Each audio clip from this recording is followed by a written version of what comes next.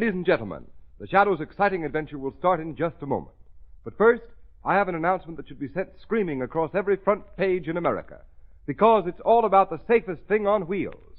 The new Goodrich Safety Silvertown tire with the Lifesaver tread. Imagine, not only does this sensational Silvertown give you the greatest skid protection you have ever known, and golden ply blowout protection that has already saved thousands of motorists' lives, it gives you both of these life-saving features at no extra cost. The new Goodrich Lifesaver tread has a truly amazing action on wet, slippery roads. It does to the rain-drenched roads what your windshield wiper does to the windshield. Its spiral bars that never end act like a whole battery of windshield wipers. They sweep the water right and left, force it out through deep drainage grooves, make a dry track for the rubber to grip. Don't let a skid endanger your life. Don't let a blowout throw your car out of control. Start riding on the new Goodrich, spelled Goodrich, Goodrich Safety Silvertown. The sooner, the safer.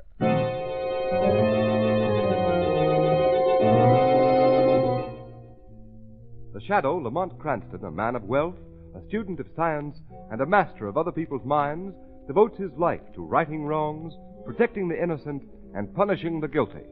Using advanced methods that may ultimately become available to all law enforcement agencies, Cranston is known to the underworld as the Shadow.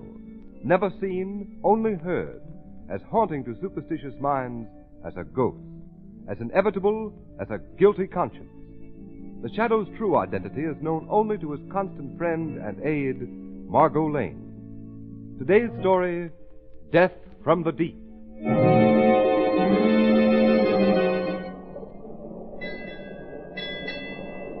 Look at the water, Captain. Calm as a mill pond. I tell you, I don't like it. Now, Mr. McLennan, that's not good talk for a first mate. You sound like a superstitious deck swabber. If the elements feel kindly toward us, let them be. I know, Captain. But 5 days with the sea as smooth as a skating rink is a bad omen. Well, Mr. McLennan, perhaps we'll have a good squall tomorrow to restore your peace of mind. For myself, I'll take anything. What's that? Sounded like the engine room. That was more than a boiler, McLennan. Hello. Hello down there. Why don't you answer? Hello. Captain, we've been... Hello down there. We've been what? Captain Jones, look there. Look at that white path on the water coming toward us. It's a torpedo. We're not at war. Hold fast, Captain. It's going to hit amidships. Are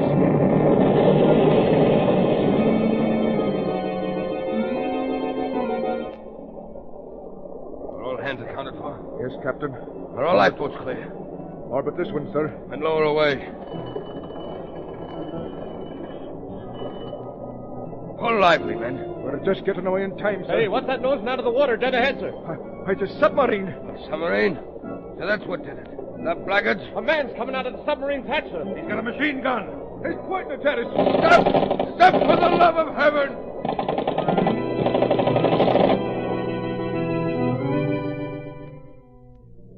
Extreme! Another massacre on the high seas! Steam ship current down, sir! Hold on, poor guys!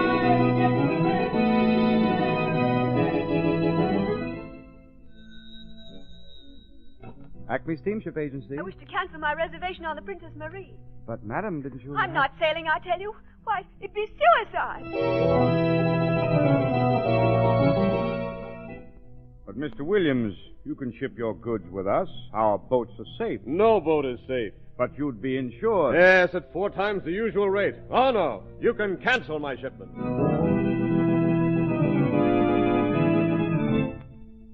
Gentlemen of the Maritime Commission, we are confronted with a vital problem. In the past 3 months, there have been exactly 18 ships mysteriously sunk on the high seas. Ships belonging to the United States, Great Britain, Germany, Italy, Japan, in fact, every major power. This series of unexplainable marine disasters has created a panic throughout the nautical world. Passenger reservations are being canceled. Freight shipments are being withdrawn. Crews are deserting the ships. Gentlemen, something has got to be done. Waiter, some more coffee, Margot? Yes, please, Lamont. 2 more coffees, waiter. Yes, sir. Now, what were you saying, Lamont? Just this. 3 months ago, Margot, the first ship disappeared. A few days later, a second ship was sunk. This time, the bullet-ridden bodies of the crew were found dead, afloat in their lifeboats. Horrible. It is.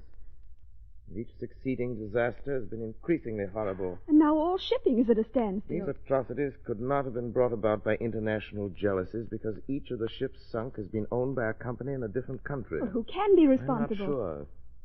But my deduction is it's the work of a pirate. A pirate? But Lamont, a pirate in the 20th century? Yes, Margot. And one more callous, more bloodthirsty than any buccaneer who ever sailed the Spanish Main. Then why isn't he tracked down? Because not a single person has ever survived these sinkings. Therefore, the pirate has never been He seen. must be seen sometime. Not if he has a submarine. Submarine? Yes, Margot. But how could an individual be in possession of a submarine without its being known? If a man were rich and clever enough, he could have a submarine built in complete secrecy. There must be some way of finding him out. There is. Before such a craft could be constructed, it has to be designed. There are very few expert designers of submarines in the world. In the brain of one of them, this pirate craft must have been But conceived. Lamont, a pirate submarine sounds fantastic. Even more fantastic, Margot, is the motive of the pirate. He's preyed on every kind of ship from the superliner to the common tramp. He can't be after booty because examination of the sunken hulls has revealed that nothing has been touched. Why, Lamont, why? To find an answer to that question is a task for the Shadow. But how would you proceed? I've already made a few secret inquiries at the Navy Department in Washington. They told me of one chap who might be worth investigating, Mr. Joseph Hart, a brilliant designer of naval crafts who was dishonorably discharged from his position. Where can he be found? I have learned that he is living all alone in a small house out on Oak Road. The Shadow is going to pay a call on Mr. Joseph Hart tonight.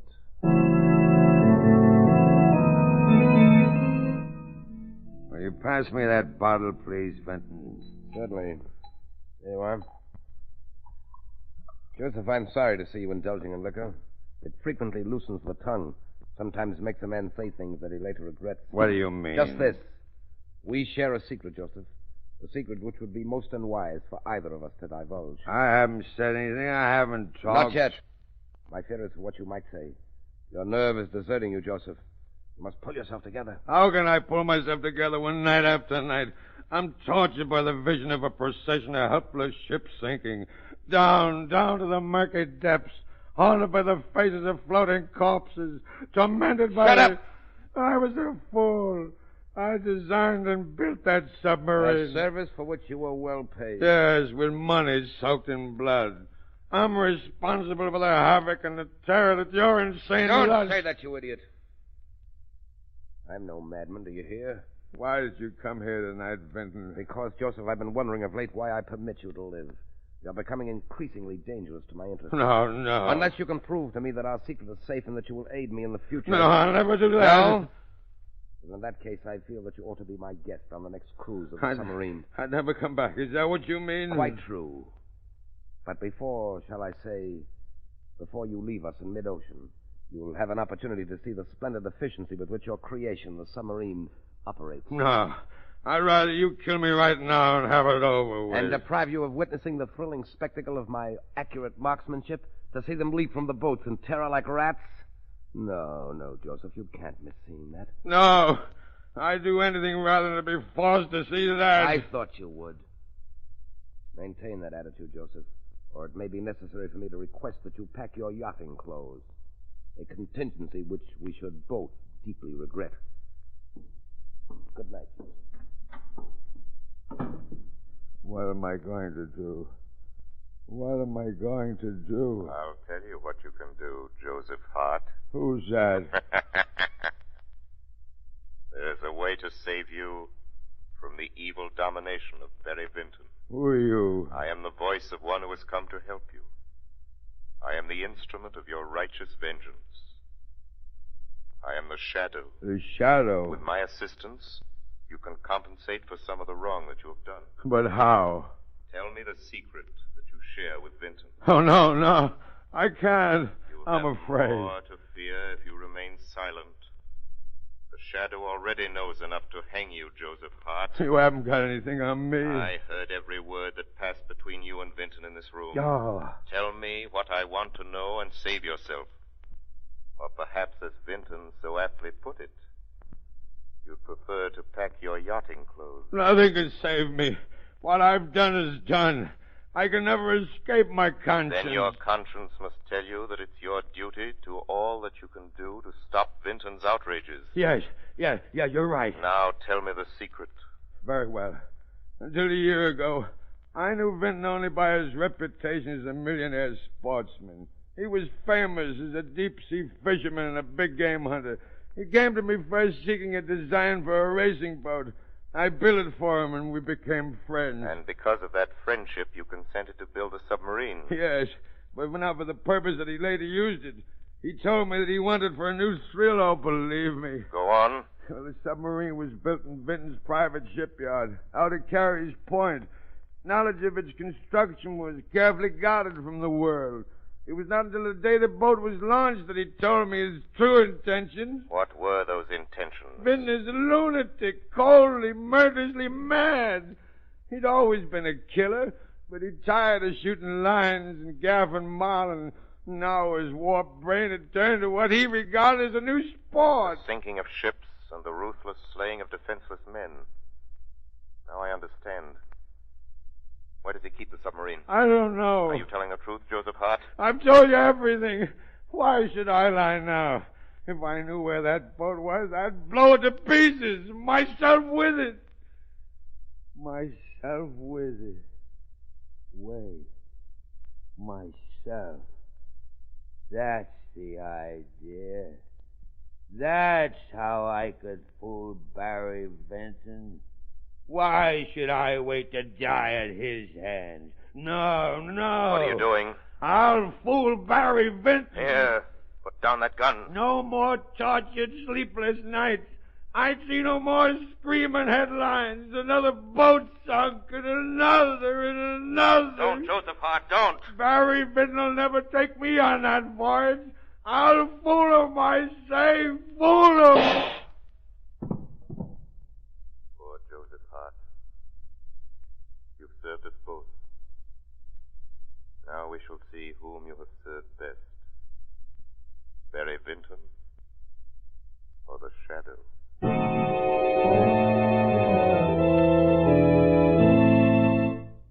Ladies and gentlemen, in a moment the Shadow will be back on the air with surprises, suspense, and a thrilling, unexpected climax. But meanwhile, here's something mighty important to bear in mind when you drive a car. Just remember that rainy days make the grass grow greener. They may bring out the best in flowers, but they bring out the worst in roads. Yes, beware. A road that's plenty safe when dry may become a dangerous skid trap when wet, sending your car skidding, spinning, swerving off the road. Motorists, why take this chance when you can now get a sensational new kind of tire that will stop you quicker, safer than you've ever stopped before? The new Goodrich Safety Silvertown with the Lifesaver Tread. Impartial tests conducted by the country's largest independent testing laboratory against the regular and premium price tires of America's 6 largest manufacturers proved that no tire tested, regardless of price, came up to the new Silvertown in non-skid action. Furthermore, these unbiased tests showed that the new Goodrich Silvertown with Lifesaver Tread gave more non-skid mileage than any of the other tires tested in its own price range. Imagine, the new Goodrich Silvertowns averaged 19.1% more miles before the tires wore smooth, which is the same as saying you'll get every 6th mile free. Yes, many tires cost more than the new Goodrich Silvertowns, but no tire at any price can give you the unequaled skid protection of the Lifesaver Tread, the exclusive blowout protection of the Golden Ply. Keep danger a stranger. Put a set of these life-saving long-mileage tires on your car without delay.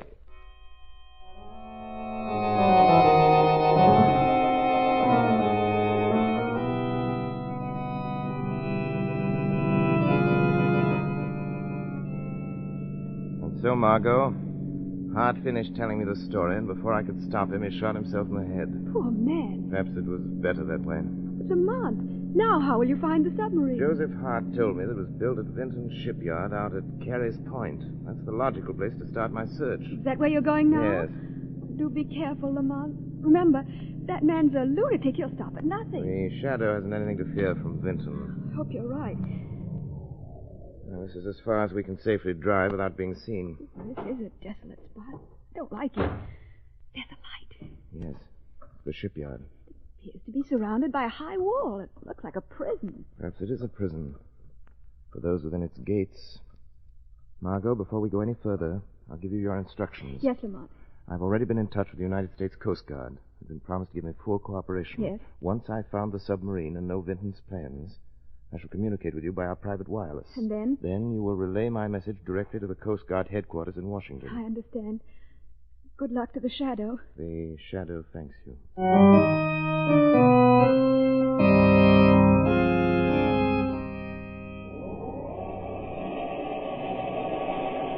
All right, let it down easy now. Okay, Phil.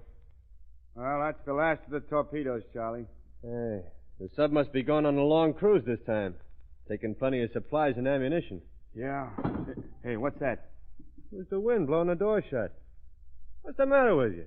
Listen, Charlie, when are we going to get out of this joint? You know, we've been cooped up inside this shipyard for 3 months. It's giving me the creeps. Oh, now take it easy. I'd rather be back in prison. There wasn't nothing scary about prison, and you knew when your time was up, you got out. Well, maybe we ain't never going to get out of here. Huh? What do you mean? I mean, this Vinton guy's a bug. He ain't even let us read no newspaper since we come here. This stuff about hunting whales with torpedoes, that sounds screwy to you. Listen, if he don't let us out of here soon, Here he comes now. Are all the torpedoes aboard? Yes, sir. We just sent down the last load. Very well. Take care of these empty crates. Then you may turn in. Yes, sir. Mr. Vinton? Yes. Well, we was wondering if... We? Yeah, me and Charlie here was just talking about the... how we've been in the shipyard here a long time now, and... What Phil is trying to say, Mr. Vinton, is... Well, could we have a couple of days off on the outside? I'm afraid that would be impossible. Oh, but Mr. Vinton, it's been 3 months. I've got a wife and kids. You're being well paid, aren't you? Oh, sure. You're giving us plenty of dough, all right, but we ain't getting no chance to spend it. You will remain here as long as your services are required. What if we don't want to stay here that long? What if we up and leave? Yeah. I wouldn't advise you to attempt that. Do you remember what happened to your associate, Mr. Hadley, when he tried to, as you say, up and leave? He fell from the wall. You mean that wasn't no accident, huh? No. He was shot down. Oh. So, do you still want to quit? I thought not. Good night, gentlemen. Looks like we're in here for a long, long time. Yeah. Maybe you are. And I'm going to figure a way to get out of here, see? Perhaps I can be of some assistance to you. Who said that? I heard it, too. I said perhaps I can help you if you wish to get out of here. Who's that talking? Where are you? Don't bother to look for me. You can't see me. What is this? One of Vinton's gags or something? No, I am not speaking for Vinton. I speak for myself. Who are you? Men call me the Shadow. The Shadow. Shadow. How'd you get in here? The Shadow is everywhere. Well, what do you want? I wish to bargain with you. Well, what kind of a bargain? By this time, you must be aware that you are both at the mercy of a madman. He's right, Charlie. You will never leave this place alive unless Barry Vinton is brought to justice. Yeah, well, what can we do about I will promise you your freedom if you will just answer my questions. Wait a minute.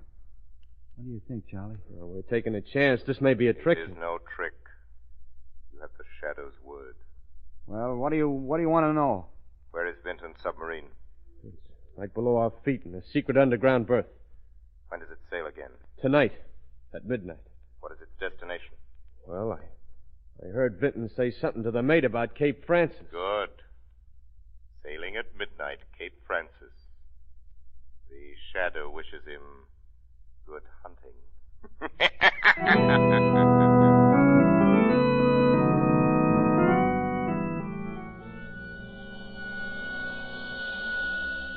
Calling Margot Lane. Calling Margot Lane. Proceed as instructed. Communicate the following information to Coast Guard headquarters. Pirate submarine sails at midnight for waters off Cape Francis. Impress on Coast Guard the importance of following directions implicitly if wish to bait the madman who is terrorizing the Atlantic.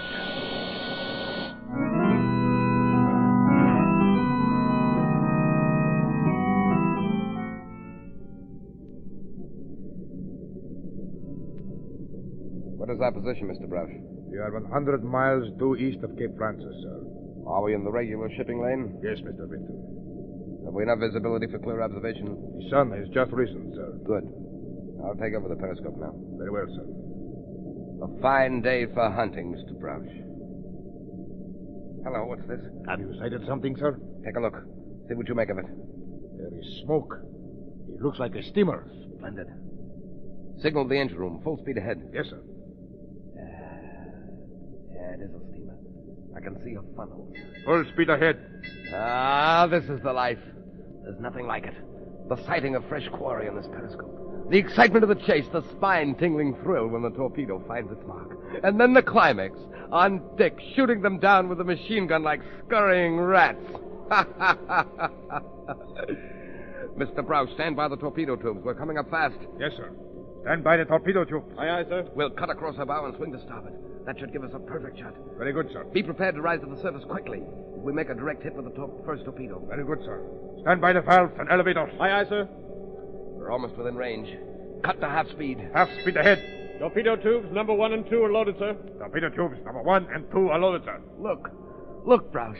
It's a fine, big liner. Let me see, sir. Why, that is the Orpheus. The Orpheus. I remember now reading of her sailing. She has a full passenger list. Several ambassadors are aboard. Full passenger list, eh? That sounds most promising. Number 1 tube, ready to fire. Number 1 tube, ready to fire. Now, I'll bring her a little more to the starboard. A little more. Oh, there. Number 1, fire. Number 1, fire. Yes, it's heading straight for a side. No deflection. Should be a perfect hit. Closer. Closer. It's going to hit. Now! Why, failed to explode. There's a dud. Number 2 tube, ready to fire. Number 2 tube, ready to fire. Number 2, fire. Number 2, fire. We won't fail this time. Yes, you will, Mr. Vinton. You've just fired another dud. Who dared say that? I did. Who are you? Come out here where I can see you. You will never see me. I am the Shadow. Shadow, eh? I've heard of you. The torpedo hit, but it failed to explode again, sir. Reload the torpedo tubes. Aye, aye. That would be a waste of time, Vinton. I've seen to it that all of the torpedoes are dud. You'll regret this, Mr. Shadow. This is the one time that you've matched wits with a mind cleverer than your own. Blow out the ballast tanks for a quick rise to the surface. Yes, sir. I'll show you. I'll sink that boat with my deck guns. Vinton, you're a madman. Madman, am I? Very well, I'll show you the full extent of my madness. Decks awash, sir. Open the conning tower hatch. Deck crew, stand by to man the guns.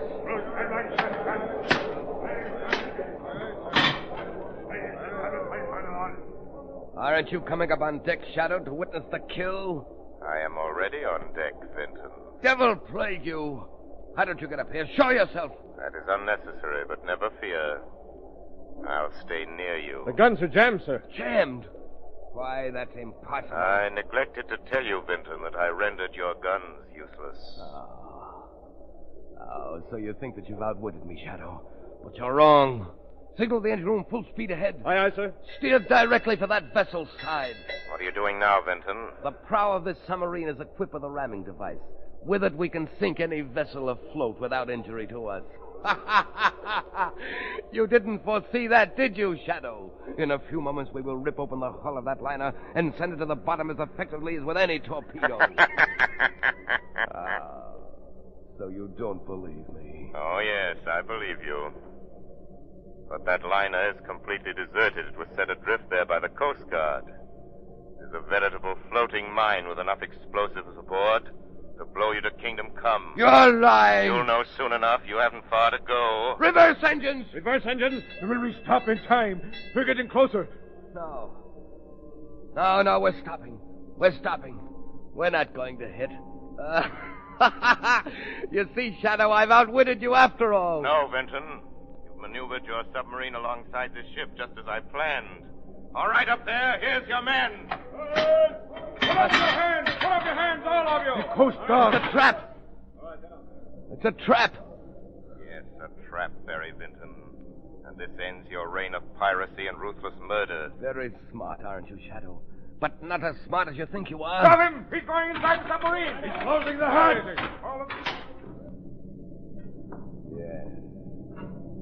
Yes, they all think they're so clever. But no one can outsmart Barry Vinton. I'll go to the engine room.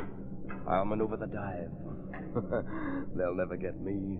I'm master below here. Now check the valves. That's right.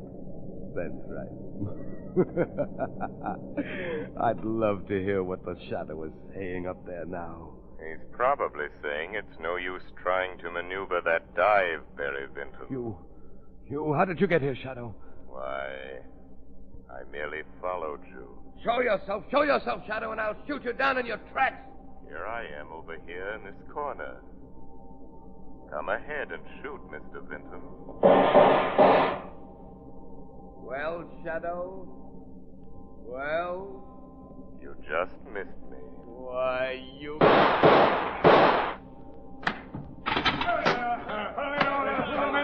Come on, men, here he is. Your marksmanship is deplorable, Mr. Vinton.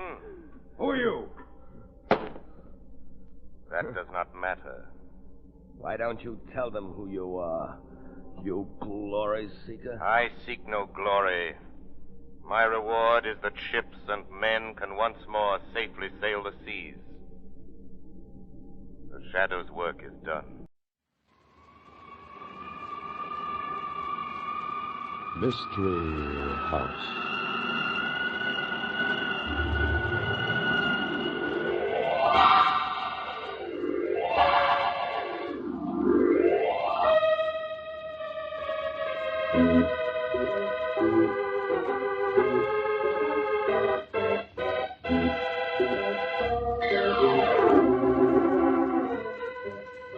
Mystery House, that strange publishing firm owned by Dan and Barbara Glenn, where each new novel is acted out by the Mystery House staff before it is accepted for publication. Mystery House.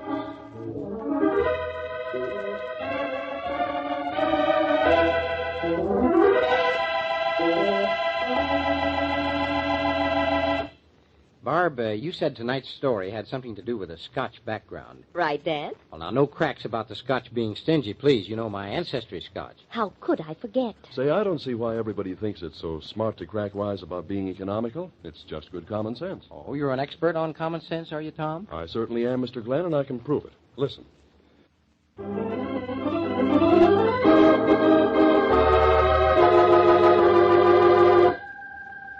Okay, places, everybody. Set the scene, will you, Tom? Daggers in the dark. Tonight's story opens in the makeshift dressing room which adjoins the small auditorium of the Women's Club in a small Midwestern town. The room's only occupant, alive, is Jean Gordon. Jean, is that you? Jean. Jeannie, what the... Great Scott. Father murdered with his own dirt. Jean, snap out of it. His own dagger, right through the heart. Oh, Pete, who could have killed him? I don't know, sweetheart, but I wish I did. Because that's the question the police will be asking us.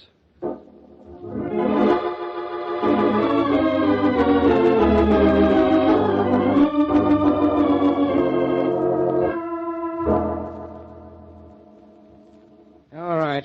I'm Joe Briggs, sheriff here. I take it you're Gordon's daughter. That's right, Sheriff. Jean discovered the body. Who are you? Vale, Pete Vale, booking agent. Yeah? Where's the body? Let's have a look at it. Hasn't been touched, Sheriff. There, under the window where Jean found it. Ah. What's this get-up? Did he always wear this? Kilts? Sure, he was a Scotch entertainer. That's why he's here in town. Didn't you see the show? You mean he wore skirts on the stage? Oh, please, Sheriff. My father's dead. It was a Scotch act, Sheriff, father and daughter. Scotch songs and dances, both of them dressed in tartans. Both of them, huh? What about the young lady? She ain't wearing them. Well, I changed into street clothes Before your father was murdered, huh? What about this knife sticking in him? Ever see that before? Now, that's what the Scotch call a dirk, a dagger. It's part of the costume, part of the act. You mean these people are knife throwers? No, the Scotch Highlanders wear a knife in their stockings, just below the knee at the top of the stocking. That dirk was Gordon's, the one he wore in the act. Yeah, and all either one of you knows is that he was found laying here on the floor with that knife in his heart. Is that it? No, Sheriff, that isn't all. Now, Jeannie... Be quiet, Pete. This is something the sheriff should know. Well, all right, come on out with it. What is it? Well, Father and I, we've been quarreling. Jeannie, for the love of Mike... No, Pete, they'll find out sooner or later. I'd rather tell it my own way. Jeannie, you're just making it tough now on you yourself. lay off, mister. What's your story, young woman? Well, Father was old-fashioned. He used to be a big-time entertainer with his Scotch stories and songs. But he didn't realize that times had changed. Get to the point. What she means is I was fighting with her old man. What? No, Sheriff. I wanted to break away from Dad. I did it once and was doing all right on my own. Doing modern stuff, jive. But he got so angry about his own daughter singing jazz songs that he came out of retirement and had Pete set up this tour of tank tops. Huh? Look, Sheriff, it doesn't mean anything. Old man Gordon was big time, sure, 20 years ago. Command performance for Kings and all that stuff. Made a lot of dough. But when Jean here got set to be a star in her own right, he got mad. Especially when she started jazzing Scotch songs. Well, what's that got to do with this? Nothing. You see, the only reason Pete is here... I'm their manager. That's why I'm here. Oh, don't try to kid me, Vale. I know managers don't come along on one-night stands. Especially managers of people performing before small-town women's clubs. That's right, Sheriff. Pete and I want to get married. That's why. Jeannie, now you have done it. Pete wanted to have it out with Father, once and for all, but I asked him to let me do the talking. I knew Father didn't want me to marry Pete. I knew Pete would just make him angry, so... So? So I talked to Dad, and it was just as I'd expected. He wouldn't give his consent. I told him we were going to get married anyway, tonight. So your old man tried to stop you, and you stuck the knife in him, in self-defense, No. huh? Look, I was just outside when she screamed. I ran in and caught her. Oh, so that's your story, huh? The only thing she didn't tell you is that I saw her father right after the show. You saw him? I thought you was waiting outside. Well, I wasn't. Well, you'd better tell me where you was, or I'll have to dig it out of you. I don't have to talk unless I want to. Oh, Pete, please. Sheriff, he's only trying to protect me. He thinks the evidence looks bad for me. Well, right now, it don't look so good for either one of you. Are you sure nobody in the audience knew your father was killed? Well, I don't know. I didn't hear anything before it happened. Wasn't anybody working backstage? Sheriff, these women's clubs, all they've got is a committee to run the show, and everybody on the committee is so busy congratulating themselves after it's over, nobody worries about the performers. Well, it strikes me, young lady, that neither one of you have been paying much attention. That makes it tough when you're trying to get away with murder. Come along.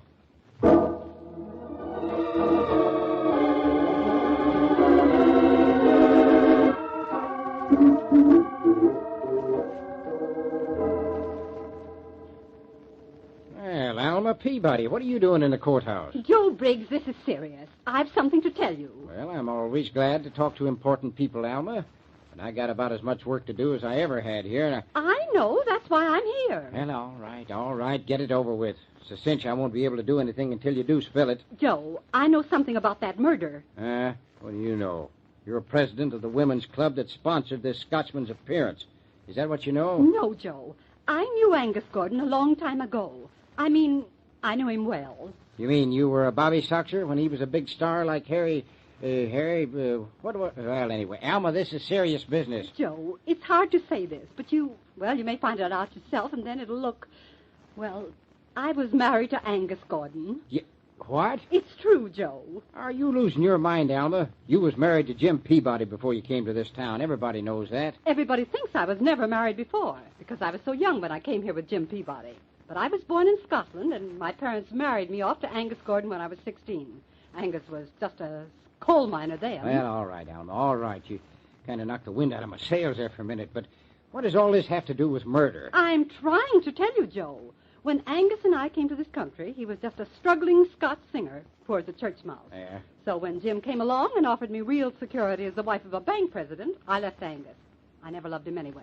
Alma, you've been thinking that I might suspect you of Gordon's murder if I found out about this? Well, my conscience bothered me. I just had to tell you for fear you or someone would make it seem different than it really was. Mm-hmm. Well, you've got nothing to worry about. I got your ex-husband's daughter locked up along with her boyfriend. Between the two of them, I figure I got the one who done it. But do you think the girl is actually implicated, Joe? I doubt it. I figured the boyfriend done it. The girl's trying to protect him, but that won't last long when I turn the heat on. Joe, do you trust me? Well, that's a strange question. Oh, don't hedge, Joe. Answer me. Well, Alma, when it comes to murder, I don't trust anybody. But to be sheriff in this county, you've got to be careful of your politics, and you swing a lot of votes. That means you do. What do you got up your sleeve? I think I might help you and at the same time do something charitable for Angus's daughter. If you'll let me, Joe. You sure you're not holding out on me about this girl? She's not your daughter, is she? Oh, heavens, no. Angus adopted her right after I left him. Then what is your interest? Oh, I suppose it's conscience. I feel badly about what happened to Angus, and I'd like to do something for Jean. Something that might help you. Help me? How? Well, if you put Jean in my custody temporarily, I could be nice to her. That's no help to me. Oh, but don't you see? Let the young man out, too. If he did murder Angus, and if Jean knows he did... Oh, you mean they might try to get together, huh? Exactly. I'll watch Jean like a hawk. Only she'll think I'm just being nice to her for the sake of her father. Then if this person she wants to marry comes around, I'll be able to find out what he's cooking up. Something you could never do as long as you hold them both in jail. Well, it's crazy. It ain't right. But you'll do it? All right, Alma. I'll send the girl to your house.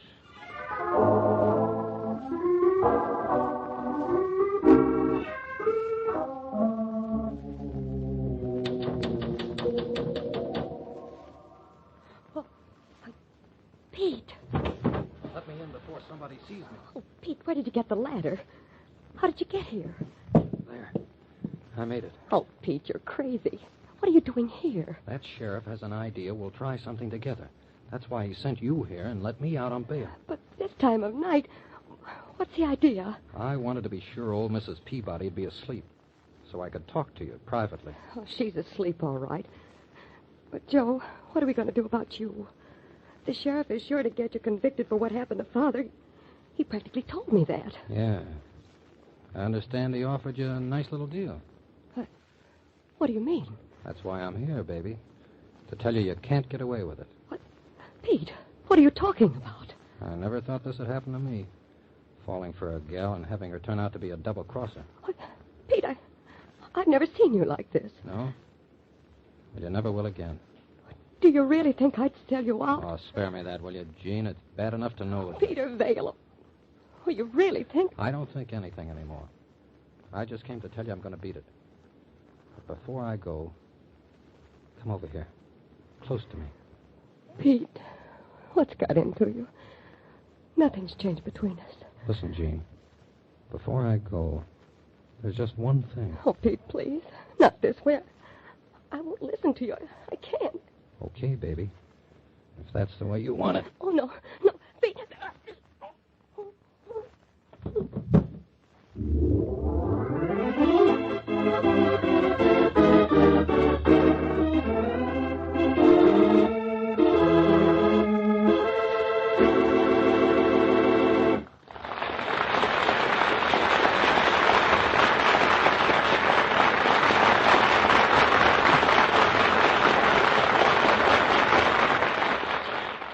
Angus Gordon, the Scotch entertainer, was murdered.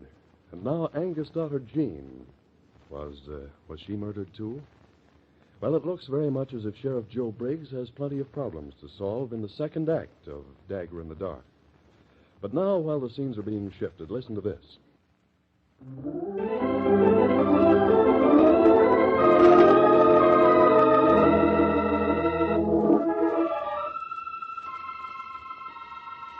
And now, Act 2 of Dagger in the Dark. Sheriff Joe Briggs has arrived at the home of Mrs. Alma Peabody to find Jean Gordon bleeding profusely and still unconscious. As the curtain rises, the sheriff is talking to Alma. I sure was a fool to listen to you, Alma. If I'd have left the girl in jail, this wouldn't have happened. Oh, I know, Joe. I regret this even more than you do. But there's one good thing about it. Don't you see? What's good about a knife wound in a pretty gal like her? Oh, I don't mean that. I mean, now you know who did the other murder. Who killed Angus Gordon. You mean because you saw Pete Vale hauling the ladder up to the side of your house? Of course, Joe. I saw him as clearly as I see you. He climbed up to poor Jean's window and stabbed her. That's the way he stabbed her father. Did you see him do it? You got the knife? Knife? Well, whatever he stabbed her with. You got the weapon? Of course not. Well, then we don't know as much as you think we know. All we know is you think you saw this guy hauling the ladder up. I did see him. Well, how'd he get away then? You claim you called me as soon as you saw him. I did. He just must have got away. Well, how? My men were all around the house the whole time. When I got here myself, you were just coming out of Jean's room. And you say you got to the girl right away. Oh, Joe, don't argue about such inconsequentials. Do something about Jean. Yeah, she's all right. The doc's in the other room fixing her up. She's going to be all right. But what about the man, her boyfriend? Yeah, we'll get him. Don't worry so much. That's my job. What? Jean! Wait a minute. What are you doing out of bed, miss? Where's the doc? I'm all right. Doctor left me quite a while ago. Jean, you should be back in bed. Come, I'll help you. Leave me alone, Mrs. Peabody. I want to know what happened to Pete. You mean you're worried about that Vale fellow yet? Sheriff, tell me what happened to him. Is he all right? Be switched if I know, Jean. I ain't seen him. Only Alma here claims she's seen him with a ladder outside your window. Well, sure he was here. But is he all right, Sheriff? See, I told you, Joe. Please, Sheriff, I've got to know. Pete thinks I lied to you about him. Did he get away? Now, look, young lady, you shouldn't be worrying about a guy who stuck a knife in your back. Pete didn't. I know he didn't. What? Jean, you're not rational. Why, of course it was he. It was so dark you couldn't see. But not so dark I couldn't feel. Look.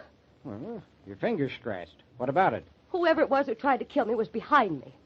I could still see Pete against the window when this hand was clapped over my mouth. Oh, Joe, don't mind her. She's so weak from the wound she just can't remember right. No. I felt this hand over my mouth, and I reached up and tried to pull it away. That's how I scratched my finger. On the knife? No, on a diamond ring. What? I could feel the ring when I tried to pull the hand away. Don't you see? It couldn't have been Pete. He never wore any rings at all. But, Jean, who else could it have been? The house was locked. There wasn't any other way of getting in except through your window. It must have been your friend Pete. I don't know who it was, but it wasn't Pete. Well, this beats me.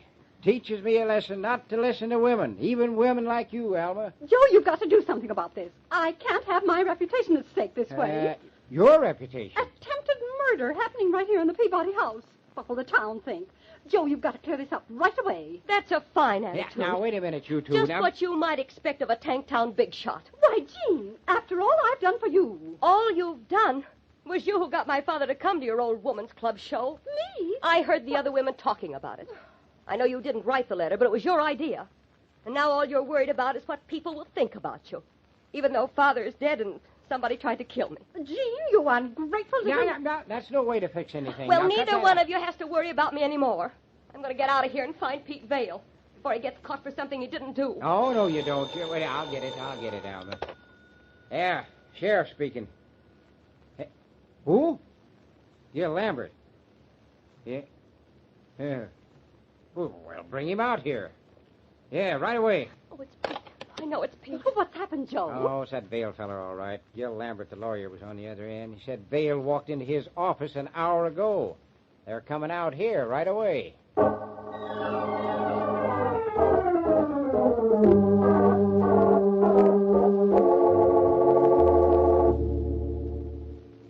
Okay, Gail, come on in. You too, Vale. Hello, Sheriff. Oh, Pete. Jeannie, are you all right? Now, break it up, you two. This thing isn't settled yet. The idea, the audacity of this young man. Now, Mrs. Peabody, don't be too unkind. Joe Briggs, if you're any kind of a sheriff at all, you're going to... What are you fretting about, Alma? There's plenty of men guarding the house. Nothing can happen. Why don't you arrest this young man and be done with it? Well, first, I want to hear what Gil has to say. You said it was important, didn't you, Gil? I did. Well, I'm not going to listen to such twiddle twaddle. Now, look here, Alma. It's all right, Joe. Let her go. We don't need her for this. Let me go. I like that. I'll go as I please. And next election, I'll see we have a new sheriff in this community. Yeah, go ahead, Pete. Tell the sheriff what you told me. Oh, Pete, please get yourself out of this. I will, sweetheart. Just a minute. Now, come on, Vale. Let's hear it. Not so fast, Sheriff. You almost got me on this when you told me that tall tale about Jean ratting on me. But in a way, I'm glad you did. What do you mean? Let him tell it, Joe. You wanted to find out which of us was guilty, so you told me Jean accused me of murdering her father. Yeah. That's what brought me here to Jean's room. And that's what started me seeing things. But what, Pete? Jean, I knew I hadn't put that knife in your back. But I also knew that if I was found with you, everybody'd be sure that I had. So, you ran out on her? So I could see that whoever used that knife had missed the mark. I knew Jean was going to be all right, so I left to find the clue that would tell me who did it. This. That's the knife that killed Angus Gordon. That's right, Joe. I took the liberty of getting it out of your office. Take a good look at it, Sheriff. See anything? Pete, what are you getting at? That's Father's dirk. No, it isn't. Look at the head. Yeah, some kind of scratches. But there's writing on it. Engraving so small, I can't quite read it. That's right. Look at it through this enlarging glass. And fare thee well, my only love, and fare thee well a while, and I will come again, my love, though it were 10,000 miles. Why, that's Bobby Burns. A nice sentiment, isn't it? What are you getting at, Vale? When I left Jean here, I went back to the dressing room where Angus died. All his personal stuff was still there, so I went through it. And I found a small box full of sentimental things about his marriage. You mean his marriage to Alma Peabody? How did you know? She came to my office and told me. Oh, she did she? Well, that's just fine. What about the box, Pete? Well, it was full of letters and a lot of other stuff, all about Alma. Apparently your father was a sentimental man even before he adopted you. Tell them about the knife, Pete. Right. Now, in this box, there was a sales slip for a handmade dirk with 4 lines of engraving and specifications that it be made smaller than the normal size. I don't get it. There was also a letter to Angus from Alma, in which she thanked him for the dirk he had given her when he went away on his first tour of this country. And she quoted the lines engraved on the dirk, those lines from Burns. You mean that this knife belongs to Alma? That's right, Joe. But how... You see, Pete came to me because he said he needed a lawyer, and he was sure he could clear himself if I'd agree to help him. After he went through that box of your father's, he was sure the weapon found in your father's body was smaller than the dagger your father used in his act. It proved he was right. The 2 daggers were identical in design, but this one is smaller and has the engraving. You mean that I'm supposed to arrest Alma Peabody because of this? What? Arrest me? Shut up, Alma, shut up. What would she be killing an ex-husband for? Revenge, probably, or jealousy because he'd done so well. She probably hated him. Ah.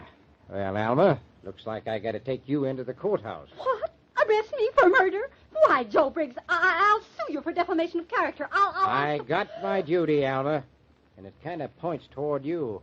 Come on.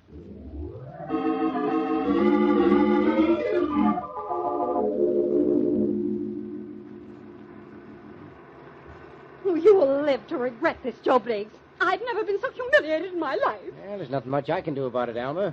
Nothing that'd interest you, anyway. Interest me? What do you mean? Why, there ain't really any evidence against you except what I got. What do you mean, Joe Briggs? Oh, that stuff about the daggers.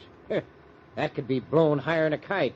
You see, I'm the only one who knows your real motive. What?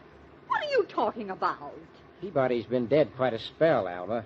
Money don't last forever. What? The way I figure, you asked this Angus Gordon for some money for the sake of old times. Well, how did you know? And I make it my business to know such things. Sheriff, ain't I?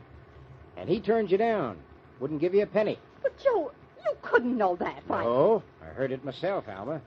Gordon was a mite worried about you. Yeah, figured you might be up to something. Joe, that's not true. He was, well, as nice to me as he could ever be to anyone. Yeah, sure would look good for you if I was to testify about that meeting, wouldn't it? Well, you couldn't do such a thing to me. Well, I've got my duty, Alma, and then there's the law. Well, what about the law? Well, a man can't testify against his own wife. What? Joe Briggs, you must be out of your mind. Be quite a thing for Joe Briggs to be married to Alma Peabody, wouldn't it? Have folks buzzing plenty. And it'd clinch you're not getting caught, too. But, Joe, I didn't murder Angus Gordon. Sure, but you think it over, Alma.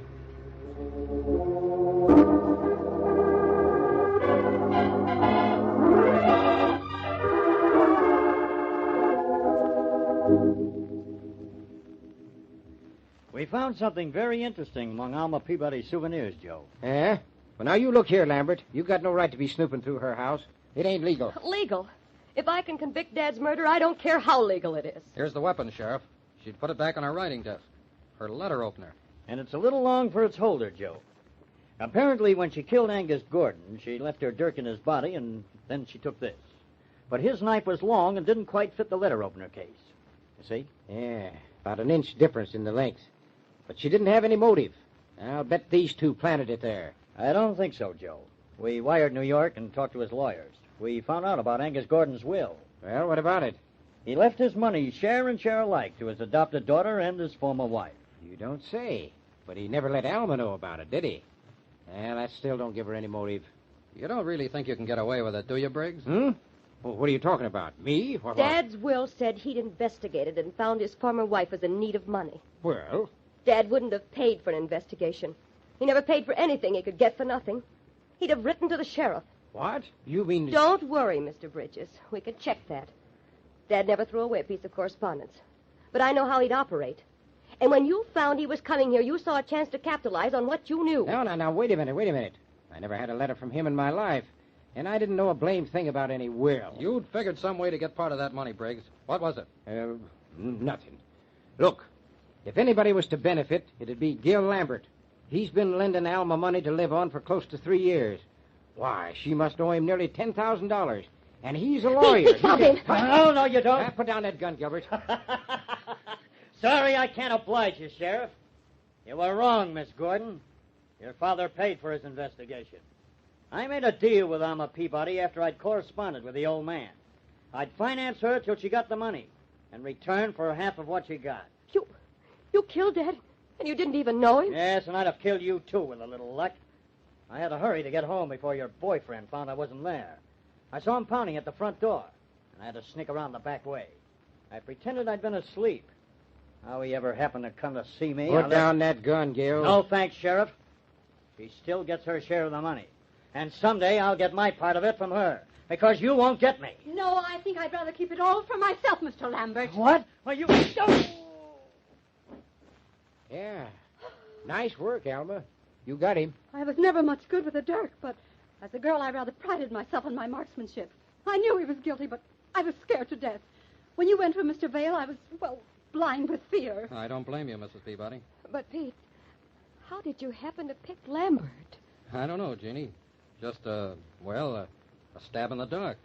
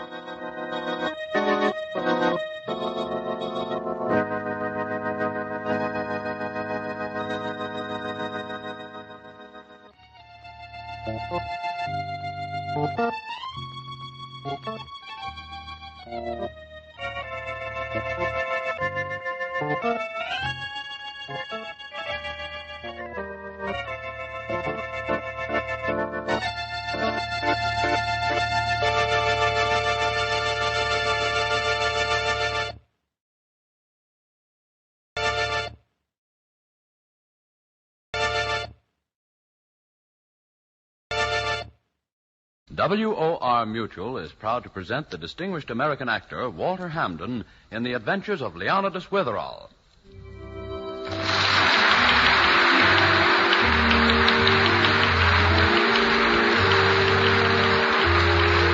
Leonidas Witherall's always getting mixed up in murders. You wouldn't think so to look at him. He looks exactly like Shakespeare. It's his beard, and he's proprietor of an important school for boys in New England. And he writes thriller stories, too, the Lieutenant Hazeltine stories.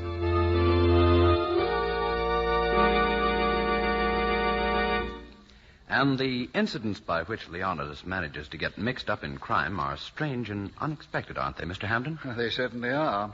For instance, at this moment, it's the very pleasant twilight hour in Dalton, and Witherall is at home in his study, reading. Down in the hall, Mrs. Mullet, his good friend and the general housekeeper for the neighborhood, is hard at work when... I'll answer it, Mr. Witherall. All right, Mrs. Mullet. Were you expecting any visitors? No, not that I know of. Mrs. Mullet, what's happened? Where are you? Mrs. Mullet! Mrs. Mullet!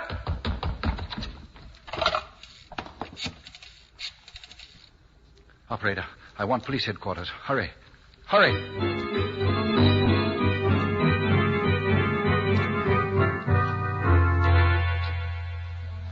Mrs. Mullet went to answer the door, Sergeant, and I was sitting in the study. I couldn't see into the foyer. Suddenly, I heard her scream, and When I ran out to look for her, she'd vanished. Not a sign of her, eh, Bill? No. And from the way she screamed, I'd say something horrible had happened to her. She didn't have any enemies, did she? Oh, she was the friendliest, most harmless woman. Well, she worked for some of the best families in Dalton. That's why I can't understand this. Well, I've put her on the missing persons list. I've done all the routine things. I can't do anything else. But don't you see, she didn't just get up and walk off somewhere. She's been kidnapped. But you say you didn't see anyone. No cars, no strangers, no evidence of any kind. I'd send out every squad car I'd got, but where'll they go? Oh, you're quite right. I guess I'm not making much sense. All we can do is wait. Yep, that's it. All we can do is wait.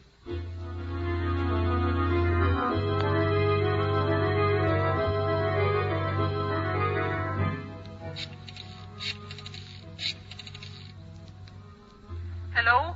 Miss Fidget? Yes? This is Leonidas Witherall. Oh, sure, Bill Shakespeare. How's the beard? Is Mrs. Mullet at your house? Well, no. Why? She disappeared a few hours ago. I've been calling various people in Dalton, hoping they might have seen her. Well, no, I haven't seen her. Oh. Sergeant McCubble? Yes, Bill? No word yet? No word yet, Bill. I'm going to bed, Sergeant. I'm exhausted. But call me the second she turns up, no matter what time it is. You bet, Bill.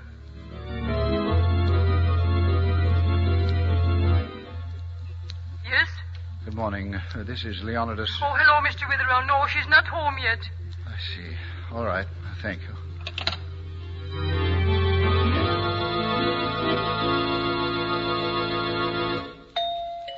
Coming. 1 second. Mrs. Mullet. Thank heavens. Are you all right? Well, I can still stand up. What's happened to you? I've been frantic. Why, it's 5 o'clock in the afternoon. You've been gone almost 24 hours. Mr. Witherall, I was kidnapped. Oh, I thought so. Oh, here, sit down. Would you like some water? You look peaked. Oh, my face is dirty, isn't it? And my hat. It's not on straight. Yes. But go on. Tell me the story. Well, remember when I went to answer the door? Yes. Well, I opened the door and I didn't see anyone. So I stuck my head out and presto, someone took hold of my arms and put a blindfold over my eyes. Did you recognize anyone? No, it was dark, and it all happened so fast.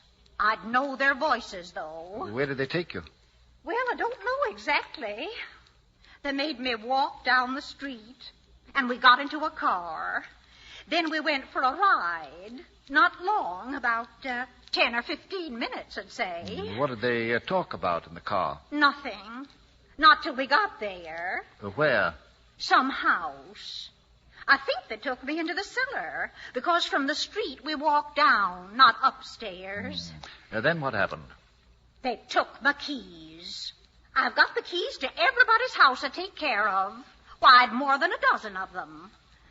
Well, they never took the blindfold off. They just took the keys. Then they started to talk about Mr. Twink.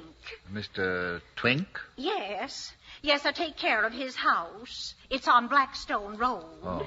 Mr. Twink's on vacation. He went to Canada last week, and he left the key to his place with me. Yes, evidently they wanted to get into Mr. Twink's home. Do you know why? Well, sure I do. He not only left the key to his front door, he left the key to his safe. Besides, he told me the combination of the little door inside. Why did he do that? Well, Mr. Twink has a lot of confidence in me. Oh, justifiably, yes. You see, he has a lot of silverware in the safe, and he wanted me to clean them. Then there's some bonds. I had a bit of business to tend to for him. Of course, your executive ability would help there. Yes, I had to clip some coupons for him. It's obvious those men were after all those valuables in the safe. Oh, they were after the safe, all right. After they had the keys, they asked me to tell them Mr. Twink's combination, but I wouldn't. They tried just about everything they could think of. But they didn't hurt you, I hope. Well, they were going to. First, they offered me some money. Which you spurned. I wouldn't touch it. No. Then they argued with me and argued. But you were firm? Like a rock. Excellent. Then they went away somewhere, but they came back a few hours later. Fact is, they went away several times. And every time they came back, they asked me about that combination again. Did they treat you very roughly? Well, not like in one of those Hazeltine stories you write. But they wouldn't give me anything to eat. And when I got sleepy, they kept waking me up. Oh. And they were all set to really hurt me. But I got out. You escaped? Ingenious. Mm-hmm. That part was just like in one of your stories. I was tied to the chair, you see. And after a while, it got very quiet. I was sure they'd gone off somewhere. So I did what Hazeltine always does. I wiggled and squirmed. And finally, I got one hand loose. Then I untied the other knots and got the blindfold off. What did you see? Nothing. It was pitch black. So I just sneaked up to where I saw some lights coming through a door. And when I got to it, I just ran for all I was worth. I didn't look back for a second. I just ran and ran. Did you come out of the cellar? Yes. Well, did you notice where you were? Well, I was so tired and dizzy, I just ran around for a while without knowing where I was. I was too frightened to think. And then I fell down. Oh, my. Oh, I must have stayed there by the side of the road for a long, long time. When I came to, it was light, so I hurried over here. The road where I fell down was near the highway. Highway G8, going toward Carnarvon? Well, I think so. I've never been out that way before. G8 toward Carnarvon. Yes, that's it. That's where we'll start. Start? Well, aren't we going back there to capture that gang, just like Hazeltine would? We're certainly not. You and I alone? Hazeltine captures a gang alone. Mrs. Mullet, the lieutenant is a fictional character, a product of my imagination. But, Mr. Witherall... Practically speaking, the possibility of you and me capturing that gang, as you put it, is absurd. Besides, if they're really an organized gang, the chances are very good we'd never live through such an escapade. Well, if you think I'm going to let those rascals go scot-free after kidnapping me, you're all wrong, Mr. Witherall. I'm going to teach them a lesson if I have to do it myself. Mrs. Mullet, your intentions, however firm, wouldn't be very convincing in the face of a machine gun. Well, machine gun or not, I'm going to find out who grabbed me. You come along. You're very smart about these things. I don't think it'd be a battle of wits. It might be confined to gunplay. Well, you can stay if you want to. Of course, Hazeltine never just sit there. Mrs. Mullet, why not let the police handle it? I'll call Sergeant McCobble. Yes. This is definitely a problem for the sergeant. Police headquarters, Sergeant McCobble. This is Leonidas Witherall, Sergeant. Mrs. Mullet's just come back. Swell, Bill. I'm glad to hear it. Say, where was she? She was kidnapped. She was? Well, who did it? We don't know. Of course, she has some clues. Yeah? Well, anything definite? Well, not too definite, no. Oh. Well, look, Bill, I was just leaving. There's been a big robbery. Now, you keep Mrs. Mullet at your place, and I'll drop by as soon as I finish this job. How's that? But, Sergeant... Sorry, Bill. Can't spare time to talk about it now. See you later. But I Bye. thought... hello. Hello. Oh, he hung up. Well, the police coming? Not just yet. Soon. Soon? You think I'm going to sit here and give those crooks a chance to get away? I'm going right now. No, wait. You can't go after those men alone. Well, you can come or not, but here I go. All right. My car's outside. I'll go along. At least I may be able to keep you from getting yourself killed. Come along. I imagine the only way to locate this house is for you to recall every sound you heard, every small detail you can remember about that automobile ride. Well, now, let's see. First thing was the bakery. Bakery? Yes, we'd been riding along about a minute when I smelled a bakery. Can't mistake it, you know. Get right in. That's it.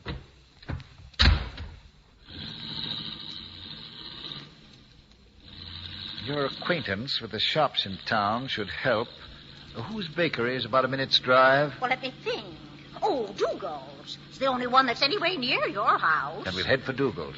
What did you notice after that?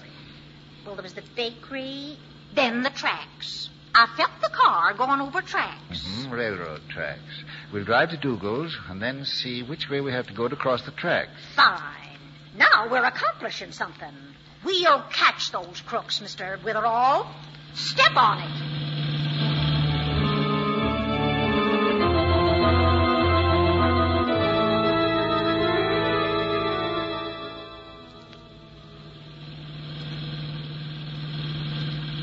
There's the bakery. And the tracks are off to the left, up this street.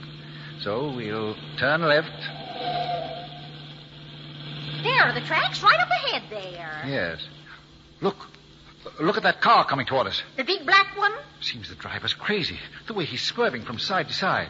Maybe it's those gangsters. They may want to kill us. Let go the wheel. Let go the wheel.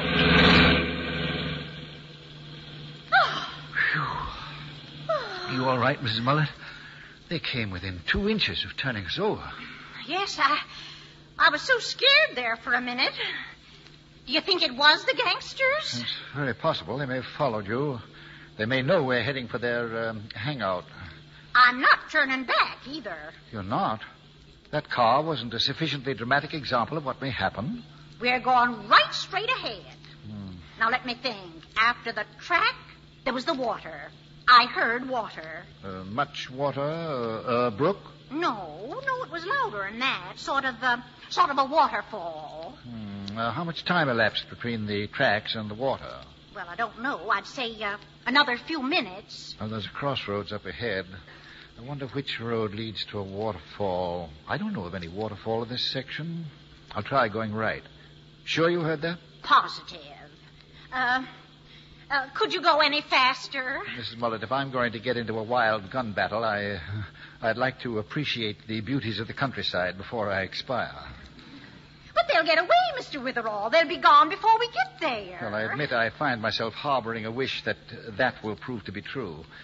I can't remember looking forward to an appointment with less anticipation. Oh, go on, Mr. Witherall. We'll nab 'em just like in the Hazeltine stories. Hazeltine to the rescue! Oh, shades of Shakespeare.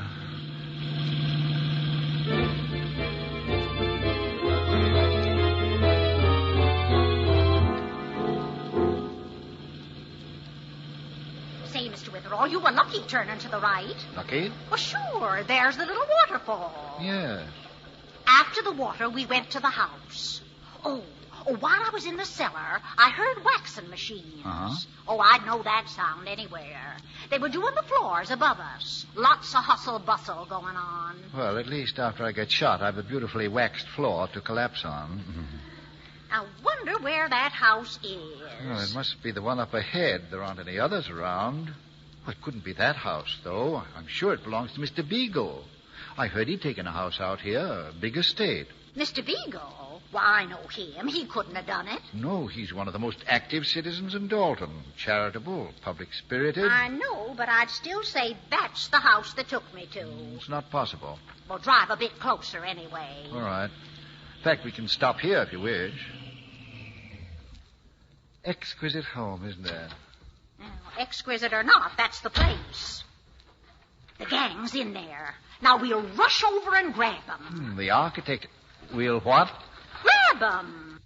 Oh, don't be so enthusiastic. It's unhealthy. Let's walk over. Why, say, look at the lights. There's a party going on in there. There certainly is. A party. Strange. If this is the house. Well, there's not another one around. We followed the sounds in order. But why would a party be going on?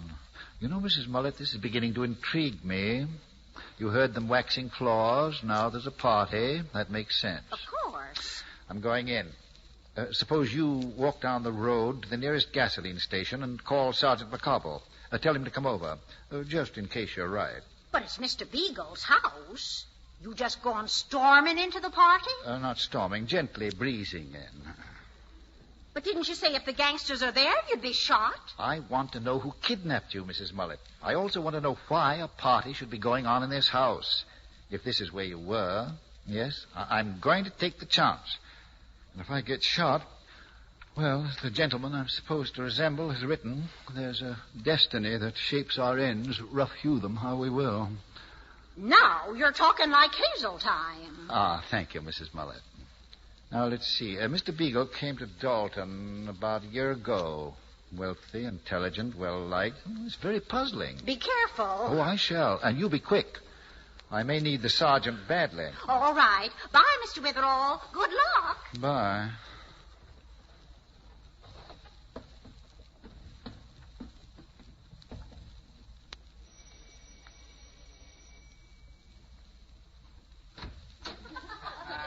Yes? Mr. Beagle? That's me. I'm Leonidas Witherall. Oh, yes. The man who looks like Shakespeare. Well, I hope I'm on time for all the festivities. What? What'd you say? I said I hope I'm not late. Oh, no, you're not late, no, but, There's Cornelia Winterbloom. Hello. And Susan Daw. Yes. Witherall, look at that. I didn't know we had so many mutual friends, Mr. Beagle. Oh, didn't you? Makes it very cozy, doesn't it? Yes, very. Did you want something? You seem to be looking around. Thank you. I was just admiring the decor. Splendid. I'd like to see the upstairs section, too, sometime. You're the curious type, aren't you? Oh, no, I'm merely interested in decoration, furniture. Witherall, I didn't invite you. You didn't? Well, someone did telephone me. Nobody telephoned you. Oh, well, perhaps it was a card. Yes, Mrs. Mullet, my housekeeper, brought the card to me with the morning mail. You know Mrs. Mullet? Yes, I do. Well, she works for quite a lot of people in town. Works for me and Mr. Twink. Do you know Mr. Twink? Did you say you wanted to see the rest of the house? Oh, I don't want to disturb you now with this party going on. Well, I'll have my friends show you the place. You can start downstairs, in the cellar. In the cellar? Yes. You'll be very interested in what I have in the cellar. Louis, Jackie.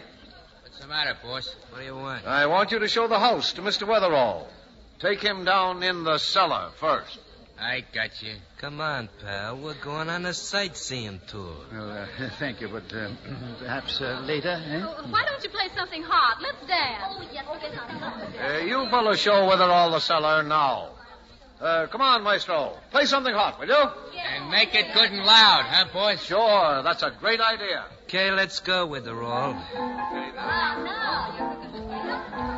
Witherall, I said let's go downstairs. Oh, yes, but later. Oh, Cornelia. Yes, Leonidas. Cornelia, may I have this dance? Oh, why, certainly. But it's hot swing. I've never seen you jitterbug, Leonidas. I never have, but I'm going to do it now. Excuse me, gentlemen. Come on, Cornelia. As the boys at Meredith say, what is that phrase? Manufacture a rug? Oh, yes, let's cut a rug. Leonidas! Oh, Leonidas, where in the world are you dancing to? We're going off the floor. It's rather crowded here. I thought there'd be more room by that window. It leads to the terrace, I think. Well, all right. Say, you're doing very well. I never thought Shakespeare could dance this way. Oh, yes. If we can just dance toward that French window, I could get out by the terrace. Get out? What are you talking May about? I cut in, Mrs. Winterbloom? Oh, why, yes, of course. Do you mind, Leonidas? Oh, I was enjoying this, so I hate to leave you. Come with me, Witherall. Let's go, Mrs. Winterbloom. Oh, bye, Leonidas. I'm waiting. Yes, Louis. Sorry to keep you. You know, I've suddenly lost all interest in going into the cellar. Get going there anyway. And don't try anything, Toots. Toots, you embarrass me. Don't go tossing off a couple of hints about what's cooking here.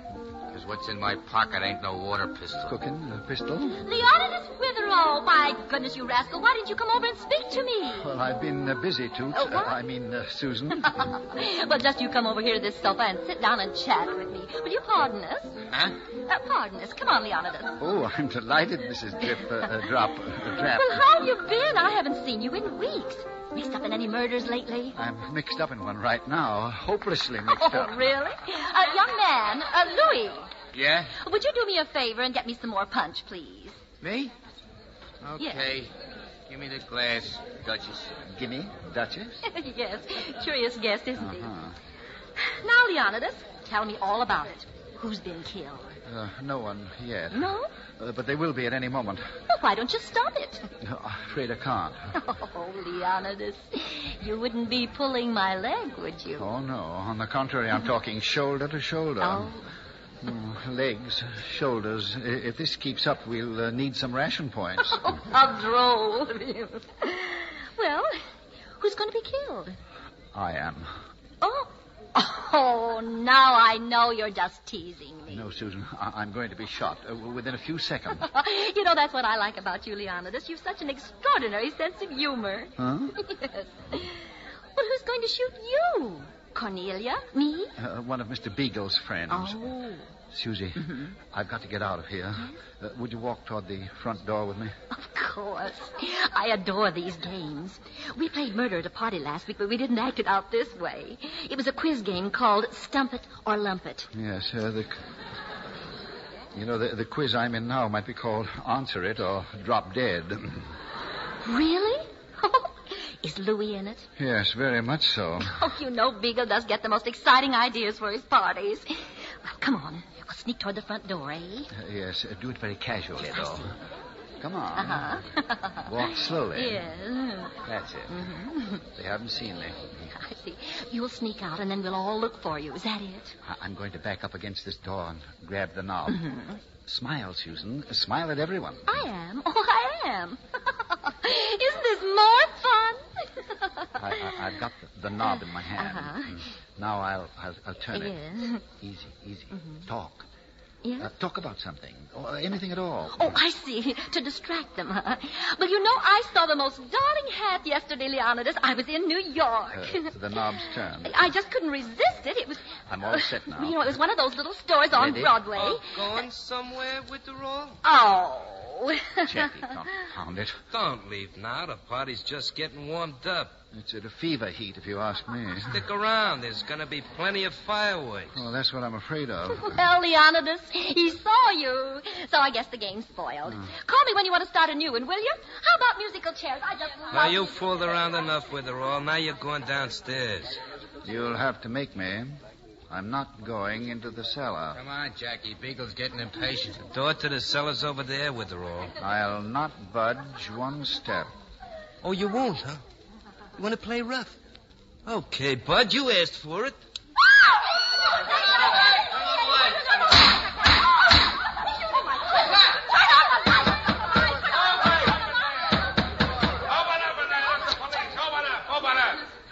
All right, turn the lights on, boys. Stay where you are. Oh, yeah, don't try anything either. What's this all about? Well, where's Bill Shakespeare? Anybody see Leonidas Witherall? Don't you see him, Sergeant? There were shots. I heard the shots, Mrs. Muller. But I don't see him anywhere, do you? Why, Leonidas was here just a minute ago. Oh, well, he might be upstairs. See this stairway? All right, come on. Goodness. He wasn't playing a game after all. We'll go upstairs and... Say, wait.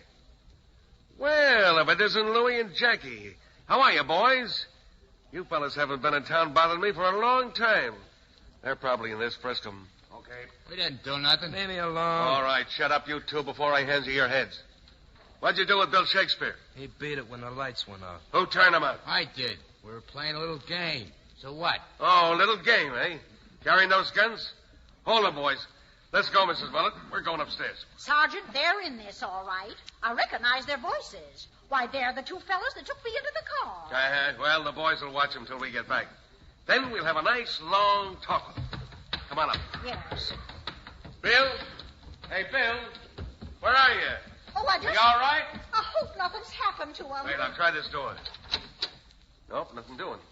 Well, we get down the hallway here. He might be down there. Oh, hurry, Sergeant. They may have shot him. I don't see Beagle anywhere either. I'll bet he's with Bill. Wait, I'll try this room. Ah, Sergeant Macabre and Mrs. Mullet.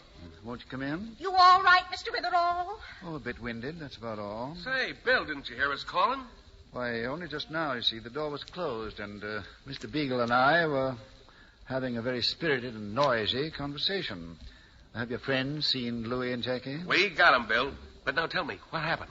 Why, there's Mr. Twink's silverware. Yes, the entire contents of Mr. Twink's safe is there on Mr. Beagle's bed, I believe. Well...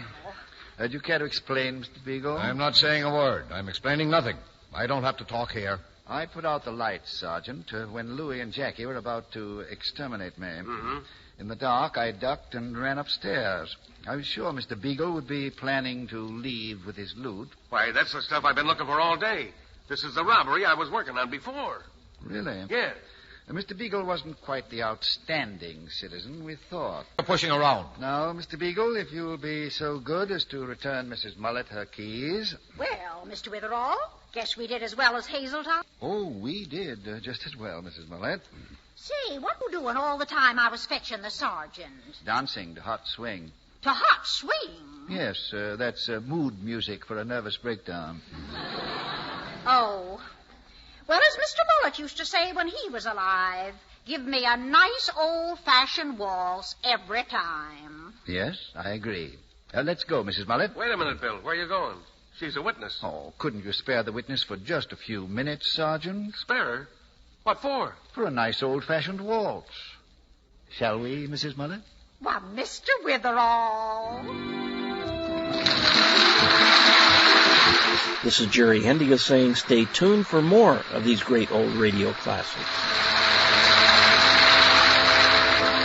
If you live in or near New York, or if you plan to visit New York soon, we invite you to attend a broadcast of Leonidas Witherall.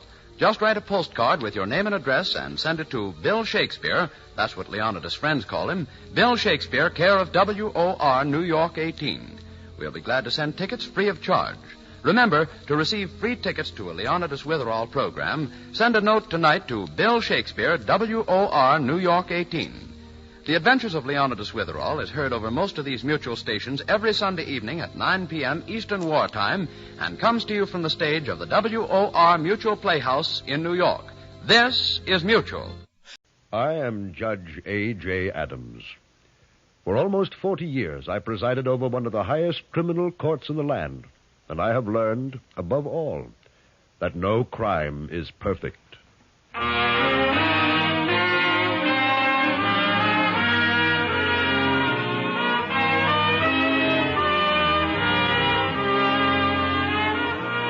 The Judge. Each week at this time, Judge A.J. Adams solves another nearly perfect crime. Relying on the fact that mistakes are repeated, that criminal motives do not vary, the judge, now retired, draws upon his vast courtroom experience to fight another battle for justice.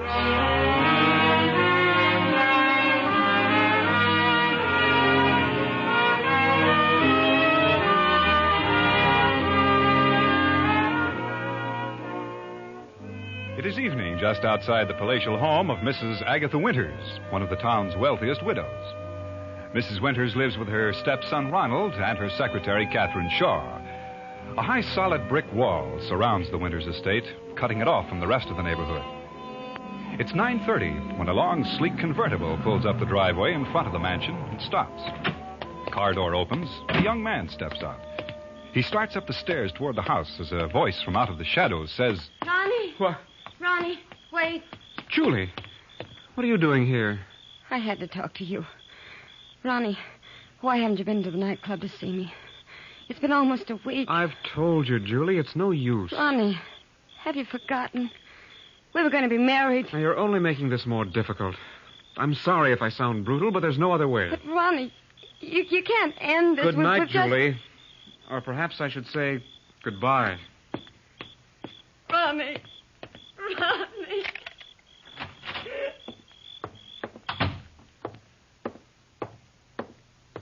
Ronnie? Oh, hello, Catherine. Is my stepmother still up? No, she's retired for the evening. Oh. Well, I have some news for her. She won't have to worry about Julie Young anymore. I know she'll be pleased to hear that. Your stepmother did worry, so. Yes, I'm sure she did. Good night, Catherine. Good night, Ronnie.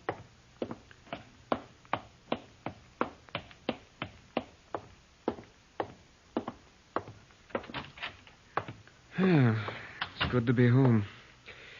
It's stuffy in this room. I'll just open the window. It's a beautiful night. Hello. Looks as though there's someone down in the garden. Who's there? Who's... Oh, it's you. Hey, wait. Put down that...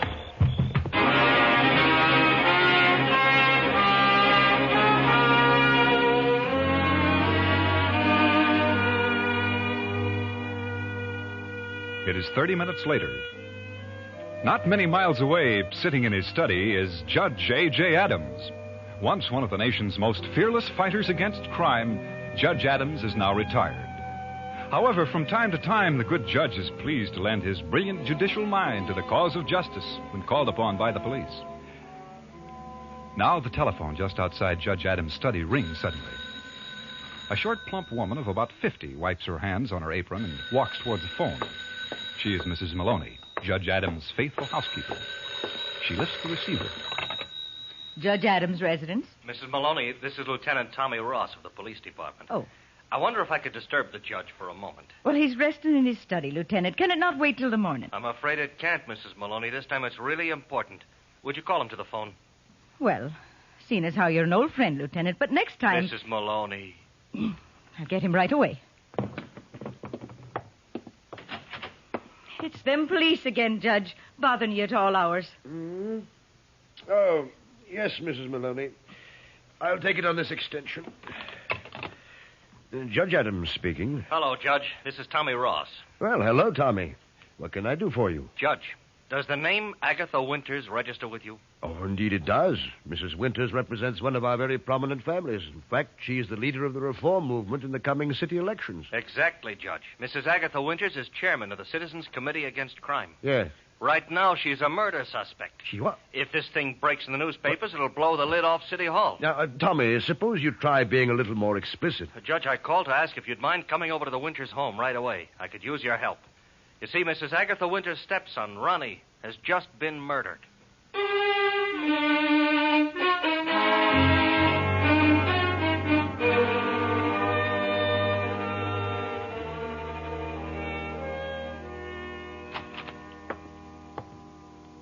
Oh, here you are, Judge Adams. Well, I'm sorry I took so long, Tommy. The old car doesn't start as easily as it used to. Judge, perhaps we could talk in the library. You're the policeman, Lieutenant.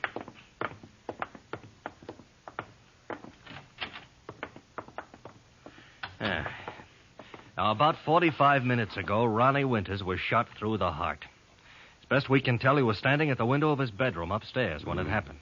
There were no powder burns on the body, and from the angle of the wound, it's our opinion young Winters was shot from the garden below. He was at home alone? Oh, no. There were two other people in the house. His stepmother, Mrs. Winters, and her secretary, Catherine Shaw. Now, Mrs. Winters claims she was in bed asleep at the time. And Catherine Shaw tells me she was in the kitchen making some coffee. Well, then neither can alibi for the other. Right, Judge. Tommy, what about the murder weapon? I was afraid you were going to ask me that. Oh? It can't be found. I've got 10 men on this case, Judge. They've searched every inch of the grounds in the house.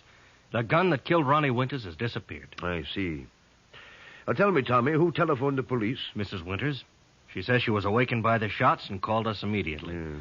And luckily, there was a squad car patrolling only 2 blocks away. They arrived here within minutes after the shooting. Then there is an excellent chance that the murderer at this moment is on the Winters estate. All right, Judge.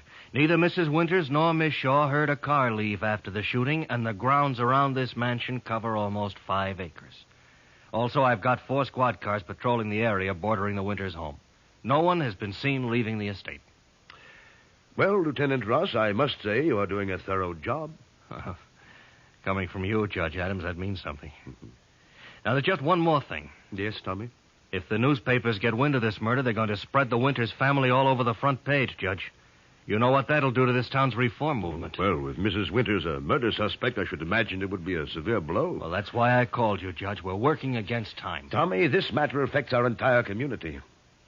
You'll come along now. I think we better have another chat with Miss Shaw and Mrs. Winters.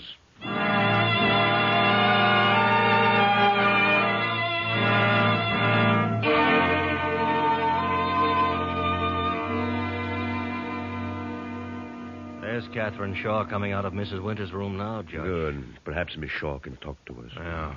Oh, Miss Shaw. Yes, Lieutenant Ross. I would like you to meet Judge A.J. Adams. I'm deeply honored, Judge Adams. How do you do, Miss Shaw? I've read a great deal about your work with the police. Thank you, Miss Shaw. Well, I see right now you are reading Emile Zola's fascinating book, The Human Beast. I think it's one of Zola's best works, Judge Adams. Miss Shaw, I wonder if I might speak with you for a few moments. Of course. Did you discover the body of Ronald Winters? Yes, sir. I was in the kitchen when I heard the shots. I ran upstairs immediately and found Ronnie lying there beneath the windowsill. And Mrs. Winters, when did she arrive? just a few moments later. She was awakened out of a sound sleep. Miss Shaw, I'm going to ask you a very important question, and I must have a completely frank answer. I'll be glad to answer, Judge Adams. Thank you. Did Mrs. Winters and her stepson get along well? Most of the time, yes, sir. But some of the time they did not.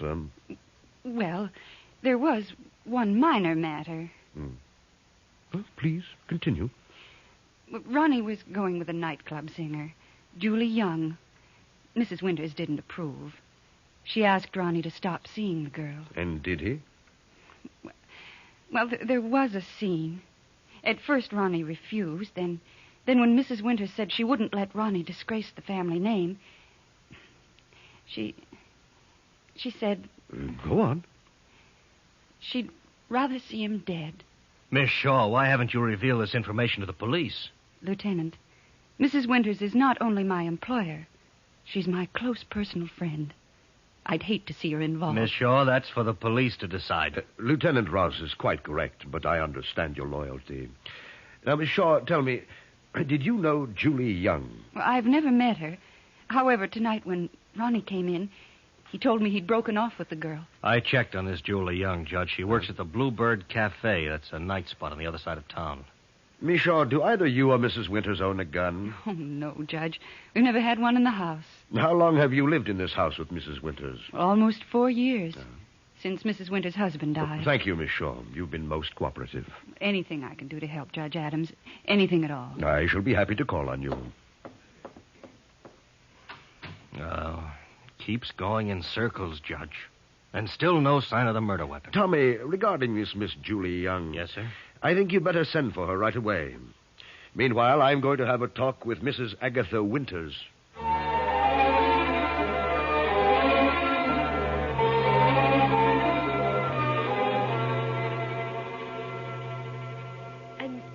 And he was there, beneath the windowsill, Ronnie, dead. Now, there, Mrs. Winters. Please, try to calm yourself. Oh, I'm so glad you're here, Judge Adams. I know you'll help us. Oh, I shall try my best. Mrs. Winters, exactly what were the terms of your late husband's will? I'm afraid I can't recall the terms of his will. To whom did the bulk of the estate go? To Ronnie. Oh, poor Ronnie.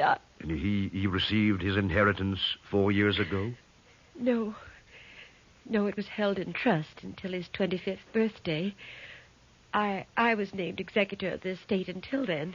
And when would Ronald have become 25? On Thursday. Just 3 days from now. And if he died before his birthday, you retained control of the estate, Well, yes. Thank you, Mrs. Winters. I hope it won't be necessary to trouble you again. Oh, please, Judge Adams, please help the police to find the person who killed my son. Your stepson, Mrs. Winters. Yes, my Judge, you don't think that I... Mrs. Winters, I shall do everything in my power to see that the murderer of Ronald Winters is apprehended. Oh, Judge, I have to talk to you. Yes, Tommy. I sent a squad car down to the Bluebird nightclub to pick up Julie Young. And? The men just got back. The manager of the Bluebird told him Julie Young disappeared at 9 o'clock.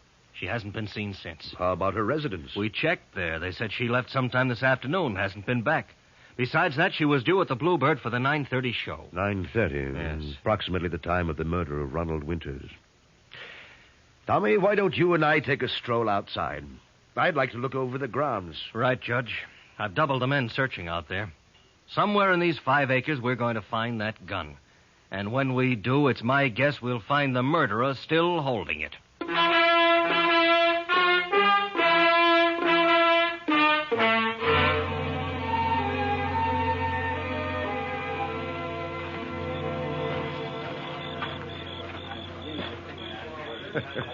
Well, Lieutenant Ross, it appears you have half the city's police force searching for one gun. Oh, I'd have more if they weren't needed elsewhere. Yes. Judge, this case has got to be cracked, and soon. We can't hold the reporters off much longer. Yes, I know. Every racketeer in this town would like nothing better than a scandal involving Mrs. Winters, the reform leader. Hold it. Tommy, I believe one of your men has discovered something. All right. Come out of those bushes with your hands up. Judge, someone hiding in the shrubs. You better get back in the house. They could be shooting. If there is, you'll need every man of us. I'm going to count 3. If you aren't out of there with your hands up, we open fire. 1, 2. No. Judge, it's a girl. She's coming this way, Tommy. Don't shoot, please. Don't shoot, Dominic. Now, well, young lady. Hold your fire, man. Judge, are you okay? She ran right into you. Luckily, I'm in better shape than most men my age. All right, now, miss, suppose you tell us your name. Now, she's frightened, Tommy. Here, let me try it. Come here. Miss? Yes. Who are you? My name is Julie Young. Julie Young, the nightclub singer. Please, couldn't we go inside? We'll do better than that, Miss Young. I'm arresting you for the murder of Ronnie Winters.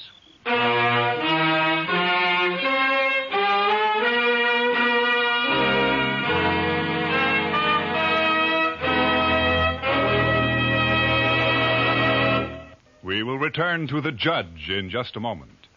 But first, March 15th can be just like any other day in the year if you send your income tax returns in early.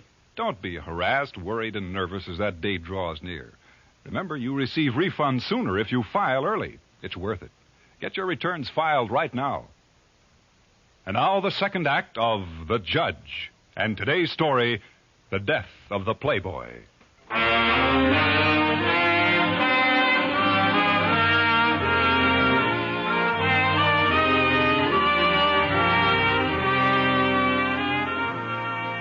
Playboy Ronald Winters, stepson of the wealthy Mrs. Agatha Winters, has been found murdered. Because Mrs. Winters is leader of the city's reform movement, Police Lieutenant Tommy Ross has called upon Judge A.J. Adams to assist him in solving the case. Both the police and the judge realize that should the newspapers play up the role of Mrs. Winters in this case, the city's much-needed reform movement would collapse. Thus, the judge and Tommy Ross continue their investigation at the Winters home, even though the hour is very late. Lieutenant Ross is now questioning singer Julie Young, who is in love with the murdered Playboy. All right, Miss Young. If you're as innocent as you say you are, why were you discovered just a few minutes ago hiding on the Winters estate? I was afraid. Afraid of what? After I left Ronnie earlier tonight, I heard shots. I ran down the driveway, and then suddenly there were headlights coming toward me, and I hid in the shrubs. When the car passed, I saw it was the police. I was too frightened to move. Miss Young. Yes, Judge. Would you please describe the scene that took place between you and Ronald Winters earlier this evening? I came to the house to see Ronnie. It was about 9:30, I guess. Just as I arrived, he drove up in his car. I asked him why he hadn't come to the club to see me. And he said it was all over between us. He left me standing there, and he went in the house. And you're asking us to believe that after being jilted by Ronnie Winters, you turned meekly and walked away? It's true, Lieutenant. I swear it. I wouldn't have killed Ronnie no matter what he did. I loved him. Okay. I loved him. Sanders, take her in the other room. Come along, miss. Come along. Well, Judge, I'm licked. None of these people killed Ronnie Winters, but he's dead. You know, Tommy, it's entirely possible Julie Young is telling the truth. Well, Judge, she's sincere, she's innocent looking, but she had the perfect motive. And furthermore, she was found hiding on the ground. If Julie Young murdered young Winters, wouldn't the gun have been found either on her person or somewhere on the grounds? Well, now, Judge, do you realize I've got more than 20 policemen on this case now? And every single one of them are looking for a small hunk of metal, a gun. The gun that killed Ronnie Winters. Oh, easy, Tommy, my boy. I realize this is an extremely unusual case, but I assure you there is some logical explanation. Oh, yeah? But where do we find it? I recall a case of some years back during which the solution hinged upon the finding of the murder weapon. I believe I have the history of that case at home in my study. Now, what has a case years ago got to do with the murder of Ronnie Winters tonight? Tommy, it is my opinion that there is very little new under the sun, and that includes murder. For each criminal investigation, there is one in the record books that has many similar factors. You might even say that it is upon this premise that our system of law is based. That is why lawyers and judges alike so often refer to older cases during a trial. Okay, Judge, okay, so somebody else once had trouble finding a gun. Now, where does that leave us? With your permission, Lieutenant, I would like to return to my home and study my law books. I believe something vital will come of it. I'll do better than that, Judge Adams. I'll give you a squad car and 2 men to help you. But let me warn you in advance, Judge. I've got my murderer, and her name is Julie Young.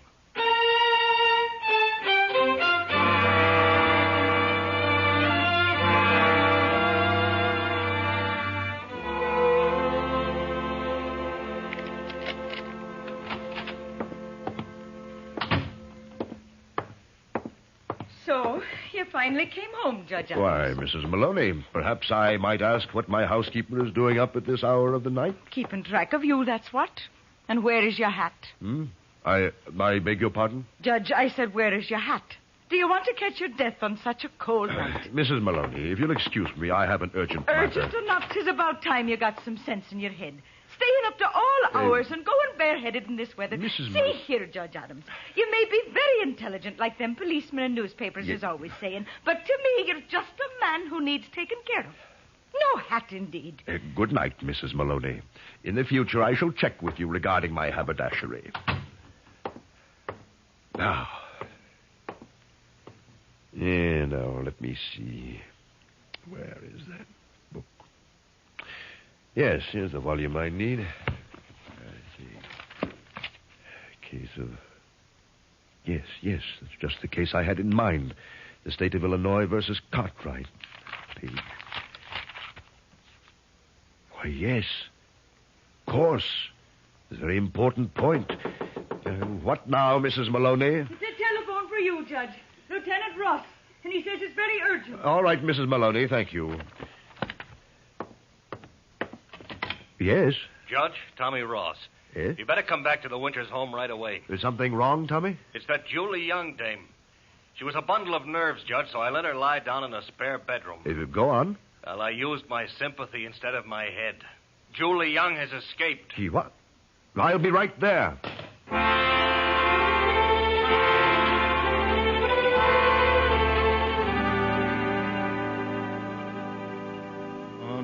In the soup, the reporters are outside screaming for blood, and my number one suspect just flew the coop. Easy, Tommy. She couldn't have gotten very far. Oh, I suppose you're right, Judge. I've got every man searching the grounds for her.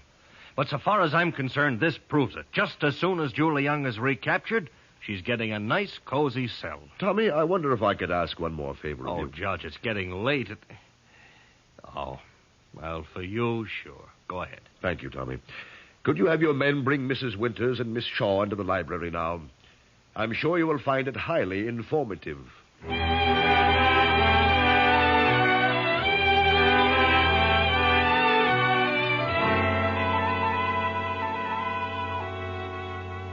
going to have to ask you, Mrs. Winters and Miss Shaw, to give Judge Adams your complete cooperation. All right, Judge, the floor is yours. Thank you. From the very beginning of this case, certain factors seemed familiar to me. Primarily the matter of the missing weapon. Thanks to the kindness of Lieutenant Ross, I was able to return to my study and engage in some research. That research has borne fruit. Judge, please, have you discovered who killed my stepson? In a moment, Mrs. Winters. The basic problem in a murder case is generally the motive. But in this case, there were many motives available. Mrs. Winters. Yes, Judge Adams. By your own admission, your husband's vast estate would have been turned over to your stepson in but 3 days, had he lived. That's true, Judge, but you certainly don't think that please.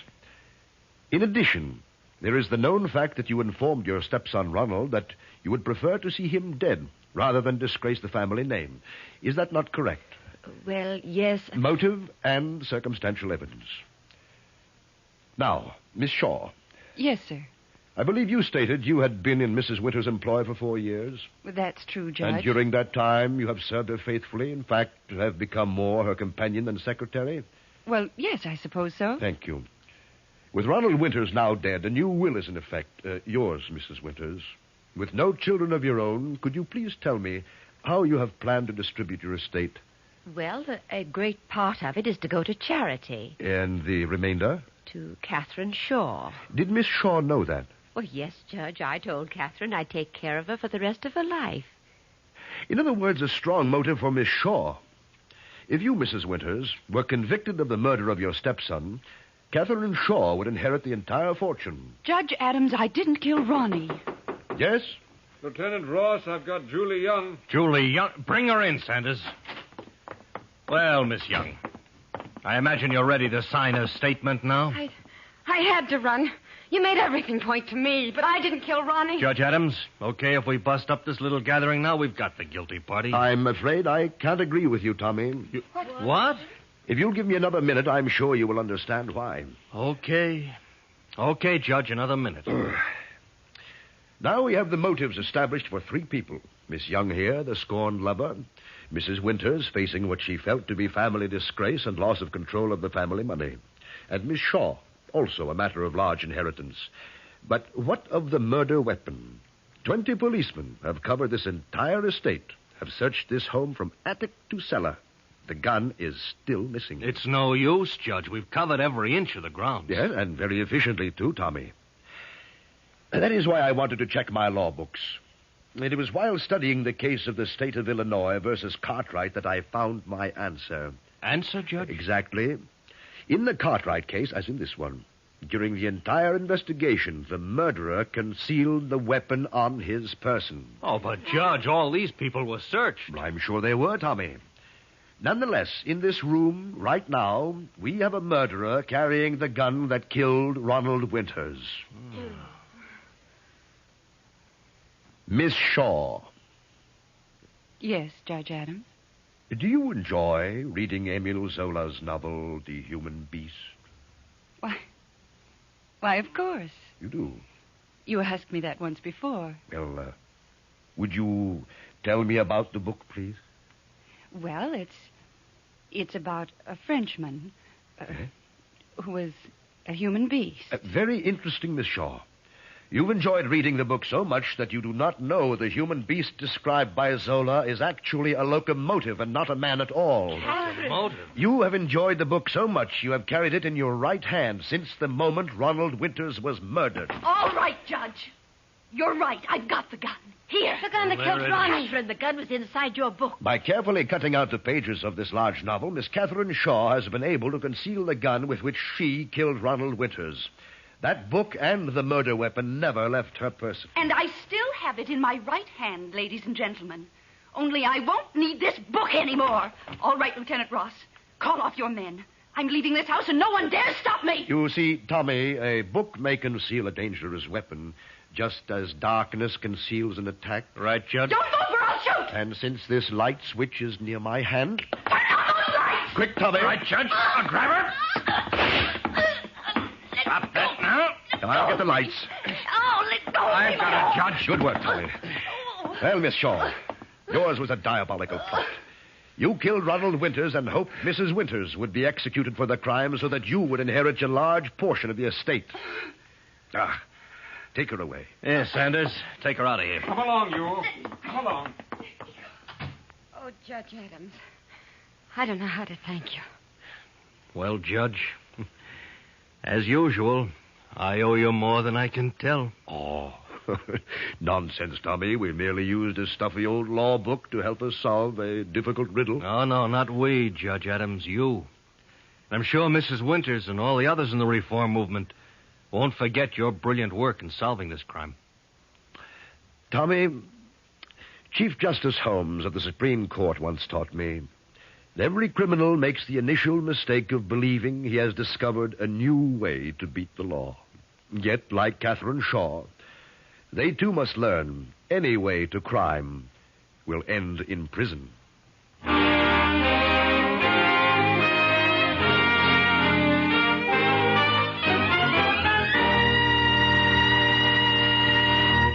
The Judge, under the direction of Norman MacDonald, stars John Daner and is written by Richard Petticini and William Frug. Featured in today's cast were Georgia Ellis, June Whitley, and Sarah Selby, with Byron Kane and Vivi Janis. Lieutenant Ross is played by Larry Dobkin. Editorial supervision is by John Meston. And the special music is composed and conducted by Leith Stevens.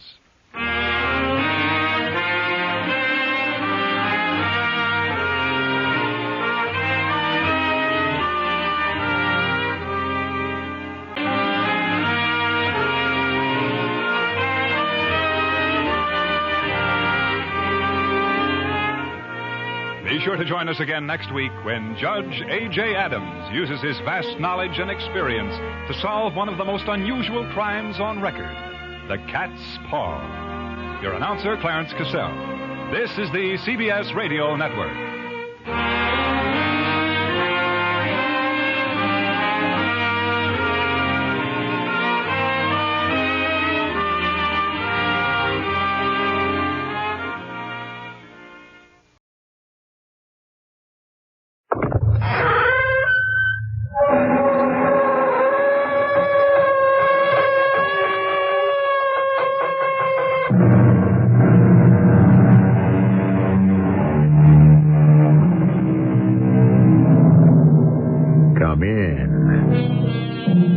Welcome. I'm E.G. Marshall. The world is composed of many different kinds of beliefs and believers. Depending on who you are and where you're from, certain beliefs will seem quite natural, and others will not. The world, by and large, has become a more tolerant place than it used to be, but even so, or perhaps for this very reason, there are people who possess beliefs of such fantastical magnitude we can scarcely think they are serious. And yet they are. Deadly serious.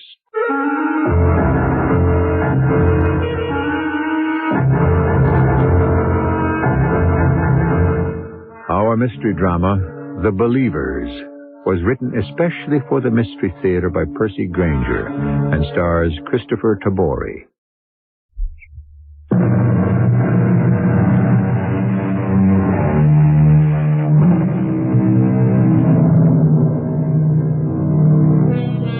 Someone once said that people believe only in the commonplace, that which they are accustomed to see.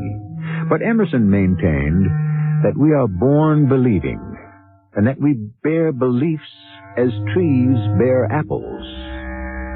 Some feel that you can even measure the depth of a person's soul by the magnitude of his beliefs. But belief is like most other things. Too much of it can be a dangerous thing. We're in a modest country house on the outskirts of a town in the Midwest. Mother, I'm home. Mother, are you in the kitchen? Huh. Mom, where are you? Oh, there you are. You've been in the parlor the whole time? You were sitting so still, I didn't even see you. Well, why didn't you answer me? Shh. Mom, what's the matter? Be quiet. I'm waiting. Waiting for what? Get away from that window. He might see you. Oh, wait, what's going on? Something very strange. Oh, I don't see anyone out there. I know. That's just it. Oh, no, It's that neighbor of ours, that Mr. Bolivar. Oh, now, Mom, not that again. I tell you, Alan, something very immoral is happening over there. Now, Mr. Bolivar is a perfectly harmless old guy. How does he make his living? Well, that's none of our business. But we don't know, do we? At least you have an honest job. You leave the house at a decent hour each morning and come home from the factory at a decent hour each evening with a decent day's sweat on your brow. Mr. Bolivar never leaves his house at all. Well, maybe he works at home. I mean, we see him out in the garden a lot. You do not make a living with a garden. Maybe not. But I sure wish I could get our lawn to grow like his does. Look how green and thick he gets his grass to come in. Yes, just like a cemetery. He's probably got people buried in it. Oh, Mom, you gotta stop spending so much time peeping down the road at his house. I'm not peeping. Something is going on, Alan, and if something is going on, it isn't peeping to try to find out what. You spend your whole day at this window. It's not good for you, Mom. Son, listen to me. It's happened again. What? A woman came to Mr. Bolivar's house. She went in, and she hasn't come out. Is that her car in his driveway? Alan, it's begun to happen more and more often. People drive up to Mr. Bolivar's house, they go in, and that's the last they are seen. They probably leave at night. That's what we thought.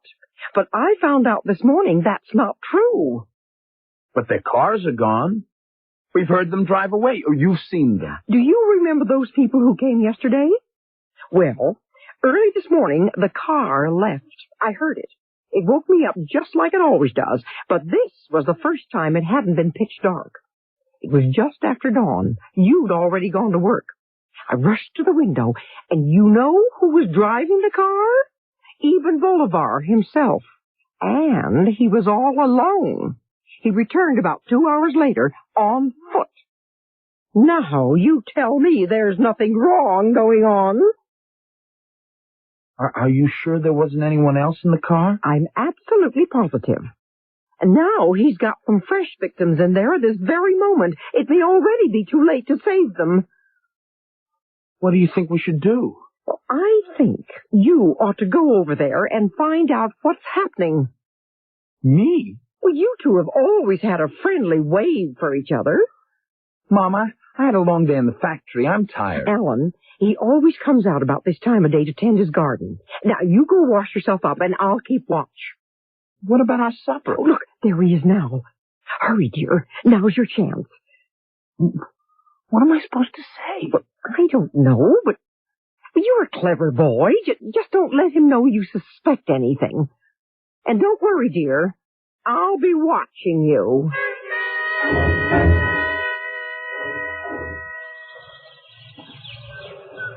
Hello, Mr. Bolivar. Oh, good evening, Alan. How are you? Why, I'm just out for a walk. Oh, really? I've never noticed you were in the habit of taking an evening constitutional. Oh, it's my mother. I mean, she thought it would be good for me. She doesn't think you get enough exercise on that assembly line, huh? I guess not. How is your mother these days? Oh, she always seems to find something to do. Oh, my mother was the same way. Yet I suspected she wasn't really happy. In fact, when I began to look around me, I discovered that to be true about a great number of people. We find 100 different ways to distract ourselves from the simple fact that we are discontented. And do you know why we're discontented, Alan? No, why? Because our lives are in the hands of other people. Our employers, our parents, and most of all, the government. People in positions of authority, ready to bend our lives to their whims. I think I'm pretty happy. Are you? Really? I don't think so. Why not? Well, you seem, preoccupied, bothered by something. Oh, no. I'm not at all. Well, so you say. And yet you aren't looking at me as you speak. Why, I was just looking at your lawn. I've always admired how you get your grass to grow in so thick, and well, I've tried reseeding our yard several times. It just never comes out like this. I think you're evading the issue, Alan. Well, sure, I could be happier. Who couldn't? I mean, I'd like to find a girlfriend. Like to get a raise in my salary so I could afford some of the things I've always wanted. Like a motorboat, a camper bus. Alan, these aren't things that make a person happy. They're simply further distractions. You seem pretty happy. Oh, I'm even more discontented than most. But I am doing something about it. Really? What's that? Well, let's say I have a belief, an abiding faith. In God? Oh, of course, in God, but in something else as well. What? That we can improve upon the life we've all been forced to lead. I sometimes wonder how. I guess I could use a little belief, too. Could you? If I thought it would help. Well, not everybody is capable of belief. Why not? Well, a great belief requires a great man. For there are those who would ridicule you. There are those who would ostracize you for what you believe. Could you abide such things? Yeah, I mean, if I really had something to believe in, I guess I could. But, can you believe, Alan? Can you really believe in something almost beyond comprehension, and yet so wonderful, so joyous, that the mere thought of it makes you determined to take control of your own life and free yourself from your discontent once and for all, huh? Well, yeah, if that's what it would do, I mean, why not? And for such a reward, would you even be willing to run the risk of death? Death? Huh. There may be those who would kill you for your belief. Well, that's a whole new ballgame. I don't know. Well, how great is your capacity for belief? Is it as strong as the desires of your heart? That's the truly happy person, Alan. The one who has the courage to follow his vision. Just what is the vision? Nothing less than the chance of a new life. I like you, Alan, and I trust you. You're young, you're strong, and like so many of us, you have a native intelligence that is wasted in your present situation. Well, thank you. Can you come over to my house this evening? I'm holding a meeting. What kind of a meeting? That I will tell you when you come. I think when you hear what I have to say, you'll have no qualms at all. Okay, Mr. Bolivar. Well, I'll see. Fine. Oh, about your lawn. I think the reason you're having difficulty is that you're underestimating the properties of the soil. If one will only appreciate its potential, there's no limit to what the earth can yield.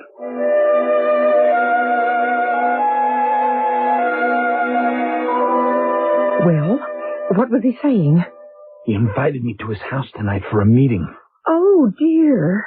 I don't think I better go. Oh, no, absolutely not. Alan, you're all I've got. I could never forgive myself if you disappeared. What did he say the meeting was about? Belief. Belief? In what? Some kind of new life. He said he'd explain it all at the meeting. Oh, but you're right. I don't think I should go. What time is the meeting? 8 o'clock. If I make you your dinner right away, you can be finished by then. What? Now, I think you've got to go. Oh, no, Mom. We've got to find out what is happening, don't we? I mean, all those poor people. Maybe we should just call the police. No. What if they didn't find anything? Then Mr. Bolivar would be after us. But I'd be putting my life in danger, Mom. Well, yes. But forewarned is forearmed. You'll be prepared. And Alan, you're much bigger than he is. What can he possibly do to you? Yeah, but... Anyway, it's a meeting, isn't it? I mean, there will be other people there, so you'll outnumber him. No, you have to go, son. I want to know what's going on.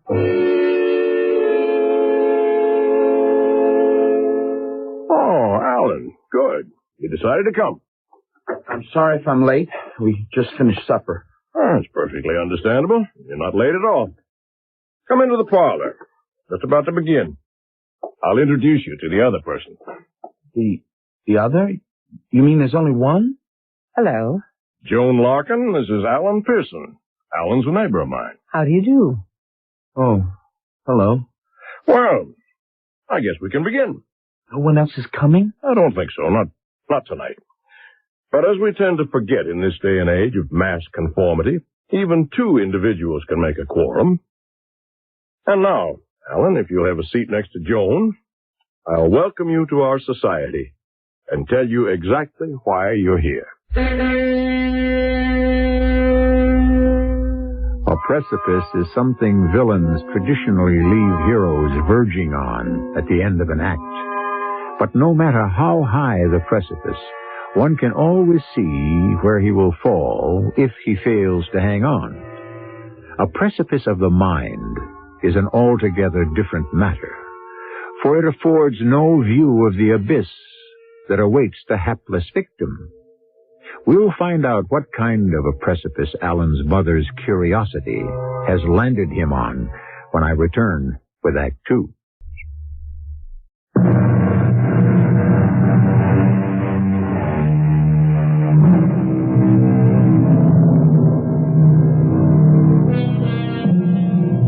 secret society is as old as mankind. Small groups of people who consider themselves the elect have always formed clandestine groups and flattered themselves with secret codes and rituals, and sometimes with secret knowledge. Knowledge that they feel gives them insight to the mysteries of life and death. Edwin Bolivar has spoken cryptically of the chance of a new life, the chance to escape this world. Let us rejoin him to find out more. Are you sure we shouldn't wait until more people show up? Oh, there won't be any more people tonight, Alan. It's just you and Joan. What kind of society is this? Doesn't he know, Mr. Bolivar? Not yet, Joan. You mean you do? Of course. Joan has traveled a great distance to be here tonight. All the way from Lipitsky, Ohio. I don't ever want to hear that name again. You mean you know what's going to happen? Of course I do. That's why I'm here. Now I'm going to have to wait. I'm sorry, Joan. Your intended partners had a last-minute change of heart. That happens frequently under the circumstances. It's to be expected. They can't be blamed, and there's nothing to be done about it. But you'll have to give Alan time to think about it, and I'm all ready to make the journey now. Well, that'll be up to Alan. What kind of journey are you talking about? What's the name of this society? We call ourselves the Hollow Earth Club. The Hollow Earth Club? Mm-hmm. You mean you think the Earth is hollow? We don't think so, Alan. We know it is. We have proof. This is the other world I was speaking of. It's not somewhere off in space or in the heavens. It exists right here, inside our own. It's a civilization of people superior to us in every way, technically and culturally. They live deep inside the earth, in towering cities of shimmering crystal. Mr. Bolivar, excuse me, but I mean, are you serious? Where did you ever get a notion like this? The notion has been around for centuries. There are references to the civilization of Hollow Earth in texts dating back to ancient times. The ancient Hebrews and Greeks knew of its existence. But those were just myths. Many governments have mounted expeditions to try to go into Hollow Earth. During World War II, the Germans sent a specially outfitted U-boat into the Arctic. The boat never returned. Every government-sponsored expedition has met with disaster. Why? Because governments are only interested in interfering and taking over. The Hollow Earth people do not approve of the mess we've made of surface Earth and want no part of it. That's why they've chosen to stay underground. If these people don't let government expeditions into their domain, well, what makes you think they'll let you go down there? That, Alan, is the chance we take. That is the risk I spoke of this afternoon. It's very important that we make the journey with compassion and understanding. They must know that we respect them and have no desire other than to flee the same world they once did. You still look skeptical. Why, it's a pretty fantastic theory. No, Alan, you're wrong. Oh, but everyone knows the Earth is solid as a rock. Joan, I guess we're going to have to show Alan our proof, aren't we? You mean you have proof?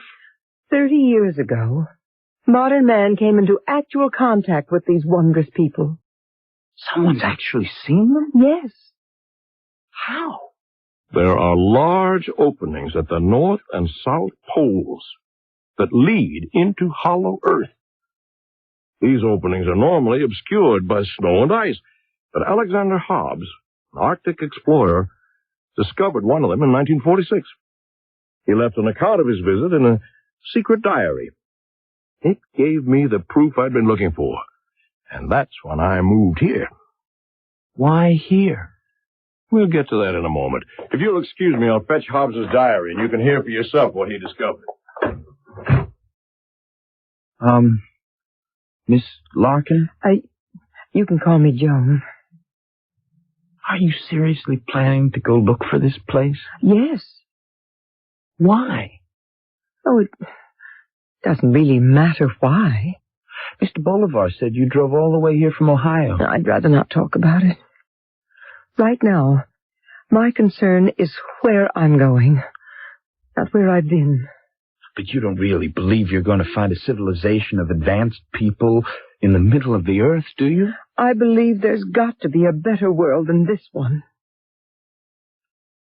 Was it a man? What? Was it a man? Is that why you're so unhappy? That's none of your business. Here we are. This is Admiral Hobbs' secret diary. Just give me a minute to find the relevant entry. Here we are. The date is May 24th, 1946. My ensign and I were taken from our sled, which we'd used to make the first part of our descent into the crevasse. We were then boarded on a small platform-like conveyance with no wheels. It moved us deeper into the earth, and finally toward the glowing city with great swiftness. Soon we arrived at the large building of a type I'd never seen before. It was constructed of a crystal-like material. Our hosts were, for the most part, blonde and extremely pale-complected.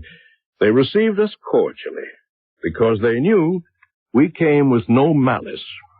That sounds like something out of Buck Rogers. It does indeed. Well, where'd you get that diary from anyway? It was entrusted to me by a survivor of the expedition. It goes on to describe in detail the nature of the life there. In all respects, an ideal existence. Are we going to have to go all the way to the North Pole? No. No, as I mentioned, I moved to this part of the country for a reason. Beneath the fields around our houses here, there is an extensive cave system. I spent 3 years digging a tunnel to those caves, the entrance to which is in this very room. Where? Oh, you may see for yourself. If you'll just give me a hand with this rug, huh? Now, if you'll look carefully, you'll notice the floorboards have been cut to create a trap door. Look! There it is, the entrance to Hollow Earth. I have hard hats, lights, and boots, everything you'll need for the descent. Why do you keep the entrance hidden? I may be paranoid, but I am convinced that the people of Hollow Earth have their eye on us at all times. Our success depends on their goodwill, and that, in turn, depends on our discretion. And you think this cave system will lead you to Hollow Earth? Just like those holes in the Arctic? I know it will. A great many members of our society have already made their descent, and not a single one has returned. Oh, there could be another explanation for that. I don't think it was a good idea to try bringing Alan into our club, Mr. Bolivar. He's not taking any of this seriously. Mr. Bolivar, just what is in this for you? Nothing. What's the catch?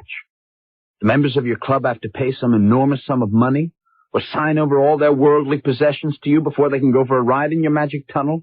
My only intention is to help people to a chance for a better life. I don't ask for anything in return. Well, what would you do if I decided not to go? Nothing. But I know your secret. It's no secret, Alan. It's true we don't seek publicity, but the reasons for that should be obvious. Naturally, people would think we were crackpots. And if I say no? Well, that's up to you. You mean I could leave? All I would ask is that you be discreet about what you've learned this evening. Well, okay then. I think I'll just go home. All right. But what's going to happen to Miss Larkin? I'm going down. Alone? But doesn't it bother you that all those other people have just vanished down there? No. Mr. Bolivar, you're not going to let her go down there by herself, are you? Oh, I'd feel much better about it if she were accompanied, of course. But you won't stop her? No. What's the matter, Alan? You having second thoughts? I don't think it's right she should go down there alone. I can take care of myself. No, Joan. Alan's right. But he doesn't believe. Well, perhaps not yet. But his concern for your safety shows a charitable nature, of which I'm sure the Hollow Earth people will approve. Besides, unless I'm very much mistaken, I think I detect just a glimmer of curiosity in him. And curiosity is the beginning of belief.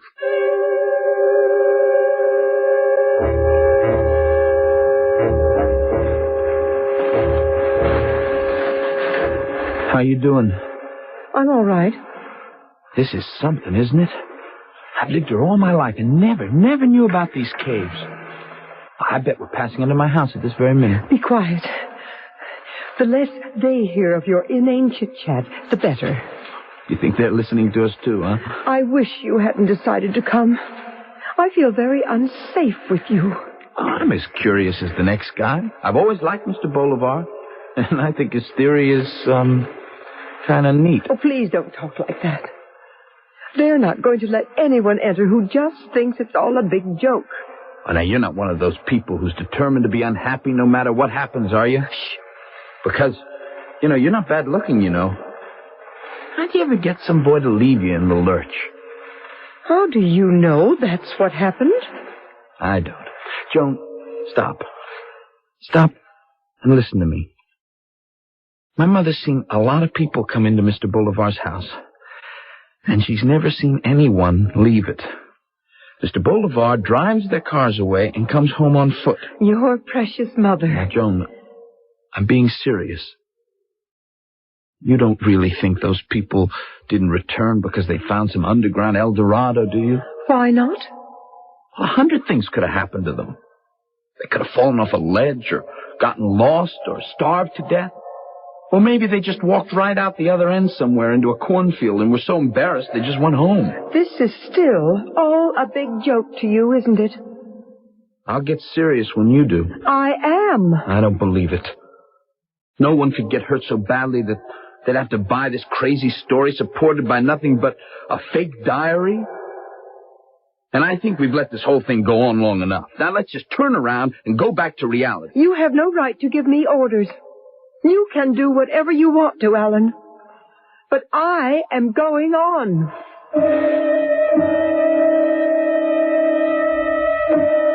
Chauncey Depew once declared that it hurt more to have a tooth pulled than a belief destroyed, because there is no such thing as Novocaine for the mind. Clearly, Joan Larkin is determined not to have Alan Pearson play dentist to her belief that the answer to the ills of the world is to escape to some legendary underground kingdom.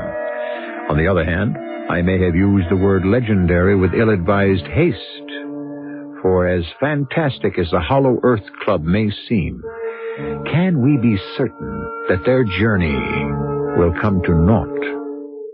I'll return with our concluding act in a few moments.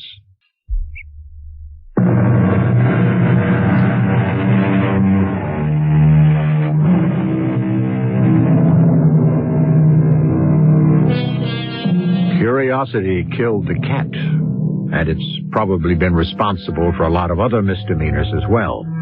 As for the two people whose separate stories have brought them together under the bizarre circumstances we have been following, only one is motivated by curiosity. The other is driven by a desire to escape, and we can only speculate as to how deep that desire must be. Curiosity and desperation. Not ideal traveling companions, I should say, especially when the journey is as unusual and possibly dangerous as the one they are on. Joan, stop for a minute. What's the matter now? Now, don't you think we've gone far enough? We haven't found the Hollow Earth civilization yet. I mean, haven't we carried this whole crazy adventure far enough? Alan, you can turn around any time you want to. I told you, I'm not going to leave you down here alone. Go ahead. It wouldn't be the first time. Oh, what does that mean? I've been left alone before. At least down here, nothing can hurt me. I wouldn't be real sure about that. Are you getting scared? Frankly, yes. I don't have the same stake in this venture that you do. That's right. For you, it's just a lark. Have you thought this whole thing out? I mean, just how do you think you're going to make contact with this so-called civilization? They know we're coming. When we've gone far enough to satisfy them that our intentions are serious, they'll make themselves known to us and take us the rest of the way. How do you suppose these crystal cities function, huh? I don't know. I mean, what do they eat? Plants can't grow without sunlight. Life can't exist in total darkness. Please stop talking like this. If you sneer at them, they may not let us in. Suppose I don't stop. What do you mean? Suppose I don't stop sneering. Hey, you Hollow Earth people, here we come, ready or not. Stop it! They'll hear you. Well, that's the idea. I mean, what if I get them really riled up? Will you turn around and come back then? No. You have no right to do this. Oh, they may decide to get nasty on... John, wait a minute. I'm going on. John, okay. Wait up. Oh! Hey, you all right? I just tripped, that's all. Ooh. Oh, almost got me, too. Hey, there's something here. What is it, anyway? Shine your light over. Oh, my gosh. It's a body. Stay back. Let me see if I... Is he? Yes. He's dead. Oh. Are you all right? Shine the light on his face. Joan. Please. Oh, it's Mr. Franklin. You know him? I met him at one of our meetings. He was a member of the Hollow Earth Club? Yes. I wonder what happened. Oh, he must have slipped and struck his head. Yeah, look, we've got to get back up and report this. No, I'm going on. Now, Joan... I've come this far. I can't turn back now. He needs to be given a decent burial. He is buried. And as for decent, this is as decent a burial as he would ever get. He was all alone in the world, too. I'm going on. Joan... I want to get away from you. Okay, you win. I'm not going any further. That's fine with me. I'm sorry I laughed at you. Oh, skip it. So long. Goodbye, Joan. Joan? Joan, what's the matter? Oh, no. What? The others. All the others. They're here. Look at that. There must be 24 bodies. Are they all members of the club? Yes. Now, Joan, look. I don't want to become a nag, but I think we'd better turn back. No. Now, listen, it's ridiculous to continue. Look at this. They're all dead. Yes. I know you're right. What's that noise? What? Shh. I hear something. Someone's coming. Yes. But from which direction? It's hard to tell. Turn off your light.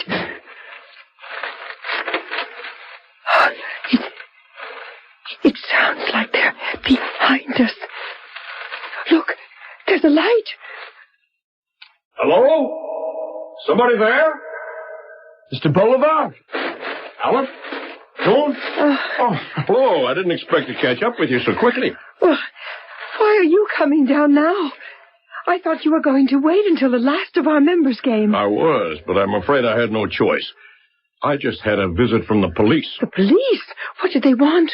I didn't wait around to find out. Why not, Mr. Bolivar? Well, I'm sorry for those members who will not be able to make the journey with us, but my top priority must be to protect the people of Hollow Earth from the authorities.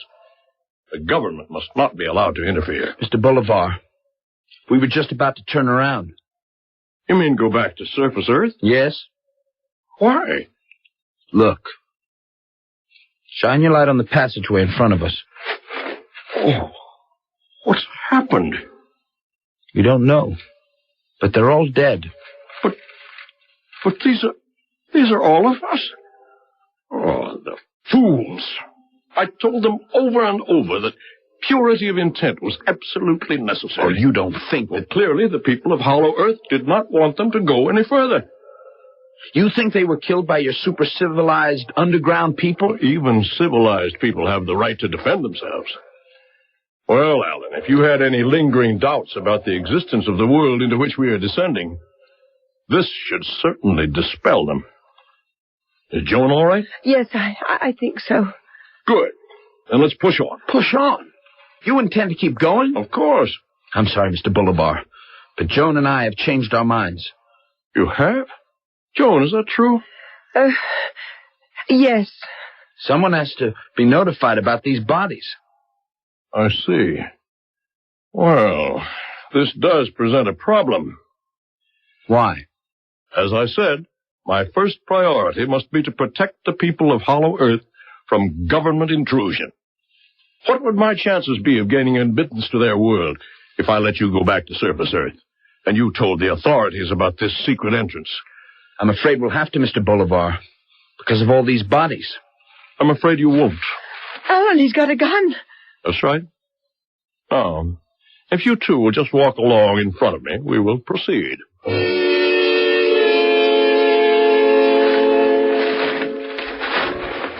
Do you suppose the people of Hollow Earth are going to want someone in their midst who carries a pistol? They'll understand that it was in their best interest, Alan. Tell me, Mr. Bolivar, what are you going to do when we come to the bottom of this cave and there's still no sign of a crystal city? Mr. Bolivar? Alan, look behind us. He isn't there. What? Mr. Bolivar? Mr. Bolivar! What happened to him? Where did he go? He must have slipped and fallen over this ledge and into that chasm. Oh, he's gone for good then. Look. Our lights don't even reach the bottom. Alan, let's get out of here.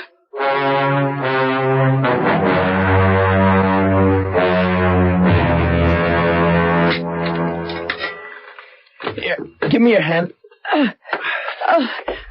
Thanks. Well, the police must have left. We'd better call them back right away. Wait. Before you do, Alan, I want to go. Why? I don't want to talk to the police. I don't want to have to give them a statement. Joan, you're not in some kind of trouble, are you, with the law? No, it's not that. I just don't want to talk about why I was here. Where are you going? Home. You know, Joan, if you wanted to stick around here for a while, No. Thank you, Alan. But I think I'd better go. Well, maybe I could come and visit you sometime. It's a long drive. Well, I wouldn't mind. You wouldn't? No. Well, I'd like that. Pittsky, Ohio, right? Yes. I'll give you a 15-minute head start before I'll call the police. Thank you, Alan.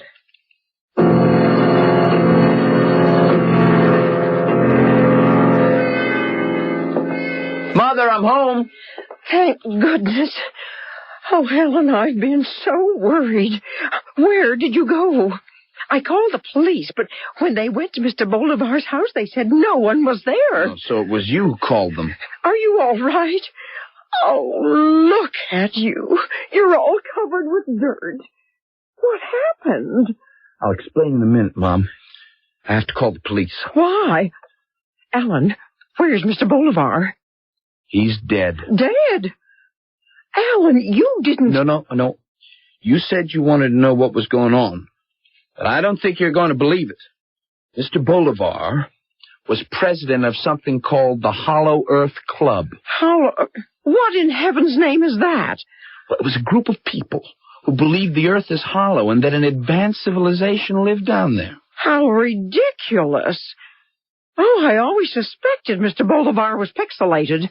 The reason you never saw anyone leave the house is because they're all going down through a tunnel into a cave system to try to find this place. Really? And that's where you were when the police came by? Yeah. Well, did you find it? Oh, Mother, of course not. What we found were the dead bodies of all the club members. Oh, how did they die? I don't know. Mr. Boulevard tried to force us to continue at gunpoint, but then he slipped and... And what? What? Why didn't we hear anything? Alan! I was going to say he fell into a chasm. But we should have heard something. We? Who's this we? There was a girl there, too. Oh, was she pretty? Mother, something's wrong. Was she pretty? And those dead people, how did they die? There weren't any marks on them. Alan, what are you talking about? Alan, where are you going? I thought you were going to call the police. Not yet. Hey, I just want to check some things out first. Don't leave me alone. I'll come with you.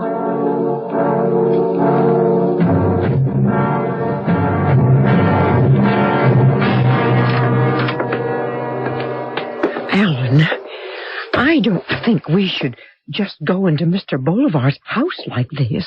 There's no need to lower your voice, Mother. Mr. Boulevard's dead, remember? Now, how can you be sure? You said you didn't hear anything. You come through here. What are you going to do? I want to go back down in that cave and have a closer look at those bodies. Help me move back this rug. Oh, Alan, why don't you just let the police take care of this? I want to see for myself. There we are. What? There's a trap door. It leads to the tunnel that takes you into the cave. Now, Mr. Bolivar said it took him 3 years to dig it. What? What's the matter? Mother. The tunnel. It's gone. You mean someone filled it in? The earth. It's packed solid. It's like there was never a tunnel here at all. Are you sure you have the right trapdoor? Of course I do. Well, looks to me like someone doesn't want you going back down there. Who? Well, gracious dear, I don't know. But we just came up through that tunnel 10 minutes ago. How could anyone have filled it in so quickly? Don't look at me, Alan. I've been at home all night. Mother, what if Mr. Bolivar was right?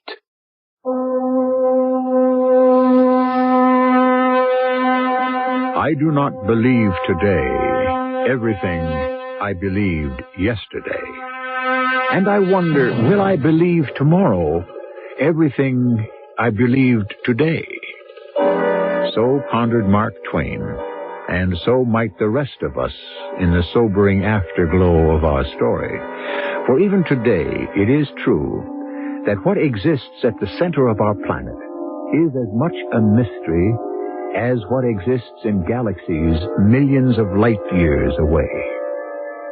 There is one other loose end to our story, but that I can tie up for you when I return shortly.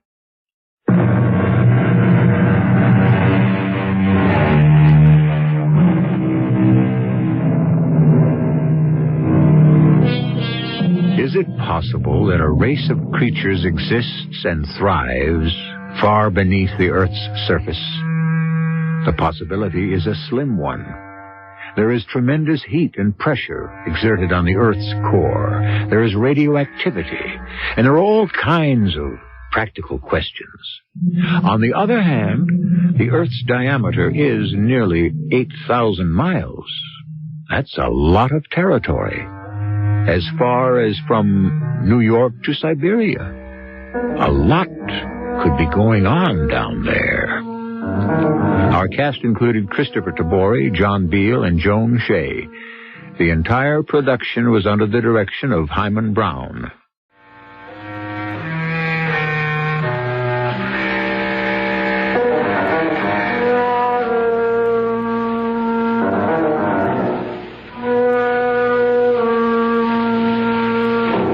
is E.G. Marshall inviting you to return to our Mystery Theater for another adventure in the macabre. Until next time, pleasant dreams.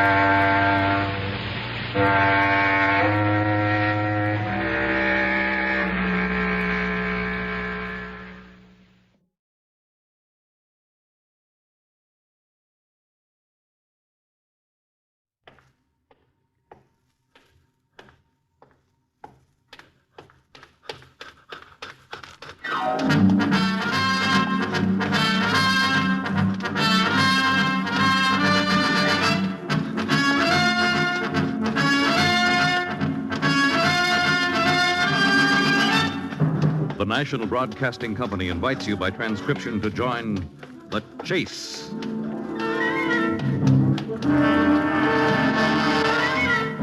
There is always the hunter and the hunted, the pursuer and the pursued. It may be the voice of authority, or a race with death and destruction, the most relentless of the hunters. There are times when laughter is heard as counterpoint, and moments when sheer terror is the theme.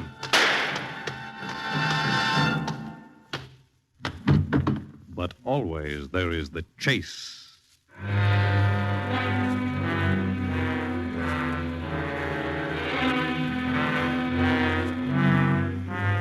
And frustration is the key word when you chase a phantom murder victim and try to find a little woman who wasn't there.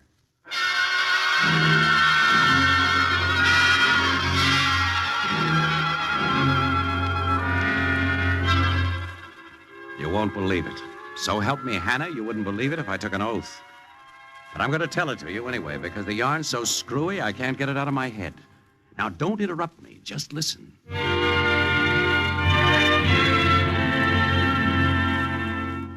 It started in the office. I worked for Dateline, the magazine that gives you a weekly digest of the news. You've seen it on the stands from New York to San Francisco, which, incidentally, is my headquarters.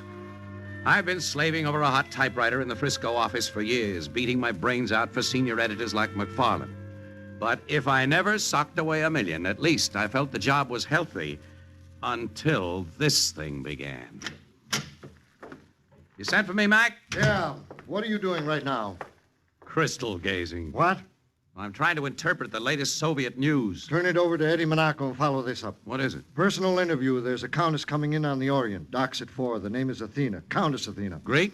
Haven't the slightest idea. What'll I ask her about? Her clothes. Her what? She's supposed to be one of the 10 best-dressed dames in the world. Get a human interest story.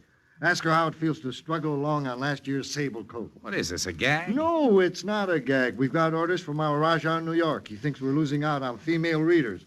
We're to ship out anything that might perk up feminine interest. Let's see what the Countess has to offer. Everything happens to me. All right, Sonny, I'm busy. I'll see you later. Yes, sir, boss, sir. Yes. Now bring something back with femme appeal, and when you pass the drugstore in the lobby, tell them to send up a hot pastrami on rye.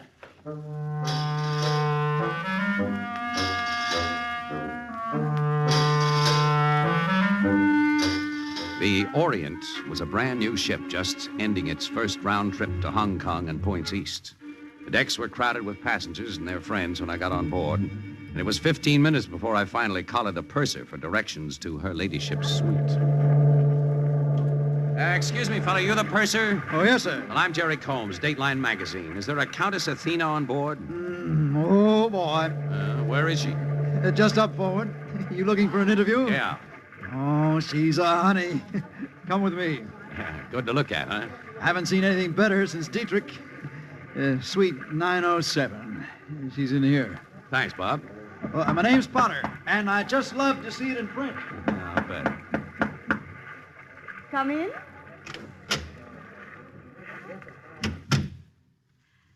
Yes? Excuse me, Countess. My name is Combs. I'm from Dateline. It's a weekly magazine. Oh? We thought you might favor us with an interview. About what, may I ask? Anything that may be of interest to the average woman. And exactly what is the average woman, Mr. Combs? I suppose she's a housewife with 2 kids and, say, look, who's interviewing who? Well, I do not have much time, Mr. Combs, but I will be glad to answer a few questions. Oh, excuse me. Yes? Speaking. What? Oh, yes. Yes, as soon as possible. Of course. I'm stopping at the Hotel Metro. And thank you for calling. Something wrong, Countess? I'm sorry, but I must ask you to leave. But I just... Please. You say you look upset. Is there anything I can do to help There's you? nothing. Goodbye.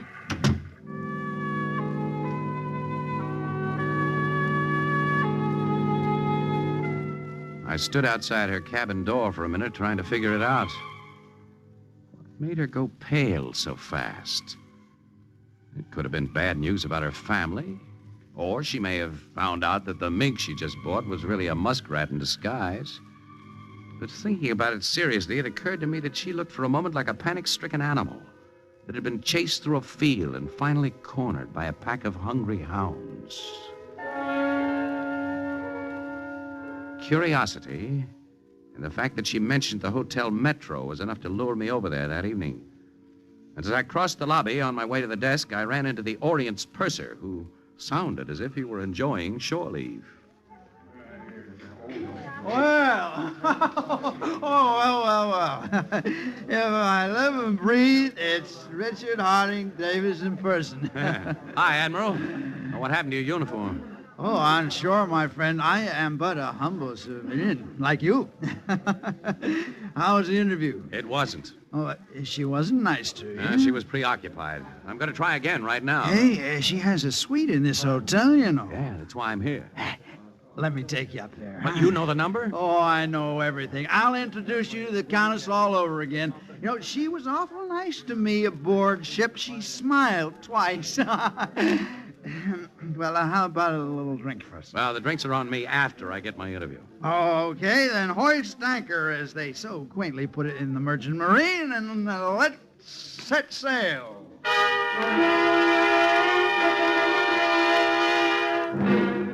79, 81. This is it. Maybe I'd better go in alone. Oh, why? Well, you may be on the gay side tonight for a countess. Well, you think I'm a bit high, won't you? And it could be. Oh, now, don't you be silly. Besides, the party needs a chaperone. Me.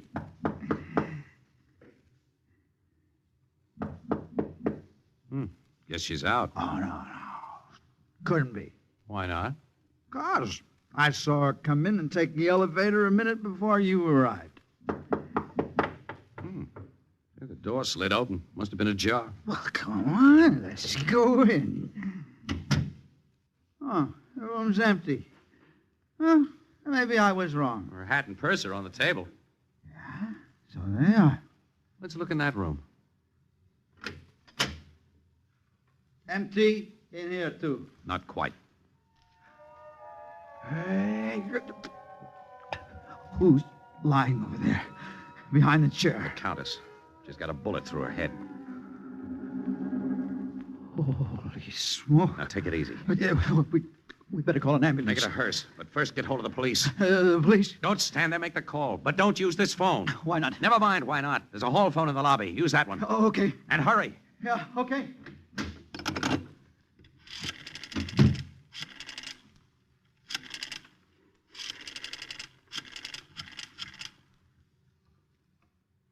Hello, give me McFarland's desk, quick. This is Jerry Combs. Hello, Mac. I'm in the Hotel Metro, Countess Athena's suite. She's been murdered. Yes, shot through the head. But how do I know why? All I know is that your feminine interest yarn's turned into a whodunit. I'm waiting for the cops right now. Yeah, I'll check back later. What? Robbery? No, I doubt it. Her pocketbook's on the table inside, and I don't think it's been touched. But I'll try to come up with a couple of answers, if there are any available.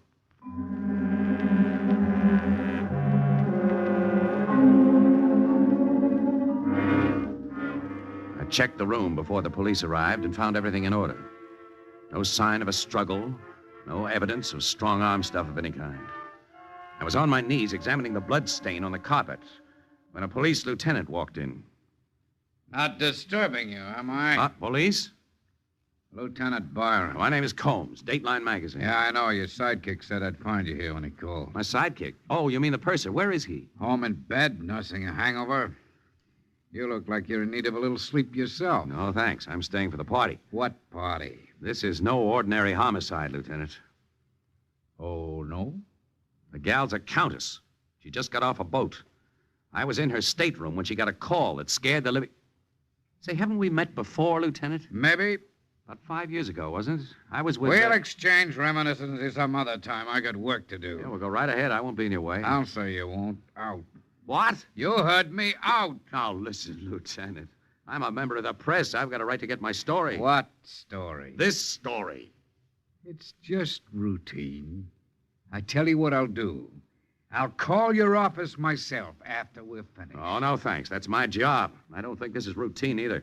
That woman just checked in about an hour ago. I know all about her. You do? Sure, and I suppose you run along back to your office and leave the detective work to me. Now, wait a I minute. said blow reporter. Oh, this is a fine brush-off. What's the idea of the Tough Lieutenant Act? Since when does the press get a runaround in this town? Agony. Now, look here, Throw Lieutenant. this bum out. Okay, you asked for it. Our magazine goes to press tonight, and when I write this yarn, I'm giving you special mention, Lieutenant Byron. Remember, I spell my name with a Y. Just like the poet.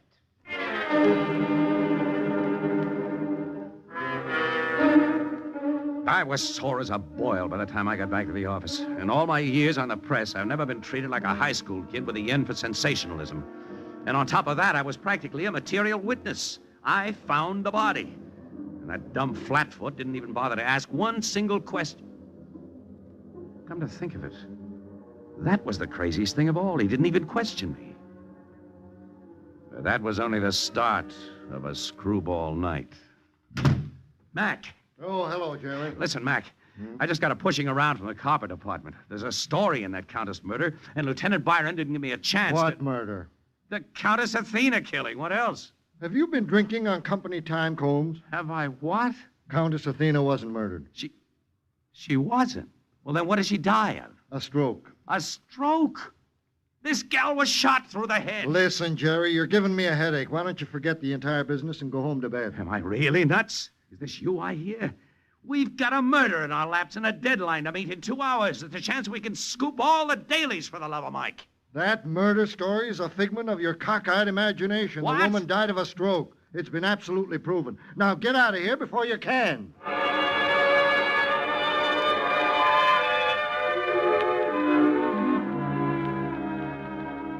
It almost made my whiskers curl. My own boss, a man of intelligence, was telling me that the woman I saw with a slug in her brain died of natural causes. There was only one explanation. Someone gave him phony facts for some ulterior motive. And there was only one way to set him straight, and I took it. Half an hour later, I was outside the Countess' suite again, ready to risk another scrap with Lieutenant Byron. Yes. Oh, sorry, I must have the wrong... Wait a minute. This is suite number 881? Yes, it is. Can I help you? Where's Lieutenant Byron? Lieutenant who? The police. Say, how long have you been occupying this suite, madam? I've been here since yesterday. Who are you, young man? You've been here since when? I'm afraid Wait a minute, excuse me. How dare you enter my apartment without an invitation? Yeah, this is the same place, all right.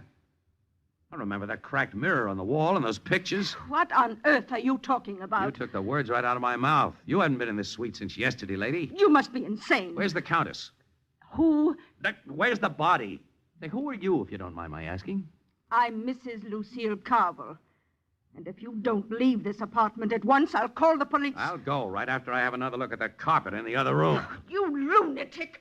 Now stay out of that room, do you hear? Stay out! Empty. What did you expect to find in here? Even the blood stain on the carpet, that's gone too. Maybe you're right, lady. Maybe I am going crazy after all.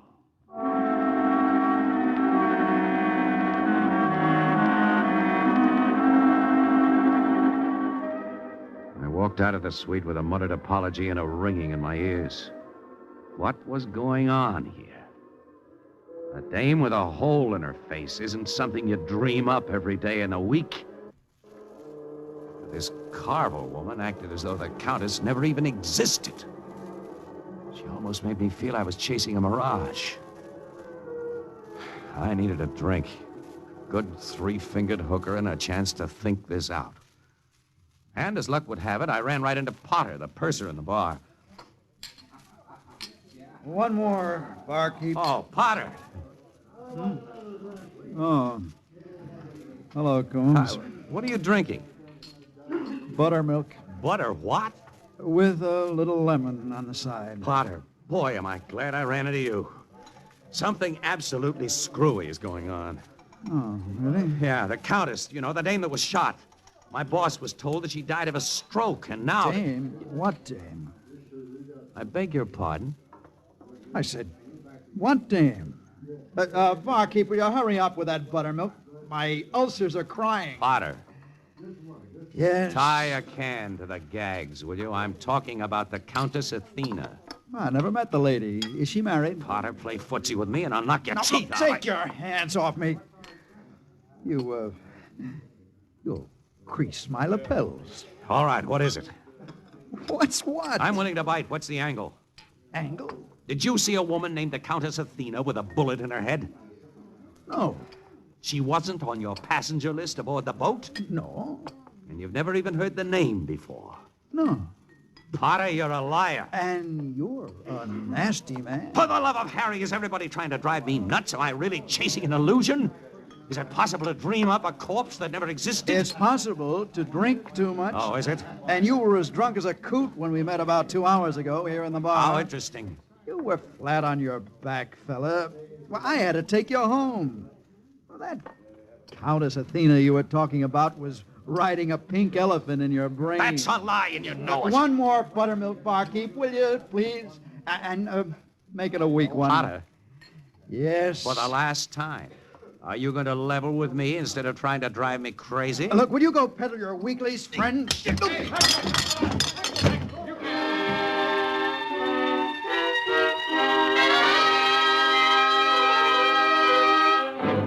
I don't know why I hit him.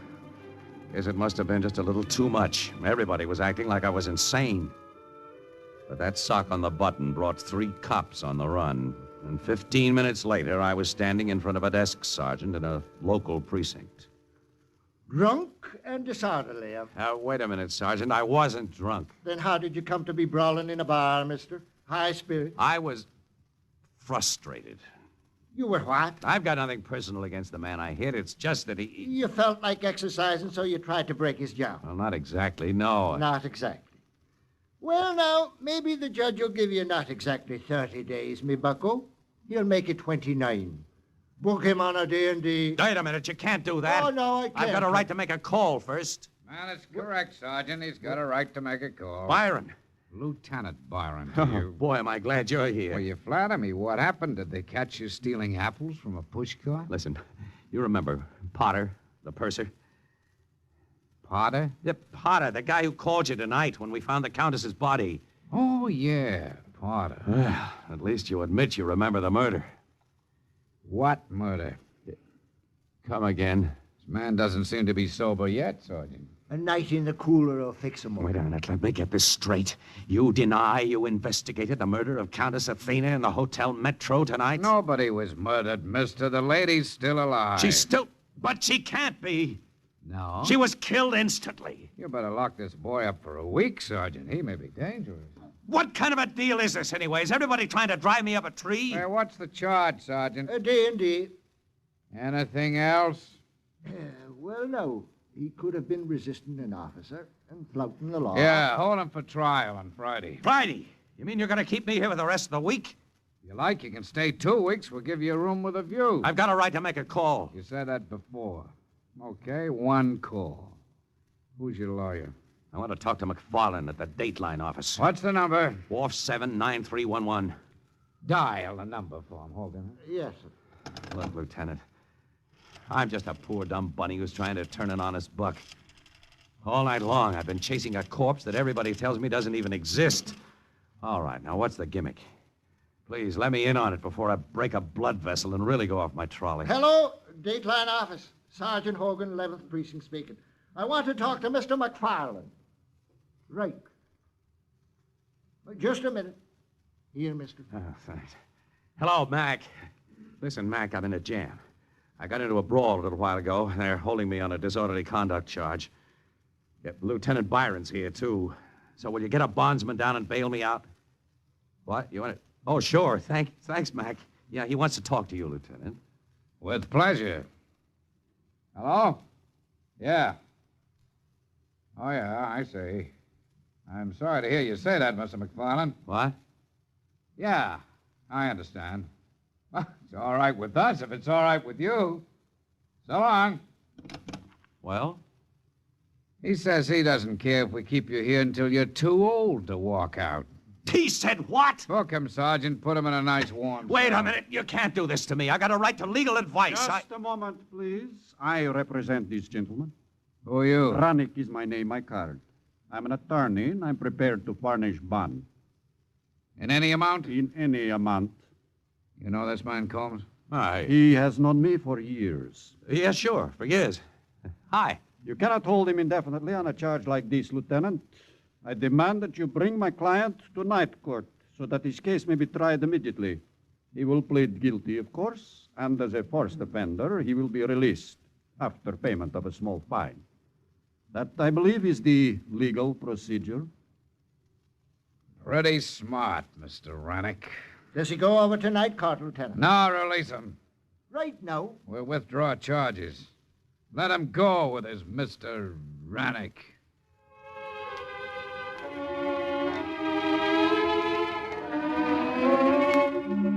Ranik was Santa Claus. A Santa with a sallow face and a toothbrush mustache who looked more like a soapbox orator than a lawyer. But he was just what the doctor ordered as far as I was concerned. He didn't say a word until we hit the street. And then he murmured something about a cup of coffee, and he steered me into a cafeteria across the way. I don't know who sent you, Mr. Ranik, but you're the answer to a prayer. I was in the Metro Bar just before the fight began, Mr. Combs. And I followed you to the station house. Yeah? Why? Because your story was so interesting. My story? The one you discussed with the young man you struck. The man who was purser on the Orient with the Countess Athena. Oh? You know the Countess Athena? I've heard of her. According to what you told the purser, the lady was murdered. Yes. When? Tonight. By whom? I don't know. Your interest seems to be more than casual, Mr. Ranik. I assure you it is. However, I must believe your story first before I can tell you just why I'm so concerned. Oh, you're going to tell me I've been seeing things, too, like everybody else? Oh, on the contrary, I'm most anxious to have your story proven, if that is possible. You must admit, however, that the pursers seem to feel you were intoxicated. And the others... Seem to feel I'm crazy. However, there is one way to verify your story, Mr. Combs. I must see the body with my own eyes. And how do you think you're going to do that? There is only one place the corpse would be, is there not? Yeah, the morgue. Exactly. You have a press card. That should be enough to pass us through. Finish your coffee, Mr. Combs. We have an interesting evening ahead of us.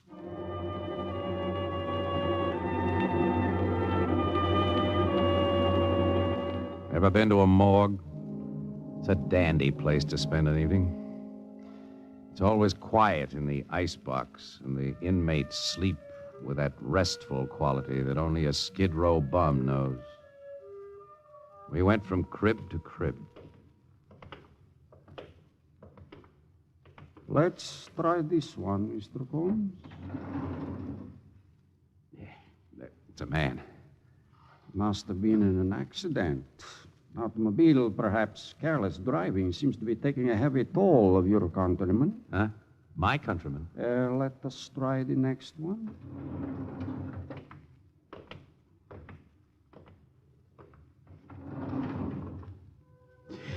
That's her. Yes. That's the Countess. As you say, she's been assassinated. What? Assassinated? You mean you think it was political? Her real name was Maroff, Mr. Combs. She was a traitor. Say, who are you, anyway? I'm afraid I have work to do, and I have no further time to waste on you. Wait a minute. Let go of my arm. What's that crack you made before about my countryman? What's all this about the Countess being a traitor? I don't dig you, Stand back, you fool! That gun loaded? You're an idiot, Combs. I have a mind to leave you here in an appropriate state, but I have other things to do that are more important. I'll say you have. Byron! Stay put, Ready?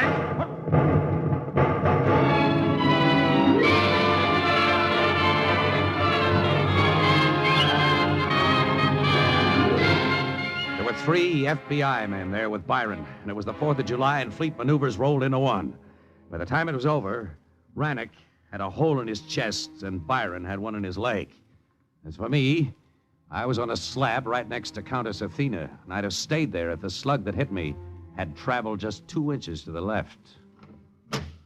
Hello, Jerry. How's the boy?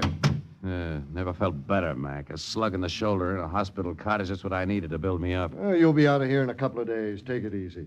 I brought you some marshmallows to munch on to while away the time. Listen, you... Hey, Jerry, you mustn't exert yourself, I've only got one arm left to use, but I'll slip it around your stubborn throat if I don't get an answer, and a good one now. Sure. I'll explain it all, only don't excite yourself. Start talking and make it good.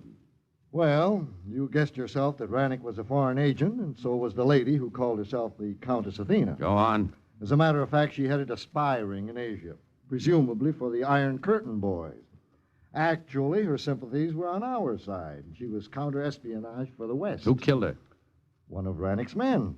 But the guy was picked up before he could inform Rannick what he found out about the Countess and that he had killed her. That's why Rannick was so anxious to get the facts from me. If Rannick had discovered that Athena had been murdered, he would have known why.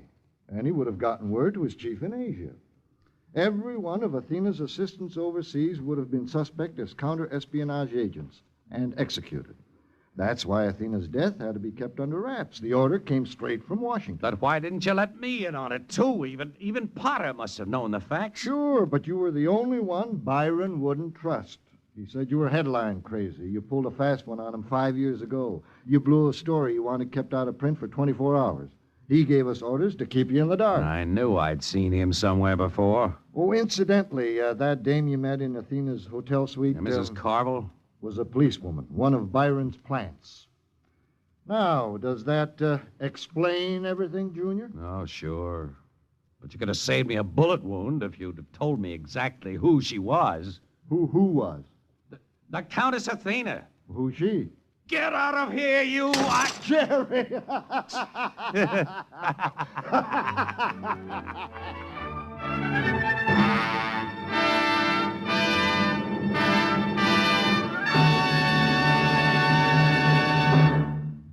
In the animal world, there is the hunter and the hunted, hound and fox, hawk and sparrow, chicken and worm.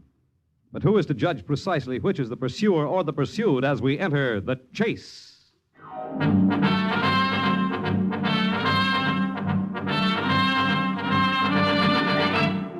The Chase was created and written for the National Broadcasting Company by Lawrence Clee. Heard in the cast were Stotts Cotsworth, Bryna Rayburn, Chester Stratton, Ian Martin, Joseph Boland, and Roger DeKoven. The Chase is directed and transcribed by Fred Way. Fred Collins speaking.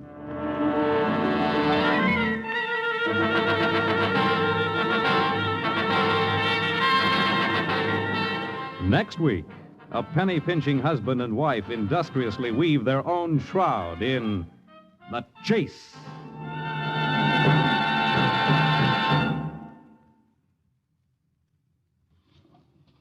If you want your child to have the best education you can give him, won't you get a pencil and paper and take down the address I'm going to give you at the end of this announcement? Unless we start preparing now, in a few years our public schools will be as behind the times as the Little Red Schoolhouse. It is estimated that by 1956, There'll be some 7 million more children in elementary schools than they are now. More equipment will be needed, textbooks. To help assure your children a proper education, write for free information about how citizens in other communities are improving their schools. The address? National Citizens Commission for Public Schools, 2 West 45th Street, New York City. Tonight, it's Adventure with Countess Spy on NBC.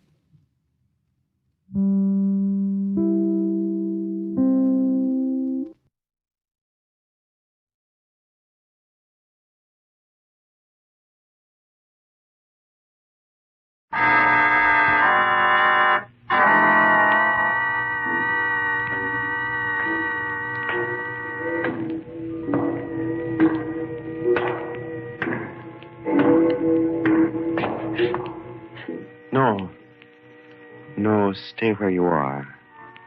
Do not break the stillness of this moment, for this is a time of mystery, a time when imagination is free and moves forward swiftly, silently. This is the haunting hour.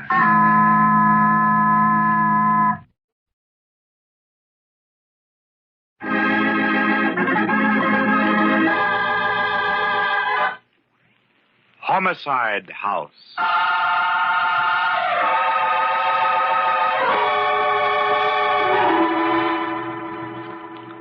Our story begins late at night in one of the rooms of an exclusive Florida hotel.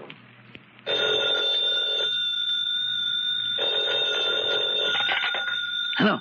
Hello? Mr. Hubertus Van Cleek? Yes. This is Special Investigator Collins of the Miami Police. Indeed. Well, what the devil is the idea of waking a man in the middle of the night? I'm sorry, Mr. Van Cleek, but we have reason to believe that your life is in danger. My life in danger? Nonsense. Who would want to do away with me? I don't know, sir, but this is a warning. Be sure your door is locked, and your windows, too. You've been followed by... I know that. I've been followed by a pack of idiots who want to sell me everything from insurance to yachts. I'm used to that, and I know how to deal with these parasites. Now, good night, Mr. Collins. But, Mr. Van Cleek... Good night, sir. A fool. Ringing me up at this time of night to tell me that my... who's there? Who's at the window?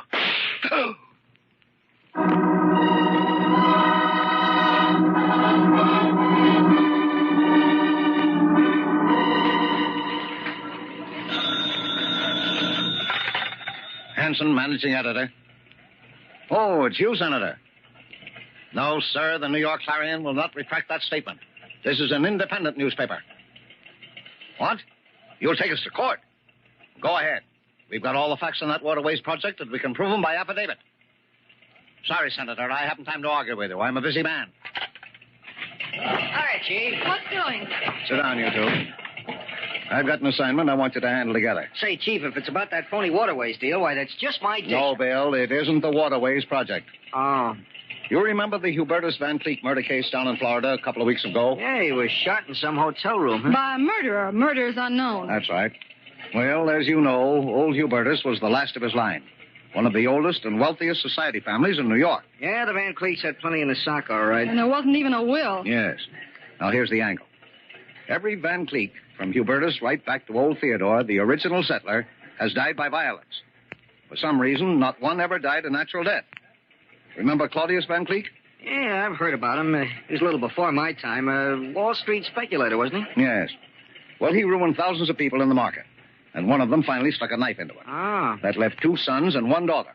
Hubertus, Hector, and Abigail. Well, we know what happened to Hubertus. But what about Hector and Abigail? Well, back in 1898, they took a boat called the Portland for Europe to escape the disgrace of what their father had done. But the Portland went down in a storm off Cape Cod, and so did Hector and Abigail. Yeah, well, all that's very interesting, Chief, but it's old stuff. What's the story? Now, wait a minute. I'm coming to that. I just got a tip that a syndicate in town is going to tear down the old Van Cleek mansion overlooking the East River and build a new skyscraper on the property. That's just as well. That old mausoleum's an eyesore. It's been boarded up for years. I still don't see I want the whole Van Cleek story from soup to finger bowls for our Sunday supplement. Hit this mysterious tradition of sudden death in the Van Cleek family hard. Give me plenty of color and the flavor of the past. Go down with Maureen here and take a good look at the old Van Cleek mansion so that you can write about it intelligently. And we'll want pictures. Well, doesn't sound very exciting. Look, Chief, if you give us that water... Your assignment, Mr. Foster, is the Van Cleef story. Now get out, and don't slam the door. I knew I should have been a radio commentator. Come on, Maureen.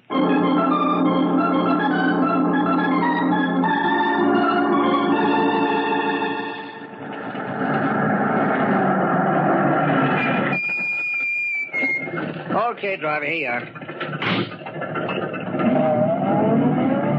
Well, this is the Van Cleek house, Bill. Yeah, just a nice, big, gloomy sandstone tomb.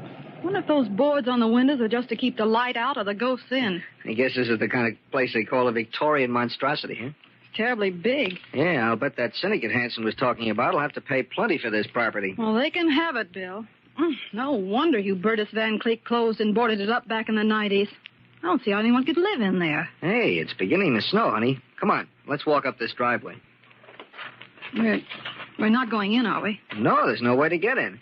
We'll just take a couple of pictures, front and back, and then scram. I've got the flashbulb set in it. What was that?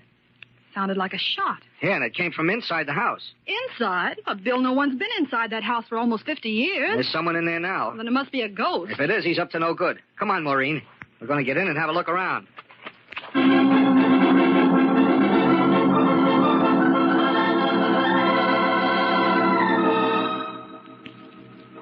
Bill, where are we? Well, in the cellar, obviously. But more than that, in the wine cellar. You smell the champagne? Yes. It's funny how the odor of wine would still be here after 50 years. Bill, is it safe to use your flashlight in here? Well, in view of that shot we heard, no. We've got to see where we're going. Yeah. Nice place for murder, huh? Look at all those spider webs. Why, the place is practically covered with them. Hey, never mind the spider webs. Look at those bottles on the shelves. Champagne, imported. 1876, 1879, Why, the place is loaded with vintages. Yes. But why should we be able to smell the wine? I don't know. We'd better try to find a way upstairs. That's shut. Bill. Yeah. Footsteps. Someone's upstairs. No doubt about it. Bill, maybe we better get out and call the police. What? And ruin a good story? Here, Maureen. You carry my camera. I want my hands free, just in case. All right. Where are we going now? There's only one place to go. Upstairs.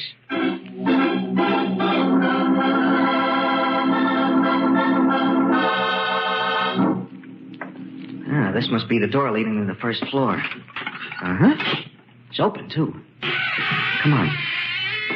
That door makes enough noise to wake the dead. I'm not worried about the dead. It's that live ghost somewhere in this big Victorian barn that I'm worried about. What kind of a place is this? It's tremendous. Looks like the grand ballroom. Shades of the gay 90s. So this is where the 400 played in the mauve decade. Yeah, gaslight fixtures and all. Oh, those awful statues and statuettes. They're horrible. Yeah, they ought to open this place up as a museum. Hey, here's a neat little piece. I can carry it in one hand, too. Why? We're chasing a ghost, do you remember? And he's got a gun. We haven't. This little stone figure might come in handy. See what I mean? He's up there now, on the second floor. Yeah, and sooner or later, we'll catch up to him.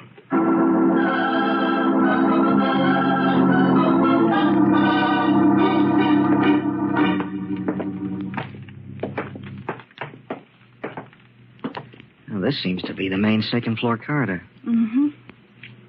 Bill, do you notice something? What? Seems clean here.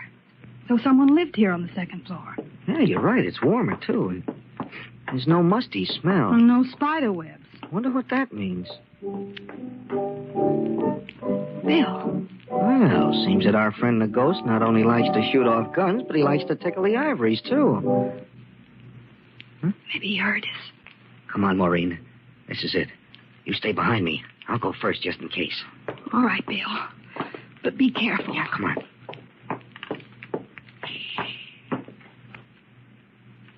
This is the room. I think I can even make out the piano. Yeah, but there doesn't seem to be anyone here. Huh? Bill. I shouldn't move if I were you. You see, it might be quite unhealthy. Bill, there's a man lighting a candle. Yeah. look. Why, he's got mutton chop whiskers and he's dressed in old-fashioned formal clothes. Who are you? My name is Hodgkins. I'm the Van Cleek butler. The Van Cleek butler? Well, that can't be. All the Van Cleeks are dead. I must differ with you, madam. I was just entertaining the Van Cleeks with a piano selection when you interrupted. Maureen, he's nuts. Who are you, and why are you prowling about the premises? Oh, we're from the New York Clarion. Yes, it's the truth. See, the name of our paper's printed on the side of this camera. Well, we heard a shot and I'm sorry, sir, but you heard no shot. Now, there, wasn't that a shot? Only a door slamming shut. This is a large establishment with considerable air currents and drafts. That is no doubt what you heard when you forced entry. Oh, yes, Bill. It must have been a door slamming. And now I must ask you to leave the premises at once. Hodgkins, who is it? We have callers, eh? Undesirable callers, Mr. Van Cleek. Bill, look how they're dressed. The styles of 50 years ago. We haven't had callers in the longest time. How nice. Now, Abigail. Oh, come, Hector. Ask our guests to sit down. Hodgkins, set the table for 4. 4, but madam... 4 place settings, Hodgkins, please. Yes, madam. You... Do I understand that you're Abigail Van Cleek? Oh, yes. And this is my brother, Hector. But you're supposed to be dead. You drowned back in 1898 when a ship went down. There must be some mistake. As you see, we're very much alive. We haven't had the pleasure, however... Oh, I'm Bill... Mr. William Foster. Oh. This is Miss Maureen Davis. How We're do both you from the do? New York Daily Clarion. The Clarion? Uh-huh. Oh, I've never heard of it. Of course, we read only the Tribune. Is it a new paper? New? I wouldn't exactly say so, Miss Van Cleek. It was started back in 1903. Well, strange. Very strange. This is 1898, isn't it, Hector? Why, of course, my dear. I'm afraid these lovely people are a little confused. Everyone knows it's 1898. Oh, sure, of course.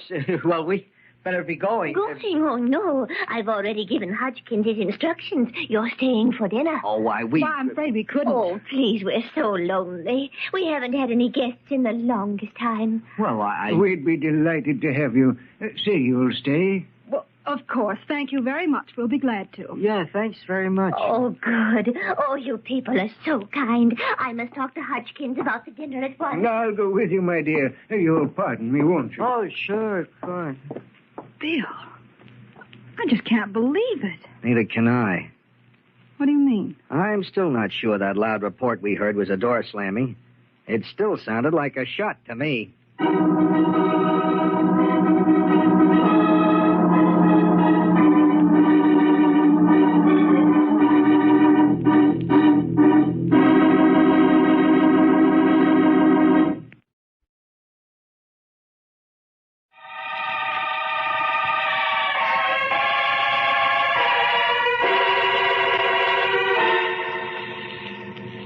Bill Foster and Maureen Davis, New York reporters, have entered the old Van Cleek mansion, closed and boarded up for 50 years.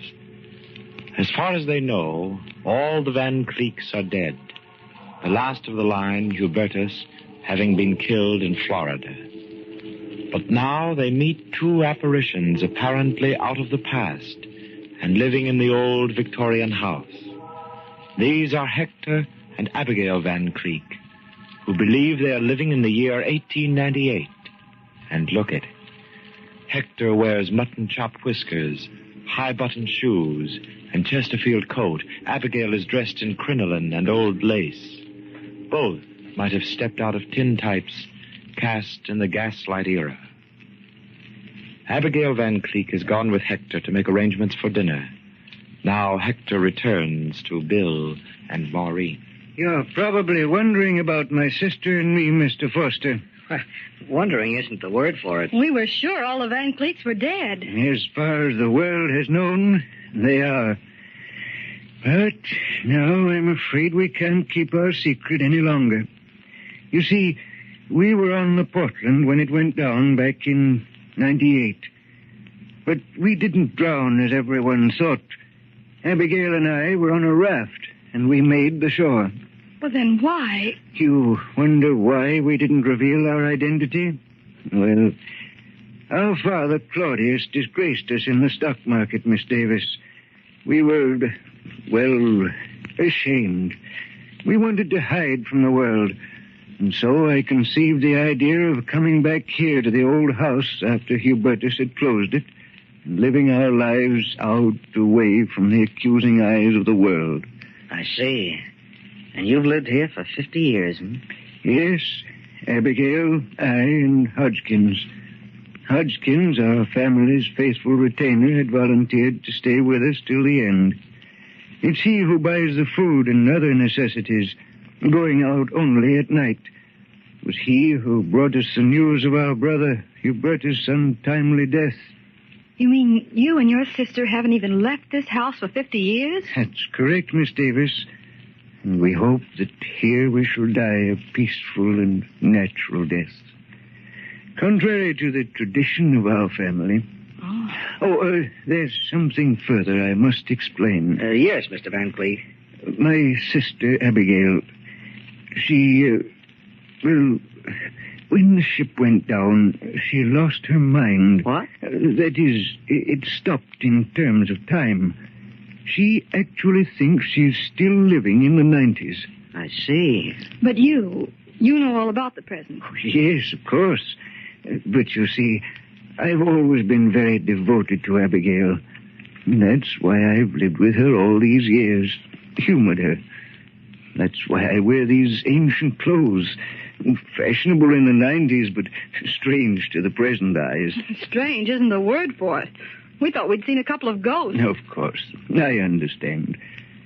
I ask only one thing. Yes, Mr. Van Cleef. Please humor my sister along. Live with her in the past. Even though you know it's ridiculous, I'd appreciate it deeply. Of course, Mr. Van Cleef. Yes, you can depend on us. Thank you. Thank you very much. Oh, there you are. I'm so sorry I was delayed. The curry, you know, is such an exacting entree. And, of course, the champagne. Hodgkins and I always differ on the champagne. Have you been to the opera lately, Miss Davis? Why, no. Oh, what a pity. There's a young tenor named Enrico Caruso. Just a young man, a mere boy. But he sings so divinely. I haven't been so thrilled since I heard Jenny Lind sing. Of course, that must be, 15 years ago. Well, I do go to the theater occasionally. Oh, theater. Theater, I do love it. Oh, those lovely young creatures. Lily Langtry and Lillian Russell. And Edwin Booth. Oh, poor fellow. Died 5 years ago. Oh, what a tragedy. What an actor. Dinner is served. Oh, thank you, Hodgkins.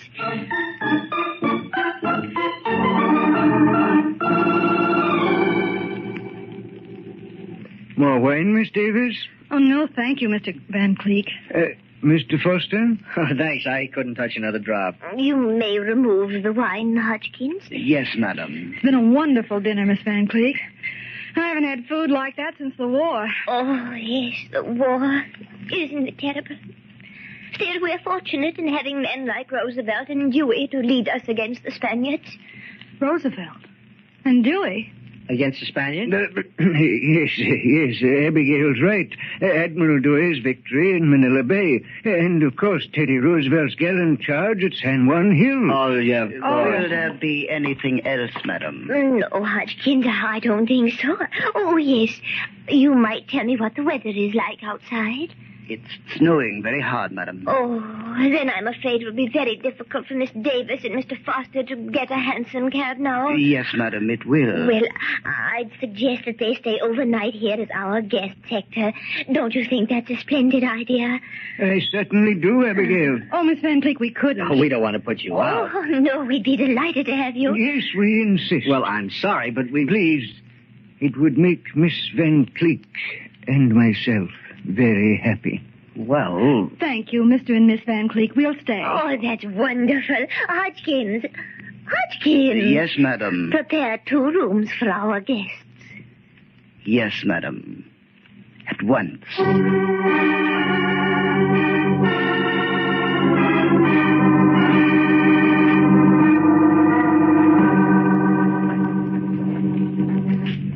It's incredible, Bill. Those 2 charming people living the life of 50 years ago in this dismal house. Yeah. When we get back to the chief with this story, you'll never believe it. I'm not sure that I do. What do you mean? All may not be as Victorian as it looks. Bill, I don't understand. You mean there's something fishy about all this? Well, it could be. But we've been with them all the time. We've seen everything with our own eyes. Yeah, and a little extra. Bill Foster, what are you driving at? Did you notice the butler's wrist when he served us our soup? Hodgkins? No. What about it? Well, his wrist was tanned. I could tell because the white skin showed where he had worn a wristwatch. Well, what are you talking about? Suppose he did have a coat of tan. Look, from what we heard, this big butler Hodgkins hasn't been anywhere but in this gloomy mausoleum or else out at night to do the shopping. Is that right? That's right. Yet he has a coat of tan in the middle of winter and with no exposure to the sun. Yeah. Yeah, that does seem funny. Well, don't you get it? Where's the only place Hodgkins might get a tan in the middle of winter? Why, in the South? Florida, maybe? Bill, Florida. Why, that's where... Yes, that's where Hubertus Van Cleek was murdered. Then you think Hodgkins might have had something to do with it? I don't know. Personally, I don't like him. There's something about his eyes. You know what we ought to do? What? Get out of here in a hurry. This thing is beginning to come together like a jigsaw puzzle, and it isn't nice.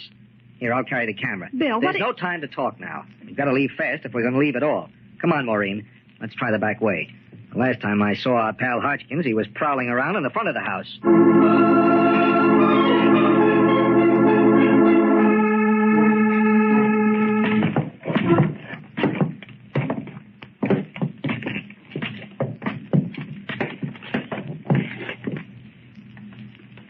This seems to be the servants' quarters. Yeah.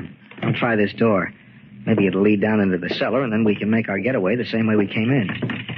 Nope, it's no good. It's locked tight. Here's another door. I'll try it. Bill! Yeah, it's the body. We're standing up in that closet, and when you opened the door, it fell out. Oh, Bill. Keep your chin up, baby. Don't lose your grip. I'm going to take a look. Uh-huh. Bullet hole right through the heart. Then that must have been the shot we heard. There's no doubt about it. That door slam alibi was a phone... Hey, wait a minute. The devil's got identification papers. Well, I'll be... What is it, Bill? This guy's name was Collins. He was a special police investigator for the Miami police. Then he must have followed Hodgkins up here on the Hubertus Van Cleek murder. Precisely, Miss Davis. Huh? And, of course, I had to do away with him. Hodgkins? Yes. Now, don't move, Mr. Foster. This gun works very well, I assure you. So it was you who murdered Hubertus Van Cleek. You're a very clever young man, Mr. Foster. Did you nail him, Hodgkins? Got him cold, Nixon. I guess it's all settled about what we'll do with him. It's all settled, Margie. Nixon. Margie. Yeah, in other words, Hector and Abigail. Pretty clever impersonations, too. Thank you, Mr. Foster. Looks like we'll have to give these two nosy newspaper characters the same business we gave that cop, Collins. Yeah, Nixon, looks like. Bill. I'm afraid they've got us, Maureen. I've got to hand it to you, crooks. The neatest inheritance racket I've ever heard about. Inheritance racket? Yeah, this little trio knocked off Hubertus, last of the Van Cleeks. That means that there weren't any existing relatives to claim the Van Cleek fortune, until very recently. That is until Nixon and Margie here brought Hector and Abigail out of a watery grave. That's right. Pretty clever, aren't you, Mr. Foster? Yeah, too smart for his own good, eh, Hodgkins? That's right, Nixon. But, Bill, how could they prove that they were Hector and Abigail Van Cleek? Well, they fooled us, didn't they, baby? It was a beautiful act and a very nice little story. Besides, there was always Hodgkins here to add the final clincher. Oh, you know that too, Mr. Foster. Yeah, I took the trouble to read a few old clippings down at the Clarion Morgue. You really were the Van Cleek butler. As the faithful family retainer, you could positively identify these two phonies here as Hector and Abigail Van Cleek. Then ring yourself in on a nice three-way split on the dough. No use wasting any more time, Hodgkins. Let them have it. Yeah, we'll have our work cut out to bury them in the cellar. Bill. Steady, baby. I've shot plenty of people with this camera of mine, but this is the first time I've ever been on the receiving end of a... Put that camera down. Quick, let them have it. The flashbulb light for you, Hodgkins. Your gun on the floor. Maureen, it's gun. I've got the gun, Bill. Okay, let me have it. Well, isn't this fun? Oh, Hodgkins, you fool. You really couldn't help it, Abigail. Or rather, Margie. That flashbulb in my camera just went off and blinded him. Bill, you're wonderful. Thanks, baby. Now, if you'll hurry out to the police, I'll keep these characters entertained. Don't forget to phone the chief an exclusive on this first. I won't. Are you sure you'll be all right, Bill? Oh, I'll be all right. But if any of these lovely people try anything, they'll die a real Van Cleek death by violence. Premeditated.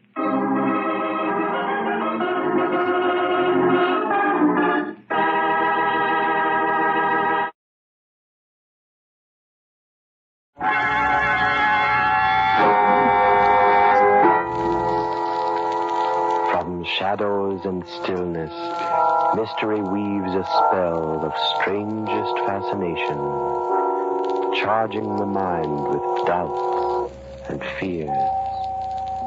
For mystery is a strange companion, a living memory. In the haunting hour.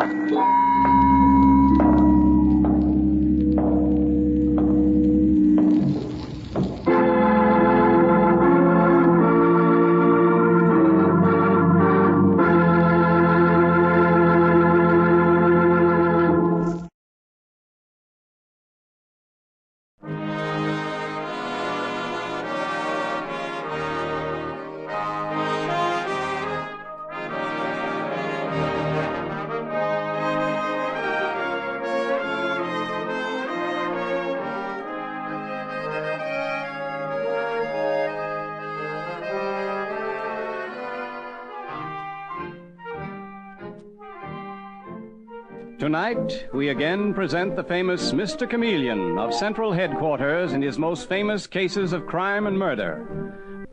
For those who do not know who Mr. Chameleon is, we give a quick sketch of his character.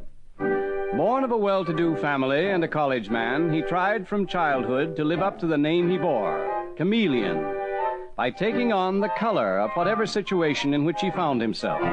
Appearing in endless guises, finally entering the police force where he became known as Chameleon, the man of many faces, the underworld's most dreaded man. Throughout this series, the listener will invariably know who Mr. Chameleon is, no matter in which disguise he appears. But the criminal he's tracking seldom does. Tonight we give you Mr. Chameleon and the Brownstone murder case.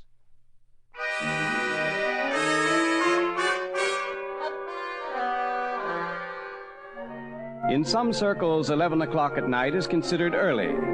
At the Carlisle Arms, it is very late indeed, for the paying guests at the brownstone front in the East 70s, which is now a genteel boarding house, retire around 10.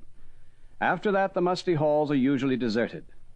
But now on the second floor, outside of one of these rooms, Madame Lorraine is talking to her friend, Mrs. Kramer. And Mrs. Kramer, a timid, rabbity little woman, is saying, I wish you wouldn't go prowling around. Really, Madame Lorraine, you ought to stay away from that end of the hall. Well, I don't intend to, Mrs. Kramer. I'm telling you, I heard voices last night in the back part of the house that's supposed to be shut up. It is shut up. It hasn't been used in years. It was being used last night.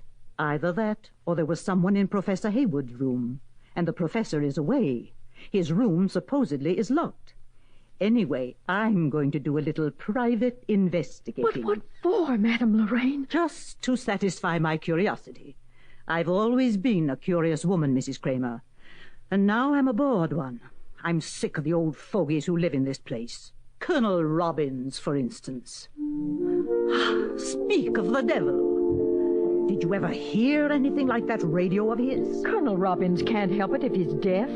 He doesn't play his radio for long. Well, at least it'll stop anyone from hearing me go down the hall. What about Miss Darling? You know how queer she is. She's warned everyone not to go snooping around her room. And her room's right next to the door that leads to the empty wing. Miss Darling is a silly neurotic. A young neurotic. That's even worse than being an old one. She can't scare me. Live dangerously, that's my motto, even after 50. But go back into your room. I'll see you tomorrow. I still wish you wouldn't. My dear, indulging my curiosity is the only pleasure I have left in life. Good night. Good night, Madame Lorraine. Poor little rabbit. But then all of us here in the Carlisle Arms are pathetic has-beens. Really, that radio. Oh, well, the Colonel has his radio, Professor Haywood has his bridge, I have my curiosity. And here we are. Here's the door that leads into the empty wing. Ah, that's strange. It isn't locked. Well, this is very interesting. Where does that stairway go to? There's a light on the stair. Who closed that door? No! Oh no! Please!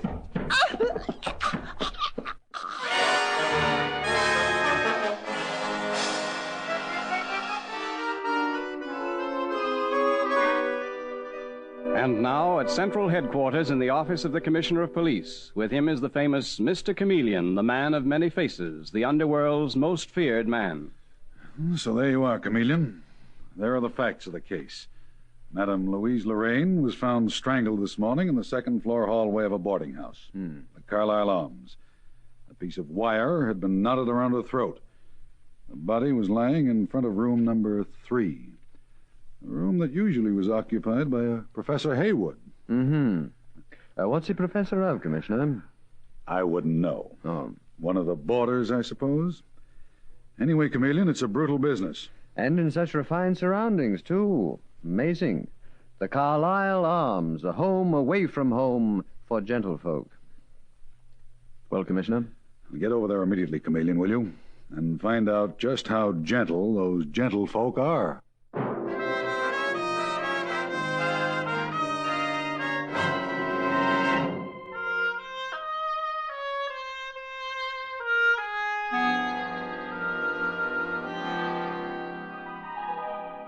Oh, Mr. Chameleon, it's so awful to think this should happen in the Carlisle Arms.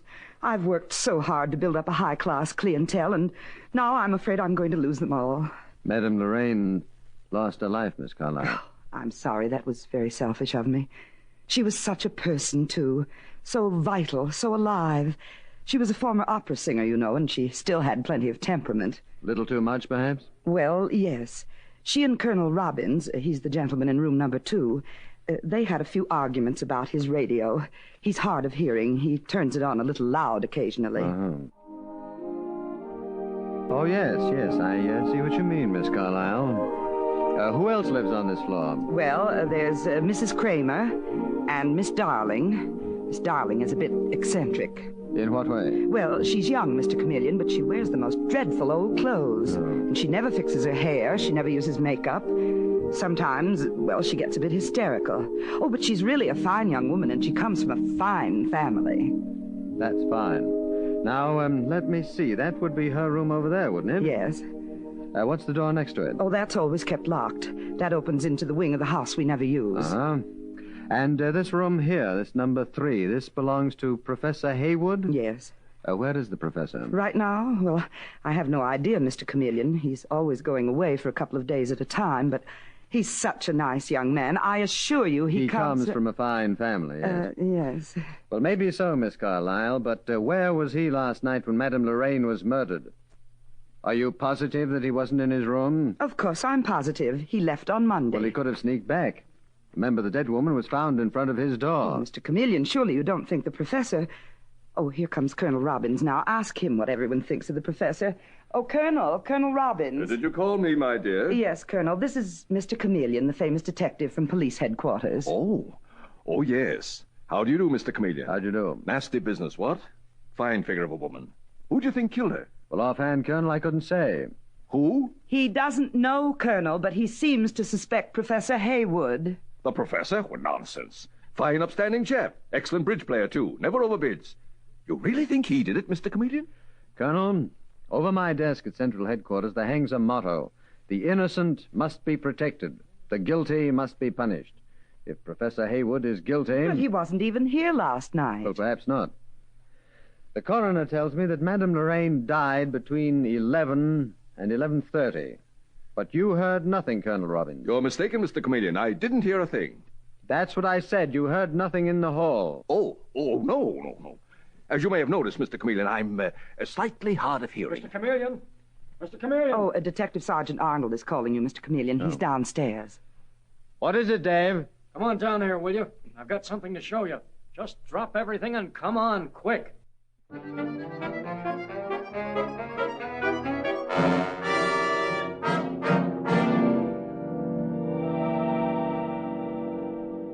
Mr. Chameleon, I want you to hear them. That is, if they're still going at it, hammer and tongs. Who is it, Dave? 2 of the roomers, Mrs. Kramer and that Miss Darling. They're in the music room. Music room. Did you ever see such an old mausoleum? Don't you like the Carlisle Arms, Dave? Gives me the creeps. Full of poor old dodos, most of them just waiting to die. Well, one of them did die, Dave. It's possible that she died because she had more life and vitality than the others. Wait a minute, Mr. Chameleon. You have no right to talk to me Yep, like that, Miss they're Darling. still at it. I have, Mrs. Kramer, and you're going to listen. Take a look at that, Miss Darling. A cute little trick, isn't she, Mr. Chameleon? At least she's young, Dave. Yeah, and what good is it doing her? I know perfectly well you saw Madame Lorraine last night just before she was murdered. No, I said good night to her, and then I left her. And she told you what she was going to do. She told you where she was going. No. You're lying. Mrs. Kramer, you're going to tell me what Madame Lorraine said to you before she went to her death. You've got to tell me. I won't. All right. But let me tell you one thing. You keep away from my end of the hall. I warned Madame Lorraine, and I'm warning you. You keep your distance or else. Or else what, Miss Darling? What? Well, go on. What will you do to Mrs. Kramer if she doesn't keep away from your end of the hall? Who are you? This is Mr. Chameleon. I told you he was on the case. Oh, of course, the great chameleon. Mrs. Kramer, we're honored. This is the famous detective I'm sure you've read about. How do you do, Mr. Chameleon? How do you do? But I don't know anything about it. All I know is there's something horrible going on in this house, and I'm afraid. I'm afraid. Well, now, don't be afraid. But, Mrs. Kramer, if there is anything that you can tell us... No, just let me go to my room. Though I'm afraid to even go through the halls alone. Well, Detective Sergeant Arnold will go along with you. You go ahead, Dave. Okay, Mr. Chameleon. I'll be seeing you before you go back to headquarters. And remember what I told you, Mrs. Kramer? Miss Darling, just why are you threatening that poor woman? Because she knows more than she's telling, Mr. Chameleon, I'm sure of it. Well, what has that got to do with her keeping away from your room? Nothing, except that I like my privacy. I've got a phobia about privacy. Tell me, aren't you pretty young to be living in a place like this? Mr. Chameleon, I live exactly as I please. Oh. Maybe I like this atmosphere of creeping death. Anyway, it happens to be none of your business. Everything that happens in this house is my business, including you, Miss Darling. Where is your family? I have no family. They're all dead. Anything else you want to know, you can find out on your own. I will. Oh, I'm sure you will. After all, you're the amazing Mr. Chameleon, aren't you? The famous detective, always turning up in all sorts of disguises. That's right. Must be fascinating. Though you're so attractive, it seems a shame to cover it up. Thank you so much, Miss Darling. But I'll tell you something about a disguise. You work from the inside out. You see, you feel differently, so you act differently. That's what does it. How interesting. I read that you'd even posed as a woman, everything from a prince to a street beggar. Oh, you compliment me. Well, let's see what you can do here, Mr. Chameleon. Let's see what you can get away with at the Carlisle Arms. I'll do my best. What about this, Professor Haywood? Professor Haywood, he's all right. Rather vague, but bearable. Why? I wondered where he was at the time of the murder. And I wondered just when he was coming back.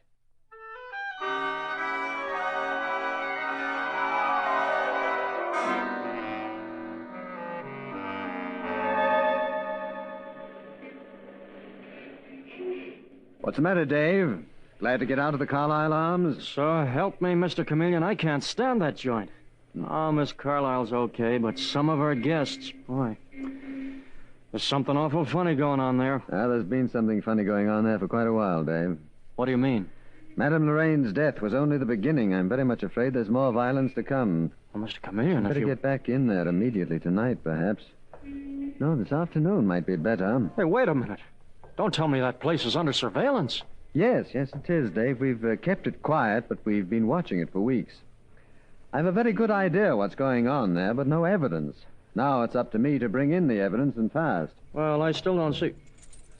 Hey, Mr. Chameleon, what's that? That in your hand. What is? Oh, that's a key from the Carlisle Arms. Room number 3. Room number 3? But that's Professor Haywood's room. Yes, Dave. I'm Professor Haywood.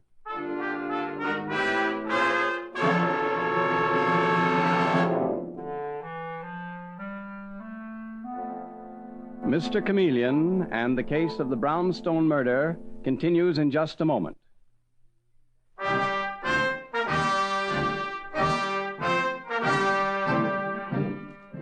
And now back to Mr. Chameleon and the Brownstone murder case. It is late afternoon, and in front of the Carlisle Arms, Detective Sergeant Arnold has accosted a man of indeterminate age, with rumpled clothes and thick glasses. And as he climbs the steps carrying a suitcase, Dave Arnold says to him, Hey, wait a minute. Where do you think you're going? Why, to my room, of course. I happen to live here, Detective Sergeant Arnold. Huh? Chameleon? I beg your pardon. The name's Professor Haywood. Gee, I'm sorry, but No kidding, you sure look different. Now take it easy, Dave, and follow me upstairs. Professor Haywood, oh, I was afraid we'd never see you again. Oh, why not, Miss Carlyle? Why not? Haven't you read the papers? Don't you know about Madame Lorraine? Oh, that, yes. That must have been ghastly. Poor woman, I liked her, though she was a bit overwhelming. Just how well did you know her, Professor? Is that any affair of yours? Please, Detective Sergeant, can't you leave my guests alone? For years I've worked to build up a nice clientele, and now the police are driving them away. Oh, I don't suppose the murder had anything to do with it, Miss Carlyle. Well, isn't that one of the worst aspects of murder, that the police come butting in? Is that supposed to be a joke, Professor? Yes, aren't you clever? Quite a card, aren't you? Well, let me tell you, Professor, and you too, Miss Carlyle. A little later, we're searching this place from top to bottom, including the unused wing. Detective Sergeant Arnold, I'm just as anxious as you are to find Madame Lorraine's murderer. Well, what are you laughing at, Professor? I beg your pardon? Oh, I was just thinking that is rather amusing. I mean what I just said, that the worst aspect of murder is the police butting in. Miss Carlyle, is he quite right in the head? The professor, of course he is. And it's your manner I object to. I don't mind your searching the house. But to think that all my nicest people may be driven away... Who, for instance? Well, Mrs. Kramer, for one. She's packing right now. She's leaving first thing in the morning. Oh, dear, that is too bad. She always made our fourth at bridge. Is that all you can think of? Detective Sergeant Reynolds. Arnold. Arnold Reynolds, whatever it is. Do you mind very much if I take my suitcase to my room? Not if you don't mind if I go along with you. There isn't very much I can do about that, is there? But, Miss Carlyle, please don't worry. I shan't be leaving. Oh, thank you, Professor. I'm very glad to hear that. I'm just wondering, if Mrs. Kramer is leaving in the morning, do you suppose she'd still be willing to play bridge this evening? I've been looking forward to having a little game with her and Miss Darling and Colonel Robbins.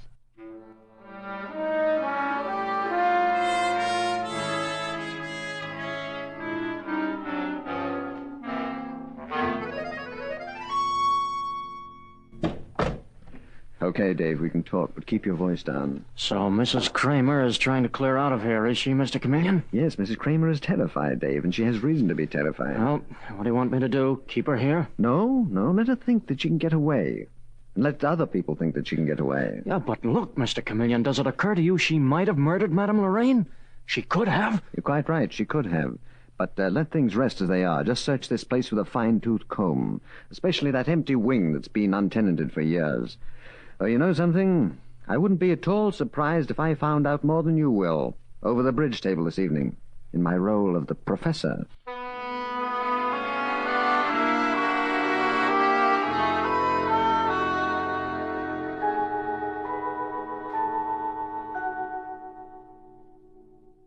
It's your bid, Professor. I'm well aware of that fact, Miss Darling. I was just thinking. I make it one, no trump. I haven't bid yet, Colonel. I thought you said a spade. Sorry, my dear boy, sorry. That's quite all right. I pass. What did you say, Mrs. Kramer? Mrs. Kramer, please keep your mind on the game. How can I, Miss Darling, with the police upstairs? Why are they taking so long to search the place? And why isn't that Mr. Chameleon supervising the search? He was so courteous, so attractive. Did you say 2 hearts, Mrs. Kramer? Mrs. Kramer said nothing, Colonel. Her hands are shaking so she can hardly hold her card. I can't help it. All I want to do is to get away from here to... Oh, dear. Oh, dear. What is it, Mrs. Kramer? The ace of spades, Professor. Right here in my hand. The ace of spades means death. Oh, for heaven's sake. Well, it does mean death. It also means a redeal. Shuffle them, Professor. No, wait. Colonel, that detective sergeant is right behind you. Really? Is the search all over, Sergeant? Yes, the search is over, Colonel. Well, what did you find out? Nothing, judging from his face. Maybe more than you think, Miss Darling. Professor, may I see you alone? Oh, yes, certainly, Detective Sergeant. Professor Haywood, he's not taking you away, is he? No, he just wants to see me alone. Will you excuse me, ladies? Well, Dave? We didn't find a thing, Mr. Chameleon. Not a blasted piece of evidence. We went through everything, every room, including that empty wing. Whoever the killer is, whatever is behind this, someone is awful smart. But not quite smart enough. Well, how did you make out? Did the cards tell you anything? They told Mrs. Kramer that death was very close. And maybe they told me something, too. This is a case, Dave, where the culprit has to be caught red-handed. But when, Mr. Chameleon? Tonight. Tonight? Mm-hmm. Things are going to start happening tonight. And I'll know when there's going to be a signal, and I'm pretty sure I know what that signal will be.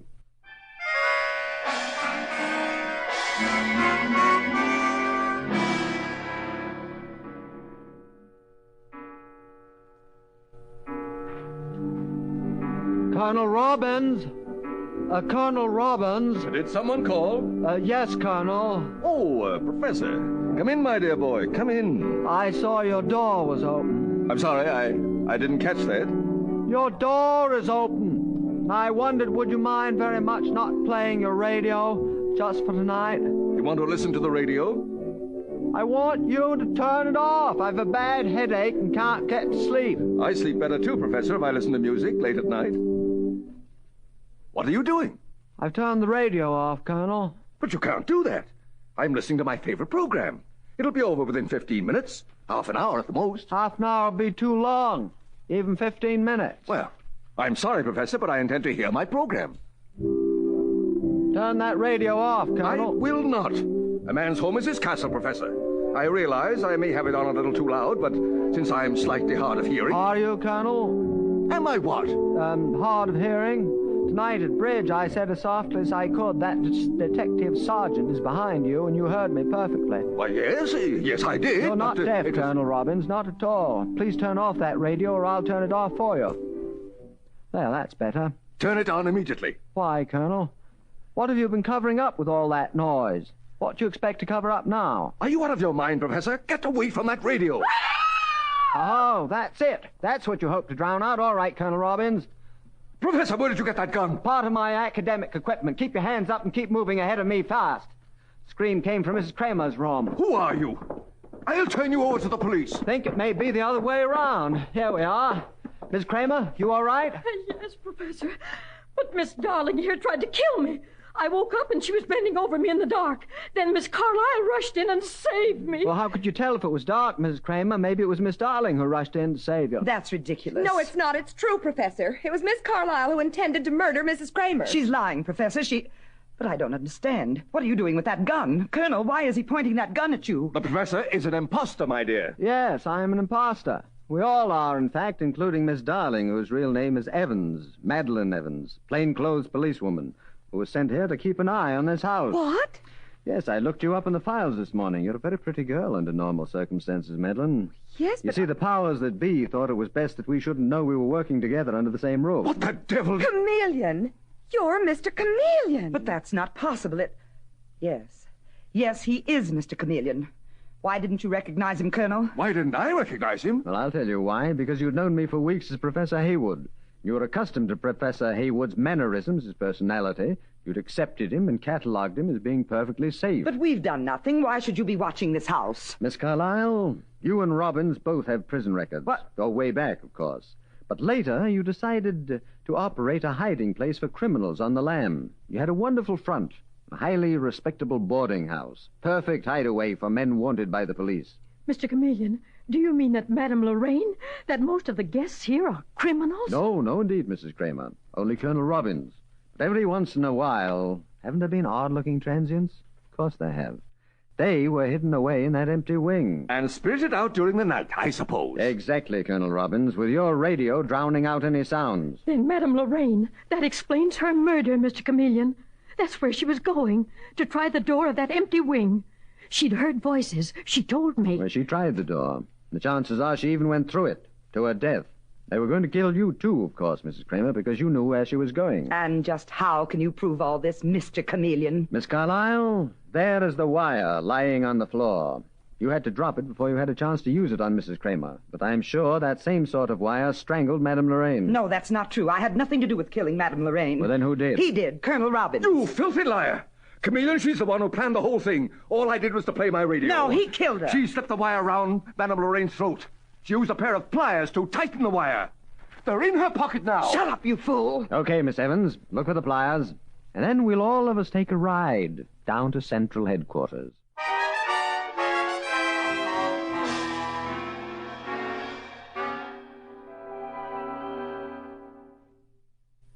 And, of course, as you know, Mrs. Kramer, the pliers were in Miss Carlyle's pocket. Immediately afterwards, Robbins, confessed to everything. Anyway, my dear lady, it's all over now, and you can draw a free breath. Oh, Mr. Chameleon, if it hadn't been for you, I'd be dead. Oh, nonsense. We cops simply did our job. Didn't we, Miss Darling? I mean, Miss Evans. We did. And, Mrs. Kramer, I hope you'll forgive me for threatening you. It was the only way I had of warning you to keep away from that door to the empty wing. My dear, you saved my life. Well, goodbye now. Goodbye. Well, Mr. Chameleon, go ahead and say it. Tell me how bungling, how incompetent I was not to penetrate your disguise. That's what you're thinking. I was thinking how very attractive you are, Miss Evans, and what an excellent operator. The only thing is, the next time when I ask to have you assigned to work with me, let's see to it that we play bridge as partners, not as opponents. You're much too good. And I'll tell you a secret. I hate to lose.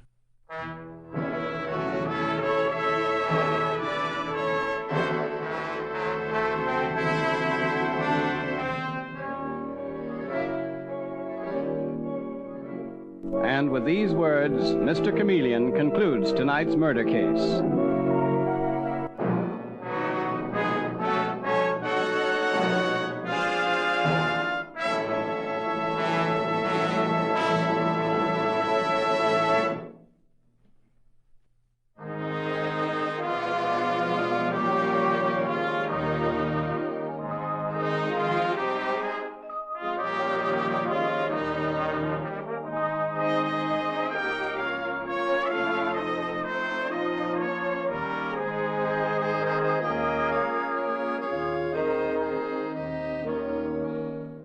Listen next Wednesday night at the same time for Mr. Chameleon, the Man of Many Faces, in the case of Death and the Dependent Husband. The part of Mr. Chameleon was played by Carl Swenson, with dialogue by Marie Baumer from the original story by Frank and Ann Hummert. Music directed by Victor Arden. Your announcer is Howard Claney.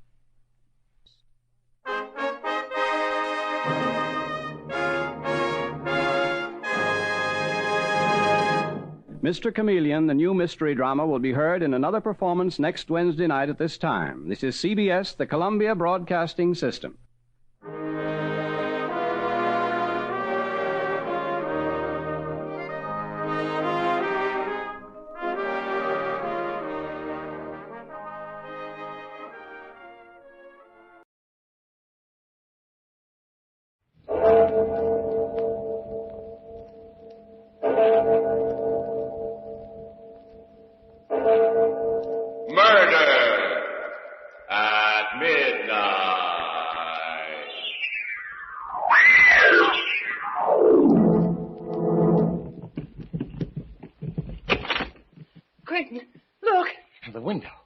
Torn out of its frame. No, they're on the floor.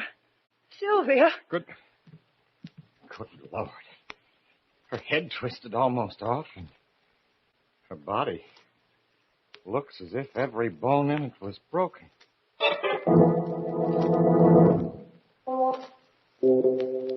Midnight, the witching hour, when the night is darkest, our fears the strongest, and our strength at its lowest ebb.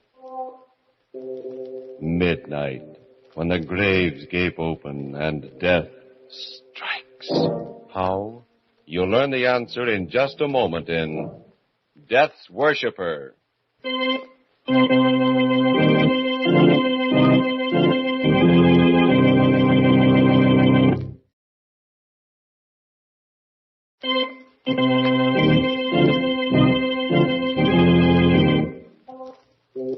And now, Murder at Midnight. Tales of mystery and terror by radio's masters of the macabre. Our story, by J. Williams, is a tale of fear from afar called Death's Worshipper. On the surface, it's a New York apartment like thousands of others, in a house with a brownstone front on a dark little street. But to Kate Bonney, living here with her brother Peter, it has become a prison cell, a place of menace, a house of terror. I can't explain, Peter. It's as though I were caught in a spider's web, waiting helplessly while the spider comes closer. But, Kate, you still haven't told me just exactly what's troubling you. It's real, Peter. It's a feeling that, well, like in a nightmare when you know something awful is after you and you can't escape. It's drawing closer. It's coming here to this room to find me. What'll I do, Peter? What shall I do? Please, Kate, pull yourself together. You've got to. I'm sorry, Peter. I'll try. Ah, that's better. Now then, let's have it. I can't come home every night to a sister who's afraid of the dark. What's it all about? Do you remember the weekend I spent at Quentin's place in the country? Just after he got back from India? Yes, of course. You couldn't make it and I went alone. The conference in Chicago, I remember. Reminds me, I wonder why I haven't heard from him since. Those letters he wrote about some discoveries he made. Discoveries? Don't mention them. Why not? Because I have an idea that they're behind everything that happened. What do you mean? He didn't even mention the expedition until after dinner that first night. There were just the three of us, Quentin, Sylvia, and myself. He went into quite a bit of detail describing his reasons for going, the long trip through the jungle. Finally came to a little gond village and tackled what I was sure was the last belt of jungle. That last stretch took us 6 hours. At last we broke out into a clearing, and there it was, towering above us, the temple of Shiva the Destroyer. Oh, that must have been a thrilling moment. Thrilling? You can't possibly know what that meant to me. I was just frightened. Sylvia frightens rather easily. That's not true, Quentin. It's just that it looked like some kind of crouching beast with a single devil's horn. Rubbish. It was breathtaking, Kate. Imagine a great square block of stone set in a riot of jungle foliage. Out of it rises a tremendous three-cornered spire fully 100 feet high. Oh, that must have been magnificent. Yes, and the whole thing covered with a lace tracery of stone carving. And this was what you had set out to find? This was it. Oh. You see, the Hindu Trimurti, or Trinity, is composed of three deities. Brahma, the creator, Vishnu, the preserver, and Shiva, the destroyer. Yes. Well, in this tiny district in the hills, there had once been a local cult which worshipped only the destroyer. In a curious and perverted way, well, the worshippers became their god. I don't understand. When they prayed to Shiva, the god himself entered and took possession of them. They were Shiva, with all the powers and all the frightful energy of the god. But good heaven! No, not a very good heaven. For you see, the heaven of these worshippers was nothingness. Nothingness? Yes. For them, the ultimate goal of man was destruction, the merging of oneself into a kind of cosmic non-existence. Now you can understand how I felt, Kate, when I first looked at that temple. Yes. I suppose that, yes, even a greater mind than yours, Sylvia, might well shrink before the majesty of a concept like that. Well, I know I would have been frightened, too. But India is a place where just such a concept would originate. Life means nothing there. Death flourishes in 1,000 forms. I climbed the spire of the temple and looked down over the sea of jungle to the brown river in the distance and the thread of smoke that marked the village. I was a midget, an ant, crawling over the surface of a giant's house. Shiva is the giant, and humanity... We're so insignificant, so worthless. I wonder if they weren't right after all, those worshippers of the destroyer. Quentin. Perhaps death, nothingness, is the greatest goal. Stop it, Quentin. Stop it. Stop it. Do you hear? Sylvia. Oh, don't worry, Kate, and don't bother. Oh, but I'm all right now. Sorry, Kate. I think I'd better go to bed. Yes, you're tired, Sylvia. I am tired. These wild ideas of yours. Of all this talk about Shiva, destruction. I wish you'd get those thoughts out of your head, Quentin. You haven't been the same man since... Good night, Sylvia. Sylvia, are you sure you're all right now? Yes. Yes, Kate.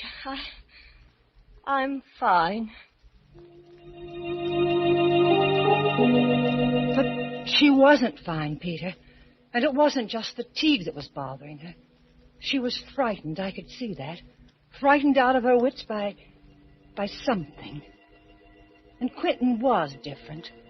When Sylvia had left us, he sat looking at me silently for a long while. And when at last he spoke, it was on another note. You know, Kate, all this talk of nothingness and death makes me believe more firmly than ever that man must try for happiness while he's alive. I agree. At least it's a pleasanter subject than what we've just been talking about. I'm glad you think so. Because I'm not happy now, Kate. But I thought you and Sylvia... Sylvia. There's nothing between us. Nothing. Hasn't been for years. But I... No, not even when we first got married. But you... When I first met you with your brother Peter years ago, something happened to me. My heart sang. It was as though I had burst out of my shell. I knew then. Quentin, you don't know what you're saying. I do. For the first time in years, I know exactly what I'm saying.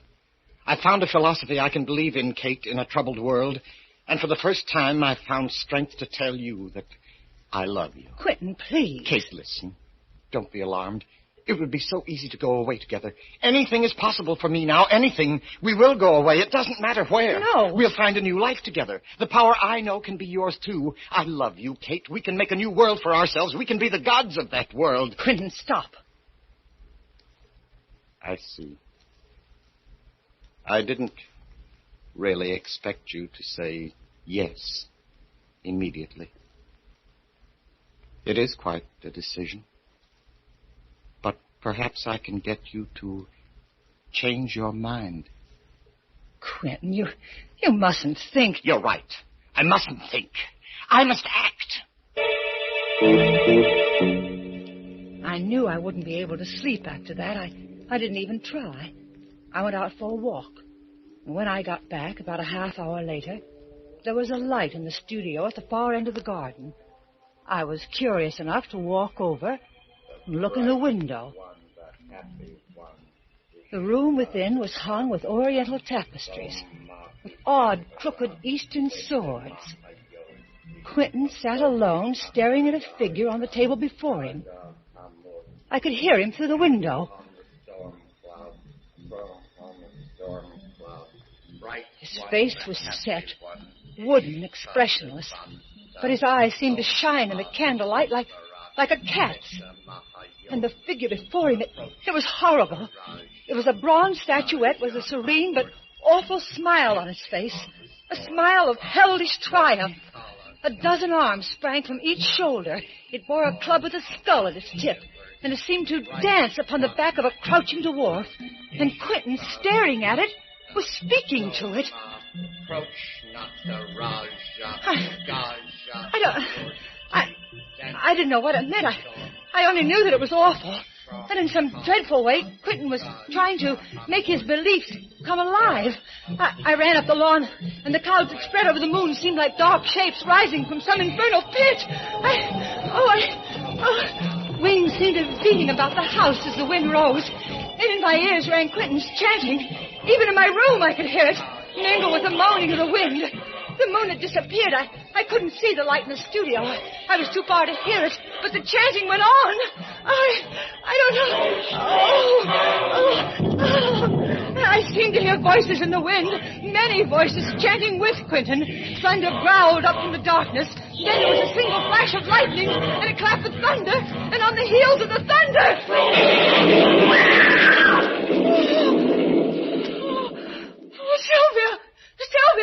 Sylvia, I'm all right. Sylvia, what's the matter? Oh, Sylvia. Kate. Sylvia, what was that? Where are you, Quentin? Here. I was down in the garden. Did you hear? Yes, it sounded like it came from Sylvia's room. This way, quick. Oh. She must have been having a nightmare or something. Quentin, look. The window. Torn right out of its frame. No, there. On the floor. Sylvia. Good Lord. Is she? Let's see. Good heavens. Her head twisted all around until... And her body... It looks as if almost every bone in it is broken. Staring at the broken body, which has been flung against the wall with unimaginable force, lying there like a shattered doll, Kate sways weakly in horror. Is this the work of some demon called up by Quentin's incantation? Or is it something else? Then, as a clock strikes somewhere in the silent house, she is certain of at least one thing in a reeling world, that she is in the presence of... Murder at Midnight.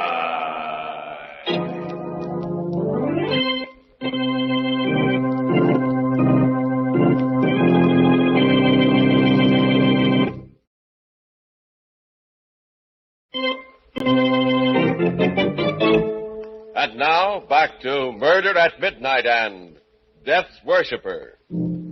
Pale and shaking, Kate Bonney continues telling her story to her brother. It was as though something with superhuman strength had twisted her head around and then just tossed her aside against the wall. Every bone in her body was broken. It must have been pretty ghastly, but surely you're not going to let the memory of that... It has nothing to do with memory. Something that's more than human, I don't know what, killed Sylvia. And now it's after me. After you? Haven't you seen the papers in the last few days? No, you know I've been up to my neck in work. What's that got to do with it? Oh, look here. These clippings, I've been saving them. Let's see. Another unsolved murder. Police admit bafflement. No motive. Well? Go on. Read the rest of it. Middle-aged man, identified as J.D. Brathwaite, broker. Neck was wrung, apparently, by someone with tremendous physical strength. Yes, and this one. An unidentified woman, neck wrung and the body thrown against the wall. And this, and this, and this. All the same. Kate, darling, this is all perfectly ridiculous. No, look. Here's a map of our neighborhood. The first death took place up here. The next, 2 blocks further south. Don't you see, one after the other, they're coming closer to this house, to me. Kate, now listen, it's quite clear what's happened. You were upset by Sylvia's death, naturally. Just because of the coincidence of these crimes, you have an obsession that someone or something is haunting you. You've been working too hard. And I suppose you've been having nightmares, too. They're not nightmares. I'm going to run across the street to Dr. Sanford. No, Pete. You lie down and try to rest. I'll bring Sanford over and have him take a look at you. You're all run down. No, Peter, don't leave me. You don't know what Pour yourself a drink, Katie. I won't be a minute.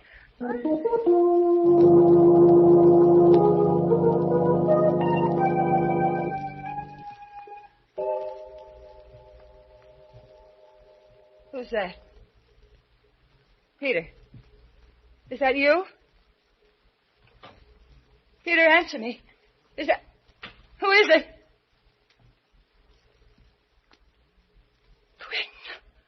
Hello, Kate. How are you? Don't come any closer. I'll call Peter. Why, Kate? What's the matter? I suspected then when it happened. And now these last few days I know. Sylvia, you did it. You killed her, Quentin.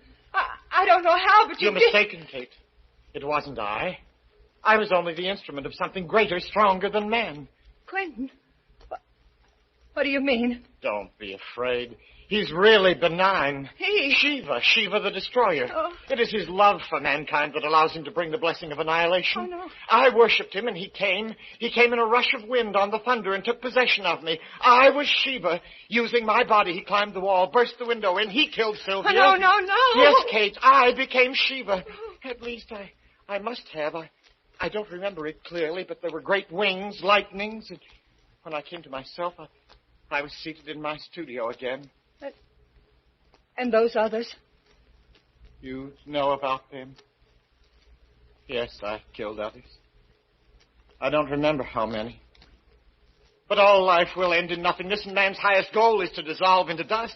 I was conferring on them the highest possible blessing, obliteration. Quentin, you're mad. Your discovery... My discovery has made me a god. Now he's starting to come to me, now without the incantation, without my willing it. Sometimes at night I feel the great wind of his coming. I turn to ice as the god approaches to seize upon me, and... Kate, I'm afraid. But why did you come here? What do you want of me? I need you, Kate. I'm afraid. That's the truth.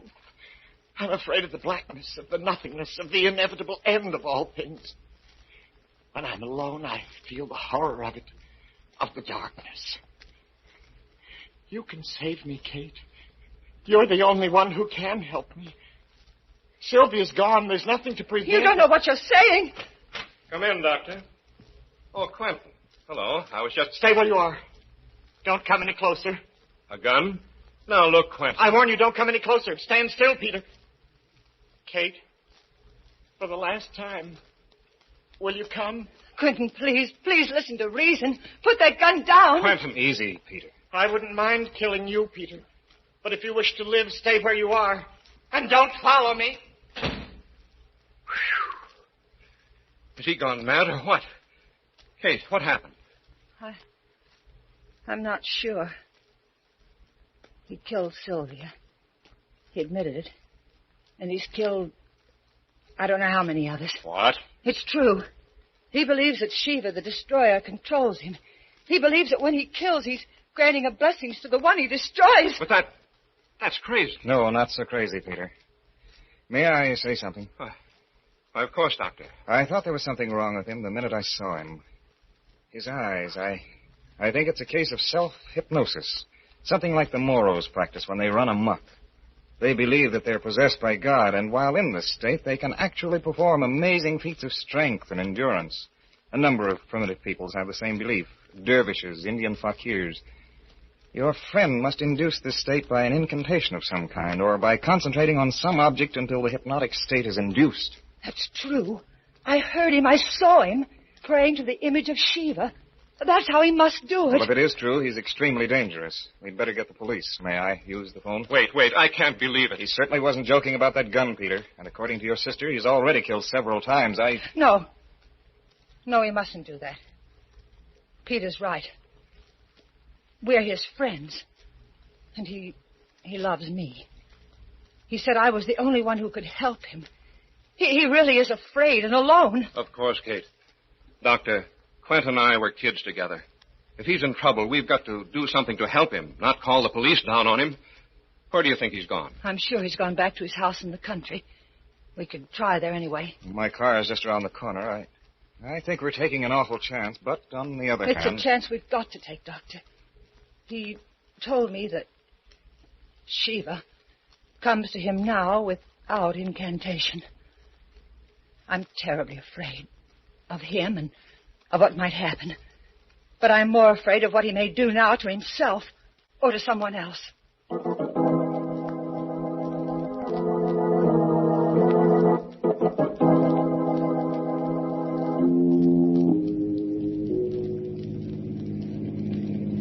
We turn right here below the toll gate. That dirt road? Yes. Look, isn't that a tail light up ahead? Another car. It may be his.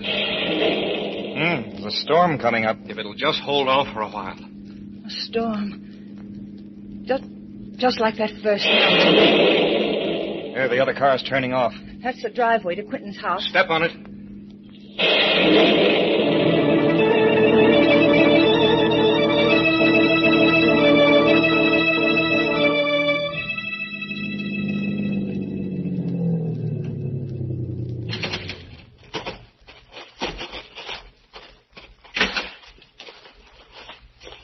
The house is dark. Perhaps we were wrong. No.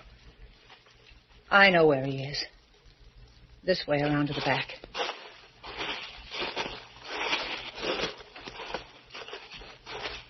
There's a light. That's the studio. Quiet. Let's have a look first.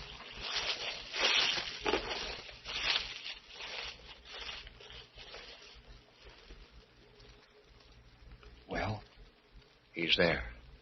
Alone. Sitting behind the table with some sort of statue in front of him. The statue of Shiva. The door's open. Come on. The bright one, the happy one, Ishtar Devata, Peter, Soma Vivesvara, Quentin, what are you doing? The incantation. He's calling up that demon. Quentin, stop. Quentin, it's Kate. Don't you hear me? Stop it, please. Please, Quentin. Kate? Kate, is that? Said approach. He's in a trance. Shall we? No, don't touch him. The slightest thing now might turn him into a raging maniac. Let your sister try. Quentin, you must stop. This awful thing, it isn't you anymore. It's not what you want. You said you loved me. If that's true, you must shake this madness off. Kate, calling me? I can't. He's too strong for me. Try, Quentin. Try. You can do it. Come back, Quentin. If you really love me, fight it. Fight it. I can't. He's coming. Coming. Can't you hear them? Get away, Kate, before he comes. Only one thing left. One thing I can possibly... the statue. Smash it and... Don't move, Peter.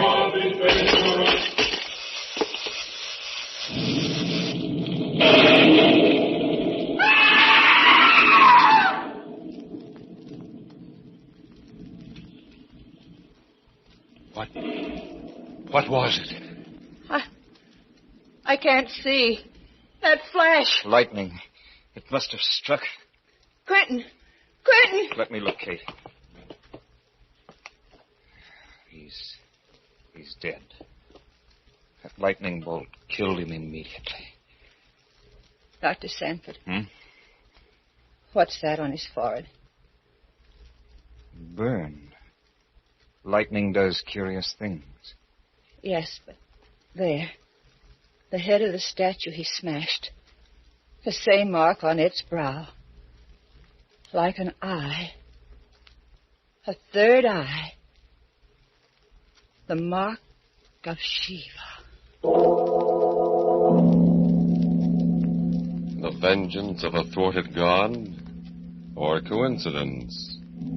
Kate and her brother look at each other, and then again at the contorted face with that inexplicable burn etched like the mark of Cain upon its forehead. And in the distance, from some far-off steeple, a clock begins to chime the hour. 12 strokes for... murder at midnight.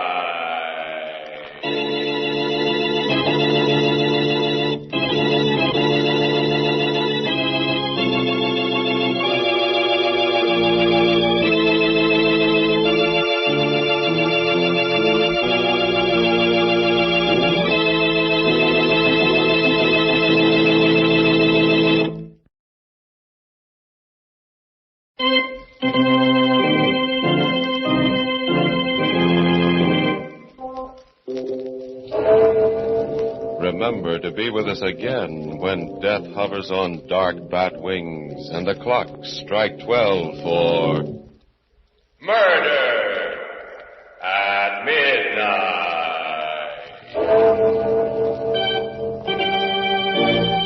The part of Kate was played by Bess Johnson, and Carl Emery was Quentin. With music by Charles Paul, Murder at Midnight was directed by Anton M. Leader.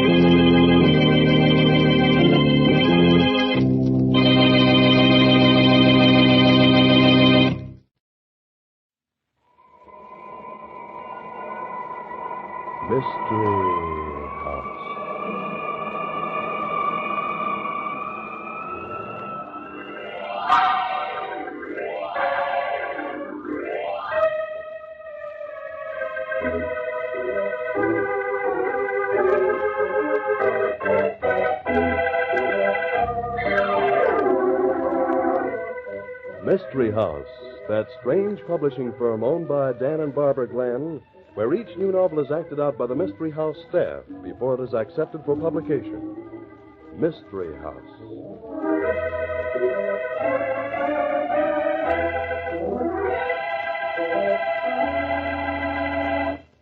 This story we're trying out for a Mystery House novel tonight, Barbie, Murder Me Gently.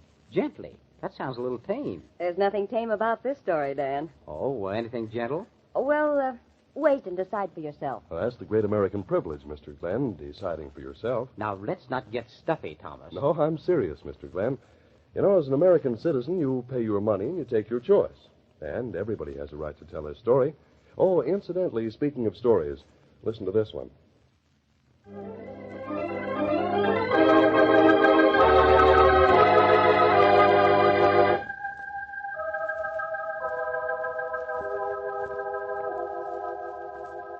Okay, places, everybody. Set the scene, will you, Tom? Murder Me Gently. Tonight's story opens in a record shop. Albums of symphonic recordings fill the shelves along one wall, and across the room are several soundproof booths in which prospective customers may listen to records. Shirley Boyington, a clerk, is talking over the telephone. Pro what if? Listen, is it a crime I haven't heard of them? I bet there's plenty you don't know about the stuff that's mellow, the swing, the barrel house music. What? Sure, Mr. Balzer's here. Look, lady, I'll be happy to let you talk to him. And we've probably got what you want. All we do have is long underwear waxings. Huh? Oh, well, no offense, lady. But I'm beat right down to my socks with all these long-hair questions. Hold the line, please.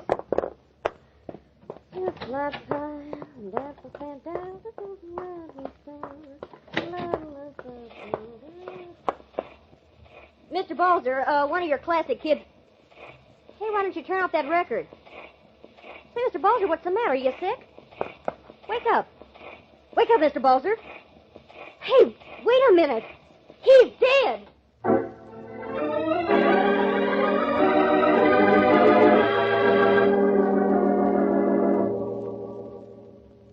Don't try to get next to me with talk about music, Miss Boynton. I couldn't care less about music. A music shop is my idea of something to stay out of. I'm here now for just one reason. You mean because Mr. Balzer got sick and died? I mean because he was murdered, sister. But couldn't he have just died? Sure, he could have bright eyes, but he didn't. He was poisoned. But, Mr. Perry, I don't know anything about it. I'm strictly off time with the whole thing. I mean, I know from nothing but positively. I'm glad you told me, sister. Now I don't have to worry about you anymore. Just like that. You're in free. You don't need to be sarcastic. Anybody would think you suspected me. It's my business to suspect you. And you know something? I rather enjoy suspecting you. You're a music lover, and I hate music lovers. I'm not a music lover. I'm an alligator, a wolfhound. A what?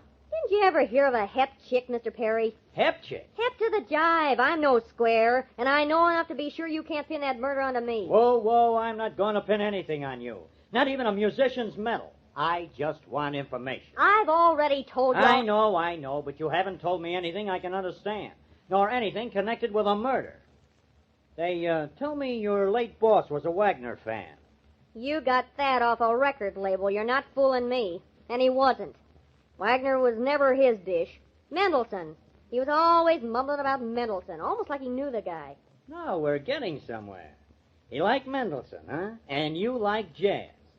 I bet you had some pretty good arguments with him, huh? No, say I did. But he was all wound up in catgut. Why, if I was running this place, I'd have all the hot recordings on the market. Slam Stewart and Tatum and some old Biderbecks and Satchmo. Satchmo? Listen, are you double-talking me? Satchmo's Louis Armstrong, and if you haven't heard him take off on a trumpet, Mr. Perry, you haven't lived. I'd have his records, the hard-to-get stuff. I'd have the alligators lined up screaming and swooning and throwing the money into the cash drawer. That's what you planned, isn't it? Your uncle agreed to back you if you could talk Balzer into selling the shop. How'd you find out about that? I told you it was my business to find out things, remember? Now, wait a minute, Hawkshaw. If you think you're going to make me confess to Make you? The police force don't use force, sister. It isn't nice and it isn't legal. I bet you've been reading detective stories. Oh, you... I hate you. In my business, sister, you get used to that. I've been hated by a lot of killers. Don't you call me a killer. Me? I wouldn't think of it. But you wanted old man Balzer's record shop business. You saw your chance to make a lot of money. Oh, that's kind of stupid. It's a motive. You'd be surprised how many murders these days are committed over trifles. A guy who don't like the way his wife wears her hair in curlers while she's pouring his breakfast coffee. Little things.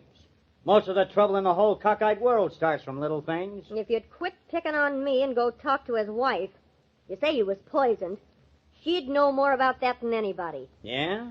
Why? He ate his meals at home. I'll talk to her, don't worry. But before I leave you to your alligators, tell me, what was that record Balzer was listening to before he died? I don't know. Some long-haired thing he got in the mail this morning. You want to hear it? No more than I want appendicitis. When it reaches the point where I gotta listen to music, I'll quit.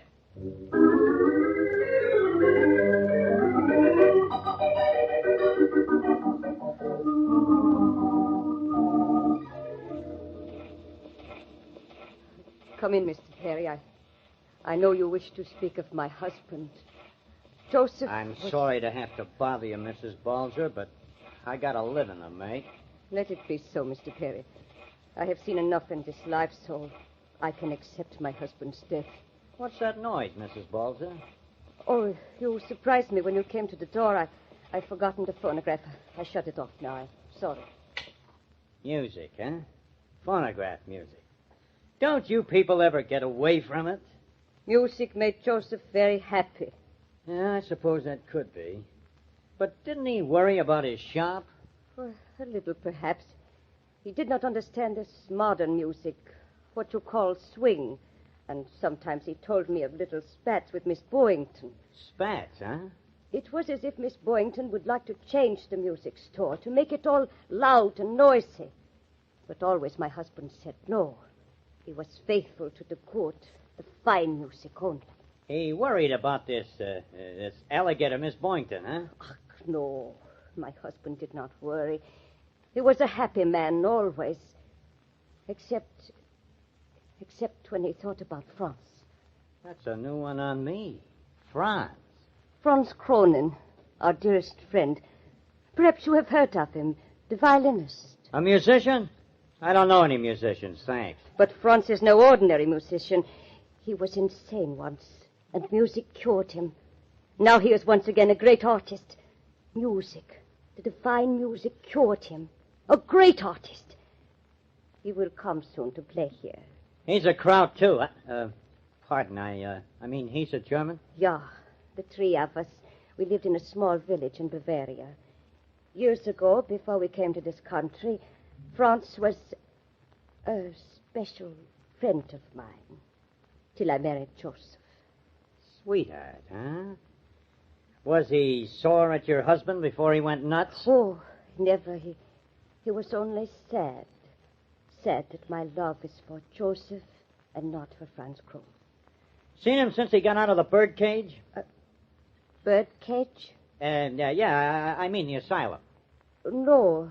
You see, they experimented with Franz, using his own music to cure him. And when it was successful, there was so much in the newspapers about it that he was put immediately on concert tour. I see. There's another angle. Angle? I do not understand. There's poisons that delay their action. Like, he could have been poisoned at breakfast and then died at his store. You think maybe I poisoned Joseph? But why? He carried insurance, didn't he? Oh, nein. Mr. Perry, I wonder if you can understand something. What? Joseph was a kind man. He wished no harm to anybody. What is done is done. He was not vindictive. What are you driving at? Because he is dead, he would not wish trouble to another. Why don't we just forget about everything? That is what he would wish. You mean you claim you love this guy so much, and you just as soon let the whole thing drop? Yes. Because one person is dead, Should there be trouble and sorrow for others? Uh-huh, that's what I've been taught. Lots of trouble. But Joseph would not approve of such a way. Joseph, well, you see, I got a boss at headquarters who is more in a position to be. Now, you just kind of calm down and take it easy. Lie down and sleep.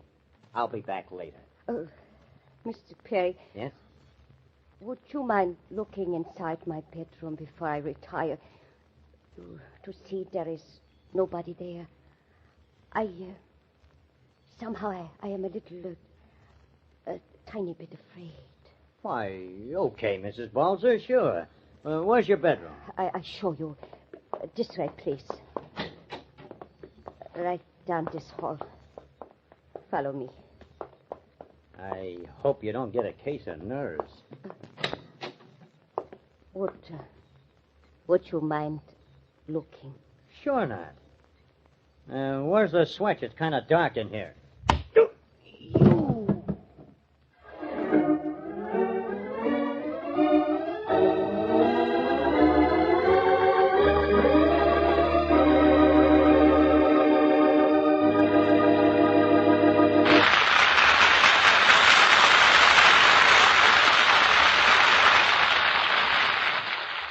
That dull thud sounded like something hitting against Detective Perry's head, didn't it? Well, when you take a job like that, what can you expect? But who hit him? The same person who murdered Joseph Balzer? That seems logical, doesn't it? And that would be... Well, we'll find out in the second act.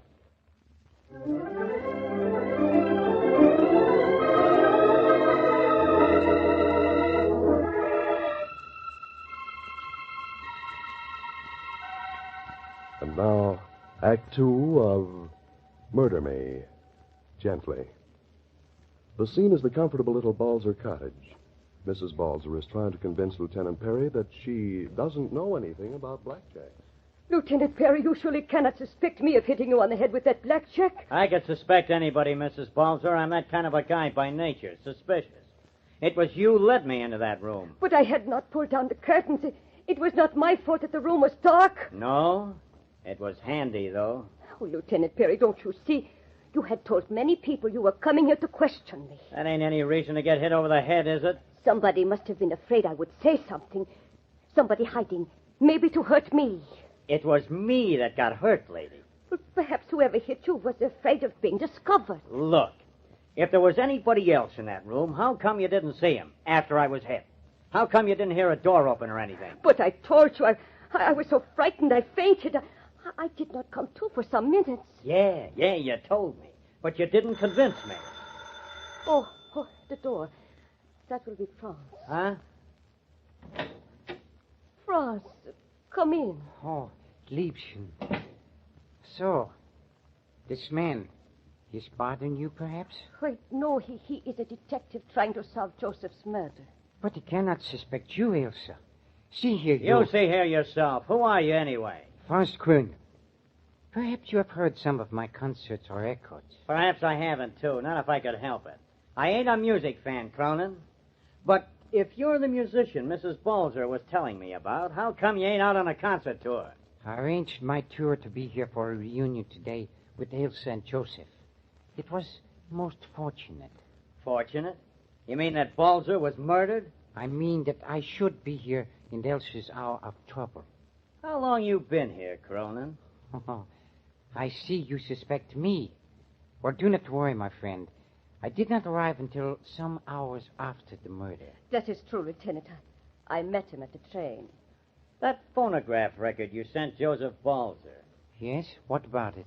It was on the phonograph when the girl found Balzer's body. Yes? Kind of funny that record would be playing when Balzer died.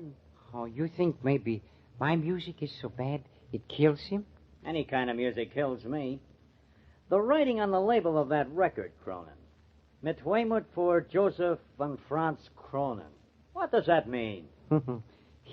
You think to make something sinister of that, Lieutenant?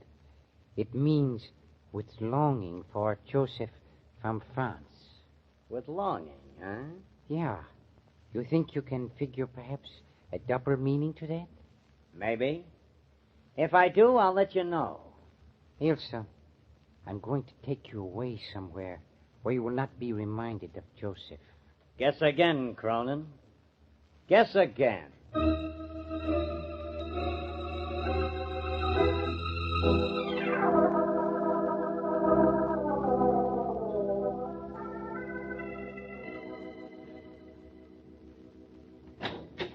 Greetings, Gates. Looking for a platter? Who the devil are you? Billy McKenna. Why? You want a record? I want to talk to Shirley Boynton. She's supposed to be in this shop. I'm a boyfriend, mister. She's heading for the airport right now, but I know this joint like a book. Airport? You mean she's leaving town? She didn't go out there just to watch the planes come in. Why, that... Easy, bud, easy. You're talking about my favorite hep chick. I'll easy you, hep chick. Oh, she's taking a run-out powder, huh? She's rushing to New York to get a bunch of hot platters. She's gonna bring this shop to life. Boy, the joint will be jumping when she loads it with some decent stuff. Come on, you. Huh? Listen, I'm supposed to be watching things here for Shirley. I'm not going anyplace. Guess again, Bub. You're going to the airport with me right now. You can't order me around. Wait a minute. Junior, I'm a policeman, a detective. And I not only can order you around, but I'm apt to get rough if you don't hurry. We gotta stop that girl. Now, come on.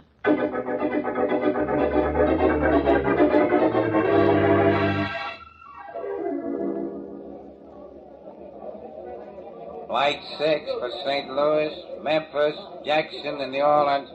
Now loading at gate number 4. Keep an eye peeled, McKenna. We gotta find her before she leaves. The guy said the New York plane won't load for 5 minutes yet. You've got Shirley all wrong, Mr. Perry. She's strictly on the beam. I'll put her on the beam if I find her. Jigger, Shirley! Huh? Why, you... Hey! That's her heading for the gate. Why, you... Run, Shirley! Hurry! Hey, stop! Stop in the name of the law! You! Hey, stop! Owie! I got you. Let go of my arm. You've got no right Come along, sister. Try to skip the country, huh? You're crazy. I was flying to New York to get some decent records to put that shop on the map. I was coming right back. Yeah, I bet. You can't accuse her of lying, Mr. Perry. She's not that kind of a kid. You keep out of this. What's more, I'm going to put you under arrest for trying to help a fugitive escape. Me? Now you see here. Don't you talk to Billy that way. He had nothing to do with it. The whole thing was my idea. He hollered jiggers at you, didn't he? Technically, he was helping you get away. If either one of you causes me any more trouble, I'll make you both listen to classical music the rest of the day. Come on. But my plane reservation. You shouldn't be worrying about a plane reservation, sister. Who knows? There may be a reservation for you down at the station.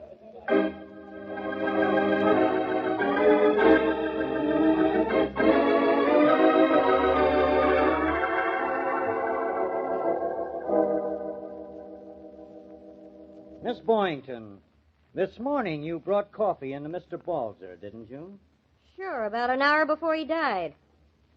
Are you trying to say I put poison in his coffee? Where would I get poison? Ixnay, baby. Huh? Look, alligator, you got any visible means of support? Here we go again. Oh, Billy, I'm sorry. I'm the manager of the soda fountain at the drugstore just around the corner. Oh, drugstore, huh? You don't need to draw a picture, Mr. Perry. I know what you're thinking, but can't you see that Shirley's too nice a kid to ever put poison in anybody's coffee? Even if I could get it and give it to her. She got the poison from you. Then she talked Balzer into staying here in the shop for his coffee. I never talked Balzer into anything. He was so stubborn you couldn't convince him of anything. Pardon me, Miss Balzer, but it's true. He was so excited about that record he got in the mail he didn't want to go out. Record? Oh, we're back to that, huh? Where is it, anyway? I took it home. It was France's record and the sentiment and everything. Go get it. And while you're about it, get Franz, too. We might as well get this thing really mixed up.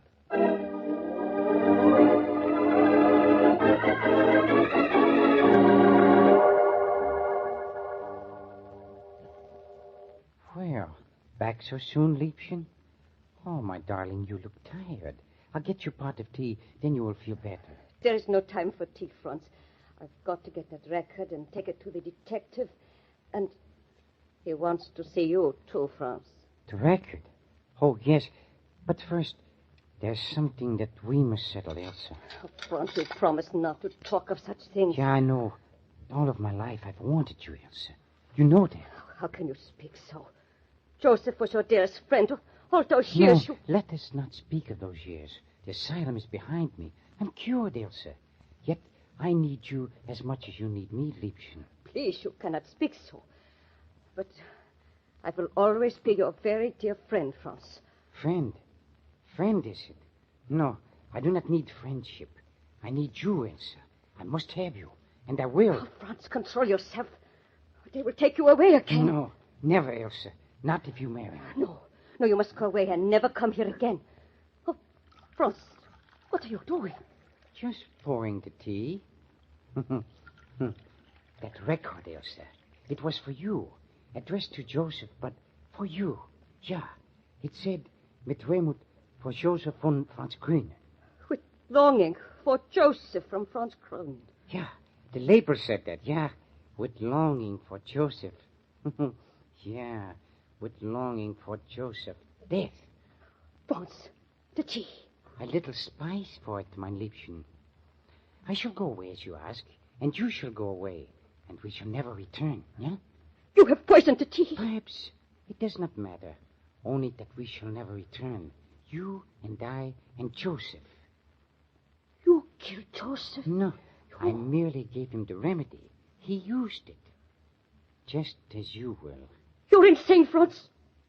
You killed my Joseph. Much more cleverly than I will kill you, Elsa. The stupid police will never know how Joseph died. But would you care to know before you drink your tea? Oh, no. I don't want to hear it. I won't listen. The record I sent Joseph. The label was loose on it, hanging to the center of the record by only one corner. The label was with such a tender sentiment. What? No, I saw the record. The label. Naturally. With the label about to come off. He has such a thoughtful, tender label. What would Joseph do? You mean you... Yeah, Liebchen. That label had a special kind of glue on it. A glue I mixed myself. And when Joseph touched the label to his tongue, he tasted the poison which killed him. And then, with the label smoothed onto the record, all evidence was gone.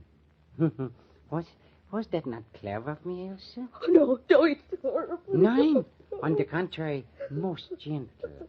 Much more gentle than I can be if you do not drink your tea, Elsa. Now come, we drink together. No, I'll telephone the police. No. Oh, I am so sorry, Elsa. You will not telephone the police. You've spilled the tea, Elsa. The spiced tea. Now I shall be forced to use my hands. My hands, Elsa. The hands that bring such marvelous music from the violin. Yeah, look at them, Elsa. Hands that want to crush you, but must do otherwise. No. I wanted so much to make it gentle, Elsa. No, you get a voice. Take your hands off that woman's phone or I'll shoot. So, you think a bullet scares me? Nein, put your gun away. I must kill Elsa and then myself. I will do it. I told you to let go of her, Cronin. Yeah, I know, but I have never obeyed orders, Lieutenant.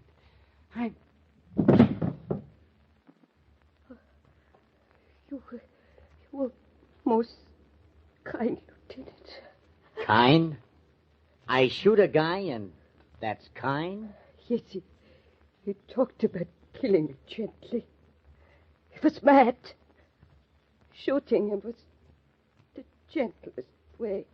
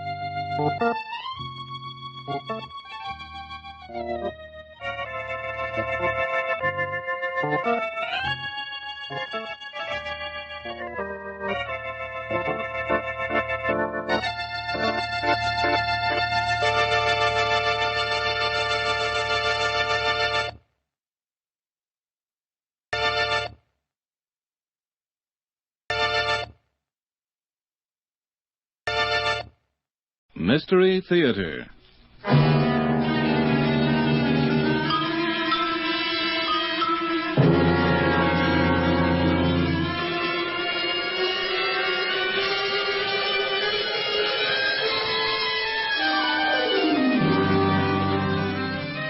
CBC presents Mystery Theater, a series of strange tales of the supernatural and the unforeseen, of chills and thrills and adventures selected from the classics. Here, then, the story of Dream Woman by Wilkie Collins, in radio version by Len Peterson.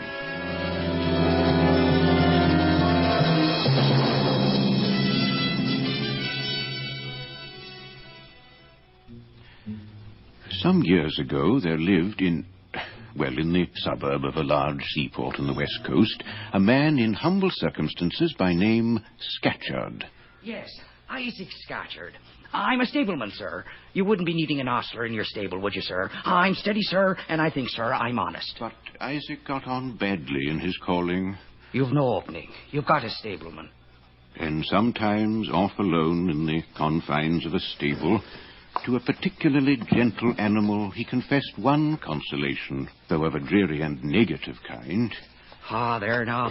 Prince Igor, at least I've no wife to add to my anxieties. And I'm getting on fast for 40. And past 40, I believe a man who's never married is out of danger. The bleak autumn, when Isaac neared the fatal age, he was, as usual, through no fault of his own, out of a place, but eager to find something. Mother, I've heard of a gentleman's estate a day's walk inland where a stable helper's needed, so I'm off in the morning. But it's only 2 days before your birthday. Your 40th. Surely you want to be here for that? Oh, I'll start early in the morning, Mother. And whether I get the place or not, I'll be back on Wednesday for my birthday cake. Oh, fine, so long as you're back by Wednesday. Arriving at his destination too late on the Monday night to make application for the stable helper's place, he slept at the village inn, and in good time on the Tuesday morning presented himself at the gentleman's house to fill the vacant situation. My written testimonial, sir, from Geoffrey Ponsonby, Esquire, the last gentleman I worked for, and from the Reverend Derek Mott Smith, rector of our church. But they had hired a new man the day before. Oh. Well, I thank you just the same for coming out to see what I wanted. He took a different way home, believing it to be shorter, and with only one stop walked all day to leave himself but a short distance for the morning of his birthday.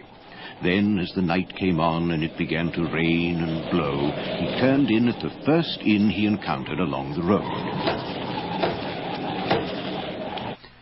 An amiable fellow, the innkeeper, and Isaac being the only guest for the night, they supped together on bacon, homemade bread, and ale. Oh, that was fine. Oh, you know, I work as an ostler mostly, and had prospects this morning, but none tonight. I've had a long run of ill luck. Well, we're not strangers to that ourselves. Well, now, sir, there's not an opening hereabouts. Oh, there's little hereabouts. But come, finish the bottle. Oh, no, you, sir. How such a sober man comes to be out of a place is more than I can make out. Well, you never can tell. At 11, the keeper locked the doors and windows and showed Isaac to his room. Well, there. Now, here's where you are to sleep. Oh, it's very nice. Our only lodger tonight. Oh, is that right? The missus you'll find has done her best to make you comfortable. Oh, thank you, sir. Well, good night, sir. Good night, sir.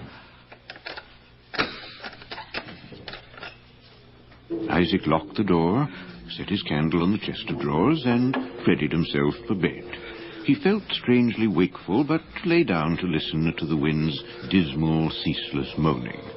And before he was aware of it, sleep stole over him. And then there came upon him a strange shivering from head to foot and a sinking pain at the heart, unlike any he had ever known. The pain woke him. The candle had burned down nearly to the last. His eyes were wide open, his senses clear. At the foot of the bed stood a woman with a knife in her hand. Who are you? She said not a word. Oh, what are you? She began to move slowly toward the left-hand side of the bed. She was a fair, fine woman with light gray eyes and a droop in the left eyelid. How did you get in? Speechless, with no expression in her face, with no noise, she came closer, stopped, and slowly raised the knife. Who are you? He watched the knife coming down and jerked his body over to the right just as the knife descended. Who are you? His eyes watched her arm slowly draw the knife out of the bed, a white, well-shaped arm with pretty down lying lightly over the fair skin. Why are you here? She passed slowly to the foot of the bed and then came round on the right side, still with no expression on the blank, beautiful face. She raised the knife again. Who are you? He drew himself away onto the left side. She struck just before, right into the mattress. His eyes wandered from her to the knife. It was like the large clasp knives laborers use to cut their bread and bacon. The handle was of a buckhorn, the blade shiny like new. Drawing the knife out again, she concealed it in the wide sleeve of a gown and stood watching him. But only for an instant, since the wick of the spent candle fell over and the room went dark. You're still there. A last sudden flare-up of the candle, the fair woman with the knife was gone. Then utter blackness. The grip of terror which had held him to his bed weakened. And with the dreadful conviction of the reality of what he had seen, he leaped to his feet. Oh, innkeeper! Wake up! Oh, where are you? Wake up! Murder! Help! What? What is it? A woman with a knife in her hand. In my room, a yellow-haired woman. She jabbed at me with her knife, tried to kill me. Jabbed you? Where? Well, let's look. Huh? Well, missed you, it seems. No wounds on you? Well, I dodged her each time, and she drove the knife into the bed. Well, show me. Show me. Where are the cuts? In the sheets of the mattress? Where? I know. She's oh, you and your woman with the knife? Well, Not a mark in the bedclothes anywhere. Well, frightening a man and his family out of their wits over a dream. Oh, it was not a dream. I'm leaving your inn. You're not staying in this room after what I've seen. Leave me your light to get my clothes. They parted without a word on either side. The rain had ceased, but the night was dark and the wind bleaker than ever. Isaac couldn't make anything out of the mystery. The creature of a dream, was that what she was? The lady with a knife? Or a creature from the mystical world? A ghost? All night he walked, and at noon arrived back home, pale and weary. That you, Isaac? Yes, Mother. And in good time. Happy birthday, son. And this sweater I've knitted for you. Oh, that's lovely. But you don't look happy. Well, I didn't get the place with the gentleman. Oh. It was already took. Oh, that's my luck, isn't it? But not like you to be downhearted. I'm not about that, Mother. I had a dream last night, or saw a ghost, and I'm still not my own man. Well, your face frightens me. Come in by the fire. Tell it to me, all that happened. He hoped she might offer an explanation that would sort out his confused but vivid memory of the night. She interrupted him with not a word, but grew paler and paler as he spoke. And so I left and ran till I was a mile and more away, with several hills and a good thick wood between me and the inn. And that was this morning, Isaac? Aye. And the time when you saw the fair woman with the knife in her hand? Oh, somewhere about 2, as near as I can remember. 2 in the morning? Aye. Why, it's the hour, Isaac.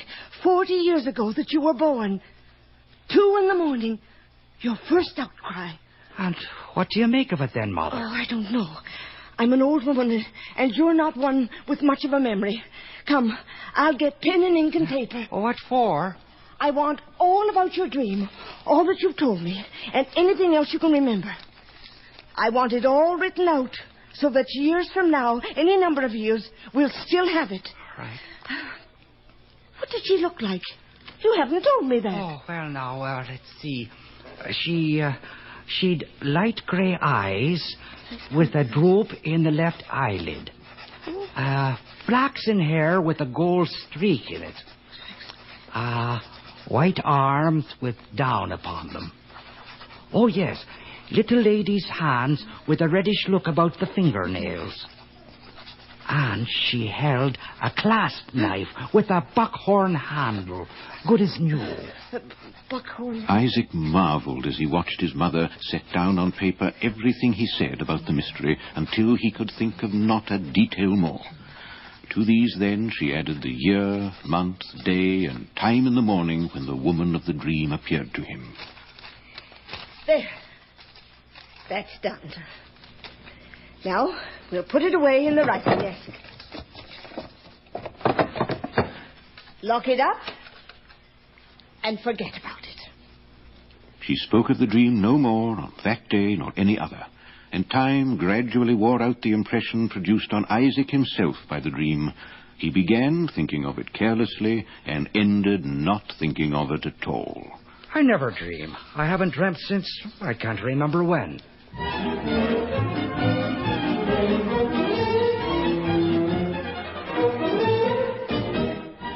Then his luck changed. I've got a place, Mother. Oh. Head stableman to a fine gentleman. Let's hope, though, nothing goes wrong in its last. It lasted for 7 years. He left only on the death of his master and was given a comfortable pension as a reward for saving his mistress's life in a carriage accident. He returned to his mother, who was failing in health.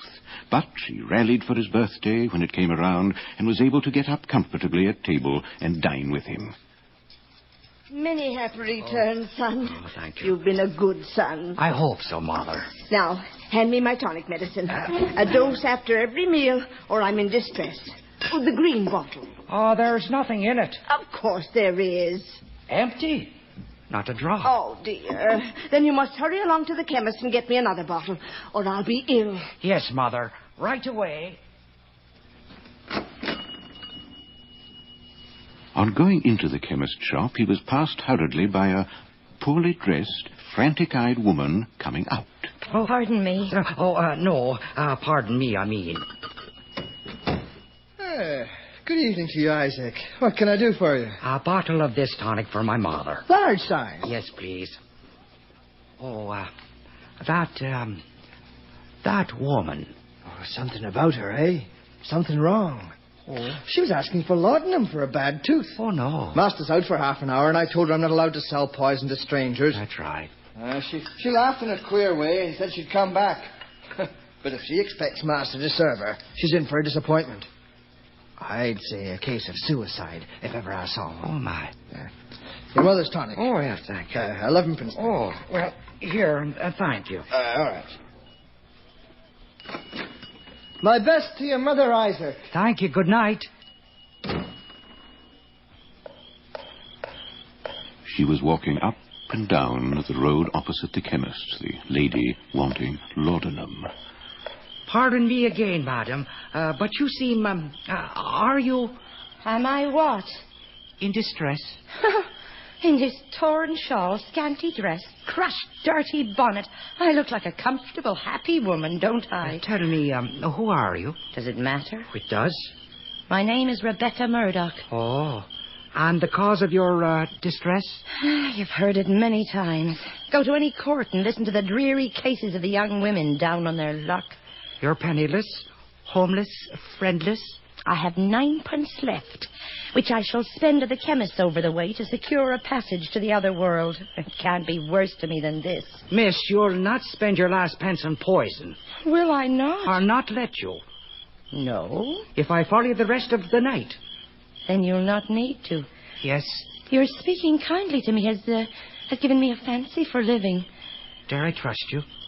Come to Fuller's Meadow tomorrow at noon, and you'll find me still alive to answer for myself. Well, here's the shilling. No, 2 shillings. No, not money. My 9pence will get me as good a lodging as I need.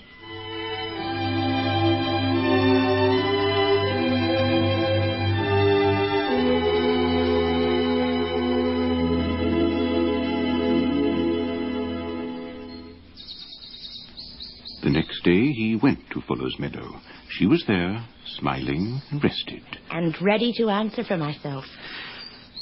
When a man, till then insensible to the influence of a woman, forms an attachment in middle life, he is seldom capable of freeing himself from the tyranny of the new ruling passion. Do you like daffodils? Very much. The charm of being spoken to fondly and gratefully by a young woman was a dangerous luxury to a man at that middle time of life, when strong feelings of all kinds, once implanted, strike root most stubbornly. When may I see you again, Rebecca?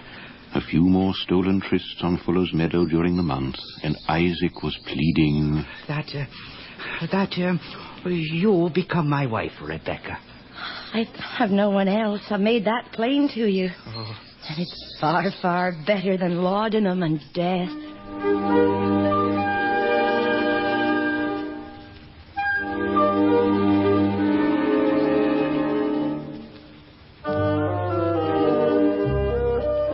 Mother, I've met a girl. A girl? Or I mean a young lady. What are you trying to say? Well, she wants to marry me. Or I mean, I want to marry her. We. Well, her name's Rebecca Murdoch. My son, my dear son. Someone, a woman, to comfort and care for you after I'm gone. Oh. I've worried about you, about that, these past few years especially. So you're not upset, Mother. But please. Bring her to me. Let me see her, so I can grow fond of her quickly. What did you say her name was?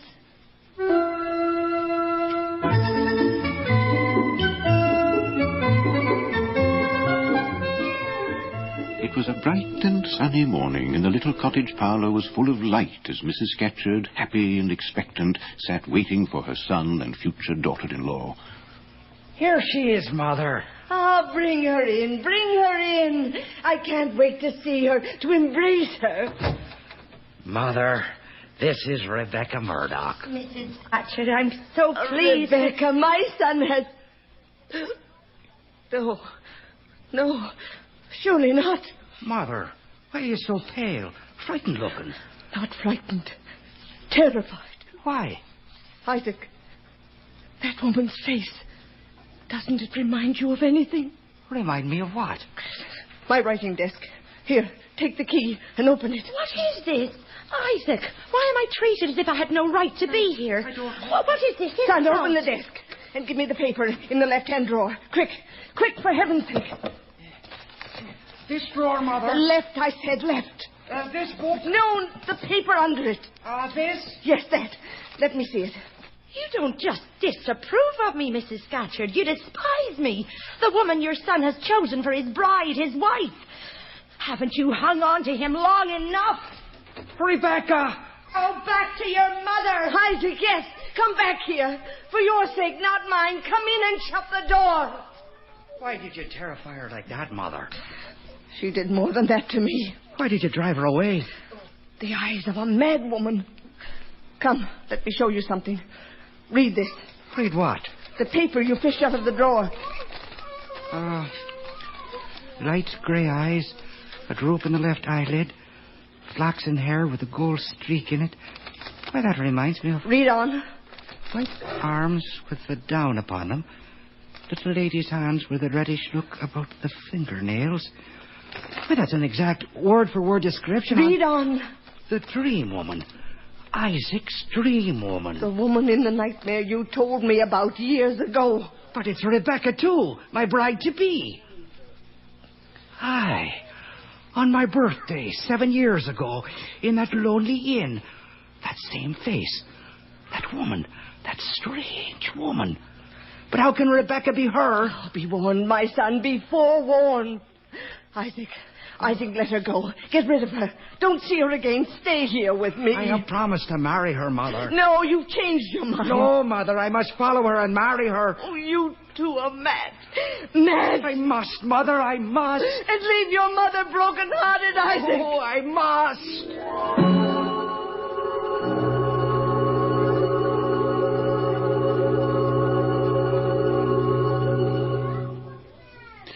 3 weeks after that day, Isaac and Rebecca were man and wife.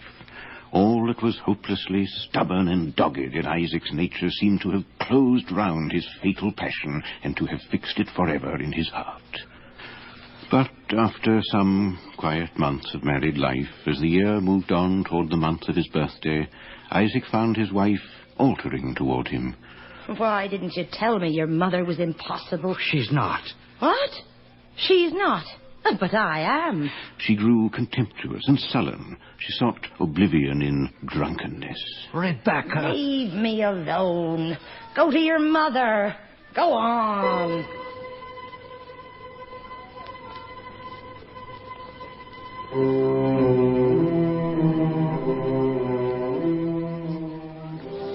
Yes, my son.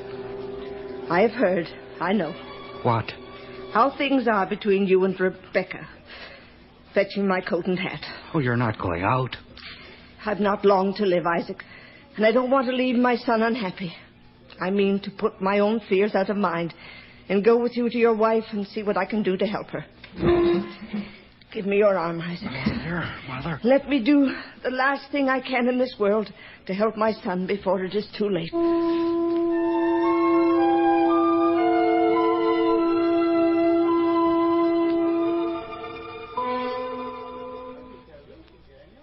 Rebecca? Dear? You home? A visitor? A guest? Who is it?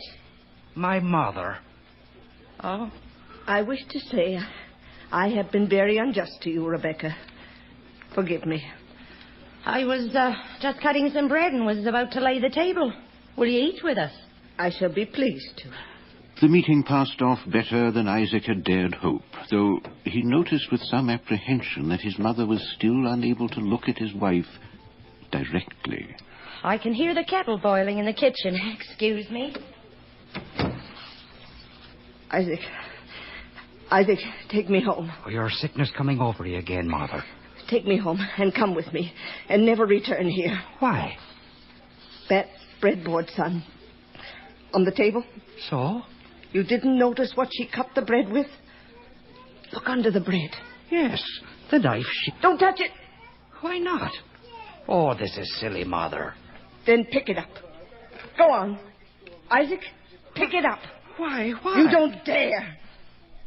It's the knife of your terrible dream. The new knife with the buckhorn handle. No, it's not. Then pick it up. I don't want to. You can't. No, I can't, Mother.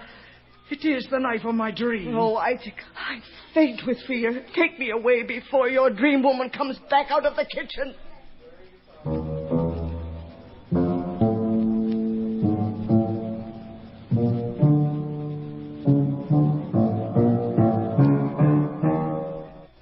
Where did you disappear to, you and your mother, without a word to me? I took her home. So it's as bad as ever. Where's the knife you cut the bread with? Why do you want it? I can't say. Then you'll not have it. Where did you get it? I bought it with my own money. It's mine. Give it to me. No! You fool! No! Let me have it.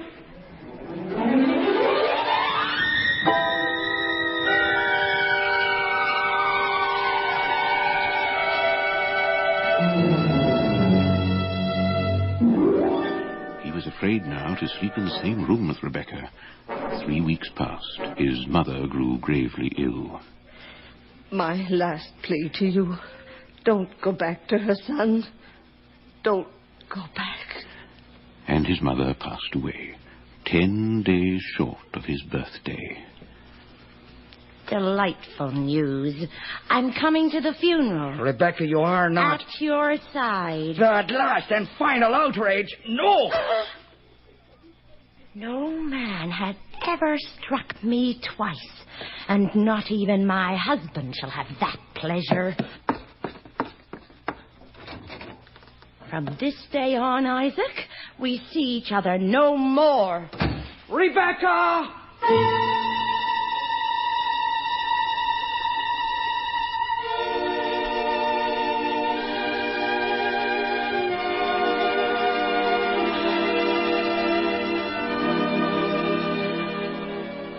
He returned from the funeral and waited all night for his wife's return. The next night, overpowered by fatigue, he lay down in his clothes with the door locked, the key on the table, and the candle burning. His slumber was not disturbed. The third night, the fourth, the fifth, and sixth passed. The seventh night he lay down in the same manner, with the door locked, the candle burning, but easier in his mind. He fell asleep, but woke, disturbed by that never-to-be-forgotten shivering of long ago, and dreadful sinking pain at his heart. His eyes opened, and there stood on the left side of the bed...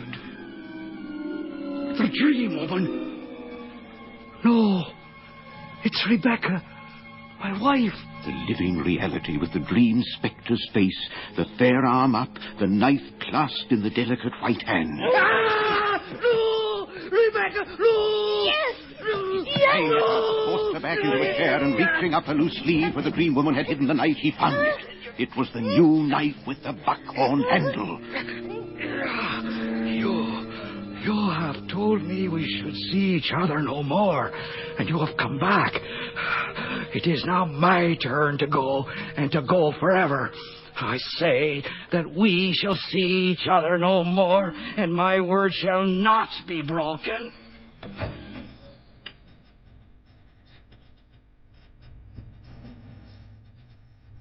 He left her and walked into the night.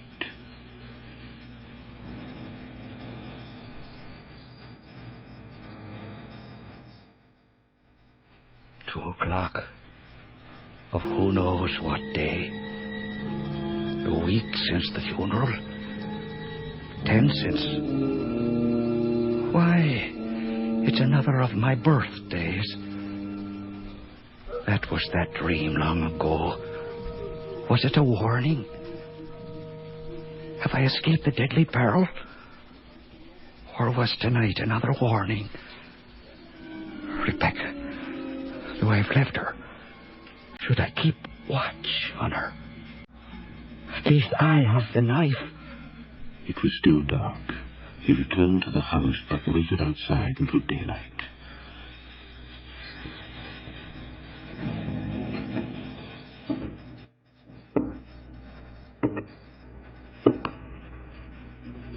Rebecca?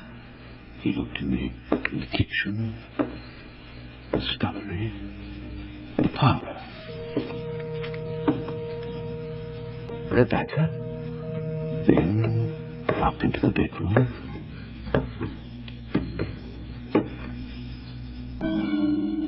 Rebecca, empty.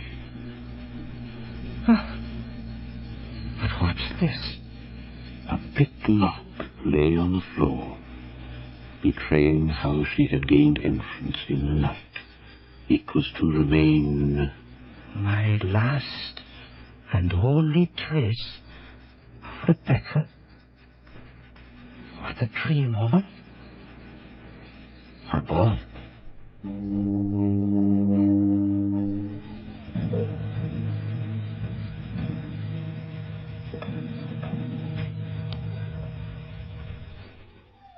Mystery Theater has presented Dream Woman by Wilkie Collins. In radio version by Len Peterson. Production and direction, Gene Bartels. In the cast, Claude Ray as Isaac, Cosette Lee, his mother, and Joyce Gordon, Rebecca the Dream Woman. Sidney Brown was heard as the innkeeper, and David Yorston, the young clerk in the chemist's shop. William Osler was Collins, the narrator. Sound effects were by Alex Sheridan. Technical operation, Robert Burt. This is Bill Lorne speaking. Fed up with the everyday grind? Tired out from the summer heat? Want to get away from it all? We offer you escape. Escape designed to free you from the four walls of today for a half hour of high adventure. You are groping through the midnight dimness of a gigantic department store, and suddenly you realize that 100 eyes are staring at you from the shadows, and 100 hands are reaching for your throat, and your most urgent desire is to escape.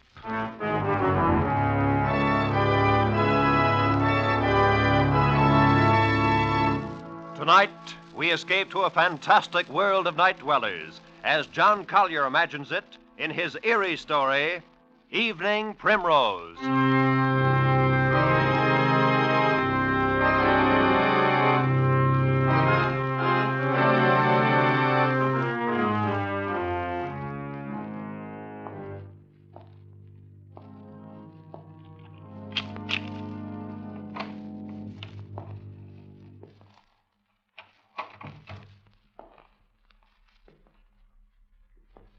Sadie? Sadie, what's the matter? It's me. You nearly scared me to death. What do you mean coming in so quiet? Oh, I didn't mean to scare you. I thought you'd be asleep. I didn't want to wake you. Oh, Sam, I'm so glad you're home. Hey, what's the matter? Oh, it's terrible. You gotta do something, Sam. What's terrible? It's this. Just look at this. What's terrible about that? Looks like an ordinary pad of paper to me. Yeah, that's just it. That's just what I thought. But it's got writing in it. Oh, it's awful. And now, wait a minute. Maybe you better tell me what this is all about. Well, today I went shopping at Bracey's department store. Yeah? I needed some writing paper, so I picked this up. It was on top of the pile. So I bought it and I brought it home. But tonight, when I opened it, I found it's got writing in it. Well, that's nothing so terrible. Just take it back tomorrow and make him give you a new one. Nah, you don't understand. It's what's written in it that's so terrible. What do you mean, what's written in it? Here, you gotta read it. Ah, Sadie. No, right now. Now read it.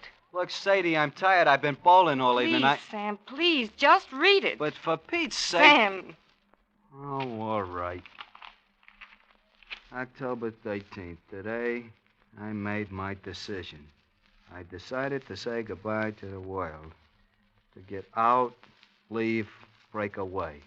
And I have done it. Ah, Sadie, Go on, read. And now I am free. Really free. Yes, I am free at last.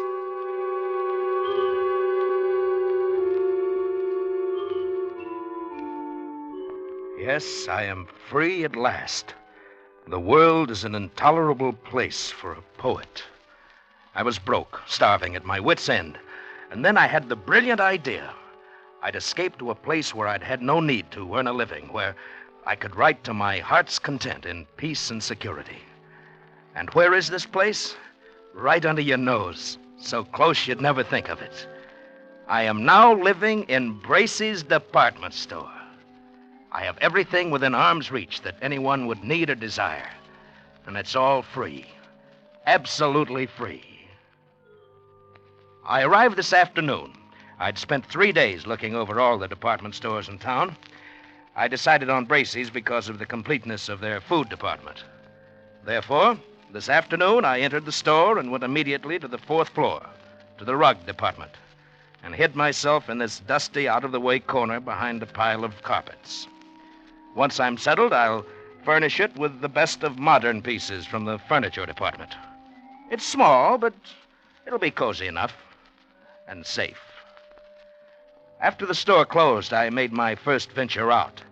I tiptoed as far as the stationery counter and got this paper, the writer's primary need. Now, after making my first entry, I'll go out and get food, and wine, and the pillows for my bed, and perhaps even a fancy dressing gown. This is perfect. Here I'll be able to write. Dawn, October 14th. I am almost too unnerved to write this. The whole thing is unbelievable. After the store was dark and completely quiet, I crept out and started for the food department. One's steps echo hollowly in an empty department store at night, and I found myself gliding along the floor on tiptoe, moving as silently as possible. But the sound of footsteps persisted, and suddenly I realized that they were not my own. The night watchman. I was in the Salon Moderne, So quickly I seized a mink coat from a hanger and draped it about my shoulders and stood stock still.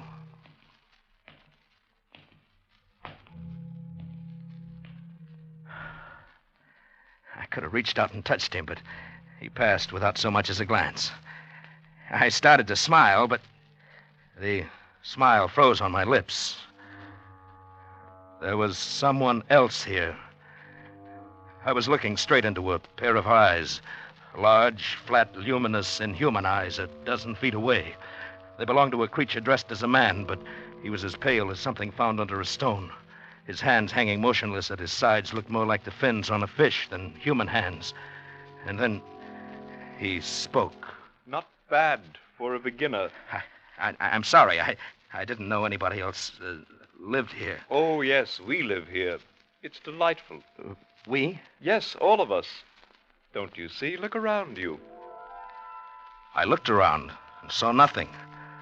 I looked again and saw an old one come clambering out from behind a clock.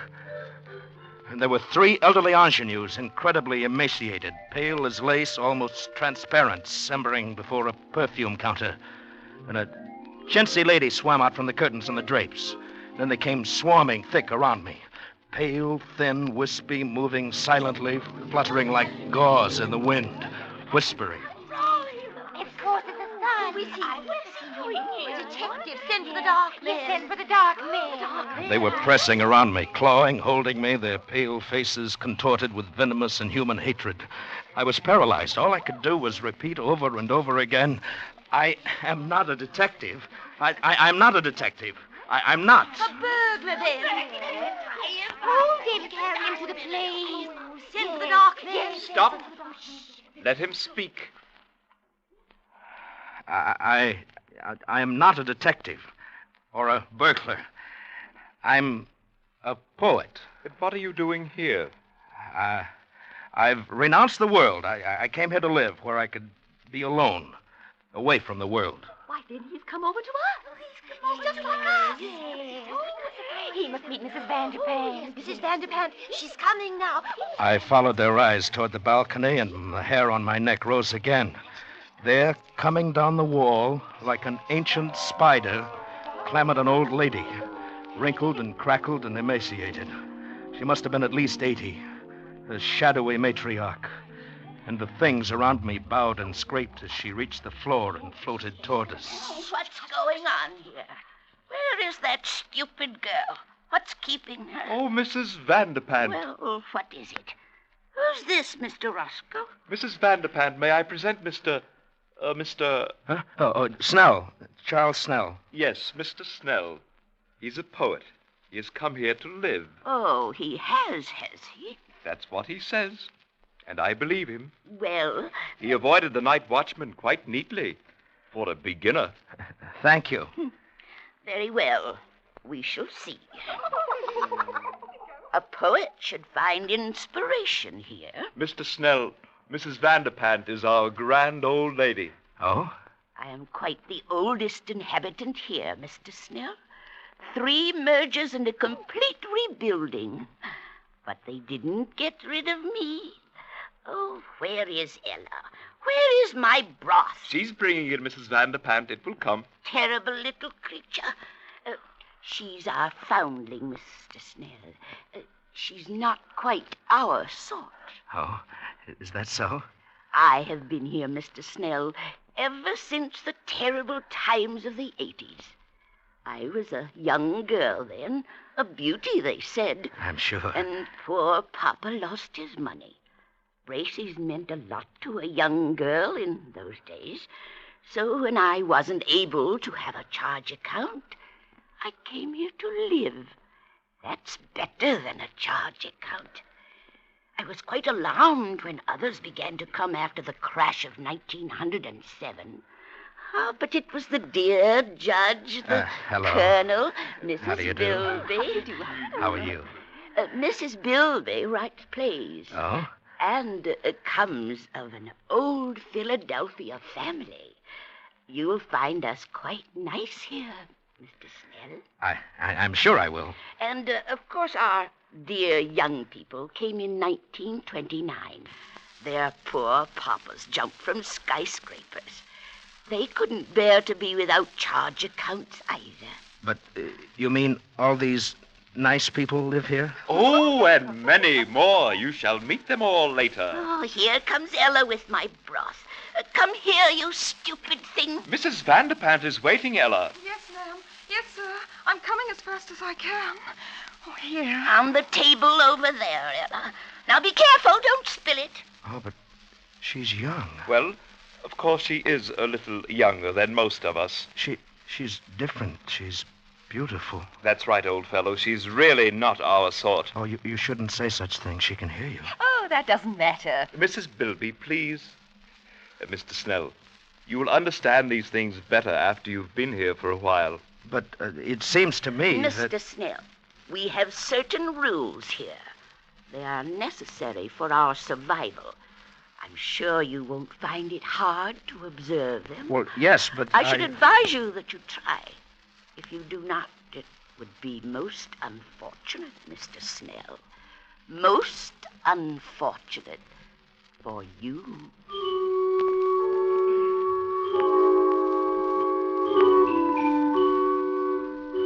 October 15th.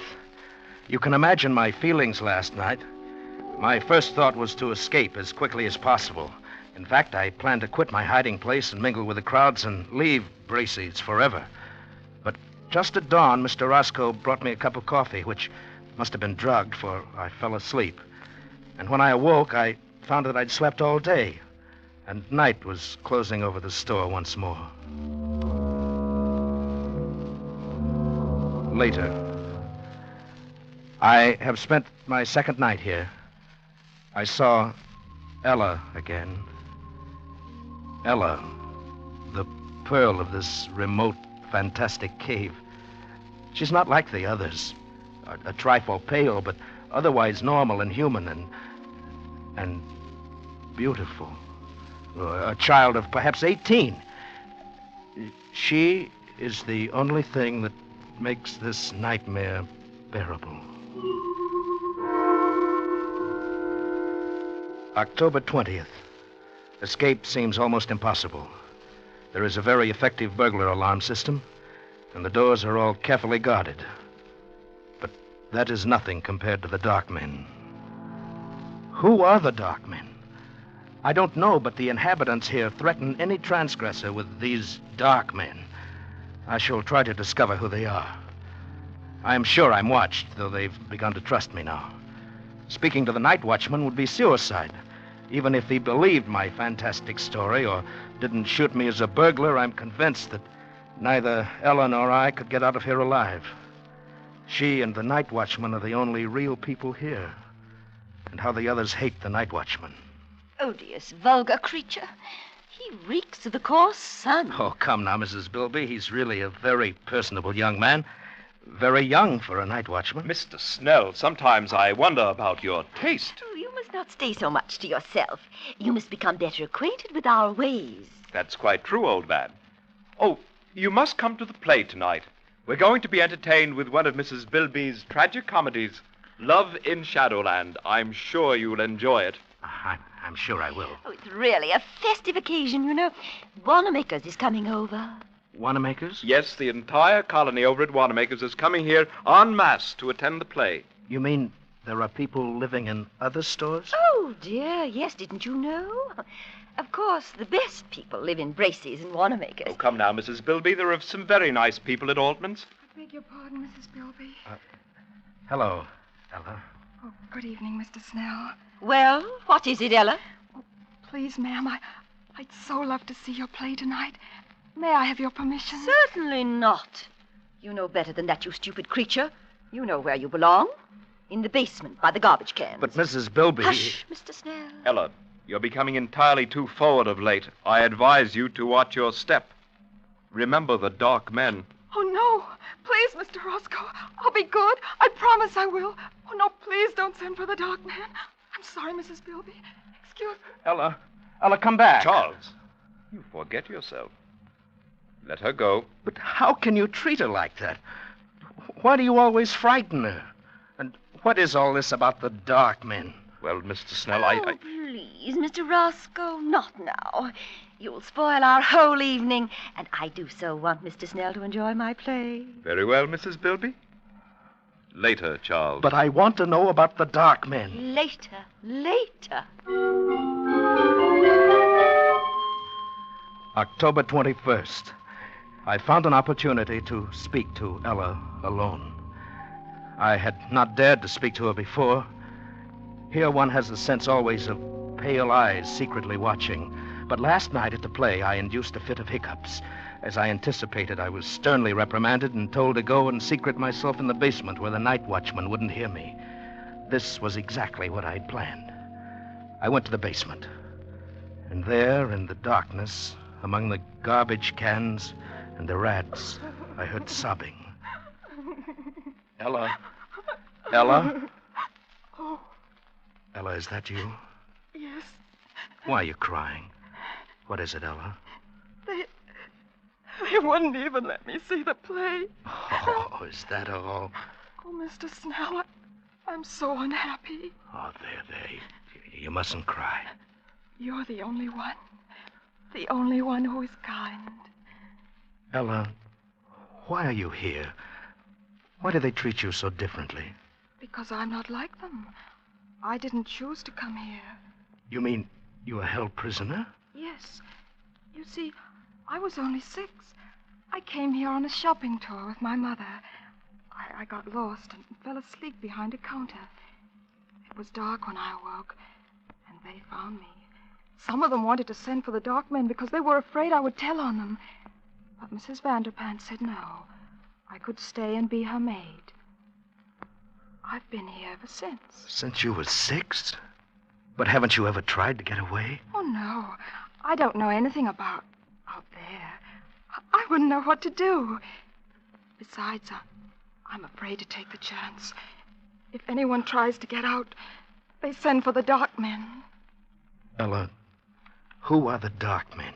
Don't you know? Oh, it's horrible. Tell me. Well, you know how people live in all the stores, at Gimbel's and Bloomingdale's? And... Yes, I know. Well, the dark men live at the undertakers. Good heavens. And whenever someone dies or breaks the rules, or when a burglar gets in and sees these people and might tell, they send for the dark men. That's horrible. They put the body in the butcher shop and the food department, and then the dark men come. I saw them once. It was terrible. What do they do? They go in where the dead person is. They have wax with them and all sorts of things. And when they're gone, there's just a wax model left on the counter. Then our people put a frock on it or a bathing suit and mix it up with all the other wax models in the windows. And nobody ever knows. Ellie, you mean all these dummies are... Oh, no. At least, not all of them. But if you displease these people, the same thing might happen to you.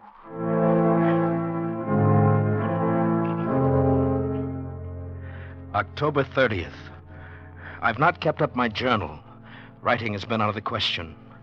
Once more, I'm frozen with terror. Not for myself now, but for Ella. They hate her. Any time they might turn against her and send her to the dark men. My mind is filled with her. I dream of her every day. I live to see her at night. We've managed it several times. They trust me now and let me roam about without interference. And finally tonight I met her again and said it. Ella, I love you. Charles. I love you, Ella. Let's get married, or whatever they do here, and then we can live together in my home in the carpet department. They wouldn't dare hurt you then. Charles? Oh, don't look so dismayed. If you like, we'll go away from here. Maybe we can get transferred to Bergdorf Goodman, overlooking Central Park. Don't, Charles, don't. You must. Oh, but I love you. Ella, you're not in love with someone else. Oh, Charles. Yes, I am. But who? I thought you hated them all. Oh, it must be Roscoe. He's the only one that's young enough. Oh, no, Charles, not Roscoe, especially not him. Oh, I do hate them all. They make me shudder. Well, who is it then? It's he, Who? the night watchman. No, that's impossible. Oh, I love him. He smells of the sun. Ella. Oh, it was wonderful, the way it happened. Don't tell on me, Charles, or they'll punish me. Oh, no. I was careless. And there he was, coming around the corner in the ladies' lingerie department. I was caught. There were only some wax models in their underthings. There was nothing else to do. I slipped off my dress and stood still. I see. He stopped near me. He looked at me. And, oh, Charles, he spoke to me. He said, "Say, honey, I wish they made them like you on 8th Avenue." Oh, Charles, wasn't that a lovely thing to say? Personally, I should have said Park Avenue.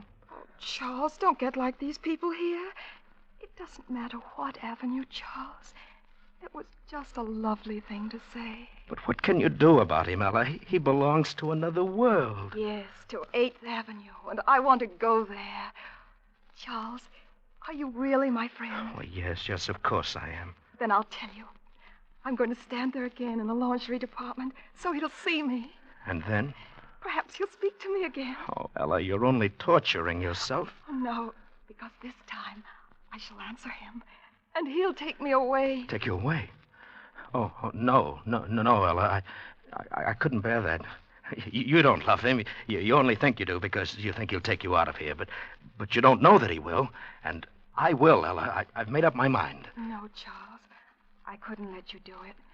Even if I loved you, you couldn't do it, Charles. Why not?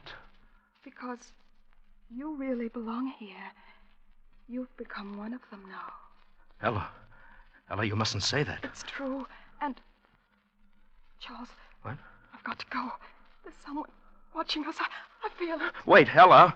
Goodbye, Charles. No, Ella, come back. Ella! Please, old fellow, you'll arouse the night watchman. Roscoe. Yes? Love can be very upsetting, can't it? You heard? Just the last moment or so. Very touching. I was rather surprised. And yet it's understandable. I've been attracted to Ella myself. We're still young, you know. And so she loves another. Too bad, old fellow. Who could it be? Could it be that I am the cause of your heartbreak? You flatter yourself too much, Roscoe. Then who? The old judge? Certainly not. The colonel? Hardly. None of those. Not one of the customers. The staff? She loves the night watchman. Can you imagine that? She loves the night... Oh. Roscoe, I shouldn't have said that. It's not true. At least I don't think it's true. You wouldn't... You said you loved her, too. You wouldn't do anything... Tell anybody. This is a secret between us, between friends, isn't it? Of course, old man. As secret as the grave. She's young. Perhaps he'll leave and she'll forget him. In time, who knows? Perhaps she will learn to love you or me. Of course, in time. And we'll figure a way to keep her safe here. Absolutely safe. Now, don't you worry about it. Well, it's almost dawn. Time for bed. Good morning, Charles.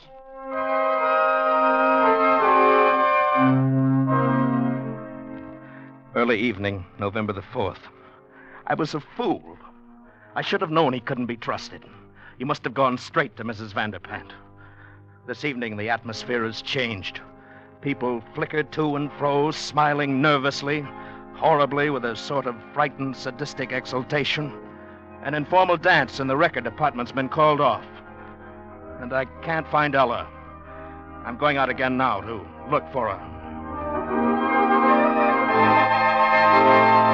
Roscoe, what have you done with her? Quiet, old chap. The night watchman. I don't care. What have you done with her? Whatever I did for your own good as well as the good of us all. Wait a minute. What is that? What are those people carrying? What? Why, it's Ella. She's tied up, and they're carrying her. Ella! Ella! Stop it, Charles. Stop it. Charles, save me! Let me go! Let me go! Stop, Charles. Stop it. arouse the night watchman. But they're taking her into the butcher shop. Ella! Ella!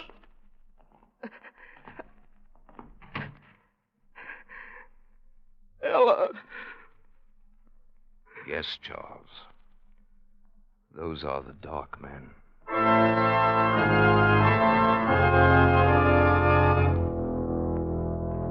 Midnight. I am scribbling this last entry hurriedly. There and there in the butcher shop with Ella. The dark men. There's only one thing to do. I'm going to find the night watchman and tell him. He and I will save her if we can. And if we're overpowered, well, I will leave this pad on the stationery counter. Tomorrow, if I live, I will recover it. If I do not, whoever finds this and reads it, look in the windows. Look for 3 new wax dummies. 2 men, one rather sensitive looking, and a girl. She has blonde hair and blue eyes, and her nose turns up a little. Look for us. And then find them. Smoke them out. Exterminate them. Avenge us.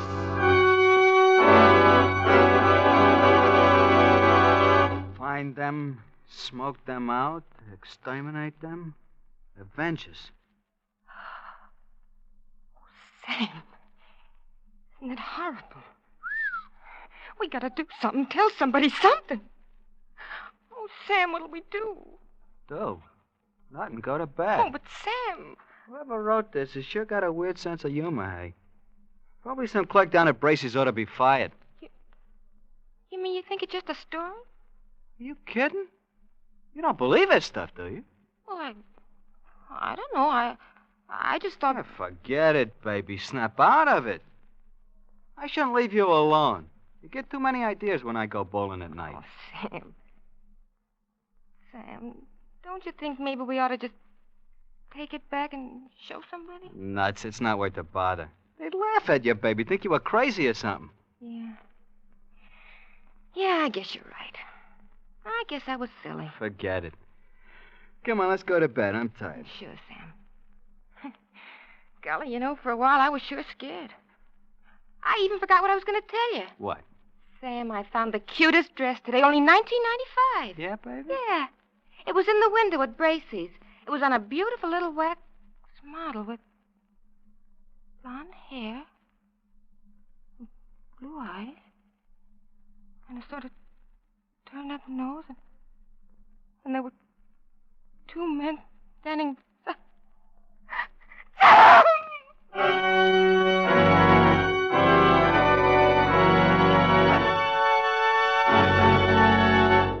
Escape is produced and directed by Norman MacDonald.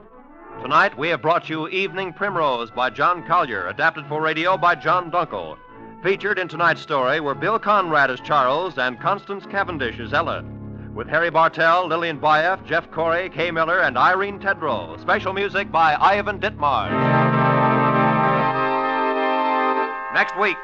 When you've had all you can stand of routine, when your everyday chores offer you no release, when the 4 walls are closing in on you, join us for Escape.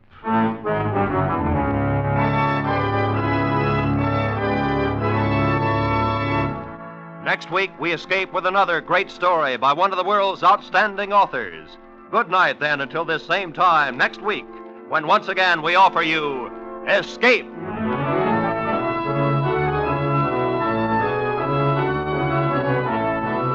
Roy Rowan speaking for CBS, the Columbia Broadcasting System.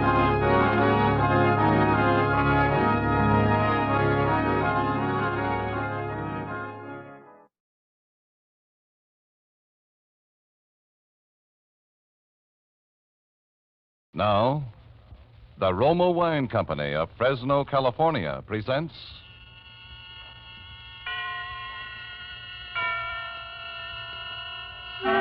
Suspense.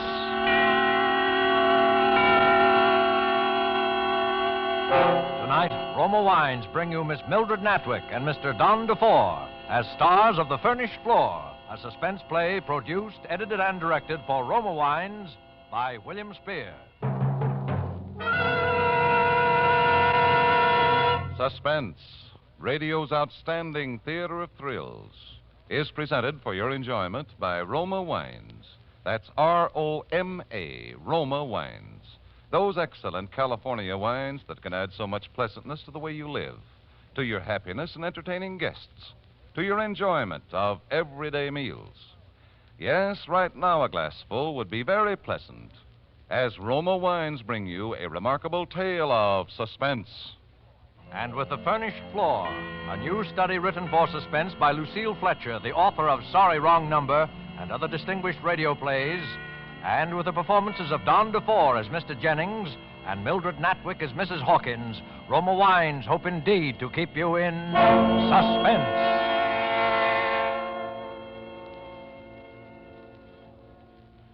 Sit down, rest yourself a minute, Ms. McIntyre, and take a cup of tea. I got some news for you. You'll never guess it in 100 years. Do you remember that Mr. Jennings, you know, my nice tenant that moved away last year?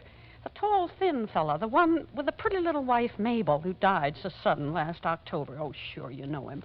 Most devoted husband I ever seen. Always bringing her flowers and billing and cooing. He moved out upstairs about 2 weeks after she died. So heartbroken he was. Sold every stick of furniture, got rid of the canary and the piano, and just skidooed. I expected any day to hear they'd fished him up out of the river, but no. This morning, while I'm cleaning down the stairs, who do you think should ring my bell?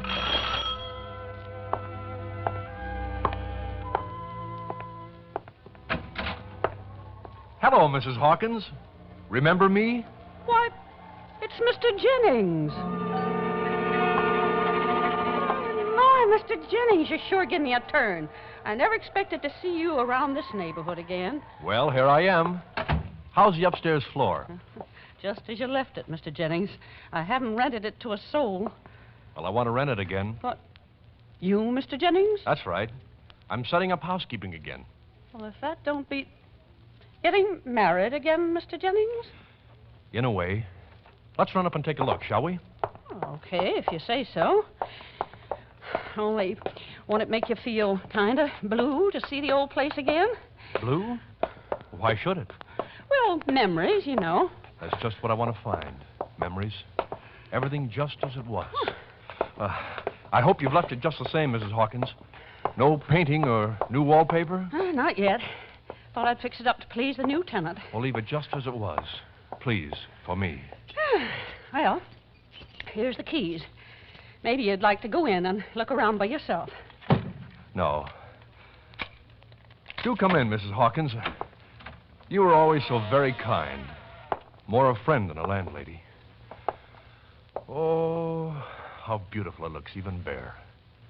The sunshine always was so warm up here. And the trees. Why, I'd almost forgotten how close the trees were. And there's the marks our sofa made against the wall. And the square shapes of our pictures still on the wallpaper. Well, it could stand a good cleaning, of course. Do you remember how Mabel used to sit here of an evening and sing? Now, the upright was over there, and over at the Maxfield Parish. And over near the bay window, above the ferns, the canary sat in his cage. And when she sang Swing Low, Sweet Chariot, he'd always sing with her. Oh, come now, Mr. Jennings. You'll be getting yourself all fretted up. Oh, no. I assure you, Mrs. Hawkins, it's very important. You see, I'm going to have it again, just as it was. Is that so? I've made a list, but in a year, so many details escape one. Like those ferns, for instance. Well, I'd almost forgotten how she loved ferns. Oh, yes, and there was something over in that corner. What was it? A rocker. Her mother's old rocker. It used to squeak over a loose board whenever anybody sat in it. You mean you're going to try and find all them things again, Mr. Jennings? Yes. But you sold all them to junk dealers. You gave them away, but you scattered them every which way when you broke up your home. I've already been looking. I've collected a lot of things. It isn't so hard. You see, our furniture wasn't very precious to anyone but us. Well, of course, you know what you're doing, Mr. Jennings. It's none of my business, I suppose. Will 2 months' rent be enough in advance, Mrs. Hawkins? I won't be moving in for another couple of weeks, but from time to time, I'd like to have things delivered. Well, 2 months will be just dandy. I'll make you a special bargain price, too, seeing you don't want no redecorating. You're sure your lady friend won't want none neither, Mr. Jennings? I hardly think so. Well, I hope you'll both be very happy here. It's nice to have you back in the neighborhood. It's good to be home.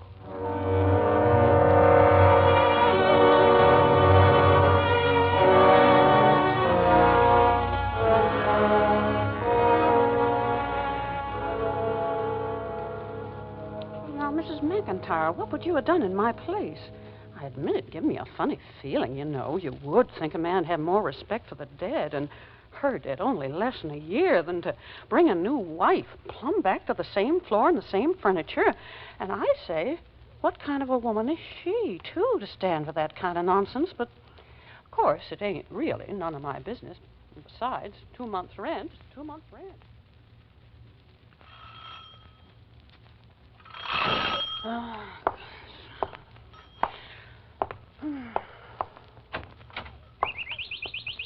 Well, Mr. Jennings, what are you doing here this time of night? I'm moving in. Moving in? I intended coming much earlier, but I had so many last-minute things to do, like picking up Dickie and... Oh, now, don't tell me that's your old canary, Mr. Jennings. Yes, it's little Dickie. I found him in a pet shop on 3rd Avenue, in his old cage. He looks pretty chipper, doesn't he? Well, aren't you the one? I'd have thought he'd have died of lonesomeness ages ago. Did all my furniture and things get here, Mrs. Hawkins? Just about. They've been delivering off and on for the last week. You sure got everything back, Mr. Jennings? Well, pretty nearly everything. A couple of rugs are missing, and our old kitchen table, and... Oh, say, I got the piano. I bought the old upright back from the Sunday school. Boy, I've been more than lucky. Miss Hawkins, you won't mind, will you, if I start moving some of it into place tonight? I'll be very quiet. Tonight? Well, it's pretty near midnight, Mr. Jennings. Yes, I know, but I'd have to work all day tomorrow and the next day. You see, there's so little time. Oh, you're expecting her soon? Very soon. Oh, well, if you don't get it done in time, I'll be glad to give you and her a hand when she gets here. Oh, no. It's got to be all ready before she comes. Otherwise, she won't come.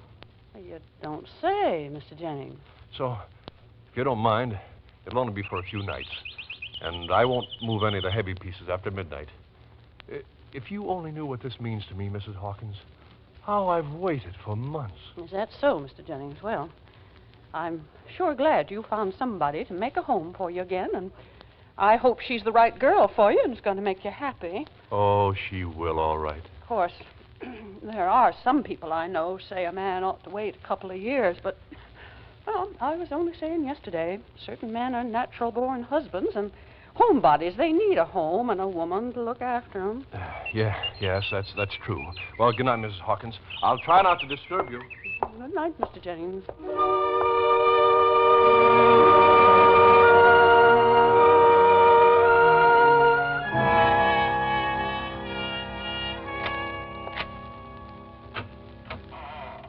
Come in, Mrs. McIntyre. No, it's okay. He's at the office. He'll never know we come up. Yeah. Take a look around. Ain't it something? Everything fixed up down to the last knife and fork, just exactly as she had it. Don't it give you the creeps? Yep, that's the same canary singing in his cage, just like it used to. And look, Mrs. McIntyre, come here in the bedroom. He's even got her clothes hung up in the closet. Now, I'm asking you, Mrs. McIntyre, what do you think the second Mrs. Jennings is going to say to that?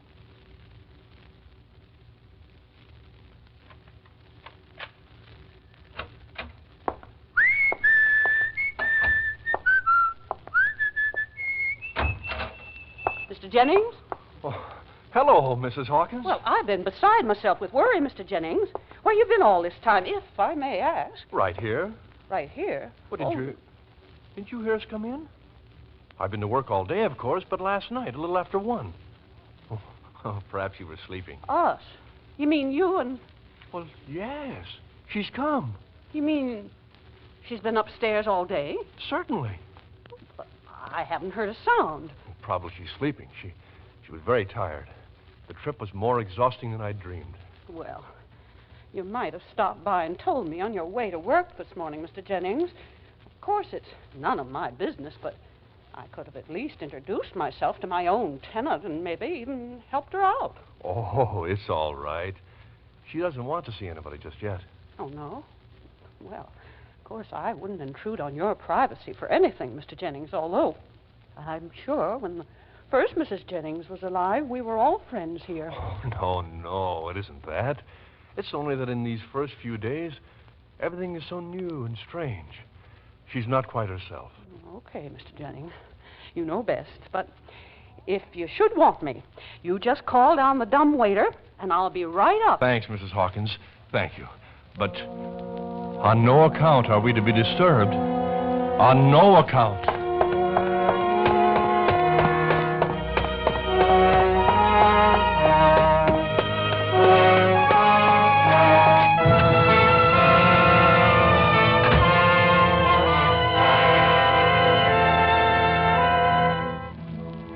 For suspense, Roma Wines are bringing you as stars Mildred Natwick and Don DeFore in The Furnished Floor by Lucille Fletcher. Roma Wines' presentation tonight in radio's outstanding theater of thrills, Suspense.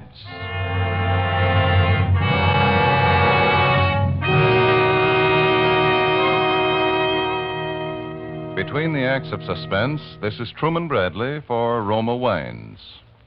Happier days are here again. People are entertaining more and more, inviting friends over often, enjoying friendly visits in simple, sensible ways. One such way is to serve Roma, California sherry. In the words of famed hostess Elsa Maxwell, I serve my guests Roma sherry. There is nothing so friendly, so heartwarming as delicious, glorious, golden amber Roma sherry, rich in nutty, mellow taste goodness, served cool. When I invite friends in, I always serve Roma sherry as first call for dinner. And Miss Maxwell might have added, Roma sherry is most enjoyable later in the evening, too. In fact, anytime. Roma sherry, like all the famous Roma wines, reflects the heritage of carefully selected grapes, freshly gathered at flavor fullness from California's choicest vineyards, quickly but gently pressed. Then by a process as slow as time, brought to liquid perfection by Roma's ancient winemaking skill, and bottled at Roma's famed wineries. Enjoy Roma wines regularly. They are always unvaryingly good. Remember, because of uniformly fine quality at reasonable cost, more Americans enjoy Roma than any other wine. R-O-M-A. Roma Wines. And now Roma Wines bring back to our Hollywood soundstage Don DeFore and Mildred Natwick in The Furnished Floor, a play well calculated to keep you in suspense.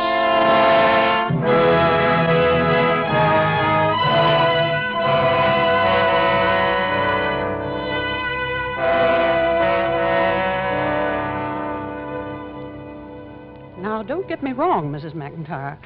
The last thing in the world I am's a busybody, but, well, you know, I don't go out much on account of my heart, and our two floors are kind of close.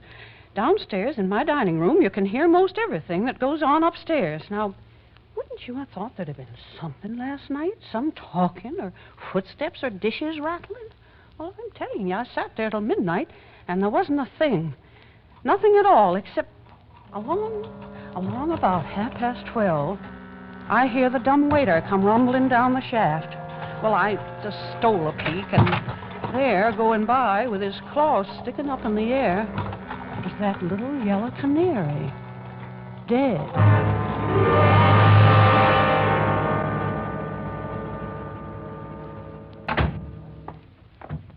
Good morning, Mrs. Hawkins. Good morning. And how's Mrs. Jennings today? Wonderful. Feeling a bit better now? Oh, yes. Of course, she's still very weak, but every day I'm sure will make her stronger. I have high hopes for her recovery. You had a doctor in to see her yet? Dr. Rubenstein. My doctor is very good. No. I'm afraid a doctor wouldn't help her. No.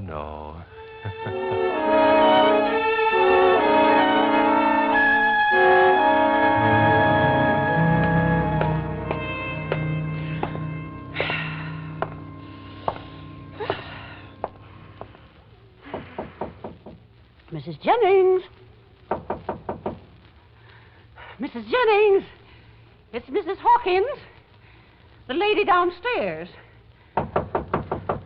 I heard you were sick, and so I got a little bit of lunch for you, Mrs. Jennings. It's just a little bowl of homemade chicken broth, but it's nice and rich. You sleeping, Mrs. Jennings? Okay, then I'll just slip in quietly with my own keys, if you don't mind, and leave it right beside your bed. Oh, that's funny. Oh, he must have bought a new kind of lock. He didn't say anything to me. Mrs. Jennings! Mrs. Jennings!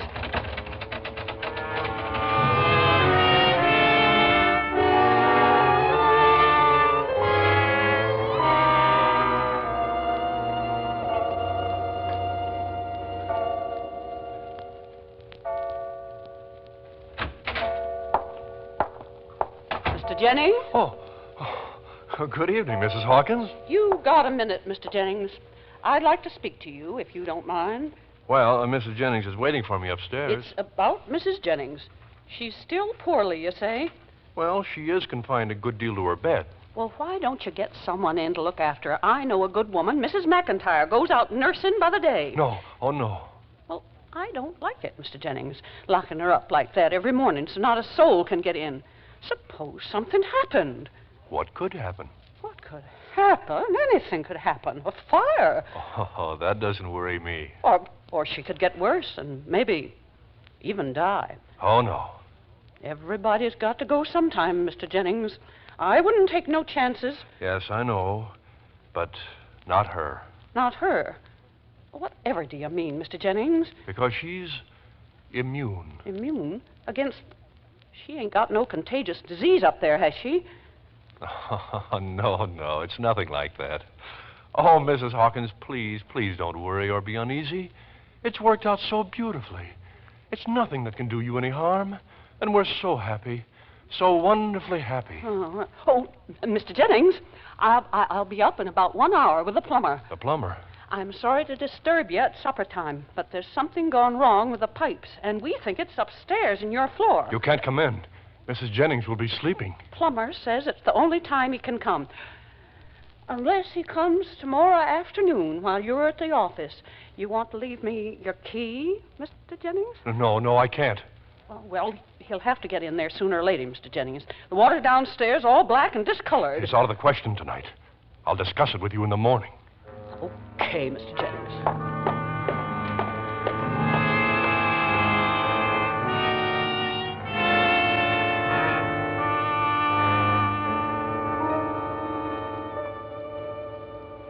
Now, Mrs. McIntyre, how would you feel? Your own house going to rack and ruin. You can't even do nothing about it. I ask you, what kind of a thing's he got up there that nobody can see? I tell you, just sitting here in this silent house night after night gives me the creeps. And with my heart what 'tis, well, anyway, his 2 months' rent's up tomorrow, and I got my mind made up.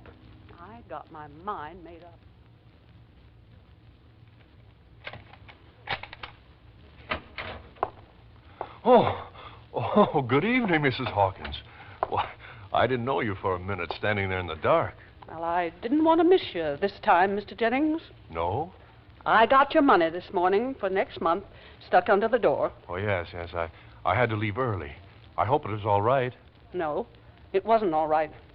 I'm sorry, but the floor's been rented, Mr. Jennings. Rented? To a young serviceman and his wife from the fort. They took it sight unseen this morning. Oh, but you can't. They're living in a crowded room on 81st Street. It's very crowded. I told them I figured you could probably get most of your stuff out in a week. A week? I never told you I was going, Mrs. Hawkins. I'm sorry, Mr. Jennings. If it's a matter of a little more rent, I'll be glad to pay and sign a lease, any kind of a lease you want. It's not a matter of rent or a lease, Mr. Jennings. It's just I want my floor back, that's all. But, Mrs. Hawkins... I like neighborly people upstairs, Mr. Jennings. I'm home a lot. I like people I can trust. I don't want no mysteries in my house. New locks on the door so no one can get in, and sneakings in and out at night. Oh, Mrs. Hawkins, I swear to you it's all right. Perfectly all right. All this business about Mrs. Jennings, never a face at the window, never a footstep on the floor, or a dish rag hung out on the line. Mrs. Jennings is ill.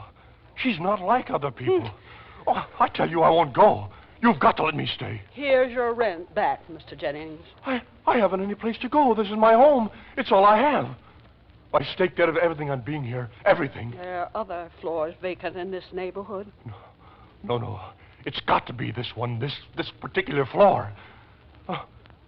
Mrs. Hawkins, if I could buy the house, the whole house. Buy the house? Yes, if it's for sale. Perhaps you've never thought of selling it, but I'd give you a good price. I'd scrape the money together somehow. This house ain't for sale. It happens to be my home, too, Mr. Jennings. Oh, I know, but you're all alone now that Mr. Hawkins is... Oh, I mean, it's a heavy responsibility. A big house and all those stairs to keep clean and the repairs and all. Oh, Mrs. Hawkins, if you'd only reconsider, I'd do anything. No, it's too much for me. I don't understand it. Why can't she see me and talk to me? Why can't she invite me in for a cup of tea and explain? Because she can't. What's the matter with her that she can't? Is she so ugly or so beautiful or so crazy? Who is she, anyway? I can't tell you. Okay, Mr. Jennings. Then that's that.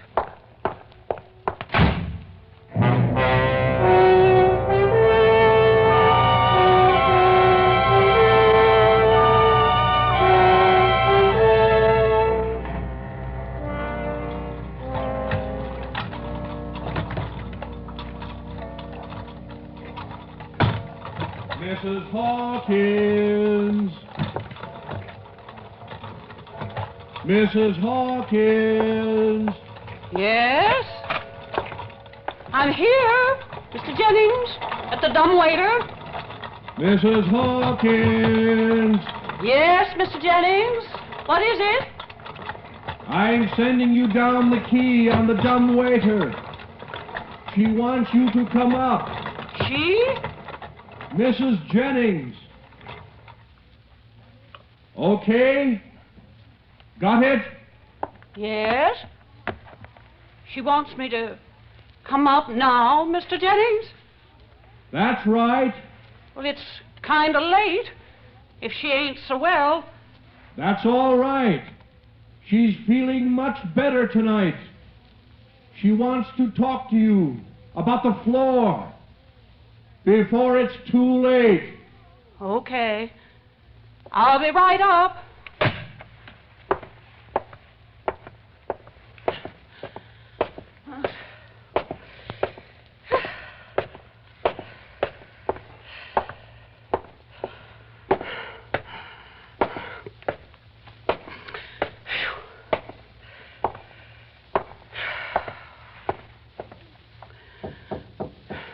Okay, Mr. Jennings. I'm here. Come in. You have the key. Okay.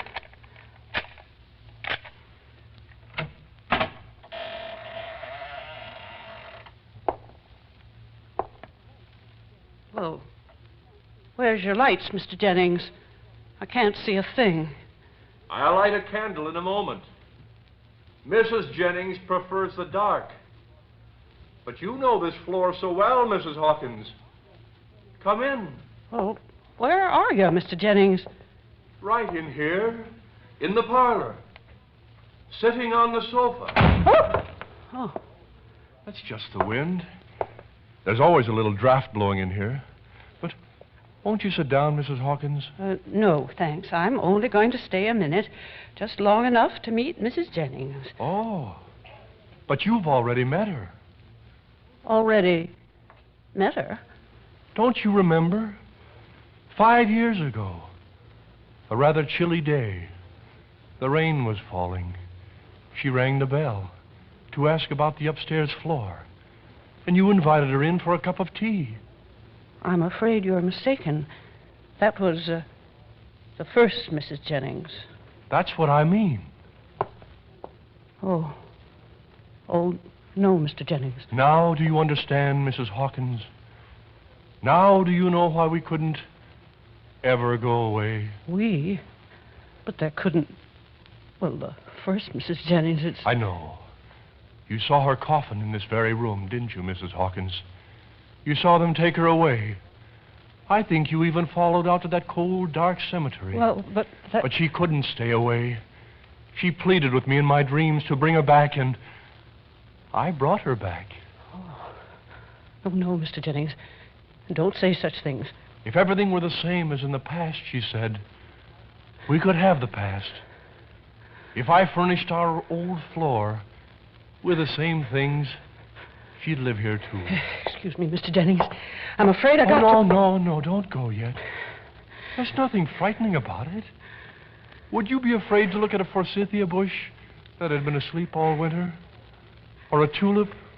Or a tree? I ain't afraid, Mr. Jennings. I only... Listen.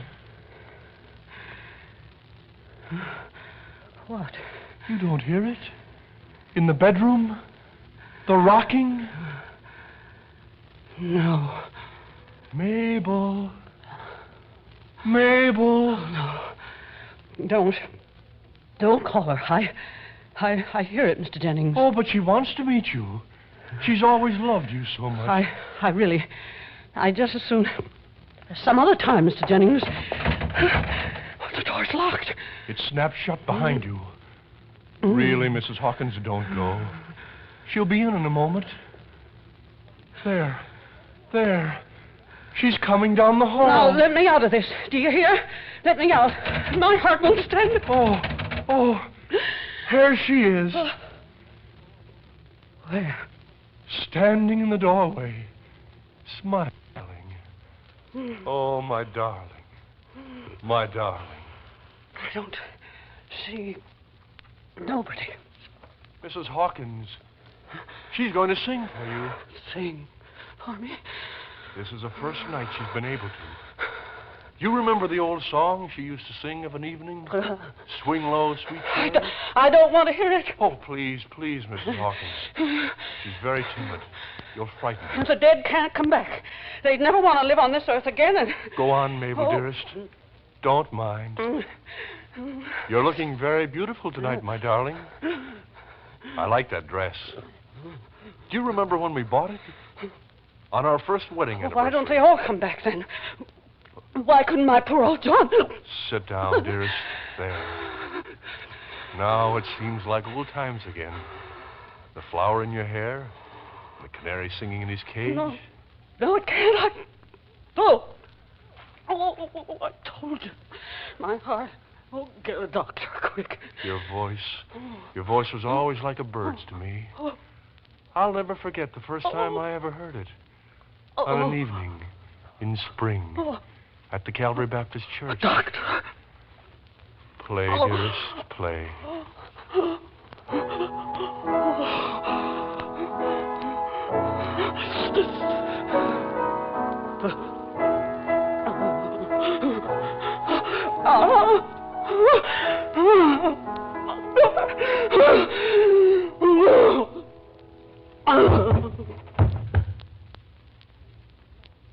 Go on, dearest. It's all right. Sing.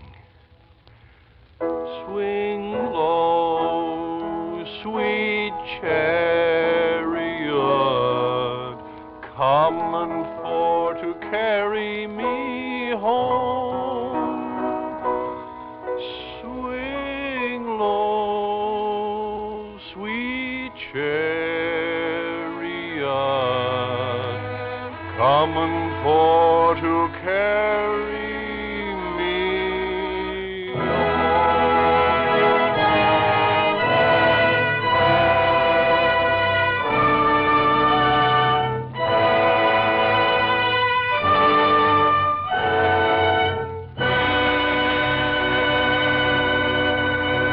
Roma Wines have brought you Mildred Natwick and Don DeFore as stars of The Furnished Floor, tonight's study in Suspense.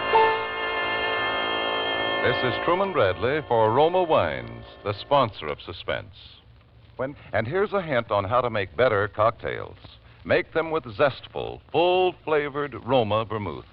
The vermouth of almost 100 rare herbs, made and bottled in the heart of California's famous vineyards, yet surprisingly low-priced. try Roma vermouth soon, won't you? Mildred Natwick will soon be seen in the Metro Goldwyn Mayer production Yolanda and the Thief. Don DeFore is currently being seen in the Hal Wallace production You Came Along, a Paramount picture. Next Thursday, you will hear Miss Myrna Loy, a star of Suspense, radio's outstanding theater of thrills. Presented by Roma Wines, R-O-M-A, made in California for enjoyment throughout the world. This is CBS, the Columbia Broadcasting System.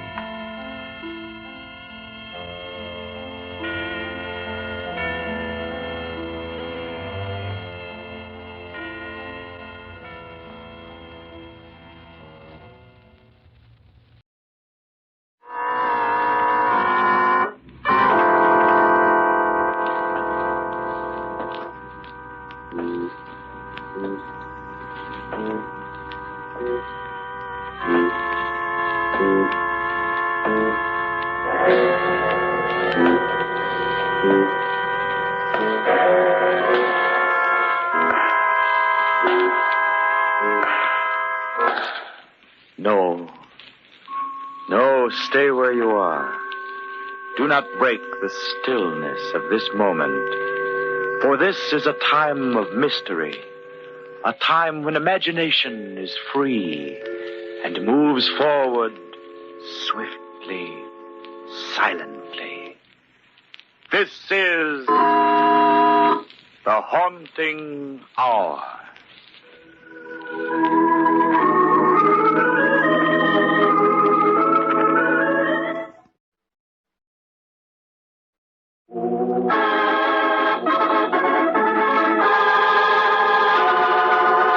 Revenge.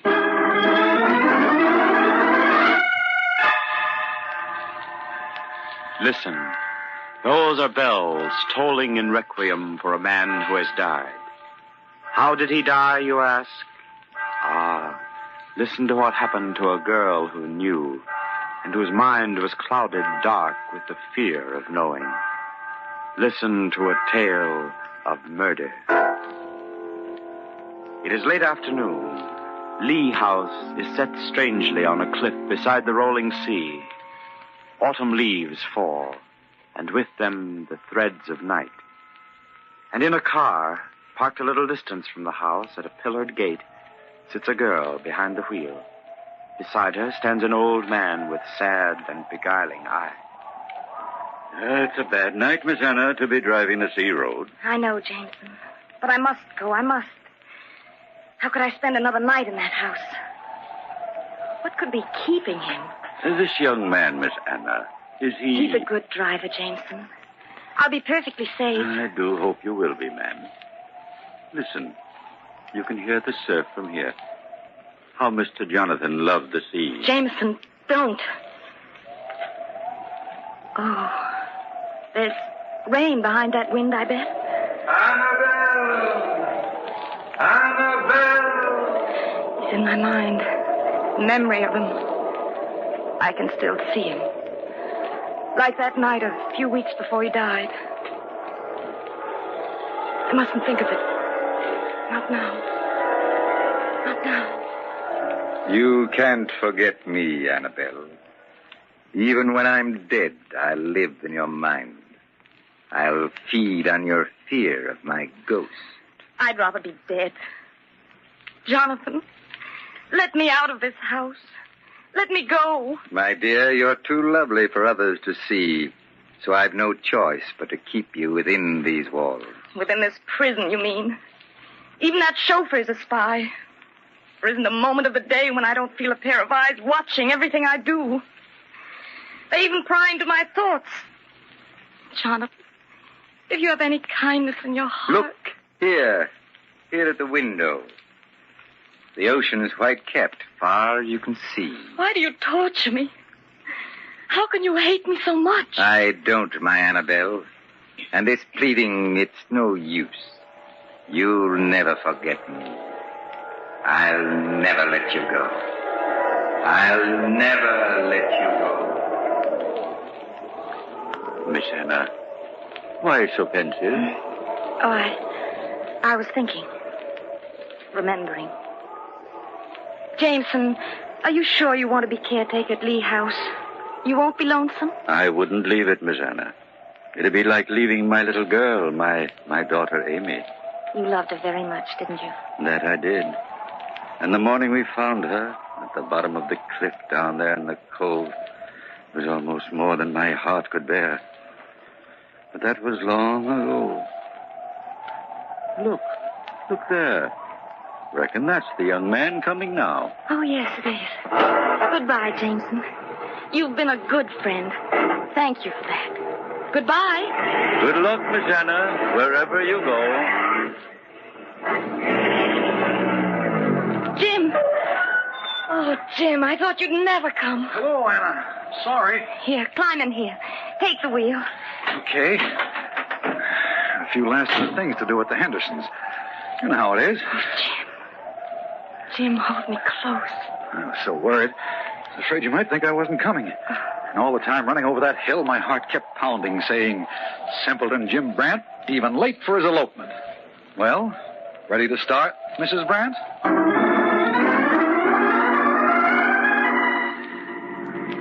Just you wait and see what a swell honeymoon trip I've got planned for us, Mrs. Brandt. Oh, it's so wonderful.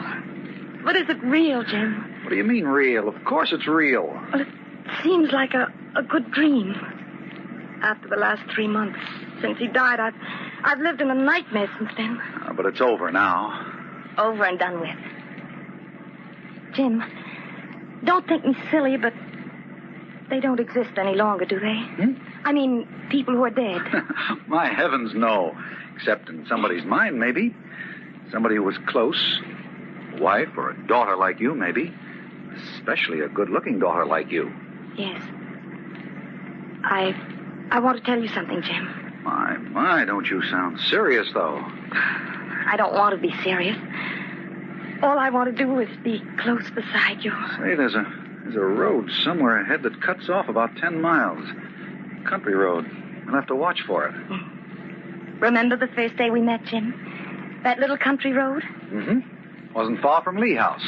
You just walked down that road from the Hendersons, and when I came along, you were poking at some rocks with a long stick, and I couldn't imagine what you were doing.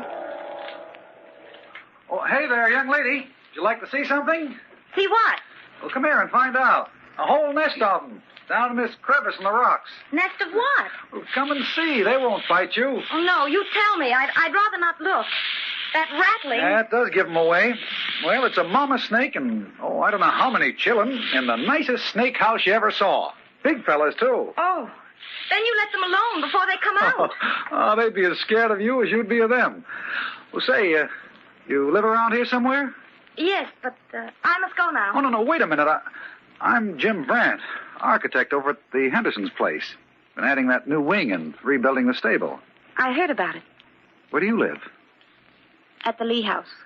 I've been on lots of walks around here, but I've never seen you before. How come? I don't often go out. Say, you must be Mr. Lee's daughter, huh? Or has he got a daughter? I really can't talk with you, Mr. Brandt. I've got to hurry home. Oh. Goodbye. Oh, hey, Miss Lee. Maybe I'll see you around here again sometime. First time we met. Remember? You know, you were mighty strange that day. I was afraid. Afraid? Afraid of what? Oh, I don't know. I guess because all the days were so full of him. Like the day he disappeared. What do you mean, Anna? We went sailing alone that day. Then suddenly the squall blew up, the wind and the waves, and nobody ever saw him again. Annabelle! Yes, Jim? Annabelle Lee! Huh? Annabelle! I didn't hear what you said. I didn't. But you did. You said my name. You were just half asleep, that's all. Hey, what's that? Doggone it, Anna, we got a flat tire. Don't stop, Jim. Don't stop here. We have to. I can't ride the rim. But there's nothing to fix it with, Jim. Let's go on, please. I don't care about the tire. Anna, what's the matter? You think I'm going to ruin a perfectly good... Hey, look. There's a little house up there. I'll bet he's got a jack. Hey, up there. Now, darling, don't look like that. What's the matter? Hello. Sorry to bother you. Have you got a jack I can borrow? Flat tire. Sure. Hey, son, go get the jack out of the car. Yeah, you see, Anna, we'll have it fixed in no time. Oh, darling, don't look peeved. You people headed for the turnpike? Mm-hmm, that's right. You're going the wrong way. Shortcut's back about a mile. Oh, you mean we're past it? Well, how do you do there, ma'am? Didn't see you at first. How'd you do? I don't guess you remember me. I come over and helped your husband's man, Jameson, fix the gardens this spring. Jim.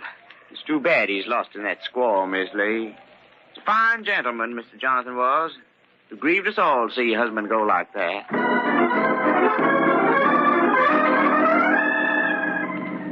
Jim, you turned back. You're taking me home. You were Jonathan's wife, Anna. Don't take me back. I didn't lie to you, Jim. I was going to tell you. When? After we got married? After... No, I was going to tell you tonight. That second time I saw you after Jonathan disappeared, you asked my name. Even then you thought I was his daughter, and something wouldn't let me say I was his wife. He was so much older, Jim. Nearly 20 years. How long were you married? 4 years. 4 dreadful years. I never loved him. Anna. I can't help it. He kept me like a prisoner in that gloomy house, watching me every minute. Oh, Jim, I do love you. Don't take me back. It's all right, Anna. Don't get upset. Just be quiet for a few minutes. What's the matter? What are you looking back for? Something's following us. I can feel it, Jim. On this lonely road? You're sorry you ever came. Oh, Anna, stop it. Say you're not sorry. Say you forgive me for deceiving you. I do forgive you. Then everything's all right, Jim. Don't hate me. Oh, Anna, no. Let's not talk about it. Not now. Yes, let's forget. Let's talk of something else. Look, it's beginning to rain. Night's come. Yes. Listen to it on the roof. Seems to be saying your name. There's a poem written about you. Know that? Yes. Pose. I used to know it by heart. It was many and many a year ago in a kingdom by the sea. That a maiden there lived whom you may know. That's it. By the name of Annabel Lee. And this maid, she lived with no other thought than to love and be loved by me. Say, you know it too. Heard it 1,000,000 times. I know it all, every syllable. Jim, listen. What? It was many and many a year ago in a kingdom by the sea. Jim, look. What is it? On the road in the lightning. A man in the rain. Anna, it's not anybody. But you don't know. He was in the house from that first day he disappeared. I could hear him even before that. Out at sea, calling my name. Oh, Anna, you've got to stop this. But, Jim... You're just imagining it, I tell you. Jim, I've got to tell you. I can't go on without telling you the truth. What truth? I killed him. Anna. I killed Jonathan. I killed my husband. What are you saying? Now you know. Now you can take me back to Lee House. You can take me back home. Back to him.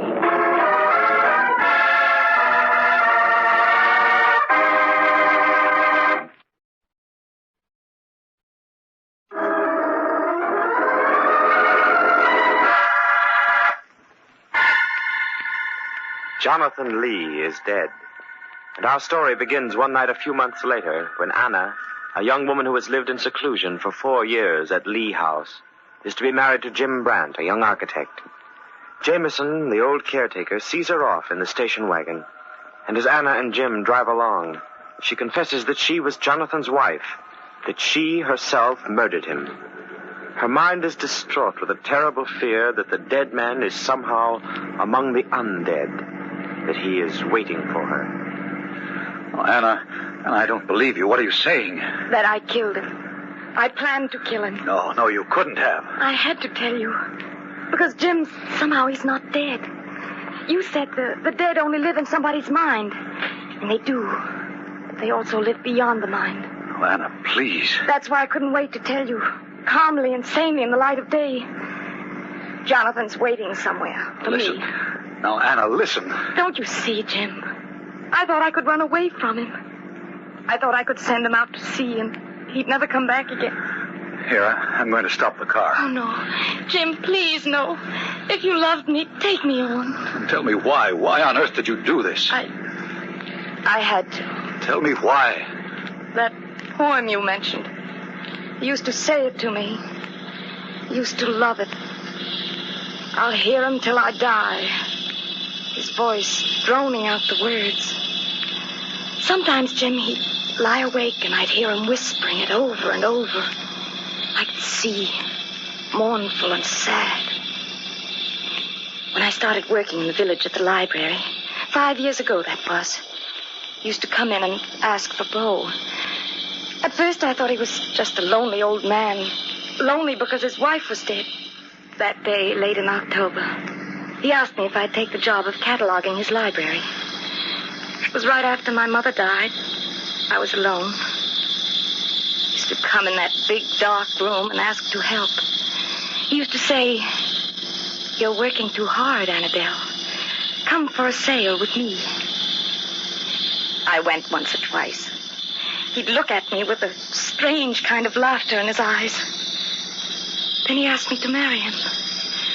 He asked me 12 times. At last I did.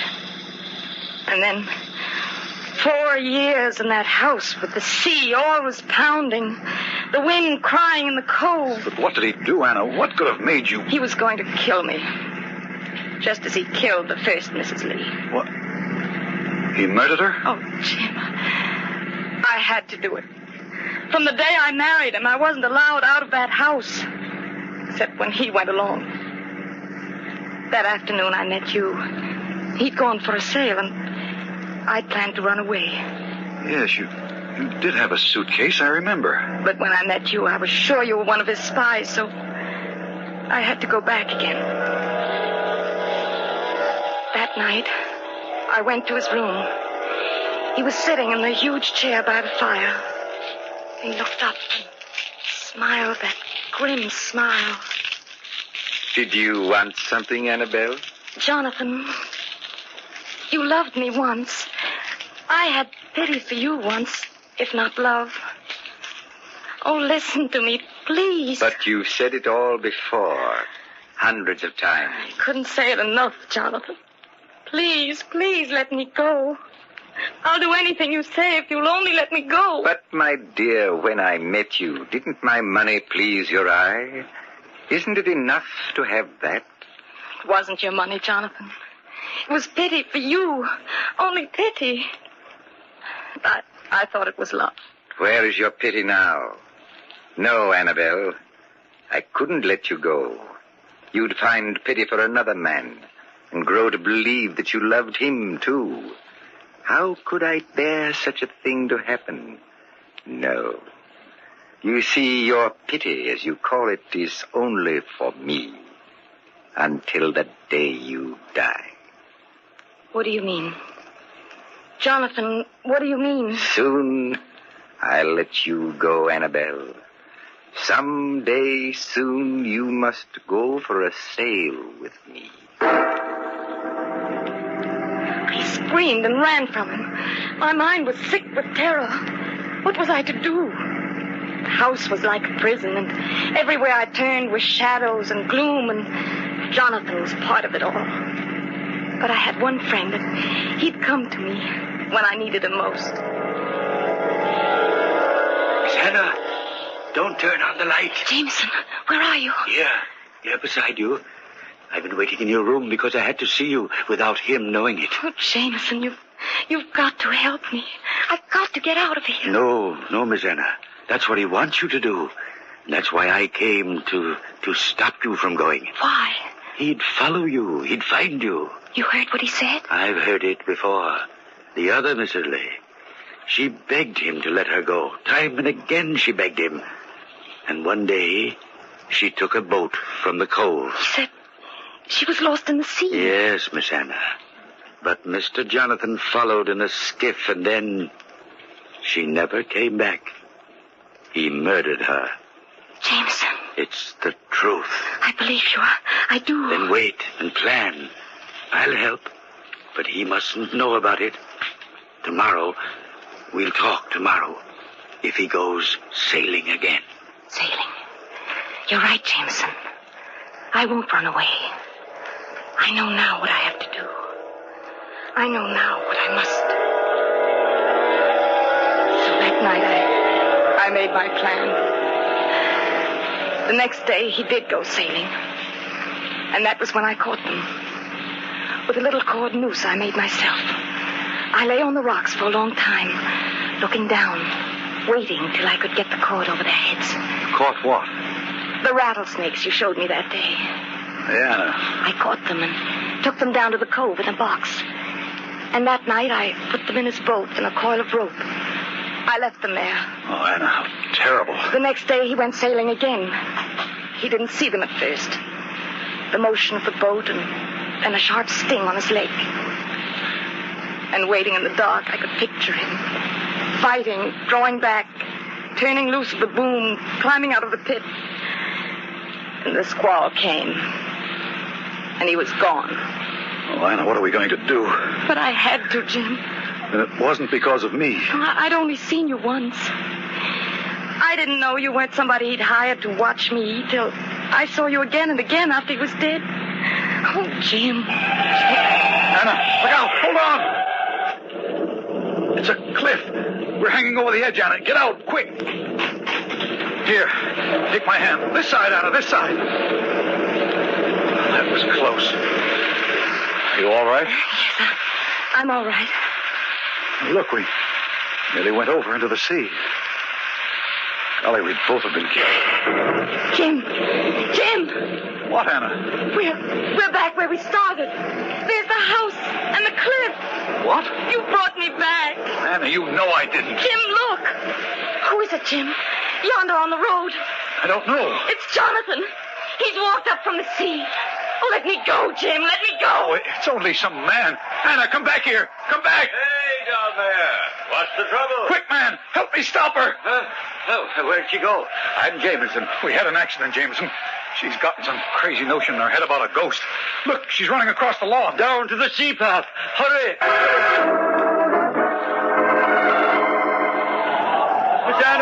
Miss Anna, it's me, Jameson. Oh, Jameson. It's you. Anna, where were you running to? Oh, I don't know. Oh, my darling. You frightened us nearly to death. It was only me on the road, ma'am. I thought She's shivering, sir. Here, take my coat, Miss Anna. It's Providence that brought you back tonight. Why, Jameson? There's nothing to say, Jameson. Jim, take me to the house. But when Jonathan sailed away that day, the snakes weren't in the boat. I took them out. You see, he could have heard their rattles. And anyway, sir, I couldn't have Miss Anna do such a thing. Jameson, you mean... I couldn't have her do it, sir, when rightly the job was mine. What you're trying to say... It was my daughter Amy I was thinking of. How Mr. Jonathan drove her to love him like she did. And how he would smile at her in that laughing way, so that she jumped from the rocks here down to the sea. Then that was why... So, that day, before he went for his last sail, I cut the rigging ropes. And when the wind took the canvas strong, as it does when you ride the swells, they snapped. And I stood here on the cliff and watched the boom fly free, and down he went beneath it. Oh, Jim. How could I watch him murder you, Miss Anna, as he'd murdered my Amy? Oh, you're free of it, Anna, now. Don't you see? It was only the fear in your mind. I've got a fire going in the library, Miss Anna. I'll take her in, Jameson. I'll go see if I can get your car off the cliff. Oh, no, Jameson. Let it alone. We don't care about the car. But you two can be on your way again when the rain blows over. Come along in, Anna. You're cold now. Here, pull the coat around you. He did it for me, Jim. Are you all right now? Now I am. Jim, look. What's Jameson doing? He's climbing in the car. Stop him, Jim. What? He started the motor. But the car's hanging over the edge of the rocks. Jim, stop him. It's toppling. It's toppling over the cliff.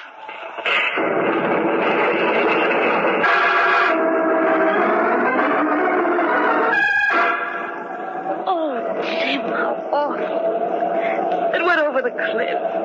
Down to the sea in the cold. He did it all for me. And for me, too, darling. But he's made everything all right, Anna. He's made everything all right.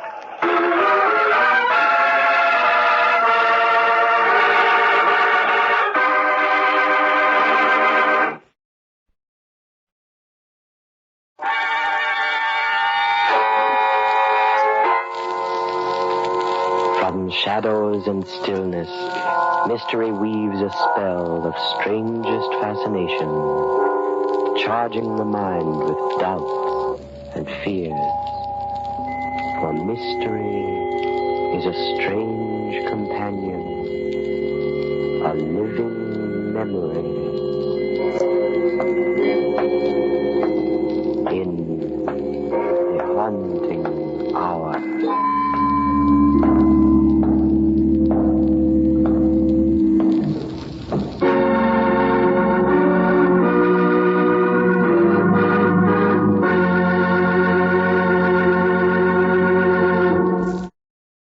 I was a communist for the FBI.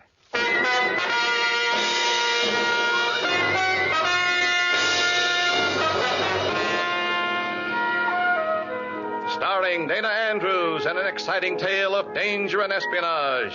I was a communist for the FBI.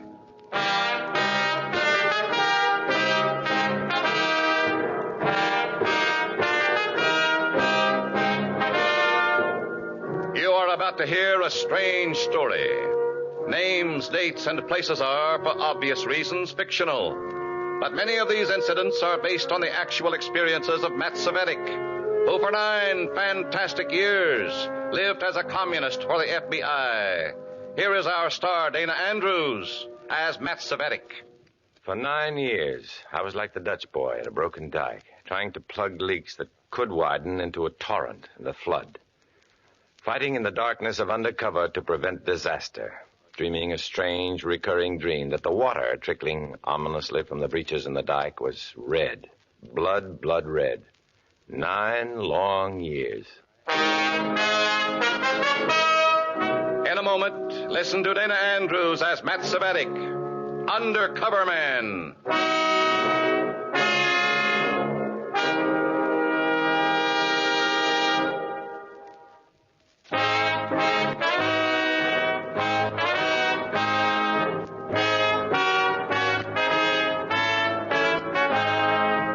Now, here is Dana Andrews as Matt Savetic, Undercover Man. This story from the confidential file is marked Abby, as in Abigail.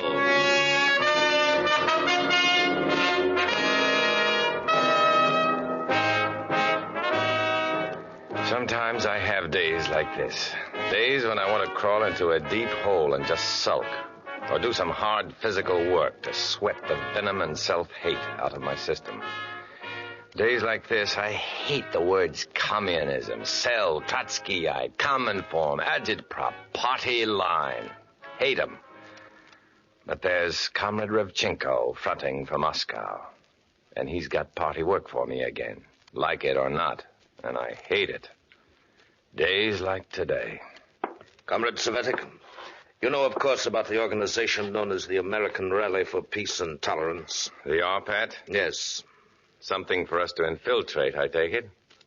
My dear Savetic, do you pretend not to know that the RPAT has been a communist front for 5 years? I'm not pretending anything. I just didn't know it. Strange. The FBI knows it. The FBI? At least the RPAT is suspected of being a party front. Oh, that's something else again. Nothing I can do about it, is there? You will think of something to reestablish confidence in the American Rally for Peace and Tolerance before it's too late.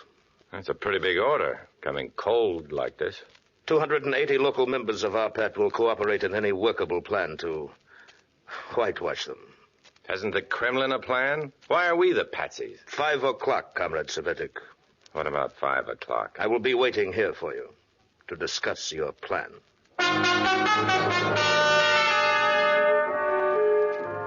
I go out, steaming quietly. I find a good, safe pay station and telephone my FBI contact. It's my day to be disagreeable, all right. I suddenly hate all the hocus-pocus of calling the FBI and using that red pony to blue fox gibberish so necessary to secrecy. I even resent having to call the perfectly respectable little cafe where we meet, Rendezvous Green. When my FBI contact walks in, I'm waiting for him with acid in my soul. I tell him of the assignment Revchenko has tossed into my lap, and incidentally let off a lot of dangerously explosive steam. And you say you're supposed to come up with an idea by 5 this evening? That is correct. Somewhere, Revchenko heard that Rome was built in a day and that Savetic was the architect. The noblest Roman of them all. Isn't funny. I never was so close to chucking this job as I am right now. What's the matter? Just once, that's all. Just once, I'd like to perform some straight right-handed service for my country. No strings attached. We always wanted to be dead sure that the Arpat was really a red front. We are sure now, thanks to you. That's a big service, Matt. Maybe. But now I've got to whitewash a red front. And somebody's going to get hurt in the process. It's a fight, Matt. War means casualties. Just once. I'd like to do a lot of good without doing even a little harm. Well, you have any ideas for Revchenko come 5 o'clock? Blank. Nothing. Maybe you're fighting it too hard. Have you got any inspirations? No. Are you fighting it too hard? You've got me there, man. Yeah, I'll think of something. Matthew, who pays for the lunch? Call it.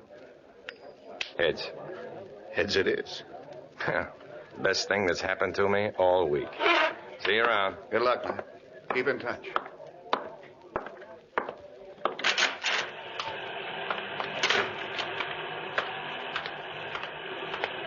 Look out! Watch it.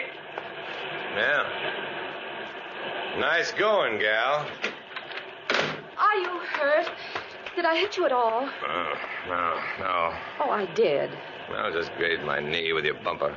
Is that all? That's funny. Getting nicked by a Red Cross station wagon. Oh, I'm just a volunteer in the Red Cross blood donor service. You're sure you're all right now? Yeah, I'm fine. Well, you better come with me. Where to? The hospital. I tell you, I'm perfectly No, okay. take my arm. And don't argue, please. All right, nurse. I'm not a nurse. I'm just doing this to humor you, not draw a crowd. You get in first, can you? Now, go on, slide in. All right, but... Now, can you get in alone? With my dying effort. Like so. I don't want to quarrel, but you really stepped right out in front of me. Sorry, I can't discuss it. Why? See my lawyer. Really? No, I was off in a cloud. Polyclinic, Polly. Oh, you had me worried.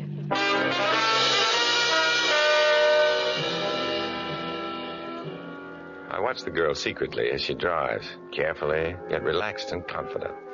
And very, very fetching in the blue uniform of the Red Cross volunteers. I say girl. She isn't quite. 30, maybe. With a look of kindliness and patience maturing her eyes and mouth. It's a firm, good face. Tempered, it seems to me, in sadness and experience. I like it. And I like her. I make conversation to hear her voice and to find out what I can about her, while I can. Your time is short with decent people when you're a communist for the FBI. Blood donor service, you said? Yes. Nice jobs, these station wagons. Well, this one's fairly new. Expensive? Oh, well, I'd rather not say. You see, they're often donated to us. Oh, I see. You don't want to put a price on generosity. Yes. This car donated? It says on the door panel. Well, I didn't notice. In memory of Major Robert Quinton. Oh. How's the leg? Oh, nary a pang. Well, you'd better exchange cards anyhow, just in case. I'm just plain Matt Savetic. No steel engraved cards. I'm Mrs. Robert Quinton. Oh. Oh, you donated the car, then? You can reach me through the Red Cross. Well, I'm sure it won't be necessary. You must be pretty busy anyhow. But unfortunately, no. Why not? Well, I don't know. People don't quite realize the importance of the blood donor program. The urgent need for blood plasma and whole blood, war or peace. Maybe it takes you to tell them. All right. When did you last give blood? Yeah. I won't pursue the point. Well, I wish I could explain, especially to somebody like you. Well, I mean, somebody who's lost somebody. No, never mind. I'm sorry. It was a training flight. He was an instructor. They're just as gone, however they go. Oh, you get over it. You try. The blood bank has its share of visitors who are getting over it without forgetting. Yeah. I study the strong, gentle contours of her face. I like her laughter, but her melancholy pierces me through and through. All at once, I feel exactly like shedding about 500 cubic centimeters of Sovietic blood without any strings attached. I want to do something for somebody, whether my red comrades like it or not, and they won't. I haven't an idea in my head for Revchenko and Arpat, the Communist Front crowd, right now. I'm in business for myself, personally. Look, how about this? Yes? I'm not hurt, see? Well, we'll let the doctor decide that. All right, we'll let the doctor decide it. Drive me around the block to the blood bank and let the doctor there decide if I'm okay. And if I am, I'd like to donate a pint of blood. What's the matter? Well, you're not just doing this for me. Well, let's say I'm doing it for me. Blood bank, Polly. Then I better make a right turn here. And the name is Abby. Abby as in Westminster? Abby as in Abigail. Matt as in Sovietic. How do you do? Fine. I'm feeling strangely exhilarated, lightheaded. I feel great. Inside of 20 minutes, I'm lying on a cot in the blood donor center with a dozen other donors. And I watch a half-liter flask fill up with 500 cubic centimeters of Matthew Sovietic. I don't feel a thing except that strange exhilaration. Then, it's over.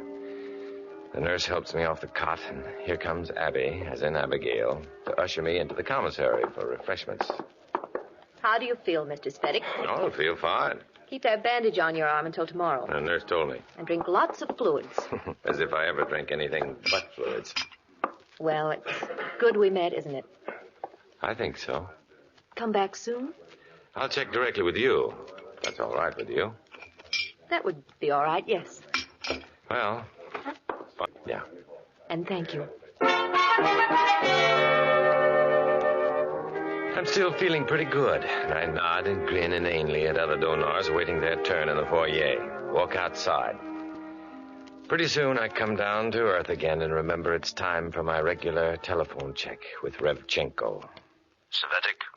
Yes? I must see you at once. You said you wanted to see me at 5 o'clock. I'm telling you now that I want to see you now. I haven't given the Arpat situation enough thought yet. Now, Sovietic. Okay.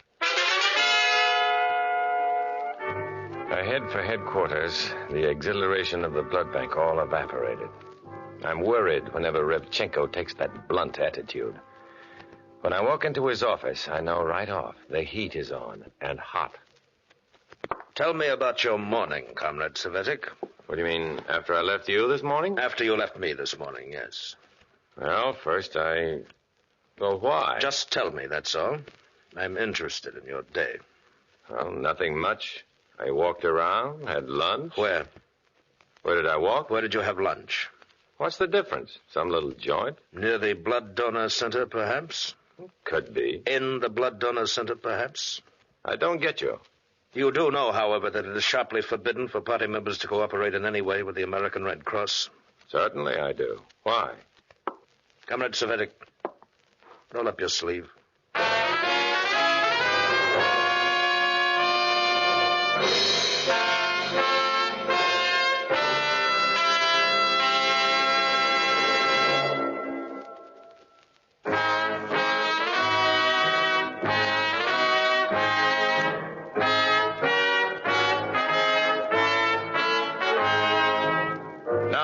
To Dana Andrews, starring as Matt Sovietic in I Was a Communist for the FBI, and the second act of our story.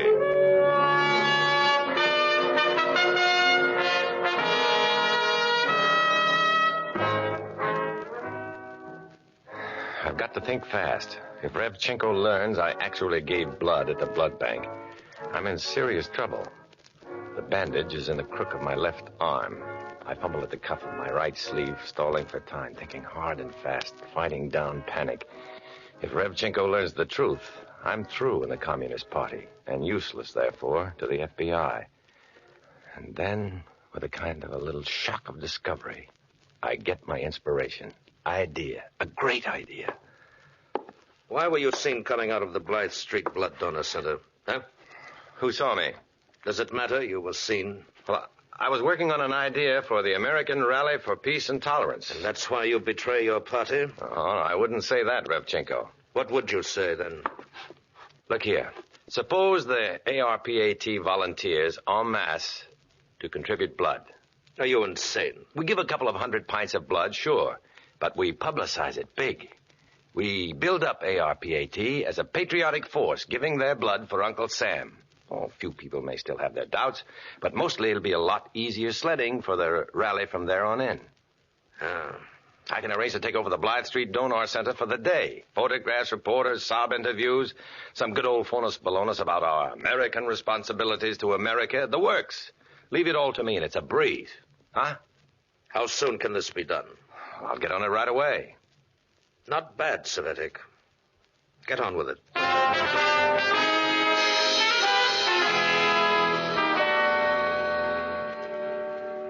Hello? Hello, Abby? Mrs. Quentin?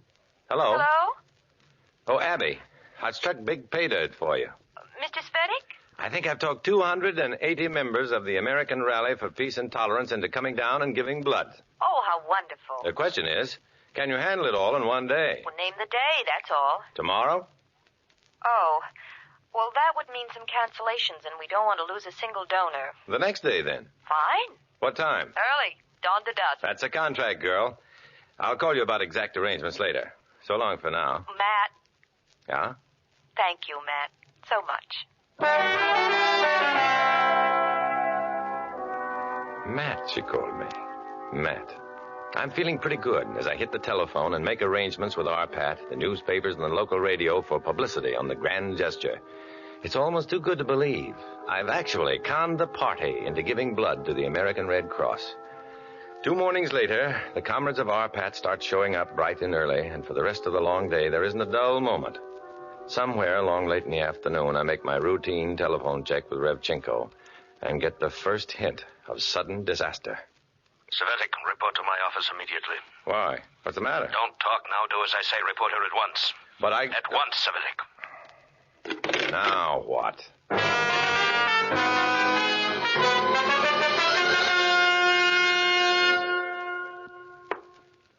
News of your scheme has reached the highest echelons of our apparatus in America. It simply will not do to give blood to a culture we despise. But don't they understand? We've gotten great value for it. RPAT will be in the clear again. I tell you it will not do, Savetic. And I tell you it's done. Then undo it. How? Destroy the blood flasks somehow.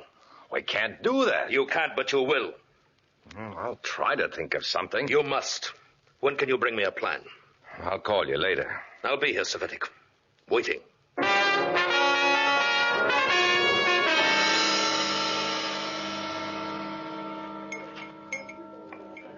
Tough situation, Matt.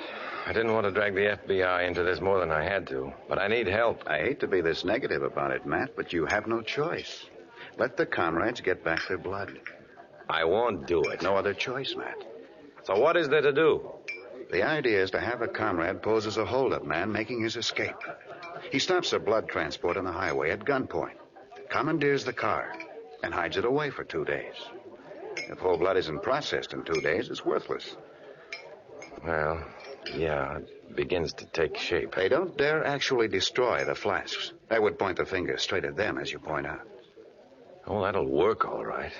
It's just a shame, that's all. Find out when the blood will be taken out tonight to the processing center. Call Revchenko, tell him your plan, and describe the route of the car.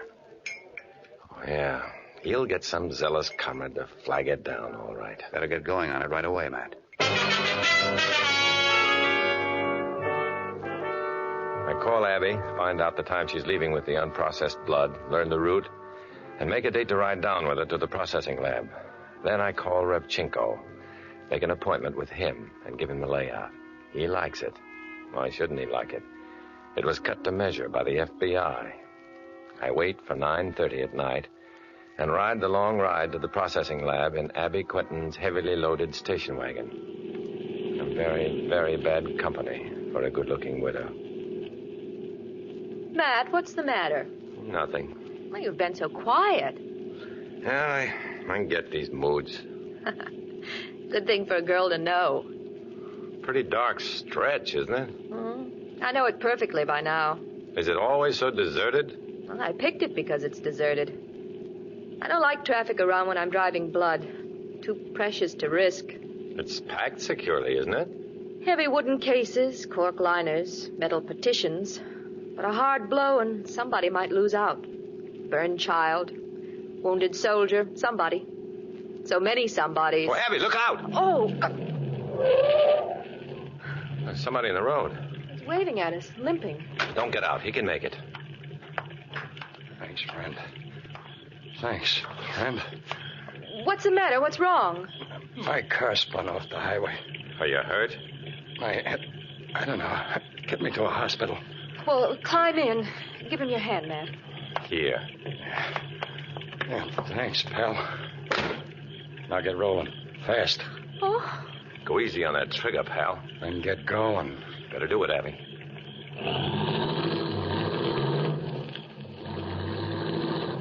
Sorry, friends. That's all right. It's a pleasure. Little job went wrong in a gas station. I had to blast the attendant. Cops put an APB on this short wave with a description of my car. Had to change transportation. Understand? Perfectly. Oh. Red Cross car, huh? Couldn't have picked better. Take a left at the next interchange or I'm not responsible. You hear me? I hear you. Watch it, girl. He killed one man. I won't let him kill 50. There are 300 pints of whole blood in this car. All with the necessary tests made at the center. Emergency. Emergency? There's been an urgent call for whole blood to be flown overseas. I thought we were going to the processing center. We branch off on the airport road. You take the next interchange, lady. No airport. Don't miss it, lady. I wouldn't count on it if I were you. She means it. I know she's telling the truth. There are 300 pints of life stored away behind us in those blue cases. And I don't much care what might happen to me if I try to help and get those cases delivered to that plane. I want to look real good come Judgment Day. I want to look good to the Abby Quintons of this world. And to this special Abby Quinton in particular. Only how? Wreck the station wagon and hope to reload on a passing truck or car? What if we burn? Suppose the flasks are all smashed? Suppose we're hurt and helpless to explain the situation to any passerby? Suppose she's killed. Think, Savetic. Think and act. Do something. Watch it now. Interchange is dead ahead. What's that? I don't know, but I can guess. We've been going over 80. Cops? Yeah. They're flashing us now. Step on it, you. Get moving. I can't go any faster. Do you want her to wreck the car, you lunatic? Yeah, I want her to wreck the car. Yeah. You're crazy. That's right, lady. You're so right, lady. Yell at him. Tell him Red Cross. Tell him emergency. Tell him, go on. That's all right, officers. Emergency. Red Cross to airport. Emergency. No! Stop! No! Yeah, too late, lady. They're going places. No. They want us to follow. Oh, this is funny. They're giving us a police escort to the airport. Oh, no, they're not. Isn't it funny, though? It's wonderful. Well, let me hit that wheel. What are you... Stop. Yeah. You fool. No, don't. You wrecked us, you fool.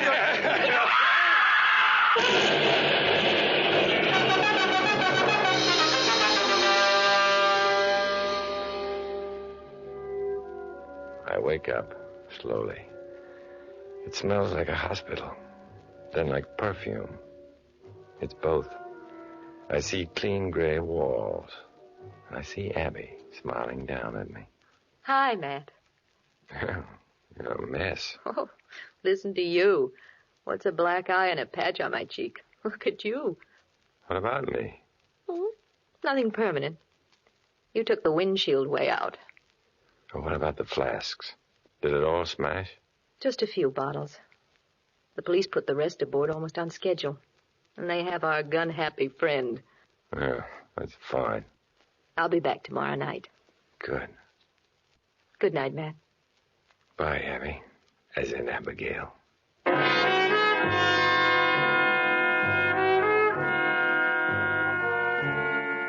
She's back the next night, and the next, and the next. She's probably back the following night, too. I wouldn't know. Because I'm gone by then. Because I don't think I can face her evening after evening without losing my nerve and my job with the FBI. I'd go soft. I'd chicken. So I'm out of there before visiting hour, the fourth night around. The comrades can't say I didn't try, so I'm in the clear. They won't wreck another blood transport car. Twice might rub the whitewash off the American rally for peace and tolerance. They don't know that the FBI knows what's underneath that whitewash. Red, bright red. So maybe I don't do too badly at times, but it gets harder and harder to say goodbye when the Abby Quintons say good night. But I'm a communist for the FBI. I walk alone.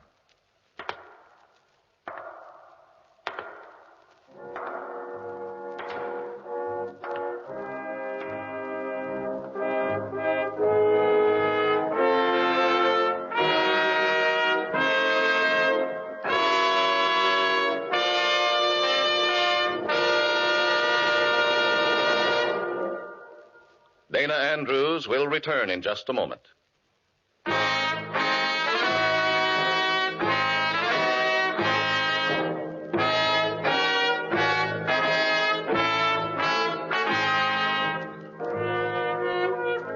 This is Dana Andrews.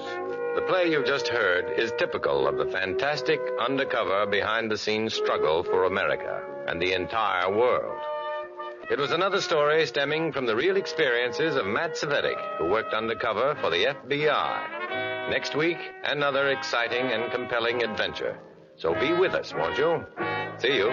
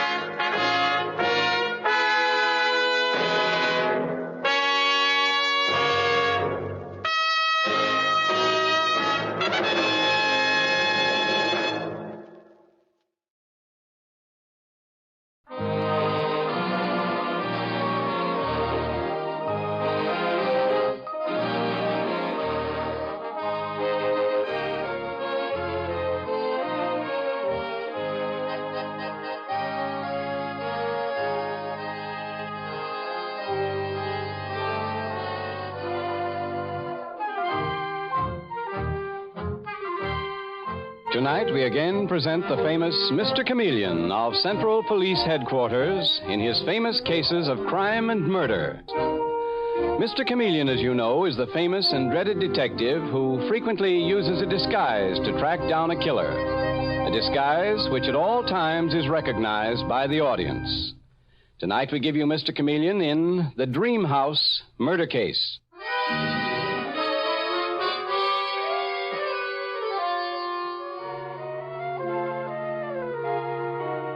The scene opens in the charming dream house of Philip Adams and his wife Molly. The kind of little house so many of us dream of having one day. But over this one, the clouds of murder are slowly, ominously gathering as we hear Philip say, Molly, do you still think this is the most wonderful house in the world? Of course I do, Philip. And so do you. I did at first, but now... Now what, silly? Oh, Molly... Do you ever get a feeling there's something strange about it? What? Something dreadful. Something fearful. What on earth are you talking about, Philip? Molly, I've got to tell you the truth. I can't stand living here any longer. But, Philip, it's our dream house. Oh, but there are other dream houses, dear. We can sell this one and buy another. But, Philip... I have a premonition. If we keep on living here, something unspeakably terrible will happen to us. Philip... Darling, you've been working too hard. You're getting unwholesome ideas. You need a rest. Rest? When I walk the floors of this house all night, think of it all day, let's get rid of it. You love me, don't you? Yes, dear. And that's why I won't let you give up our dream house. Oh, that's the doorbell. I'll answer it. Oh, Mrs. Wall, come in. While you were out, somebody left this package for you at my house, Molly. Oh, thanks, Mrs. Wall. Oh, no trouble at all, Molly. Oh, good evening, Philip. How are you? I'm all right, Mrs. Wall. But Molly thinks I'm crazy. What? Oh, I don't think any such thing. I wish you'd help me convince Molly we should sell this house. Philip has a silly idea something dreadful will happen to us if we stay living here. I'll go mad if we don't get out. I can't stand it another day. Well, I guess that's something for you to settle between yourselves. I've got to run back home. Bye. Bye. Well, I wonder what's in this package. I don't remember ordering anything. Look, Philip. It's a perfectly beautiful cake. Throw that cake away, Molly. You don't know where it came from. It may be poisoned. It comes from Ballard's Bakery, and they don't make poisoned cake. I tell you, throw it away. Just to show you how silly you are, Philip, I'm going to cut a piece and eat it. Don't eat that, Molly. Silly? It's a little stale, but tastes marvelous. Philip, help. Molly. Molly! I'm dying. I'm dying.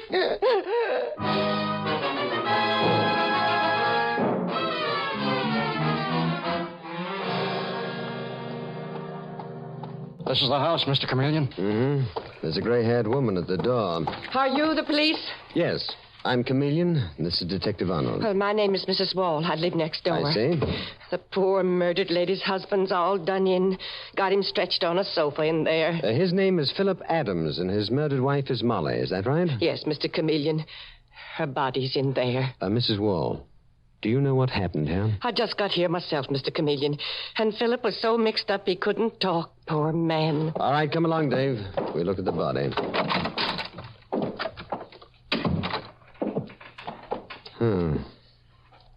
She died while eating a piece of cake. Uh-huh. Piece of it's still in her hand. Well, obviously the cake was poisoned, Dave. Yes, no question of it. Looks like she just got it.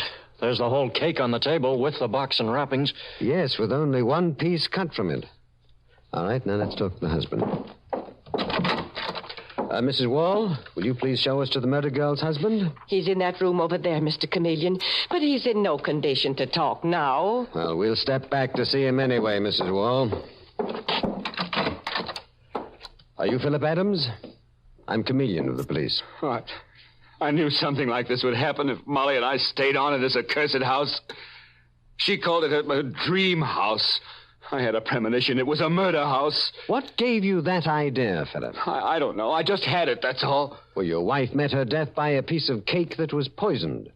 I don't get the connection between it and this house. I begged her not to touch that cake, Mr. Chameleon. Oh, but she thought I was crazy. She thought I was crazy, too, when I told her there was something horrible about this house. I wanted to sell it, get out of it, never see it again. Now, try to calm down, Philip. Mr. Chameleon, can't you realize my wife is in the next room, murdered? And I am here to find her murderer. You never will, Mr. Chameleon. You never will. It's supernatural. There is nothing supernatural about a poisoned cake, Philip. Why did you beg your wife not to eat it? Because she didn't know where it came from, Mr. Chameleon. She didn't know where it came from. She didn't know where it came from? That's just the point. That's why I was afraid of it. Well, it got here some way, Philip. Of course it did. Mrs. Wall brought it. What? Mrs. Wall brought the poisoned cake here, the same Mrs. Wall that I've just been talking to? Yes. Well, that settles the whole affair, then. Oh, let me finish, Mr. Chameleon. Somebody tried to deliver the cake here when Molly was out and left it at Mrs. Wall's next door. She took it in and brought it over later. Well, well. Try to get a rest, Philip. I'll see you later. Mrs. Wall? Yes, Mr. Chameleon. Why didn't you tell me that you brought the cake that poisoned Molly into this house? What? I bring it? Philip told me that you did. Was that package I brought here the cake? What did you think it was? You know a cake when you see one, don't you? Certainly, but this one was in a box. Mm-hmm. A box with Ballard's Bakery special marshmallow cake printed on it. What's the answer to that? Don't try making out I killed Molly Adams. Why should I poison her? I have no idea. All I know is that you brought the cake here that killed her. I didn't know it was a cake. It was all done up in heavy wrapping paper. Exactly where did you get that cake, Mrs. Wall? A young man left it at my house next door. Asked me if I'd be kind enough to give it to Molly Adams when she got home. Did this delivery boy come from Ballard's Bakery? No, Mr. Chameleon. Ballard's is cash and carry. Mm-hmm. You get things there, too, eh? Well, nearly everybody in the neighborhood does. I see. Well, if you're finished up with me, Mr. Chameleon, I'd like to get back home. I'm expecting some company. We're going to hold a seance tonight. The what, Mrs. Wall? A seance? Yes, the seance. I'm trying to talk to my husband from his grave. You know what I mean. Talk to his spirit. And it's high time I did. We're in a nut house, Mr. Chameleon. Is that so, Detective Arnold? One moment, Dave. Let Mrs. Wall go on. No doubt she has some very good reason for wanting to communicate with her deceased husband. I certainly have, Mr. Chameleon. My husband built this row of dream houses. Now he won't let me live peaceful in mine. Night after night he comes back to haunt the place and scare me half to death. This dame is nuts, Mr. Chameleon. And so's the murdered woman's husband. The place for both of them is a loony bin. I think Mrs. Wall is a thoroughly sane person, Dave. Go on, Mrs. Wall. You were saying... I was saying he comes back and scares me to death out of his grave. But he won't say a word. You actually see your dead husband's spirit, then? No. All he does is throw pebbles against my window, turn things upside down on the kitchen porch. He's trying to chase me out of the house we both lived in. That's why I say it's high time for me to communicate with his spirit. Yes, I understand, Mrs. Wall. Well, go home to your seance now. Oh, thank you, Mr. Chameleon. Goodbye. Goodbye, Mrs. Wall. Hey, have you gone nuts too, Mr. Chameleon? I'm sorry, but I mean, what's it all about? The question in my mind, Dave, is, did Mrs. Wall tell that fantastic story to the murdered woman's husband, Philip? What? See, it might be that Mrs. Wall was trying to frighten him into selling this house for reasons of her own. She looks too down to earth to me to believe in ghosts. Want me to ask Philip about it? No, I'll do that myself. You take the poisoned cake in the box that came into Ballard's bakery. Okay. Find out if the cake actually was baked there, Dave. Gotcha, Mr. Chameleon. And rush the paper it was wrapped in to fingerprints right away. We'll soon see whether anybody delivered that cake to Mrs. Wall or not. Philip, you said you had a premonition of danger in this house and urged your wife to let you sell it. Yes, Mr. Chameleon. I was in deadly fear for Molly and me to live here. I imagine you got that feeling because Mrs. Wall next door told you of the dread that she had of living in her own house. Yes, she did, Mr. Chameleon. There's something supernatural about these accursed dream houses her husband built. Don't get excited again, Philip. I can't help getting excited. My wife, Molly, is lying in there murdered. Heaven only knows why. When the medical examiner gets here, he'll give you something to quiet you down, Philip. Hold on to yourself, old man. I think I'll phone the commissioner. Something darn queer about this case.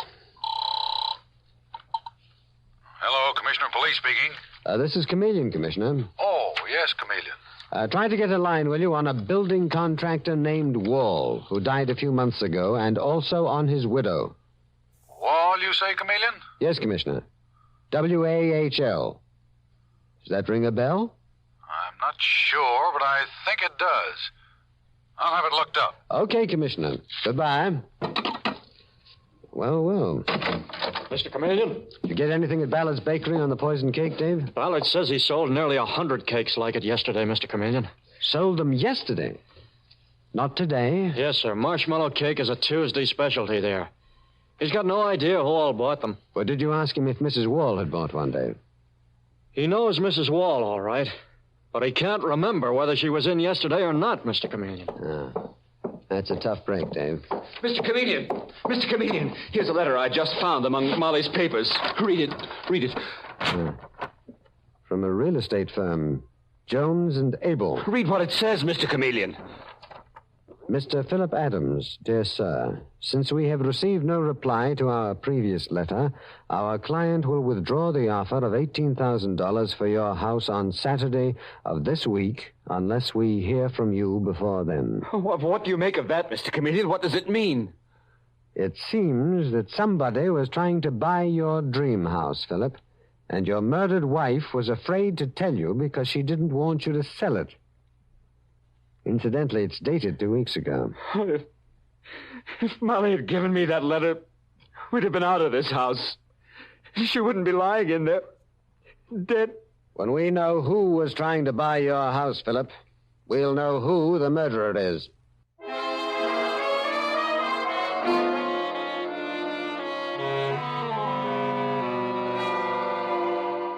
Mr. Chameleon and the Dream House murder case continues in just a moment.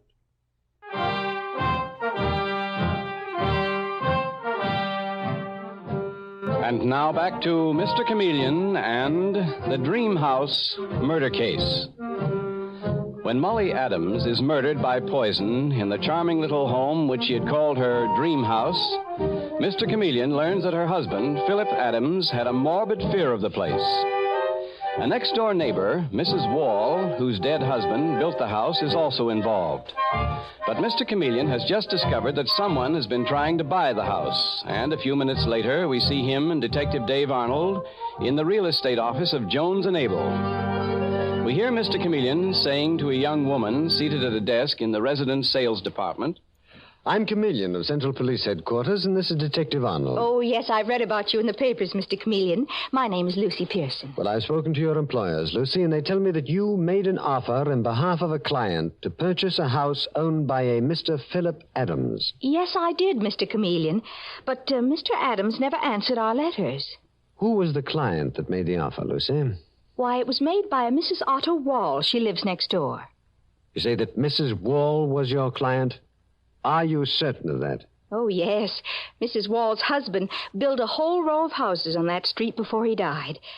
He advertised them as your dream house. They were lovely houses at the price.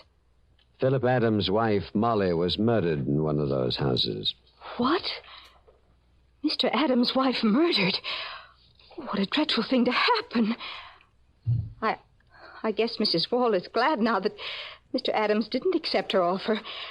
It's almost impossible to sell a house where a murder took place. Did Mrs. Wall mention why she wanted to buy Mr. Philip Adams' house? No, I guess she didn't like them as neighbors. I may ask you to testify that Mrs. Wall made that offer through you, Lucy. Yes, Mr. Chameleon. Good girl, Lucy. Goodbye. Goodbye, Miss Pearson. I told you that Wall woman was bugs, Mr. Chameleon. She's yowling about being afraid of living in her own house because of her old man haunting it. And then we find out she's trying to buy the house next door. Plain nuts. Uh-huh. It's very queer, Dave.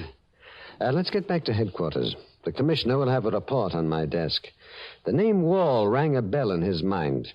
And I think it's also ringing one in mine.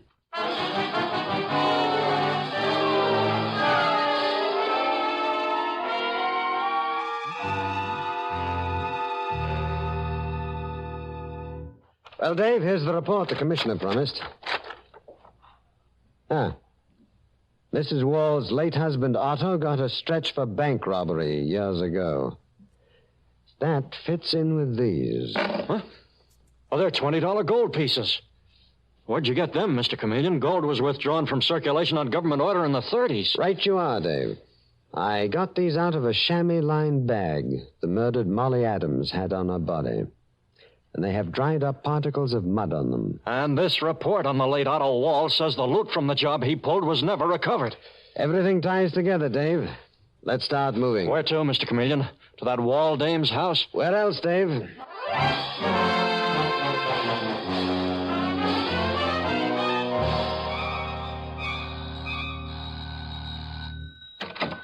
Oh, Mr. Chameleon. I'm Detective Arnold. Come in. Thank you. I stopped by, Mrs. Wall, to ask if your seance was successful this evening. Did you make contact with your dead husband's spirit? No, nothing come off. What's more, he was throwing pebbles against my window right before you came. He's trying to drive me out of this house, doing it from his grave, Mr. Chameleon. Mrs. Wall, would you know a $20 gold piece if you saw one? Oh, what's that got to do with my husband's spirit haunting me, Mr. Chameleon? Here are 3 of them, Mrs. Wall. So what? I found them on the body of Molly Adams, your next-door neighbor. I think she found them in an unfinished part of the cellar in her house. Huh? Is that where your husband buried the loot he robbed a bank to get? Is that why you attempted to terrorize Philip Adams into selling his house to you? What? Me? Tried to buy that house? Oh, come now. We have a credible witness that you did. Lucy Pearson is her name. She's with the real estate firm of Jones and Abel. Lucy Pearson? I never heard of her. And let me tell you something else. Tell me what? My husband didn't build that wing on Philip Adams' house where the cellar ain't finished. Phil put that on himself before he married Molly. No, did he really, Mrs. Wall? Let's go, Dave. Don't leave this house, Mrs. Wall. Goodbye. And I thought she was nuts, Mr. Chameleon. You hustle back to headquarters, Dave. See what fingerprints they found on the paper the poison cake was wrapped in. I am going next door to see the murdered woman's husband a moment.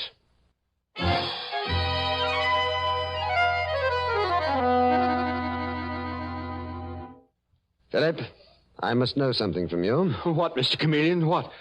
Who built the extra wing on this house? Mrs. Wall says that you did. I don't believe her. Mrs. Wall built it herself. She took over her husband's contracting and building business after he died. These, 3 $20 gold pieces. What? They were in a chamois bag on your wife's body. Did she ever mention them to you? Oh, no. Where did my wife, Molly, get them, Mr. Chameleon? I don't know yet, Philip. Now, don't say anything to Mrs. Wall about them. You be very careful that you don't. Oh, I won't. I promise not to, Mr. Chameleon. The reason I tell you is that we have evidence that Mrs. Wall is the client who tried to buy your house. What? Well, then she'll try to kill me, too. I warned her not to leave her house. Now, take it easy, Philip.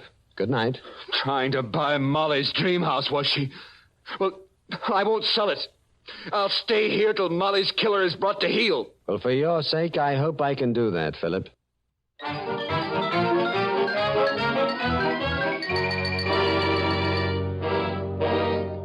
And now it is 2 hours later in Mr. Chameleon's office at headquarters.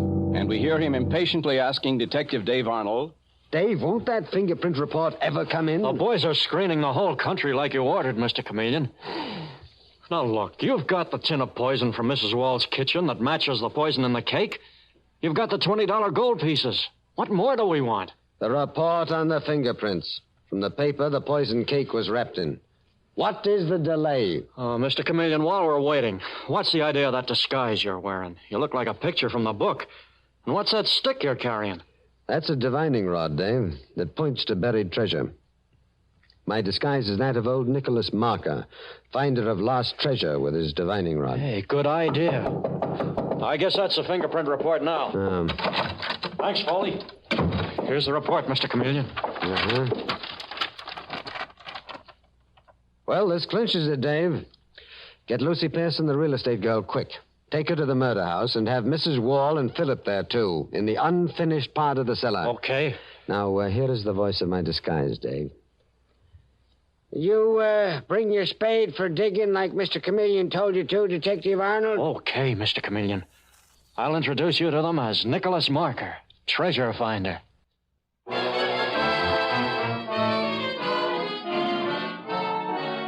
And a few minutes later, we hear Mr. Chameleon speaking in the voice of his disguise as he enters the earth-floored cellar of the murder house. You, bring that spade for digging like Mr. Chameleon told you to, Detective Arnold? Who is this man, Detective Arnold? I'm, old Nicholas Marker. Guess you're Mrs. Wall, huh? Yes, I am. What are you doing here? See this divining rod in my hand, Miss Wall? Magic, ma'am. When I hold it this way, point to buried gold. That is, if there's any here. Think I believe in that kind of poppycock? Mr. Chameleon told me you believe in spirits haunting you, ma'am. This divining rod's no different. Get on with your work, Nicholas. Don't lose time gabbing. Okay, Detective Arnold. Start in this corner. Look, divining rod points over there. Dig that spot up. Now, let's find out. In all my born days, I've never seen such nonsense. Shut up, Mrs. Wall. Jump and catch your divining rod is right, Nicholas. Look at this. A box of $20 gold pieces. I told Mr. Chameleon this wing to the house was built after my husband died. Mr. Chameleon told me, too, ma'am, but this was the backyard then. Mr. Chameleon figures you tried to buy this here dream house to get the loot your robber husband stashed here. Sure, Nicholas. And when Mrs. Wall couldn't buy it, she dished up a poison cake to Mr. Philip Adams' wife because the poor girl wouldn't give up her dream house. That's a lie. I didn't know my husband had buried the loot here. Oh, but maybe that's why he's been haunting me. What he was coming back from his grave to tell me. Oh, tell that to my aunt, Mrs. Wall. So that's why my wife, Molly, was murdered. Looks that way, Philip. Heaven help us all. Hey, Detective Arnold. Divining rod of mine's acting funny. You see, it's pointing over there. Must be more gold there. Dig up that spot. He's wrong, Detective Arnold. That spot was dug up because there was a leak in the sewer. Dig it up anyway, Arnold. Old Nicholas Marker's divining rod ain't ever been wrong yet. Okay, Nicholas. No, you don't, Detective Arnold. Give me that spade. This is my house. I won't have that cellar dug up anymore. There's nothing there. Move one more step, Philip, and I'll shoot you down. Dig up that spot, Dave. Okay, Mr. Chameleon. Oh, Mr. Chameleon in disguise. Right, Chameleon the cop. Keep digging, Dave. Great Scott, Mr. Chameleon. It's the decomposed body of a woman. Mrs. Wall's husband must have killed a woman and buried her here, Mr. Chameleon. I sensed this dream house of Molly's was a murder house. I sensed it. It's the body of your first wife, Philip Adams. The woman you killed before you married Molly. What are you saying, Chameleon? Your fingerprints on the wrapping paper of the poison cake you sent Molly matched those in an unsolved murder case in Brooklyn. You killed Molly because you saw those $20 gold pieces she found in this cellar. And you were afraid she'd go further and find the body of the other woman you murdered. Keep Philip Adams away from me, Mr. Chameleon. He got me to write that letter to buy the dream house. He said we'd take the money and go away. I loved him. He used you as a dupe, Lucy. Oh, no. And he terrorized Mrs. Wall next door by throwing pebbles against her window and gave her the idea her husband was haunting her, a trick to make it look like he was afraid to live in this house when he couldn't have been blasted out of it with dynamite. How did you get me, Chameleon? I found this bag of pebbles in your room, Philip. The poison cake you sent your wife was stale. Only a man would send a stale cake. And the letter from Jones and Abel wasn't stamped and mailed. You brought it here yourself. The case looked complicated, but it wasn't. All right, Dave, take him. The dream house murder is solved.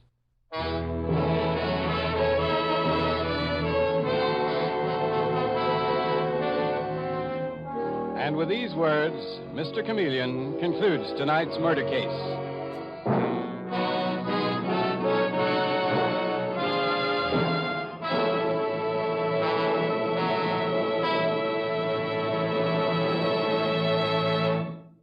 Listen next Wednesday night at this same time for Mr. Chameleon, the Man of Many Faces. The part of Mr. Chameleon is played by Carl Swenson, with dialogue written by Frank Hummert, from the original story by Frank and Ann Hummert. It is directed by Richard Leonard, with music by Victor Arden. Your announcer is Howard Claney.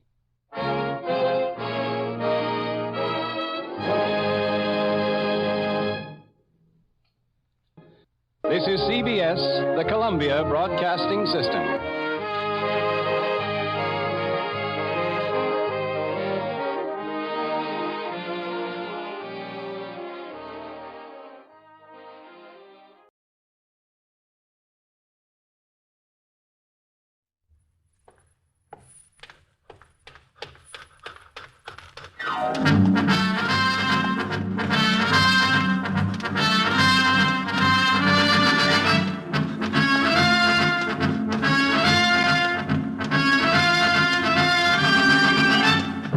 The National Broadcasting Company invites you by transcription to join The Chase.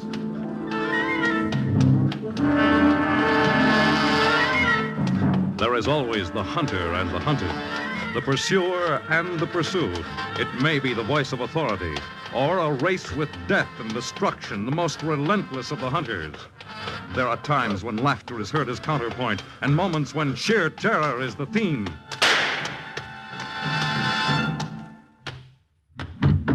But always there is the chase.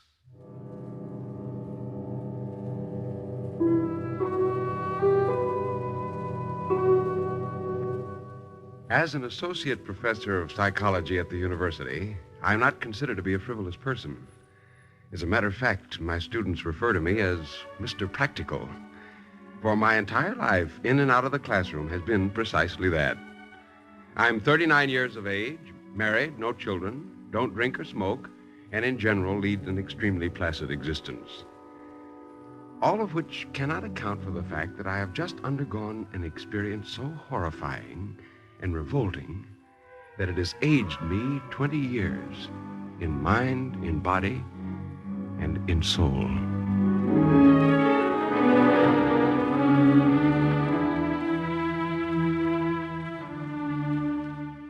It started on a winter afternoon, right after I'd finished a lecture to my class on the so-called split personality aspects of schizophrenia, a mental ailment that can often have bizarre manifestations. So, we have what we call a split personality. Two sets of desires, emotions, characteristics in one person. And they are constantly in conflict with one another.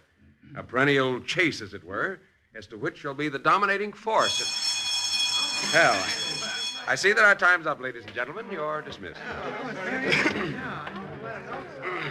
Professor Calvin? Yes, Miss Reed? Your wife just telephoned, sir. She said she'd meet you here in your lecture hall in half an hour. You're going to have dinner out tonight. Oh, half an hour.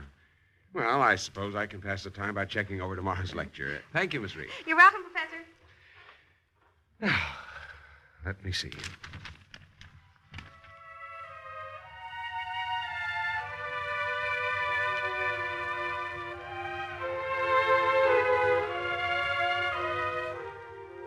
I sat down at my desk and began to sort my notes for the following lecture. The subject we were dealing with at the moment was an interesting one to me, and I was always certain that at this particular period I'd have no sleeping students on my hands. The split personality, the idea of one man's character and habits actually changing continually within his own mind, like a modern Dr. Jekyll and Mr. Hyde, was a fascinating topic long before the science of psychiatry named it for what it was. And my students were all ears whenever I broached the subject.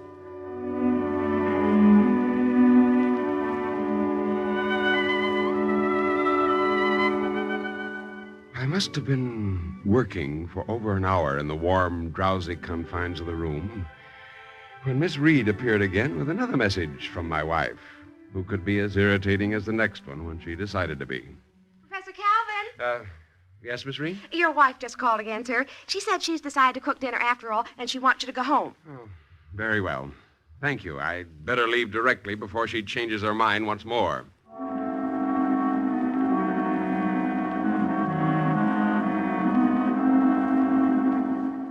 Nancy's sudden shifts of mind and plans were always irritating. But for some reason, they were especially aggravating on that particular evening. I suppose that accounts for the ridiculous whim I had to keep her waiting, for I decided to forego my usual bus ride and walk instead. As I strolled along the crowded avenue, I'd stop occasionally and glance into the lighted shop windows, particularly the jewelry stores with their expensive baubles, which I've never wanted, much less could afford. Neat, huh? I beg your pardon? The stuff in the window. Slick. Do you think so? Sure. So do you. How do you know what I think? I know you like a book, mister. Like a regular book. Them diamond cufflinks now, you'd look pretty swell dolled up in those. And the wristwatch in the corner with the emerald numbers. Neat. I'm glad they please you. Just a minute, mister. What is it you want? Come off your horse. The life is better down here in the gutter where I am. Unbend, mister. Relax, you like. How dare you to talk to me like that? Get out of my way, you ruffian, before I call the police.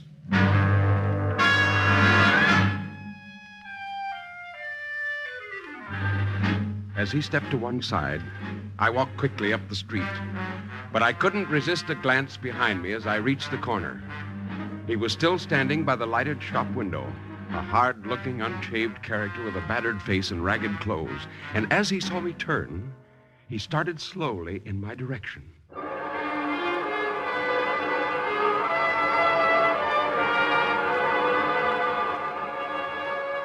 For a moment, I had an undignified impulse to run like a rabbit, but I controlled myself and walked directly north to a spot where I knew a traffic policeman had his post.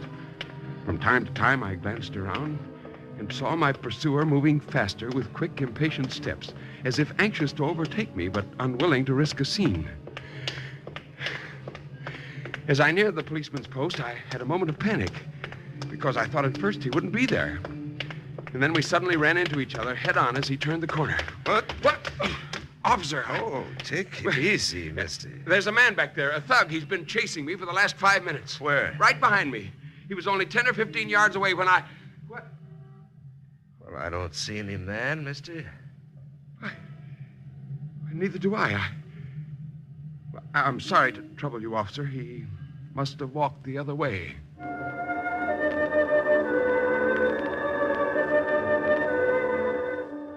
I suppose my behavior was idiotic under the circumstances, and I felt rather sheepish after my pursuer had disappeared. He may have only wanted to beg a quarter from me, and I actually had little to fear in a crowded avenue in the central part of town. These were my thoughts as I made my way home again, and the shops and apartment houses slowly gave way to the more remote suburban dwellings in the modest section Nancy and I had chosen for our own. But as I neared my house, I noticed a solitary figure leaning against a lamppost, and I knew immediately exactly who it was. What are you doing here? What took you so long, mister? I've been waiting for hours. I suggest you move on your way before I call a policeman. You can't do that, mister. I'm your friend. My what? We're buddies, ain't we? Give me a cigarette. I don't have any cigarettes, and what's more, I don't smoke. You ought to try it sometime. Here, have one of mine. What do you want with me? Nothing. Then why have you followed me home? Because I want to get to know you better. We have nothing in common. You'd be surprised.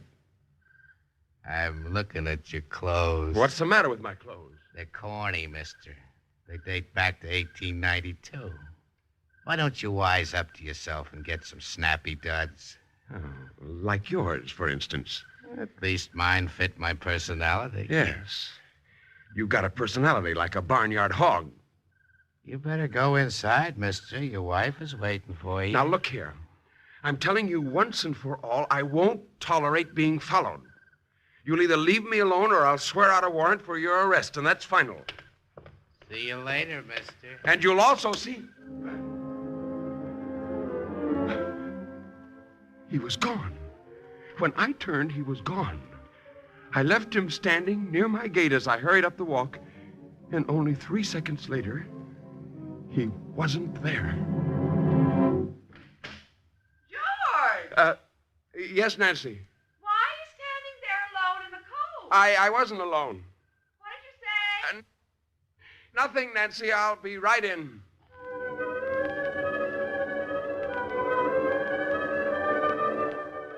Now, let me say right here that if you think my stubborn follower was a ghost, get it out of your mind immediately. Not that I believe in phantoms. I'm much too practical a man.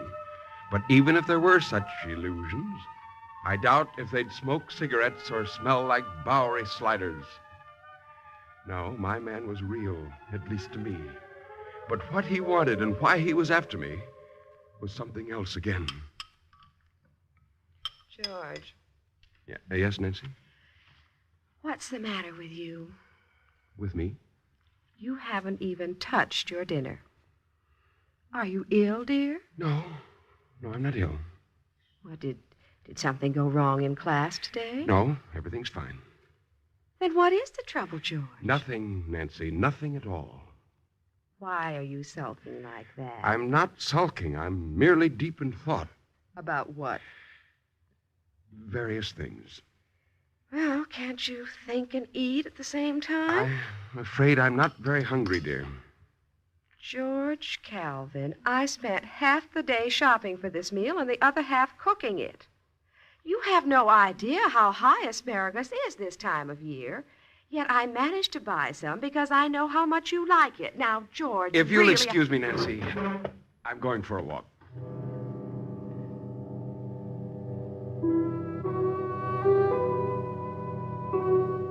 There's nothing wrong with Nancy except the fact that her mind functions in minute circles that only center around such things as asparagus and ripe tomatoes.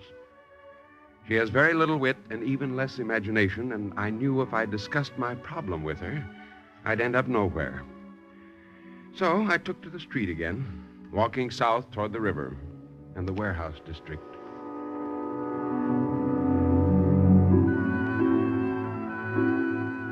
Don't ask me why I walked in that direction or why I wasn't afraid. But I suddenly grew bolder, for I'd made up my mind to get to the bottom of this curious situation just as soon as it arose once more. I didn't have long to wait, moreover, before my uninvited bloodhound made his third appearance. Walking, Professor? Yes. I thought I'd get some air. Mind if I walk along with you? You'd only follow me if I object. I've got a proposition I want to make to you, Professor. I think it's one you like. What kind of a proposition? Not here on the street. Let's find a cozy little corner where we can talk. All right, suggest one. See that bar and grill across the street? What about it? It's Charlie's joint. He's got the best beer and booze in town. If you think I'm going to be seen inside a broken-down meeting place for drunks and tramps... Come off it, Professor. You know you always wanted to go in and see what it was like. What? How did you know that? It's true, ain't it? No. All right, no. But you'll meet me there anyway. Meet you there? Order me a Boilermaker and buy one for yourself.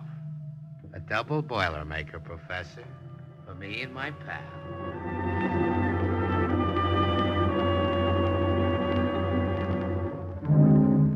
There was a mist blowing up from the river as he backed away from me. And a patch of fog suddenly enveloped him like a shroud, and he faded into the mist. And like an automaton run by remote control, I found myself walking across the street and into Charlie's Bar and Grill.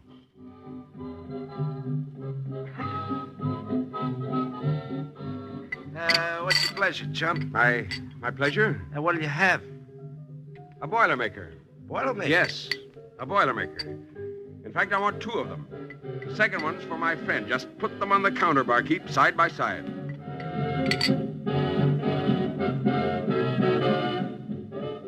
The place was empty except for one lone seaman who finished his beer a moment later and sauntered out. The barkeep poured 3 fingers of whiskey in 2 glasses, then set them side by side with 2 beers in the edge of the bar. He looked me over for a moment, as if trying to make up his mind to say something, while I stood with my eyes glued to the whiskey, wondering what on earth I was doing there at all.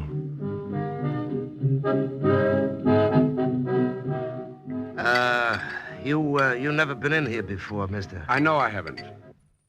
Maybe you ought to be home in bed. Now, what do you mean by that remark? No offense, mister, no offense. It's just that you look a little tired and sick, maybe. Are you here to serve drinks or give your customers the dubious benefit of your philosophy? I'm here to serve, mister. Suit yourself. That's telling them, Professor. How did you get in here? I walked in the way you did. Here's mud in your eye. Wait a minute.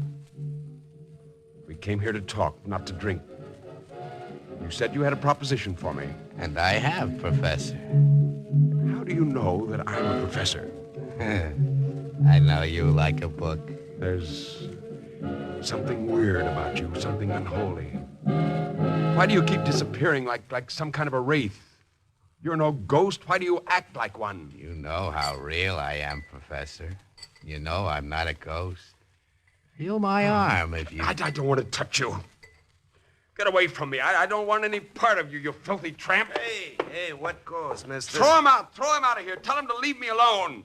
Tell who to leave you alone, mister? Tell who? Look, you better be on your way, chum, huh? The air will soap you up. It was true. I buried my face in my hands. When I raised my eyes and the barkeep hurried up, the tramp was gone.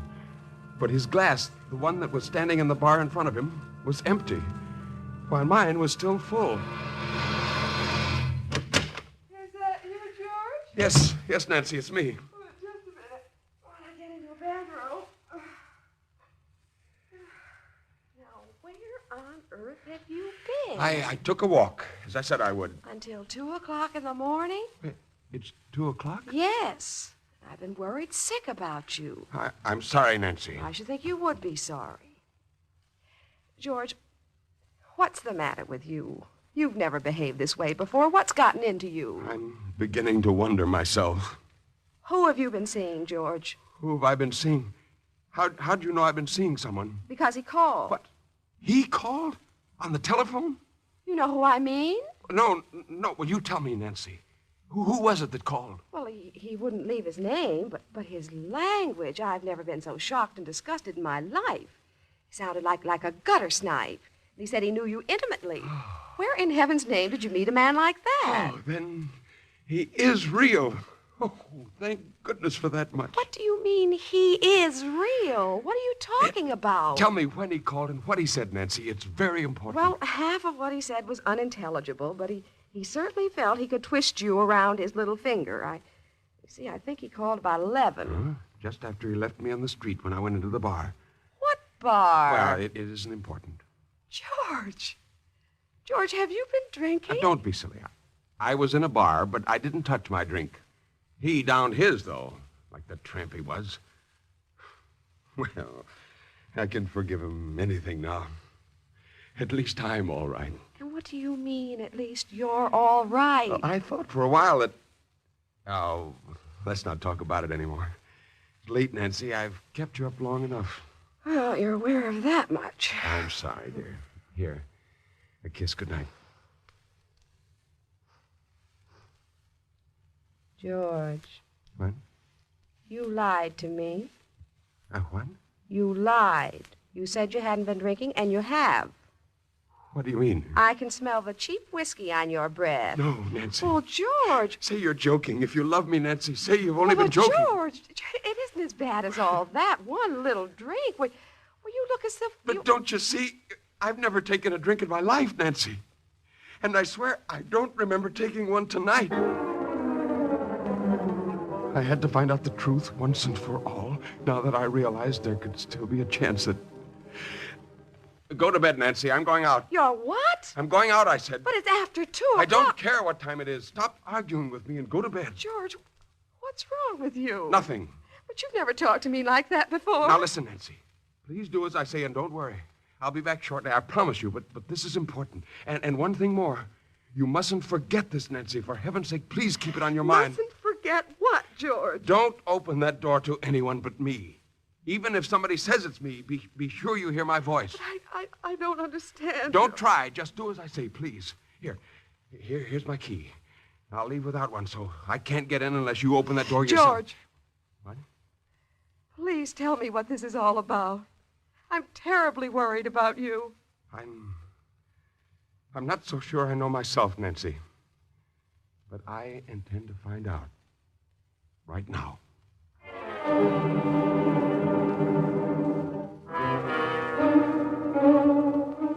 I headed for the waterfront and Charlie's bar. I knew he'd follow me again, tag my footsteps like a shadow. But I walked for several blocks, and nothing happened. Then suddenly I sensed he was behind me. I didn't have to look. I just knew. And without stopping for an instant, I passed the bolted barroom door and headed for the wharf. When I reached the wharf, I hesitated, then leaned against a stanchion and waited until I felt him near me. Here again? Here again, Professor. I guess there's no eluding you. No. Give me one of your cigarettes. Pleasure, Professor. How's about a drink, too? Charlie's bar is closed. I got the fixings right here in my pocket. Here's looking at you. Not bad. Don't think you're fooling anyone. I know exactly who you are. Yeah? Who? You're me. That's right, Professor. You're actually a delusion. I've gone insane, and you're my second self, my alter ego, so to speak. The other half of my split personality. I don't get all that fancy lingo, but it's okay if you say so. You actually don't exist. And if I try hard enough, I may be able to erase you completely. All right. Try. What do you want? I want to make you my proposition. Then make it and be quick about it. Take it easy, Professor. I'm calling the shots from now on. What do you want? I want to make you over, mister. I want to fix it so you do what you want to do. Go where you want to go and live like you always wanted to live. I'm living that way now. What are you laughing at? You chump. Look at you. You're not a man. You're a hunk of cabbage. You hate your work, you hate your way of living, and most of all, you hate your wife. That's a lie. Don't hand me that, Professor. I'm one guy you can't kid, remember? Why don't you go away and leave me alone? Because we're going to do business together. No! Yeah, you'll listen and you'll like it. Go on. Talk. Your wife's got money, Professor. What money? The 30 grand her grandpa left her 5 years ago. That money's in trust. It can't be touched. She's also got 20 grand in life insurance. What about it? 50 grand. That's a lot of cash, Professor. And when you figure you don't like her anyway. What are you driving at? It'll be an easier cinch. You open the window and push her out. It'll look like an accident. Remember that spiked railing you put around the garden right underneath your bedroom? If somebody fell on it... Shut your mouth! Shut up! You hear? I was just suggesting... I won't listen to any more of your rotten talk. Don't go yet. Wait. It ain't only the money. What? You're doing it for something else. I am? All your life you lived like a jerk, Professor. You know you never had any fun. This dough can get you one big fling. Wine, women, and song, Professor. All the booze you can handle. And every cutie in town dying to put their arms around you. How's the picture, Professor? Get away from me. What's the matter, going chicken on me? How many times did I hear you wish for a different way of living? How many times did you watch the next guy having his fun while you sat around like a plaster idol afraid to make a move because of your reputation? How many times, Professor, have you wished for a chance like that? Never. Never. In a pig's eye, never. All right, listen. Maybe you don't like the iron railing idea. I got another gimmick.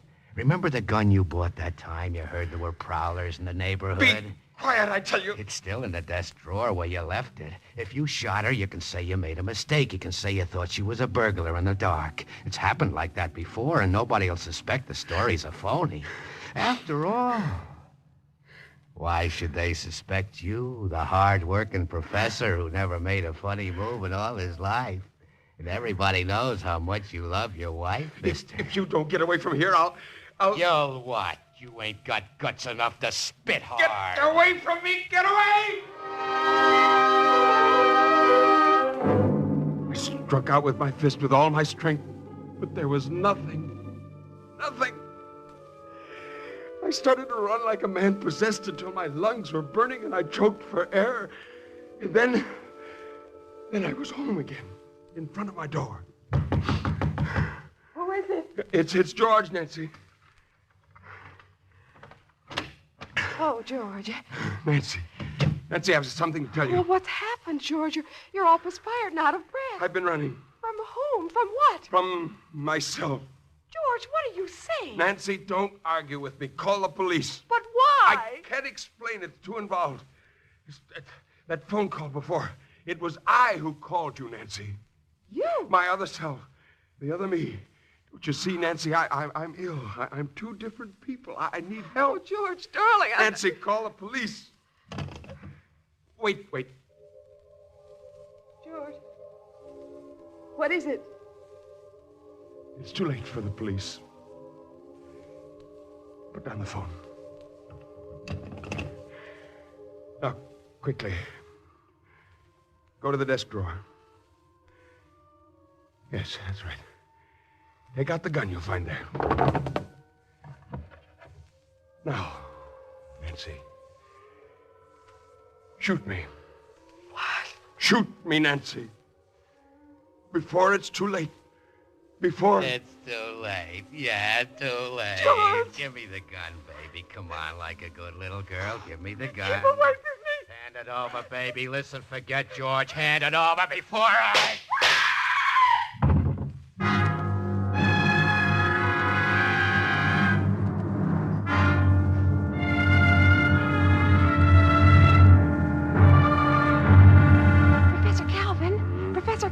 Professor Calvin, wake up. What? What? Oh, Miss Reed. Well, sure. What'd you think it was? Well, I'm still here in my lecture room. I didn't leave school at all. You fell asleep while you were working on your papers. Your wife's outside. Nancy? Uh-huh. She's waiting for you. Oh, Nancy, waiting for me. Tell her I'll be right out. Yes, tell her, Miss Reed, tell her.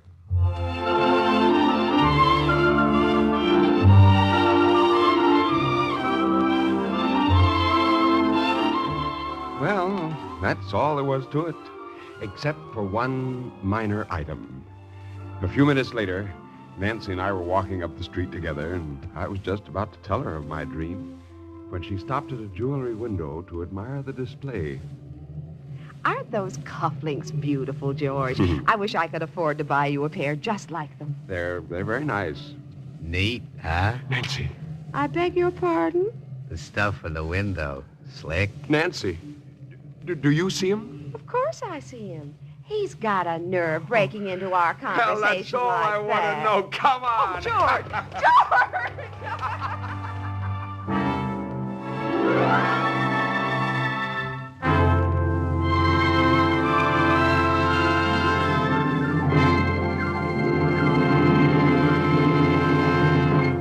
In the animal world, there is the hunter and the hunted, hound and fox, hawk and sparrow, chicken and worm.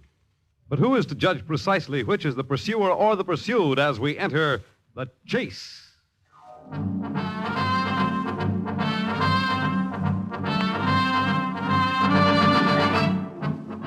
The Chase was created and written for the National Broadcasting Company by Lawrence Clee. Featured in tonight's cast were Nelson Olmsted, Ann Petoniak, Ken Lynch, and Larry Haynes. The Chase is directed and transcribed by Fred Way. Fred Collins speaking.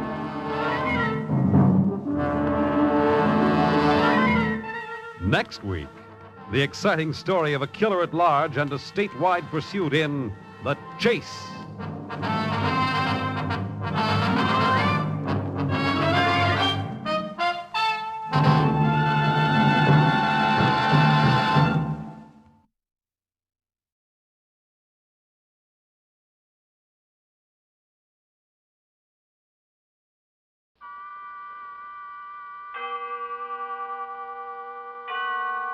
Autolite and its 96,000 dealers bring you Mr. Richard Widmark in tonight's presentation of Suspense.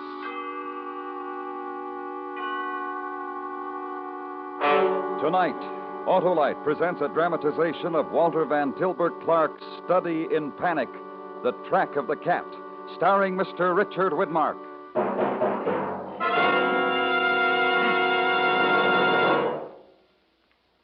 Hello, Mr. Wilcox. Well, gas me up if it isn't Sam, my Autolite spark plug man. How's it going, Sam? Great. If you mean my exclusive Autolite plug check indicator. Ah, that super sleuth is really doing a job, eh, Sam? You bet. It quickly and accurately shows my customers if their car's spark plugs need cleaning, or if they're worn out or wrong for their style of driving. And if they need cleaning, Sam? Why, then I do the job fast and fine with my modern equipment. And if those spark plugs are worn out or wrong? Oh, you know the answer, Mr. Wilcox. I sure do, Sam. You install ignition-engineered Autolite spark plugs for smoother performance, quick starts, and gas savings.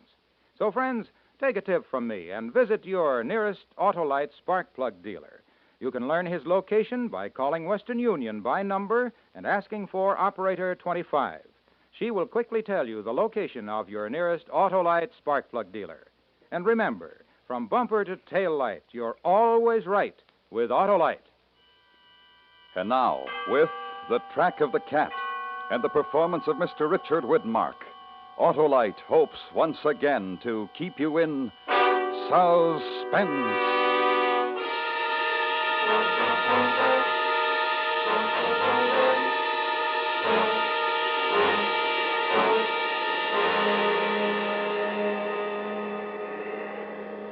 Gotta get this fire going.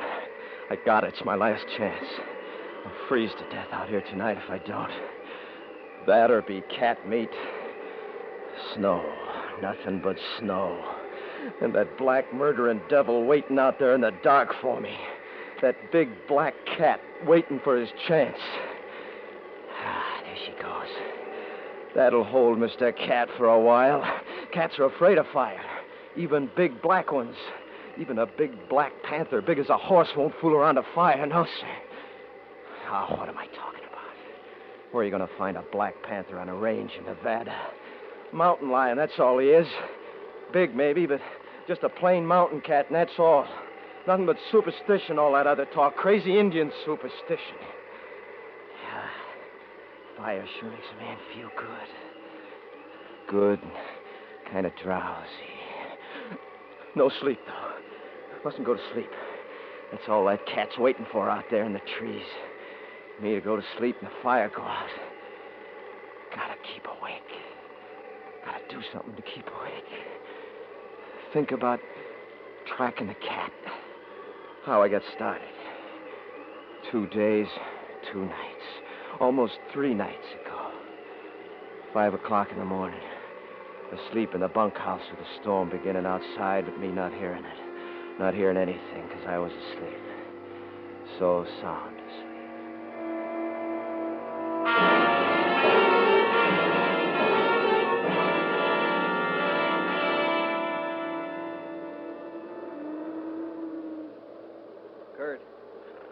Kurt. Wake up. Wake up, Kurt. Arthur, what's the matter? What's the matter with you? Cows are balling up in the canyon. Something's out. Oh, for Pete's sake. You have to wake me up every time you have one of your crazy dreams. Go back to bed. It's no dream, Kurt. Oh, you too, Hal, huh? You only hear it when the wind's right. Listen. Well, how long's that been going on? Why didn't you let me know sooner? We've just been awake a few minutes. We wanted to be sure. A few minutes. And that going on all the time? Fine couple of brothers I got to help me run a ranch. One good for nothing but dreaming, and the other good for nothing but thinking about that gal of his. Let's leave her out of it, huh? How can I leave her out of it? You practically moved her into the house, didn't you? Quit ragging the kid, Kurt. She's just here for a visit. You know that. Yeah. Well, get your clothes on. What are you standing there for? You think that cat's going to wait for us? You figure it is a cat? What else could it be, running cattle like that? Or maybe you think it's that Black Panther Joe Sam talks about, huh? I swear, Arthur, sometimes I think you're as crazy as that crazy old Indian. Could be. Could be that me and Joe Sam are just the ones that ain't crazy. Indian lover and cat lover. But don't think you ain't gonna go out there with me because you are. Any way you want it, Kurt. I'll go with you, Kurt. Oh, no. No, you gotta stick around and take care of that gal. Yeah, listen to that. We woke the old lady up. She's come down to the kitchen. Suppose now she's going to give me some kind of argument. Why you always got to pick on everybody, Kurt? First Gwen, now What's Ma. the matter, Hal? You worried about me and that gal Gwen of yours? Huh? Come on, let's go. Up kind of early, ain't you, Ma? Hi, Ma. I figured you'd be wanting breakfast. Just coffee. Some cat's running the cattle up in the canyon. I heard. You going up there? Well, you don't think I'm going to sit around here on my hands while some thieving mountain cat kills off our best steers, do you? Well, sit down, all of you. Here's your coffee. Thank you, Ma. Thanks, Ma. Kurt. What? I don't want for you to go. I suppose what I got to say don't carry much weight around here, but I don't want for you to go. Well, I'm going. And so's your dreamer boy, Arthur. It's starting a blizzard out, Kurt, and a bad one. I've been out in a little snow before, ain't I? Well, it ain't the same. It's the first snow of the year. No, I thought so. You've been talking to that crazy old Indian, too, haven't you? Well, I ain't either. Can't nobody hardly talk to him today, the shape he's in. All spooked up again, huh? Black Panther's first snow. And you believe in it. Where is he, Ma? Oh, I told him to fetch some wood, to get him inside. Wonder he ain't froze to death out there half the night and nothing but his shirt and jeans and them little thin moccasins. Maybe I better go get him. Will you sit down and drink your coffee? We gotta be leaving here in a Well, if it ain't our little lady visitor. Good morning. Hello, honey. Morning, Gwen. Come sit down. Have some hot coffee, child. Thank you. No need for you to got up this early, you know. Maybe she got up special just to see us off. See, who off? Where? Oh, mountain cats after the cattle. Kurt's bound they're going up there to get him. Oh, Hal, in this storm? Don't worry about your precious Hal. I'm leaving him here to take care of you. I said I'd go, didn't I? Besides, if it is that spook panther at Joe Sam's, I'll need Arthur here to make big medicine.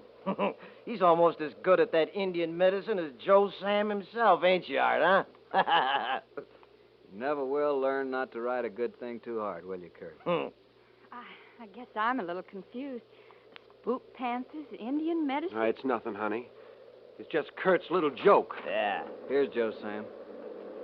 Close the door after him, Hal. Sure, Ma. That's right. Now go on, just dump it in the wood box, Joe Sam. That's right. Now drink this hot coffee. Why, land's sakes, you're shaking like a leaf. Joe Sam, here, coffee. Yeah, he don't want no coffee. He don't even hear you. He just wants to sit there and go off into one of them trances of his. Hey, Joe Sam, you seeing that spook panther now, Joe Sam? Leave him alone, Kurt. I do wish somebody would tell me what this is all about. Unless it's a family secret. Well, there, you hear that, Joe Sam? Go ahead, tell the little lady about that big old black spook. It looks like I'll have to do the honors myself. You see, it's this way, little lady. According to Joe Sam, there's a black panther roams this part of the country, comes with the first snow every year. And he's big as a horse, and eyes like coals of fire. And you can see right through him. And you can shoot right through him, too. And still, he'll keep coming until he gets you, because he can't never die. He's a spook.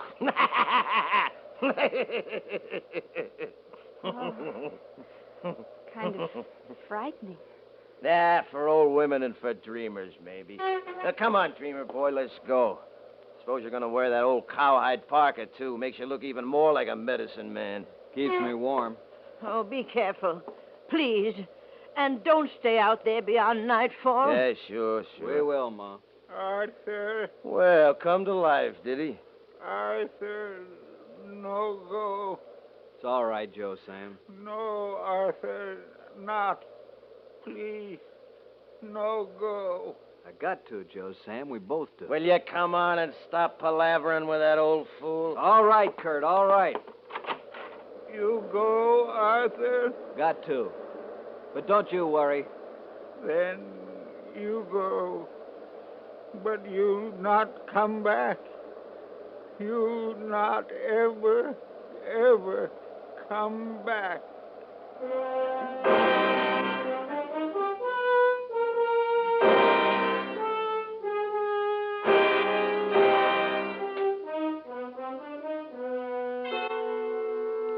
Autolite is bringing you Mr. Richard Widmark in The Track of the Cat. Tonight's production in radio's outstanding theater of thrills, Suspense.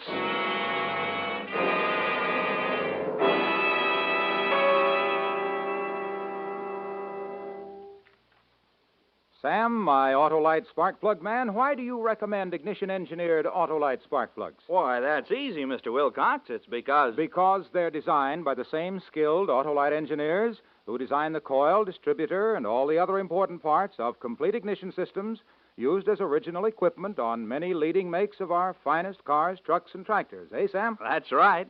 Those Autolite spark plugs are designed to work as a team with the complete ignition system.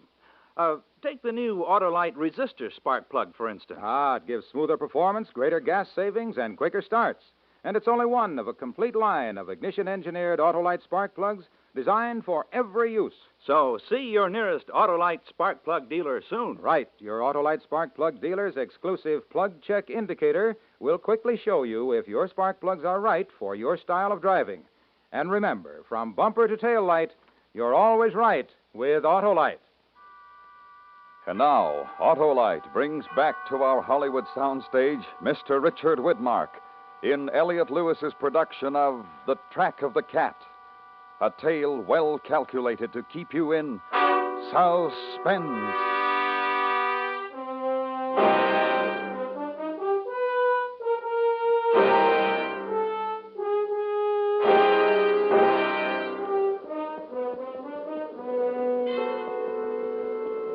Even after we was saddled up and heading out across the range, I was still laughing to myself at what the old man had said to Arthur about not coming back, and how solemn he said it.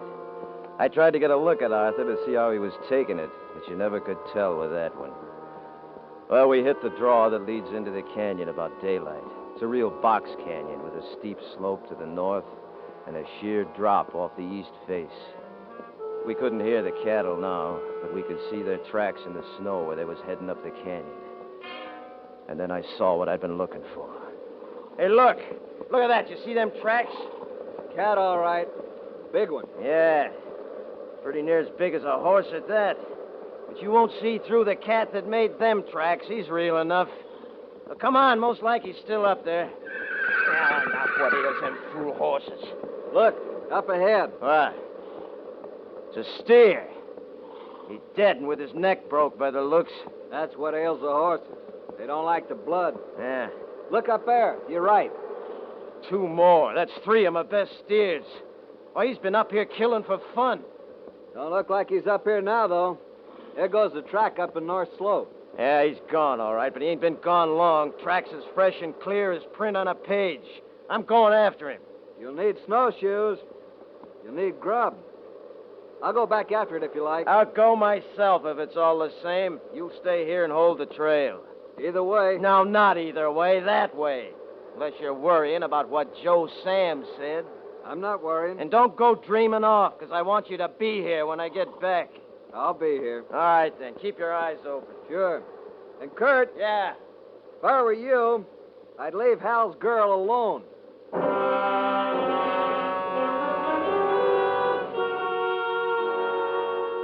A smart one. A real smart one. Like he was reading my mind. He knew I wanted to get that gal off by herself.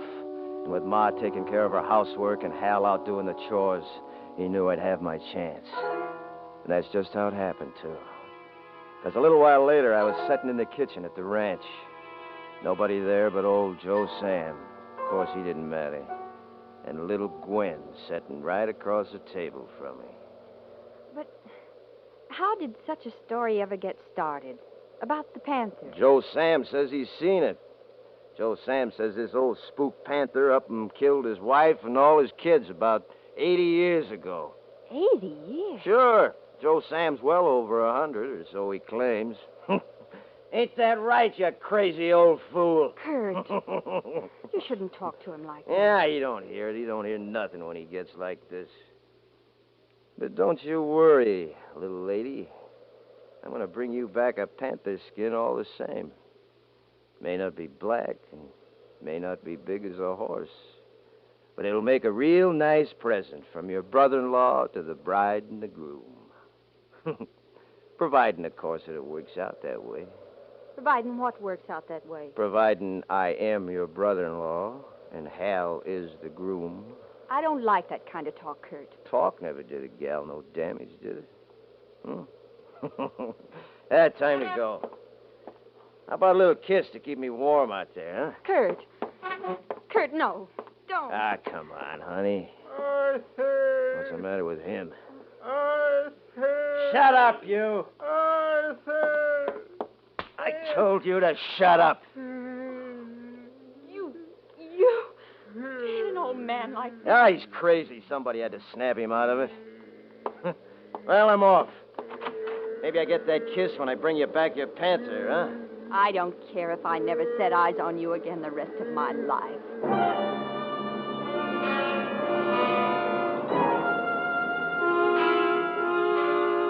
Only it wasn't me she wasn't going to see again for the rest of her life. Because when I got back to the canyon, I found my brother Arthur laying in the snow, and 3 deep gashes in his back like the stabs of a knife, and his neck was broke. And all around him was the track of the cat.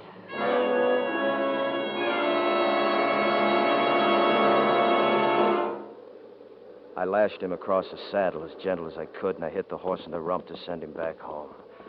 Then I set out to track the cat. It was easy at first, with the bare paw snowshoes, the trail good and clear, and the weather lifting. Then in the late afternoon, I saw him. The other side of a ravine, dark and bulky like a shadow against the snow. I had him full in my sights. I fired and I missed. He was up the rocks in 10-foot leaps and over the ridge before I could shoot again. Then I remembered something. I checked Arthur's gun. It had an empty shell in it. He'd fired at something, too, and missed. Now we both had. And then the storm come up again. And after a while, I couldn't see 50 yards ahead of me. And that was the first time I heard that other voice. Kurt. Kurt. Huh? Who's there? Who is it? Nobody, Kurt. Just you. Well, then who are you? I'm the caution in you, Kurt. Maybe you never knew you had it before. I'm the coward in you. I ain't afraid. I ain't afraid of man, nor cat, nor spook. Maybe. But it's getting dark, Kurt. Nightfall's coming, Kurt. Yeah, that's so. So it is. Better find a place to hole up for the night, Kurt. A good, safe place. While you can still see. Well, yeah, maybe I had that. Maybe I had. Because a man can't see in the dark, Kurt. Who said he could? But there's something out here that can. That can see in the dark real good. That hunts in the dark. The cat. It was getting dark for sure. Almost the dark of night when I finally found what I was looking for. A little cave halfway up the other side of the ravine. I worked my way up to it when all at once I thought of something. The cat had holed up from the storm just the same as me.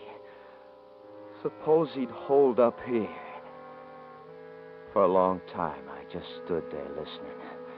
But there was nothing but the wind and the whistle of the snow.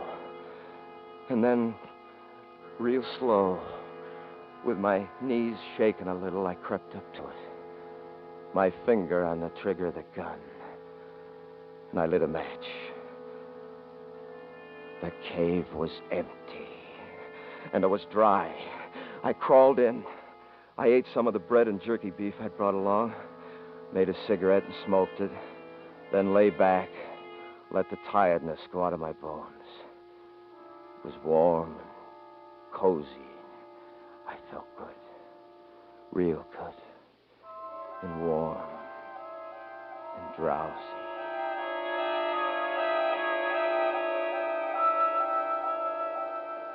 Kurt.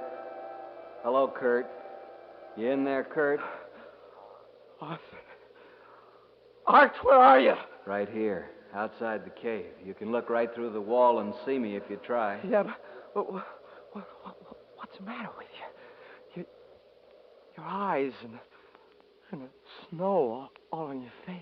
I'm dead. Don't you remember, Kurt? And I've come to help you, Kurt. Yeah, Hart. Yeah, help me. Listen, you hear it? The cat. It's sniffing out there. It's right outside the wall. Look close and you can see him. Can you see him now? Yeah, black. It's black and big as a horse. Eyes like coals of fire, but he can't get through the wall, Art. He don't know how to get through that wall. That's why Joe Sam's here. Joe Sam? See him? See him out there on the slope? You see him laughing? Art, he'll tell him. He'll tell the cat about the wall. Don't let him, Art. Don't let him. Too late, Kurt. Arthur, help me. Help me. Too late now, Kurt. Too late. Arthur!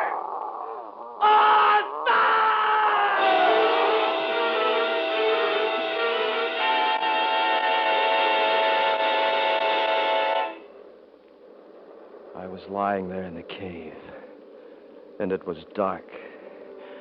So it was a dream. Sure, it was a dream. But was it all a dream?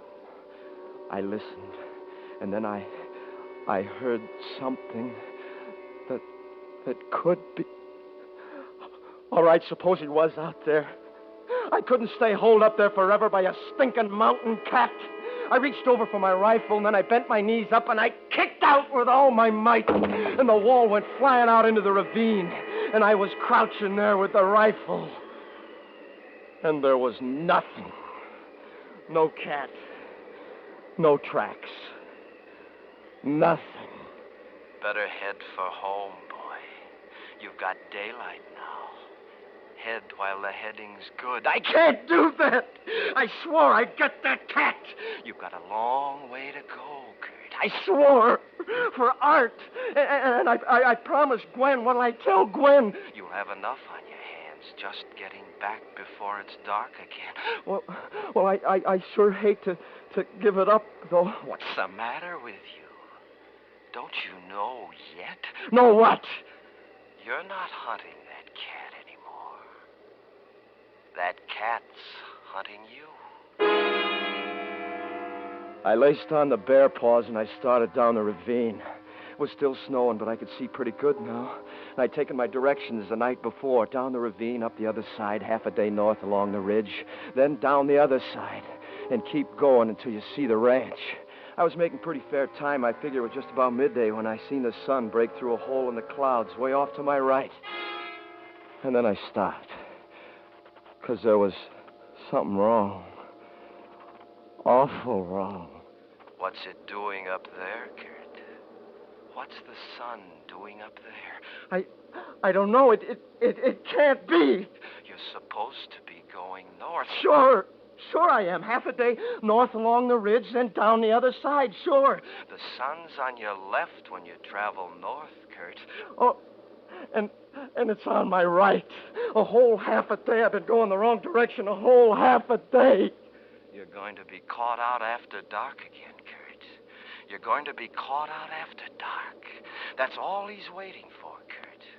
Waiting for the dark. I can't get caught out. I gotta make it. Never. You'll never make it. What'll I do? What am I gonna do? Run. Keep running. I can't run much more. Think of something. Think. I can't think. Think of fire. A fire. Yeah, if I only had a fire. That's it, a fire. That's it, a fire. That'll hold Mr. Black Cat. Afraid of fire, ain't you, you murdering devil? That'll hold you. A fire. A great big roaring fire. It's all right now. It's gonna be all right. I got branches cut enough to last all night. Nothing to do now but take it easy and feed the fire. He's out there in the trees somewhere, but he won't come near this fire. No, sir, he won't. Just keep smoking. Keep yourself awake. Keep your eye on that fire. Just watch the fire. Just keep watching that fire. Too late, Kurt. Huh? Too late. What? Oh, sir. The fire's gone out. Gone out? I gotta fix it quick. Too late, Kurt. He's here. The cat. The cat? Crouching there to make you spring, you see him behind that tree, big as a horse and black as night and eyes like Help me, fire. Arthur! Help me! Done. Shoot. Shoot while you still got the chance right between those burning eyes. Shoot. Yeah, I'll shoot. Too late, Kurt. You shot right through him, but he's coming at you. Throw the gun away. It's no good now, Kurt. Run, your only chance. Run, faster. Faster, Kurt. Don't fall. He's right behind you, Kurt. Faster, faster. Look out, you're falling. You're falling, Kurt. You're falling. Ah!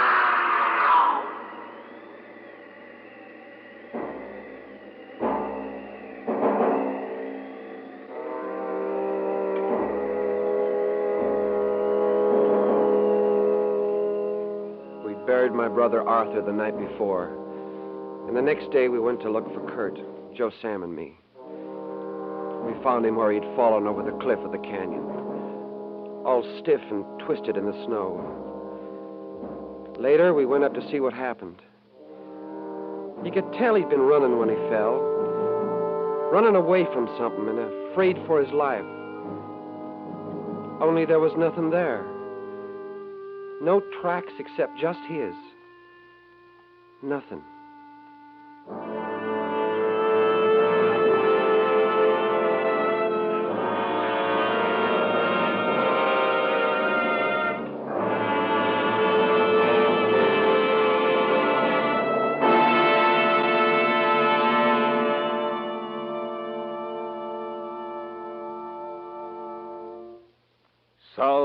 Suspense. Presented by Autolite. Tonight's star, Mr. Richard Widmark.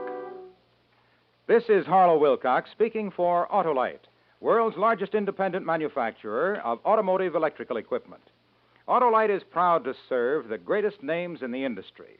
That's why, during the early months of 1952, the Autolite family joins in saluting the leading car manufacturers who install Autolite products as original equipment. Our Autolite family is made up of the nearly 30,000 men and women in 28 great Autolite plants from coast to coast and in still other Autolite plants in many foreign countries. Our family also includes more than 18,000 people who have invested a portion of their savings in Autolite, as well as 96,000 Autolite distributors and dealers in the United States and thousands more in Canada and throughout the world. Our Autolite family will salute the Studebaker Corporation on the next Autolite Suspense television program. If you live in a television area, check the day and time of Suspense on television so you'll be sure to see this program.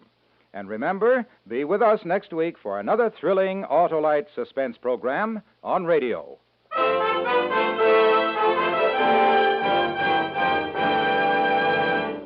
Next week on Suspense, our star will be Miss Linda Darnell in a story about a woman who knew her husband was trying to kill her and was powerless to stop it. A dramatic report we call A Killing in Las Vegas. In weeks to come, we shall also present Herbert Marshall and Frank Lovejoy, all on Suspense. Suspense is produced and directed by Elliott Lewis, with music composed by Lucian Morowick and conducted by Lud Gluskin. The Track of the Cat was adapted for Suspense by Sylvia Richards from the book by Walter Van Tilburg Clark. Featured in the cast were Harry Bartell, Lee Millar, Martha Wentworth, Sharon Douglas, and Parley Bear. Tonight's appearance of Richard Widmark was made possible through the courtesy of 20th Century Fox Studios.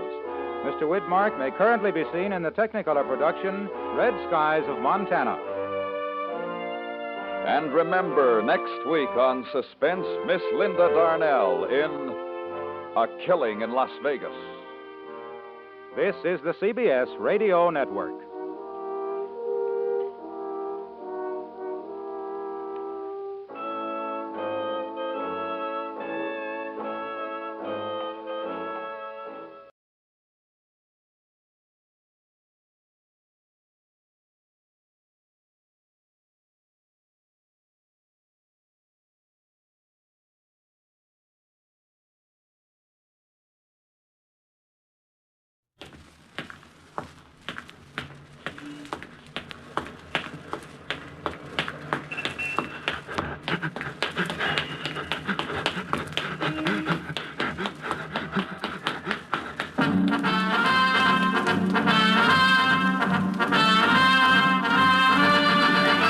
The National Broadcasting Company invites you by transcription to join The Chase.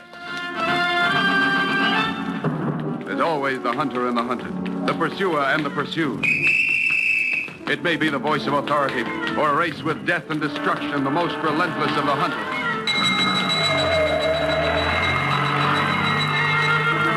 There are times when laughter is heard as counterpoint, and moments when sheer terror is the theme.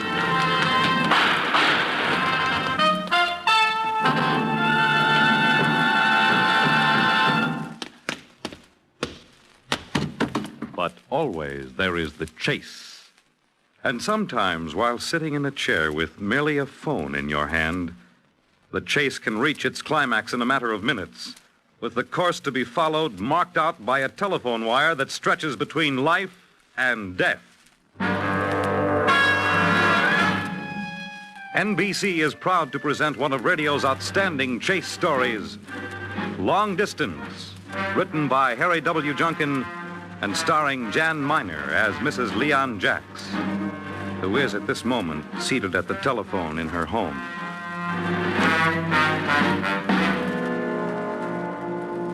But, Warden, you don't understand. After all, you're the warden of the prison. Mrs. Jacks, I just can't act on your say-so. You've left it too late. I'd like to help you, but Warden, try to understand. I've called the governor, but I can't get him. This letter proves that my husband didn't commit the murder. Why can't I make you see? My husband would never have been found guilty if we could have produced this letter at the trial. Mrs. Jacks, we always have these telephone calls before an execution. I know just how you feel. I'm terribly sorry for you, but there's nothing I can do. You didn't produce this letter at the trial. I know we didn't produce it. That's what I'm telling you. I found it tonight, quite by accident, between the lining and the covering of my overnight bag. If we could have produced it at the trial, my husband would never have been... Well, the case would have been dismissed. Can't you understand that he's innocent? You're executing an innocent man. But, Mrs. Jacks, I tell you it's not in my power. I know how you feel, believe me, I do, but you telephone me half an hour before an execution and start talking about some letter you found. I just can't do it, Mrs. Jacks. It's something that's out of my hands. I don't have the proper authority. Oh, you're so stupid. I tell you, this letter changes everything. At least you can delay the execution for 24 hours until you've investigated. You can't kill him, I tell you. It's monstrous, wicked. Mrs. Jacks, believe me, I can do nothing for you. Well, then who can? There must be somebody. The governor. The governor is the only man in New York State who can stay an execution. But I tell you, I called him. He's out of town. The lieutenant governor's out of town. Everyone's out of town. And it's only half an hour until they... Mrs. Jacks, believe me, I'd like to help you, but But you can't do it, I tell you. You can't. He's innocent. This letter proves he's innocent. Well, Mrs. Jacks, who was the appeal judge? McLean. Judge McLean. Yes, well, under the circumstances, I mean, naturally, we do want to be just. Look here. If you can get Judge McLean to phone me here at the prison, I'll delay the execution 24 hours. You will? Judge McLean is the only man who can help you. I'm sorry. All right, thanks. I'll call him. Him. MC. McLean. Oh, here it is. Judge John C. Eldorado 50599. Eldorado 50599. B. 50599. Please, God, let him be in. Answer. Oh, answer, why don't you?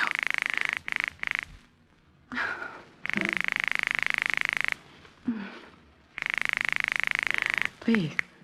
Hello? Oh, is Judge McLean there, please? I'm sorry, he's not. He's out of town. Out of town? This is Mrs. McLean speaking. May Well, I where take a is message? Well, he went to San Francisco the day before yesterday. Who's speaking? You mean he's on a train somewhere? No, he flew out. Who is this speaking? Oh, Mrs. McLean, it's Mrs. Leon Jacks speaking. Mrs. Leon Jacks. Do you know who I am? Oh, yes, I Well, know. Mrs. McLean, you've got to help me. I don't know if you remember at the trial, there was a lot of talk about a letter which never turned up. We couldn't produce the letter that would prove that my husband was in Canada on Armistice Day and couldn't have committed the murder. Well, I've never given up looking for it, and tonight I found it. Quite by accident, it slipped down between the lining and the covering of my overnight bag. I knocked the bag down off a shelf, and it sprung open, and the letter fell out, and Are you listening? Yes, I'm listening. Yes, well, I phoned the prison for a moment. I was so stunned. Anyway, I phoned the prison, and they told me that Judge McLean was the only man who could stop them from killing Leon. If I could just talk to Judge McLean, he'd recognize at once the importance of my finding this letter. The man at the prison doesn't understand that the whole prosecution rested on the fact that we couldn't produce the letter at the trial. Mrs. Jacks, when's the execution? In a little over 20 minutes. I've never given up. That's why I'm not at the prison with Leon. I've never stopped working to try to prove his innocence. I just got back from Canada tonight and was going out to be with him when And then I found it. Mrs. McLean, I've got to talk to your husband. Mrs. Jacks, phone him in San Francisco. He's at the Golden State Hotel. Golden State Hotel? Yes, he always stays there. I'm sure you can reach him. All right, I'll try. Thanks. Please let me know if there's anything else I can do. Yes, thank you. I know it'll be all right. I just know it will. Thank you. Goodbye. Long distance. Whatever. Long distance.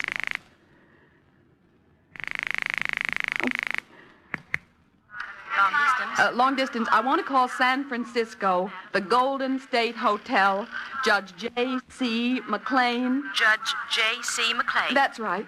Is that capital M.C., capital L.E.A.N.? That's right.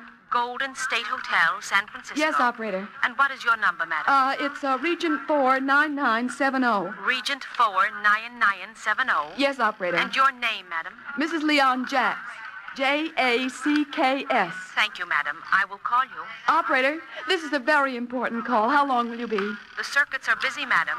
I will call you. But how long will it take? It's hard to say, madam. I'll call you as soon Operator, I have to know how long this call will take. It's very urgent. It's very urgent. The circuits are busy west of Chicago, madam. There are several calls ahead of yours. I'll put it through as Let me quickly speak to the chief operator, please. Yes, madam. Just a moment, please. Chief Operator, Miss Milton speaking. Operator, I'm calling San Francisco on a very urgent matter, and I've got to get through as quickly as possible. Whom do you wish to call in No, San operator, you don't understand. I gave all that information to the other operator. She said the circuits were busy. I just wanted to tell you why it was so important that my call be put through at once. Yes, madam. My name is Jacks, Mrs. Leon Jacks. My husband is Leon Jacks. And your phone number, madam? What difference? It's Region 49970, but operator. Region 49970? Yes, operator, my husband. I don't know whether you read the papers or not, but my husband is being executed tonight for murder. For a murder that he didn't commit. Do you understand that? Yes, madam. Well, this man in San Francisco is the only one who can stop the execution. I've uncovered, quite by accident, I've uncovered new evidence. I've got to speak to Judge McLean quickly, because the execution is... Well, it's in 20 minutes, less than that now, and he's the only man that can make them stop. Operator, it's a matter of a man's life. Do you understand that? I'll see that your call is put through as quickly as possible. Ahead of the others? I'll do the best I can, madam. Well, may I hold the line? I'll call you, madam. Oh, all right, but hurry, operator, hurry. Please, God. Let him be near a telephone. Don't let him be out. Please, God. 15 minutes more, oh God, help me. Please. Please, God. Our Father which art in heaven, hallowed be thy name. Oh God, don't let them kill Leon. He didn't do it, you know he didn't do it. Thy kingdom come. Thy will be done in earth as it is in heaven. Leon never hurt anybody in his life. Please, God, let him save him. Oh, God, I love him so. Oh.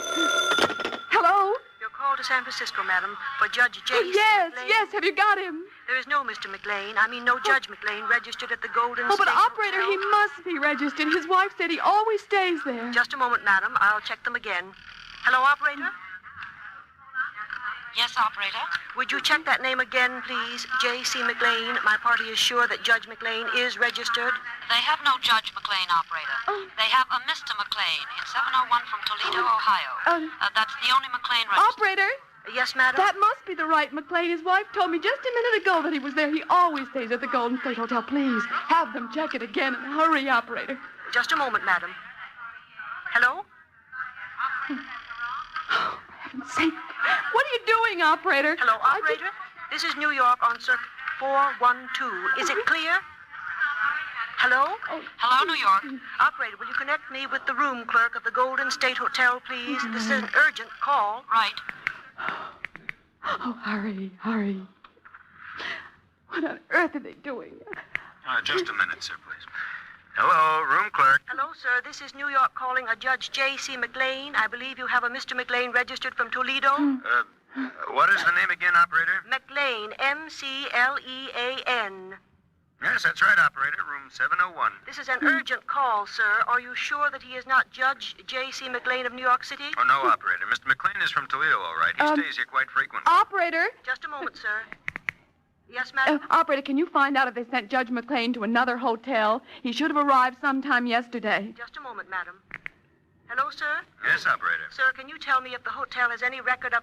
I want to try and trace Judge McLean. If he applied for a room yesterday and you sent him to another hotel, would there be any record of that? Well, would he have a reservation, operator? Just a moment, sir. Did Judge McLean have a reservation, madam? Oh, I don't know whether he had a reservation or not. I thought if the hotel was full and they sent him someplace else, they might know where, that's all. Hello, sir? Yes, operator. My party does not know whether Judge McLean had a reservation or not. No, he didn't, operator. I have the reservation list here. There's nothing for a Judge McLean. Is there any way we can locate Judge McLean that you know of, sir? The call is urgent. Urgent? It's a matter of life and death. Oh, what are they doing? Hello? Hello? Operator, oh, what's the matter? Why didn't you answer me? I'm sorry, madam. There seems to be no way of tracing your party. Oh, operator, what can I do? I've just got to find him. In case Judge McLean does register at the Golden State, madam, I can try in 20 minutes. 20 minutes? But I told you that... Oh, never mind. Let it go. You wish the call canceled, madam? Yes, yes. No. Oh, Mrs. McLean, please. Oh, please answer, Mrs. McLean, please. Oh.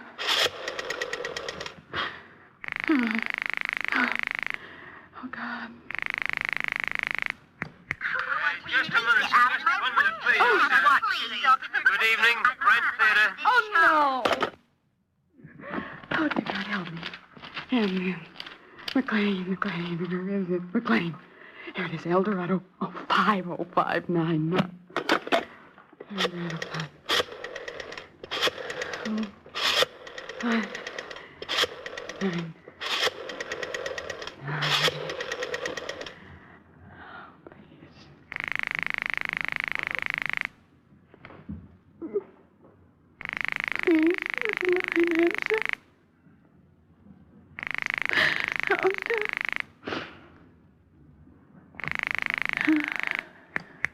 Hello? Mrs. McLean? Yes? Oh, it's Mrs. Jacks again. I can't locate your husband. He's not at the hotel, not registered even. Is there any place else? Any other hotel where he might be? Try my sister. It's Mrs. D.C. Elder, Cypress Drive. That's C-Y-P-R-U-S Drive, Oakland. D.C. Elder, Cypress Drive. All right, thanks. If he isn't there, she'll know where he is. Yeah. I can't understand why he isn't at the hotel. He always stays Thanks, there. thanks, Mrs. McLean. I have to hurry. Goodbye. Please.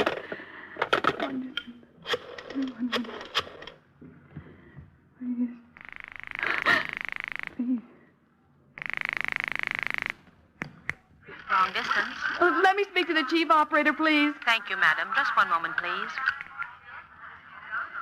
Chief operator, Miss... Operator, it's Mrs. Jacks again. I have a call to San Francisco again. I want to put it through again. It's Oakland. Yes, madam? It's to Mrs. D.C. Elder, Cypress Drive, Oakland. D.C. Elder, is that C-Y-P-R-E-S? U.S. operator.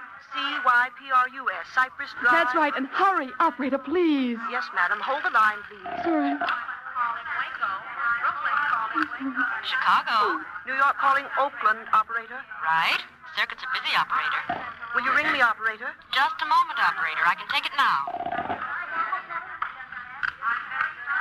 Oakland. Information, please, operator. Right. Information. Operator, the number of Mrs. D.C. Elder, Cypress Drive, New York calling. Elder, just a moment, operator. Right. I have a D.C. Elder, 1138 Cypress Drive, Montclair Highlands. The number is Lakehurst 39136. Lakehurst 39136. Right. Thank you, operator. Operator. Lakehurst 39136, New York calling, operator. Lakehurst 39136. Mrs. D.C. Elder. Mrs. D.C. Elder?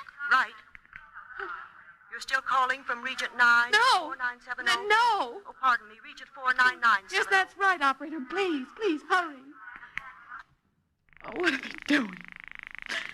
Oh, hello, operator. What are they... Operator, answer me. Oh, please. Operator. We're ringing Lakehurst 39136 for you, madam. Oh, God, please. There's less than 10 minutes left. Why don't they answer? Hello, operator. Lakehurst 39136 is DA, operator. Right, operator. Hello, madam. They do not answer. I'm sorry. Shall I try them again in 20 minutes? No, I told you, you stupid. Oh, what's the use? I won't give up. I'll get him. I'll get him if I have to. I don't know what. I'll get him, please, Mrs. McLean. Please.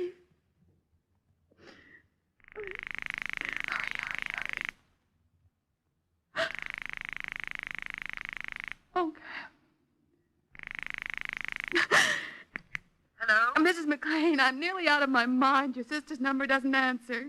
Mrs. McLean, is there nothing I can do? Oh, Mrs. Jacks, I'm so sorry. They're probably all out to dinner or cocktails or something. They're 3 or 4 hours behind our time out there, Oh, aren't they? Mrs. McLean, what can I do? Well, there must be somebody else you can phone here. Surely they wouldn't go ahead with the execution if there was any reasonable doubt of... Well, if there was any new evidence... I've been all through that, Mrs. McLean. I've tried to get the governor, but, oh, what's the use? The prison authorities said that your husband was the only one. And I'm nearly out of my mind. I can't stand to Mrs. have Jacks, this listen. letter. My sister has very dear friends. They live right across the street. It's just possible they might be there. Their name is Henderson. I think it's Robert. Yes, that's right, Robert Henderson. Henderson? Yes, on Cypress Drive. You phone them. In the meantime, I'll phone the governor's office in Albany and see if... Henderson. Yes, that's right. All right, I'll try. Long distance, please.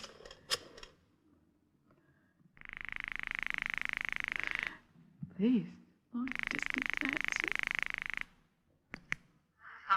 it. The chief operator, please, and hurry. Yes, madam. Chief operator, Miss Milton. Operator, this is Mrs. Jacks again. Operator, see how quickly you can get me San Francisco again. Oakland. Robert Henderson. It's Mrs. Robert Henderson. Cypress Drive again, Oakland. Mrs. Robert Henderson, Cypress It's Drive. why you repeat everything. Yes, that's right. And hurry, operator, hurry. Oh, please. Chicago. New York calling Oakland, operator. Right. Hold the line, operator. Well, can't you tell him to hurry, operator? There's less than 10 minutes left. It's almost time. I've told you how urgent this call is. Operator, can't they hurry it up or something? Putting your call through as quickly as possible, madam. Oakland. Information, please, operator. Right. The information. New York calling operator. The number of Mrs. Robert Henderson, Cypress Drive. Henderson? On Cypress Drive, operator? Yes, operator.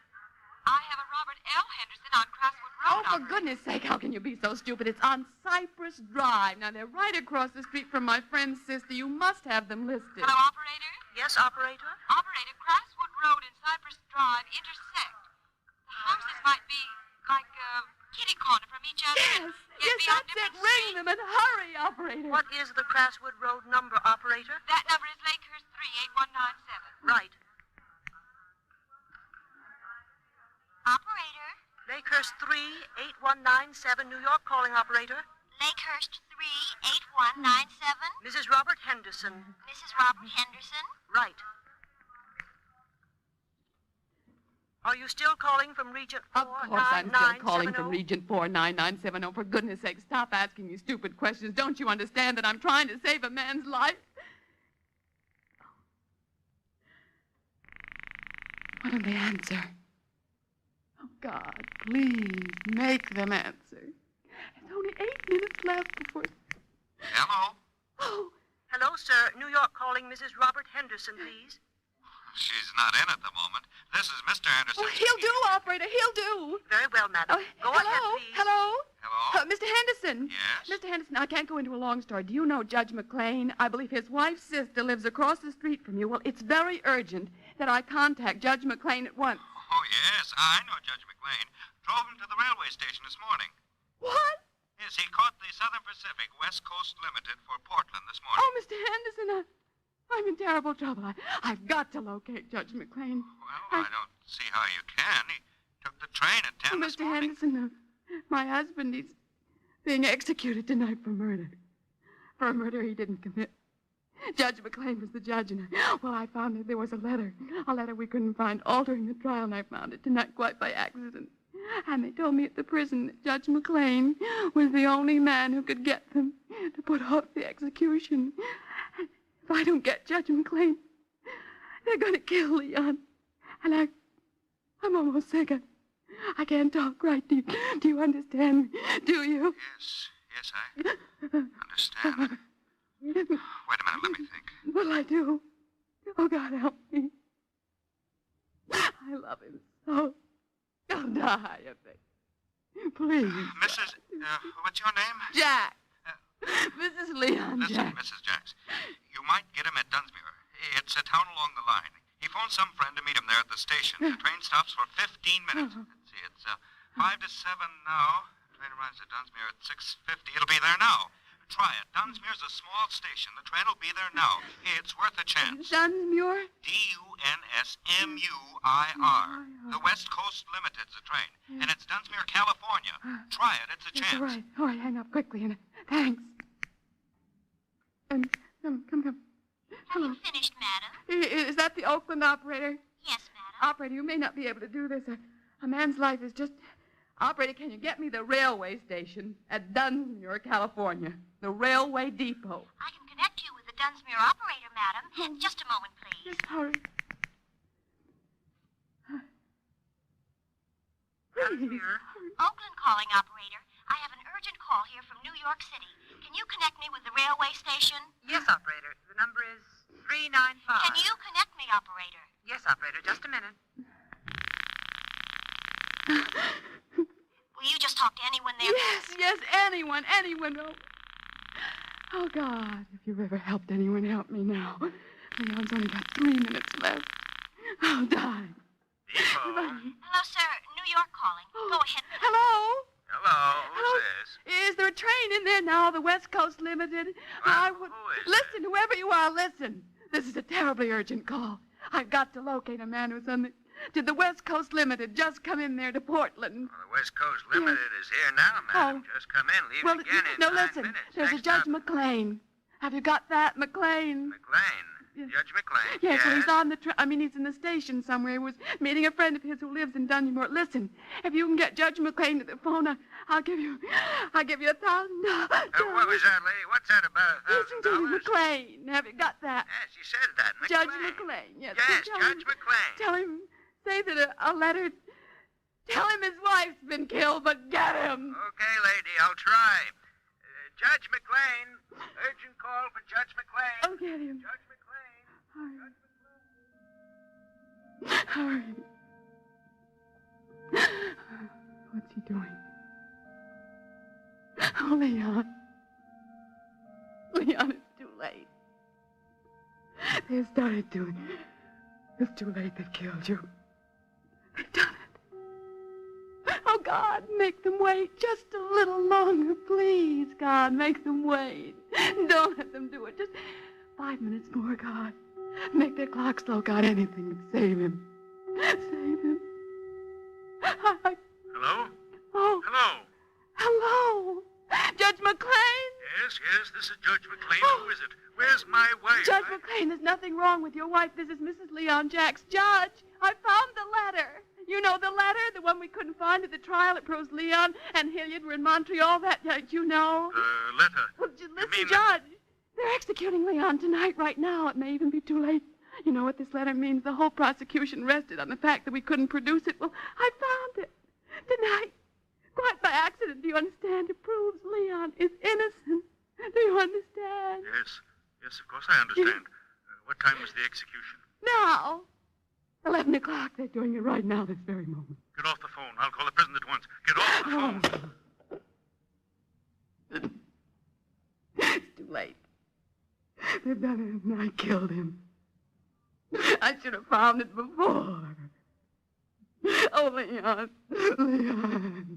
I should have found it before. Oh, Leon.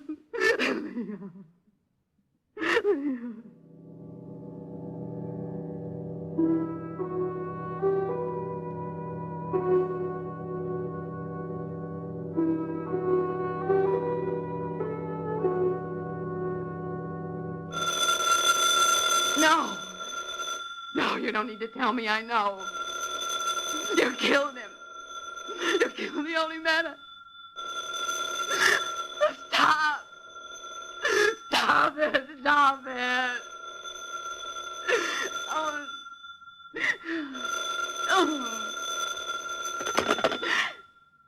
Hello. What? Leon! Darling! Oh, Leon!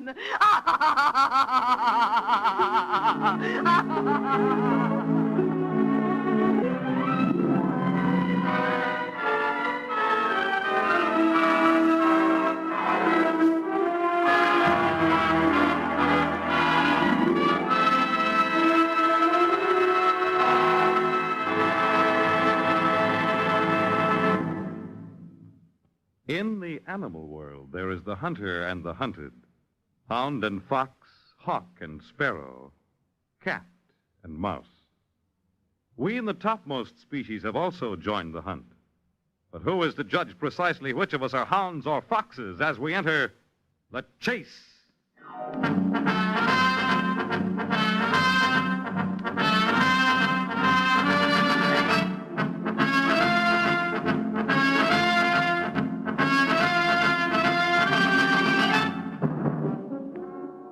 The Chase was created for the National Broadcasting Company by Lawrence Klee.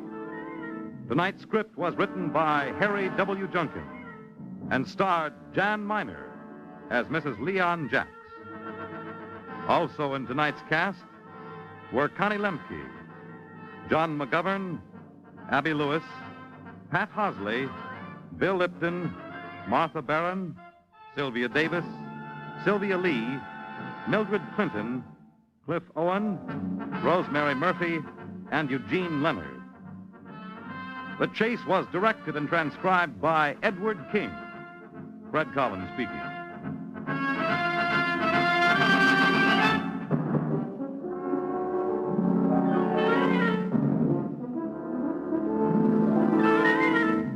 Next week, a predatory woman pursues fame and fortune with no holds barred and no quarter given in The Chase.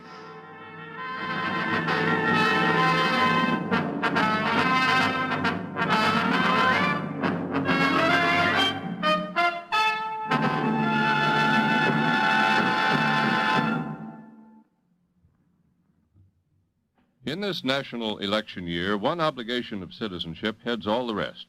The obligation of every qualified voter to go to the polls and vote. The ballot which you will receive this year is a symbol of your personal dignity. On Election Day, you will have as much power, as much responsibility in the shaping of your country and your way of life as the wealthiest or most influential person.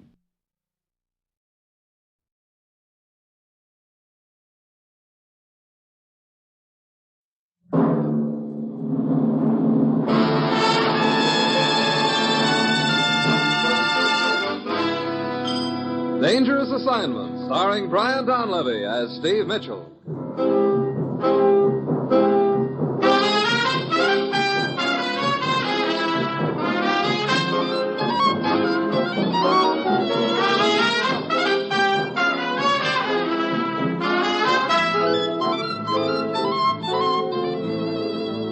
Yeah, danger is my assignment. I get sent to a lot of places I can't even pronounce. They all spell the same thing, though, trouble. But when I walk into the commissioner's office, I don't realize that this assignment's going to involve my trying to prevent a revolution with just one weapon, a box of busted bills.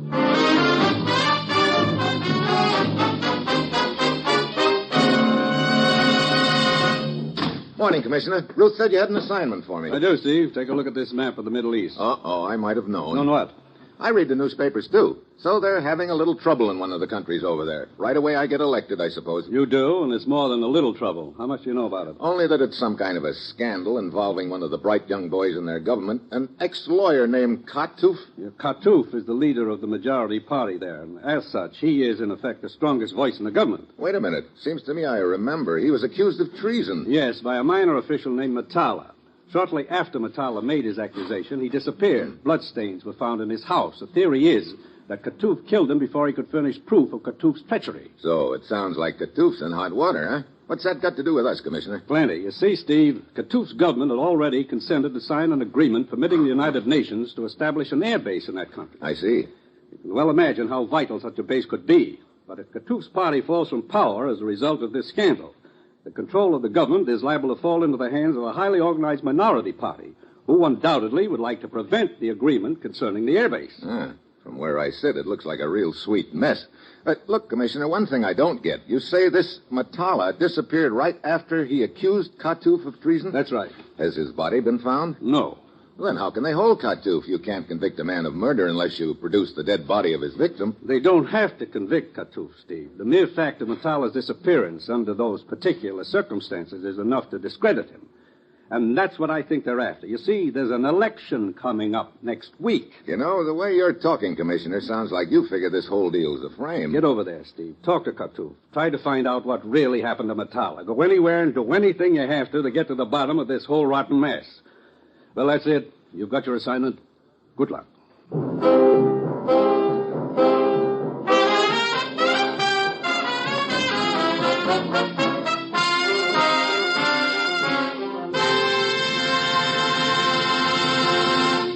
The National Broadcasting Company is presenting Dangerous Assignment, starring Brian Donlevy as Steve Mitchell, colorful, two-fisted government agent. At all those places of the world where danger and intrigue walk hand in hand, there you'll find Steve Mitchell on another Dangerous Assignment.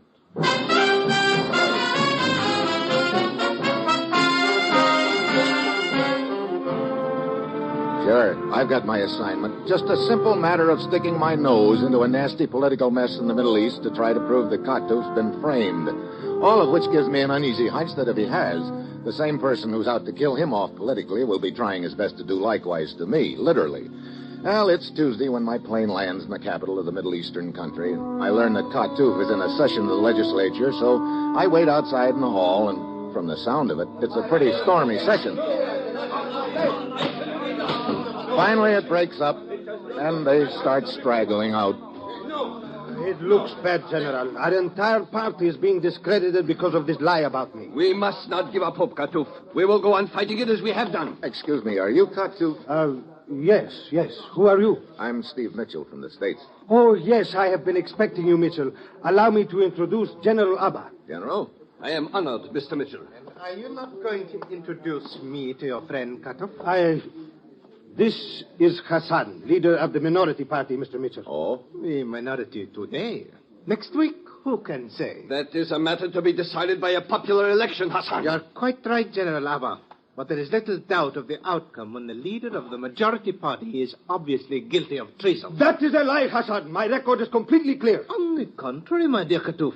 I would say that at this point your record looks extremely dubious, and no amount of meddling by your friend from the United States will clear it. Look, Hassan, I'm just here it is quite clear why you are here, Mr. Mitchell. To whitewash Katouf. But unfortunately, your mission is doomed to failure. Hassan, you General, please. You really should watch your temper. And now, if you'll excuse me, gentlemen. Now, there's a real keen kid. Unfortunately, he is making political capital of this situation, Mitchell. Yeah, I can see that. Look, Katouf, you better give me all the background you can on this deal. The background is one of 6 years of dreams, hopes, and ideals going up in smoke, Mitchell. How do you mean?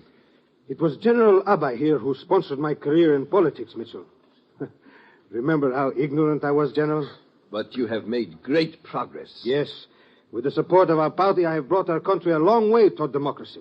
And now, to see all of that go by the board is a bitter thing. Yeah. Now, look, as I get it, Katouf, you were accused of treason by a minor government official named Matala. Yes. And it is very ironic that I should be accused of treason after all the overtures that have been made to me in the past year. Overtures which I always immediately refuse. What kind of overtures do you mean? Veiled proposals made undercover, proposals that I would find it extremely beneficial financially to sell out my party. Who was making these proposals? I could never find out who was behind them. Naturally, I would not listen to any of them. And then when this Matala brought his absurd charge of treason against me, I concluded this was the next step in their plan. If they could not buy me out, they would discredit me. It could figure that way, all right.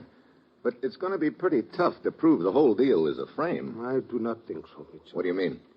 I am not completely without friends, both in my own and other countries. It was reported to me this morning that the man answering Matala's general description was seen in Cairo, Egypt, 2 days ago. What? Katouf, I did not know this. No, General. I did not wish to arouse your hopes until the rumor could be investigated. Well, I guess I'm the boy to investigate it. Cairo, huh? Yes. Mitchell, if you can find this man, perhaps if you were to offer him money, he would return and clear Katouf. I personally am willing to pledge any necessary amount. Yeah, if he sold out once, he probably could be talked into selling out again. But that's the trouble right now. How do you mean? Sooner or later, whoever hired him is going to realize that. They'll figure out that they don't want him running around loose. Yes, that means they will be trying to find him also.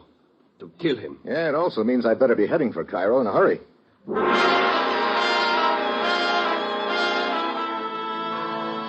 I grab the next plane to Cairo and check in at a hotel, and then I head for the street bazaar. Pretty soon I find the place I'm looking for. The Shop of 1,000 Bells. Just as I get there, a bunch of native kids come charging past and take a swipe at the bells with a long stick. The proprietor tears out and shakes a skinny fist at them. Little barbarians! If I ever catch you, I, McCann, will personally show you how it feels to be jangled with a stick. I will. Well, good afternoon, Effendi. Would you perhaps like to purchase one of my fine bells? What's the matter, Mikan? Don't you recognize an old buddy? Steve Mitchell, it has been so long since these innocent old eyes have rested upon you. Innocent old eyes? How are you old pirate? As you see, Steve, still struggling to make a poor but honest living in the face of many difficulties. Brother, you haven't changed a bit. Poor but honest. You've probably got more piastres tucked away in your sock than the Bank of Egypt. And 3 years ago, I had to buy you a dictionary to show you what the word honest meant. And it's perhaps just as well I do not see you very often, Steve. You are very damaging to my reputation. But how may I serve you? I think there's a guy named Matala hiding here in Cairo. I've written down his description. I want you to find him. I see. You realize, of course, that this is a very difficult thing. Yeah. I also realize that you and your 10,000 cousins and nephews can find him, if he's here. And there is, of course, the consideration of expense. Yeah, I know. How much? Let us not think in terms of anything so crude as money, Steve. Let us rather appreciate the beauty of my bell. Oh, no, not that again. This bell, for instance, it is not beautiful? Ha! Such tone! Well, not too bad, considering it's got a crack in it 1/2 inch wide. Look, the last time I wanted some information from you, I had to buy every cracked bell in your shop. Now, don't tell me... And you would not believe it, Steve, how much breakage is involved in this business. Since I last saw you, I must have accumulated at least 100 more cracked bells. And for some reason, they seem to gain in value. I would say they are worth at least 50 piastres each. 50? Why, you will... Well, okay. Crate them up and send them over to my hotel, but you'd better find Matala or you're going to get them all back fast.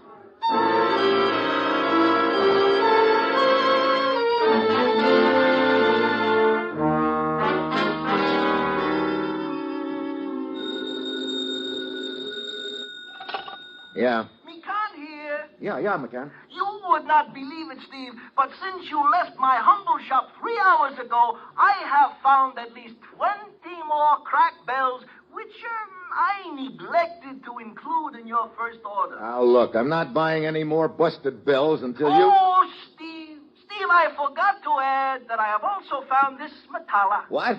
Yes, my third cousin, twice removed, located him. It appears he has dyed his hair and shaved off his beard, but we are certain it is the man you see. Good. Where is he?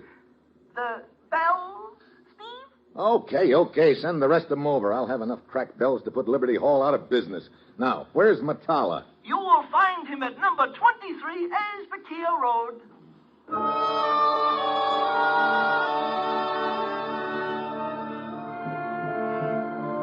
It's after dark when I get to the address McCann has given me. It's a large house in the foreign residential district. I go up to the front door, but just as I'm about to ring the bell, the blast knocks me flat on my back. It looks like the whole house is going to cave in. I get back on my feet, still groggy, and shove my way inside through the wreckage. The place is filled with smoke and flames, and then I spot a body on the floor. I start dragging him out. The smoke's getting too much for me. Finally, I make it outside with him. The crowd is gathered by this time, and I put the body down and start there, weaving back and forth, trying to keep from passing out. Then a girl runs up to the body and stares down at it. Matala, he's dead. Then, all of a sudden, the sidewalk comes up at me fast. I've had it.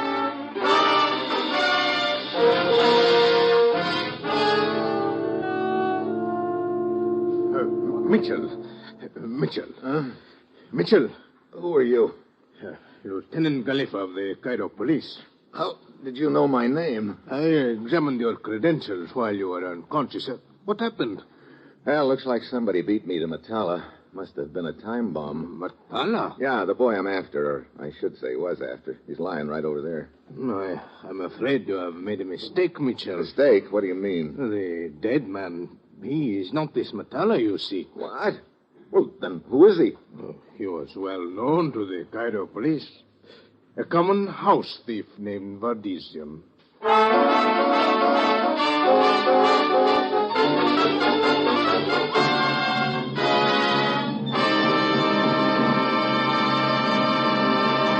You're listening to Dangerous Assignment, starring Brian Donlevy as Steve Mitchell.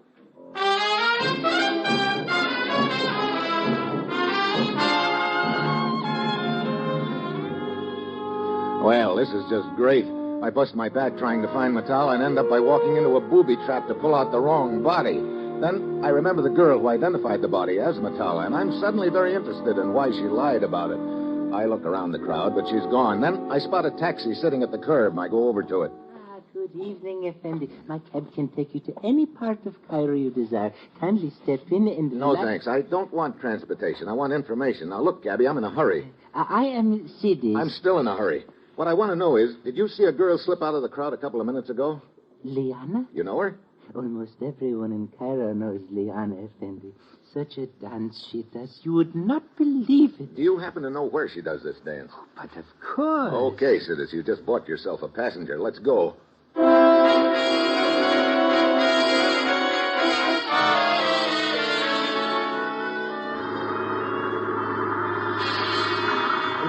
Here is the club where Liana dances, Effendi. Okay, come on.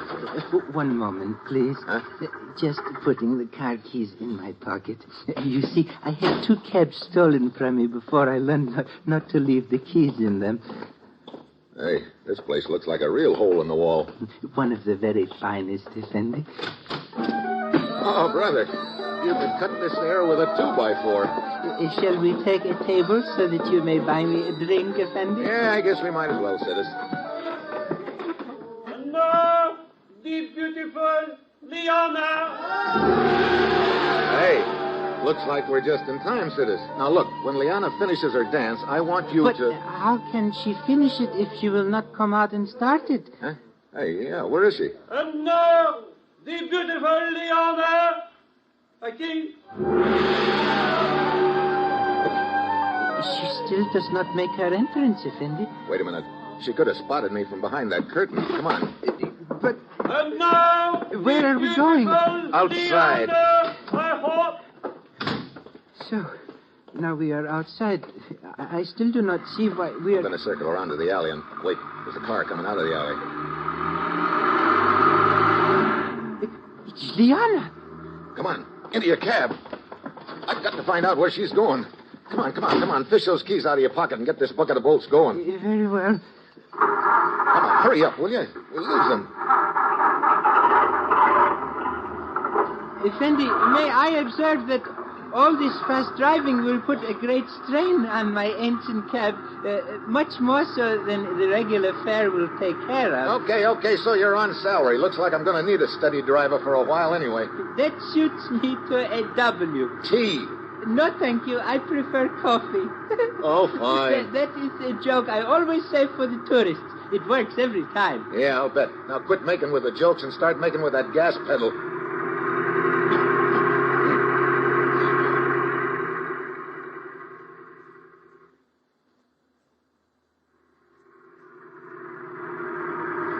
You better stop your cab here, Sidis. She just turned into that pier ahead. Yes. She is parking her car out on the pier. Yeah. She's heading for one of those houseboats, looks like.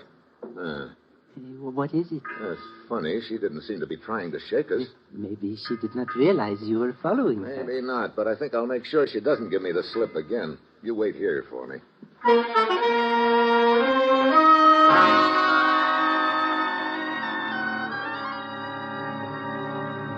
I go into a little restaurant near the pier, telephone Mekanada's shop, and arrange to buy another shipment of cracked bells from him. After my call, I wait about 15 minutes, and then I head for the houseboat on the pier. I go up the gangplank. But just as I step on the deck, I get a sudden chill. Funny how cold a gun barrel in your neck feels. Get inside. Huh? You heard me. Inside. Okay, Leona. Much cozier in here, anyway. For you, it will not be so cozy. Where's your boyfriend, Metella? Ah, yes. You would like very much to know that, would you not? Yeah, I would. I'd like to talk to him. Talk to him. You wish to shoot him, but I will shoot you instead. Now, look, Leona, you've got the wrong party. I'm not the boy who rigged that time bomb. I want to make a deal with Metella. And because of that attempt on his life, I think he's probably ready to talk turkey right now. Where is he? That is something you will never know. Because right now, you are going to die. Effendi, I'll take that gun now, Leona. Give it back to me. Sorry. Thanks for the timely entrance, citizen. When I observed her forcing you into the cabin at the point of a gun, it occurred to me that here was an opportunity to increase my value to you. And, of course, my prize. Of course. Now, look, Leona. Your boyfriend, Metella, was hired to bring a phony charge of treason against a political figure named Katuf in a country east of here. He was also hired to disappear and make it look like Katuf killed him. No, that is not true. Save the innocent routine. I want to talk to Metella and find out who hired him. He will never tell you. I think he will, because whoever did hire him realizes now that he doesn't want Metella alive anymore. He tried to get him with that time bomb. Next time, he probably won't miss. But Metella... Metella's liable to wind up dead unless he makes a deal with me. What is this deal? I'll give him protection if he'll tell me who it was and come back to his own country with me to clear Katuf. I see. Very well, Mr. Mitchell. I will go to Metella with your proposal. Let me go with you. No. You must wait here. I will bring his answer to you in 1 hour.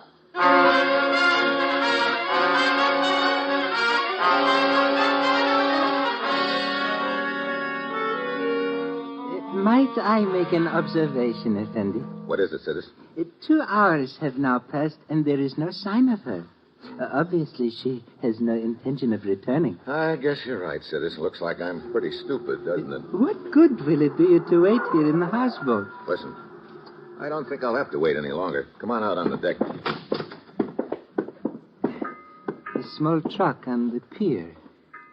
Mitchell, you think she has returned after all? No, I don't think that's Leona. Mikan? Yes, Steve? Mikan, where'd Leona go when she left this houseboat? I followed her to a small hotel out of the city away. You arranged with this man to follow Leona? Sure. I telephoned him before I came aboard the houseboat. Leona made no attempt to shake us on the way here, and that made me figure she wouldn't be leading us straight to Metella. So I arranged with Mikan to take over for me. And all the things I was thinking about you. Sometime I learned to keep my mouth shut, Effendi. You lead the way in your truck, Mikan. We'll follow in the cab.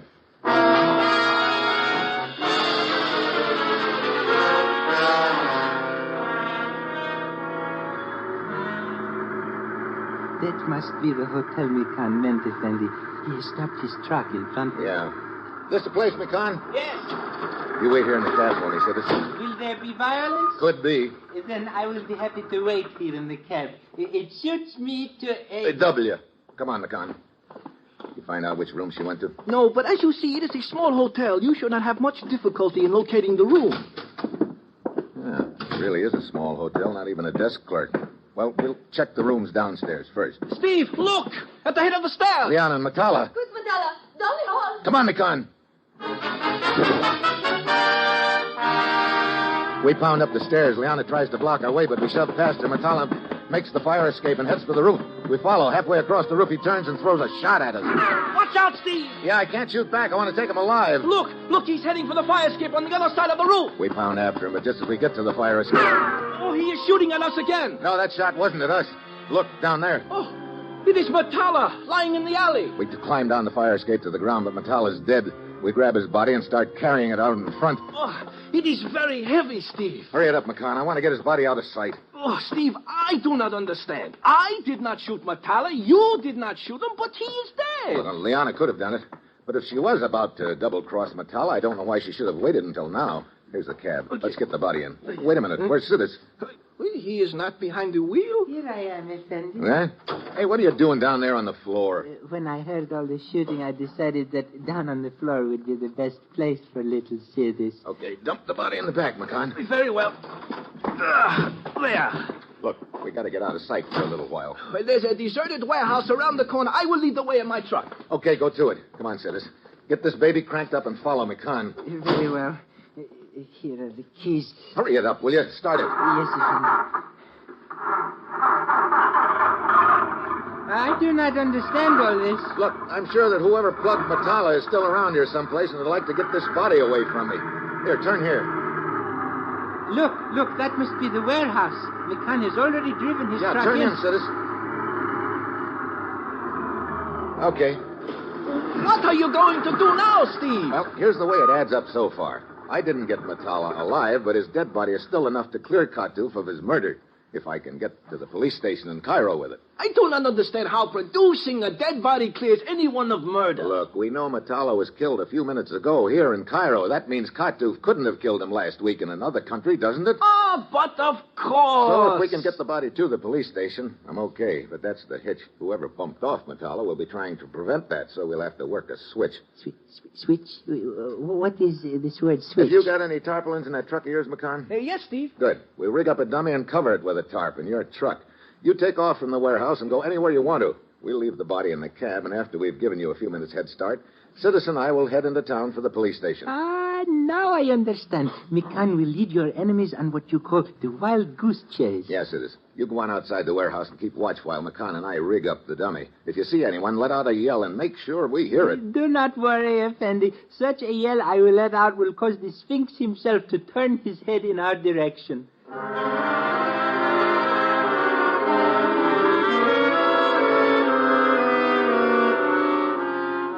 Sidis goes outside, and McCann and I make the necessary arrangements with the dummy. I fill him in on exactly what he's to do, and he takes off. Sidis comes back inside. He and I wait a few minutes and then pull out of the warehouse in the cab and start heading to the city.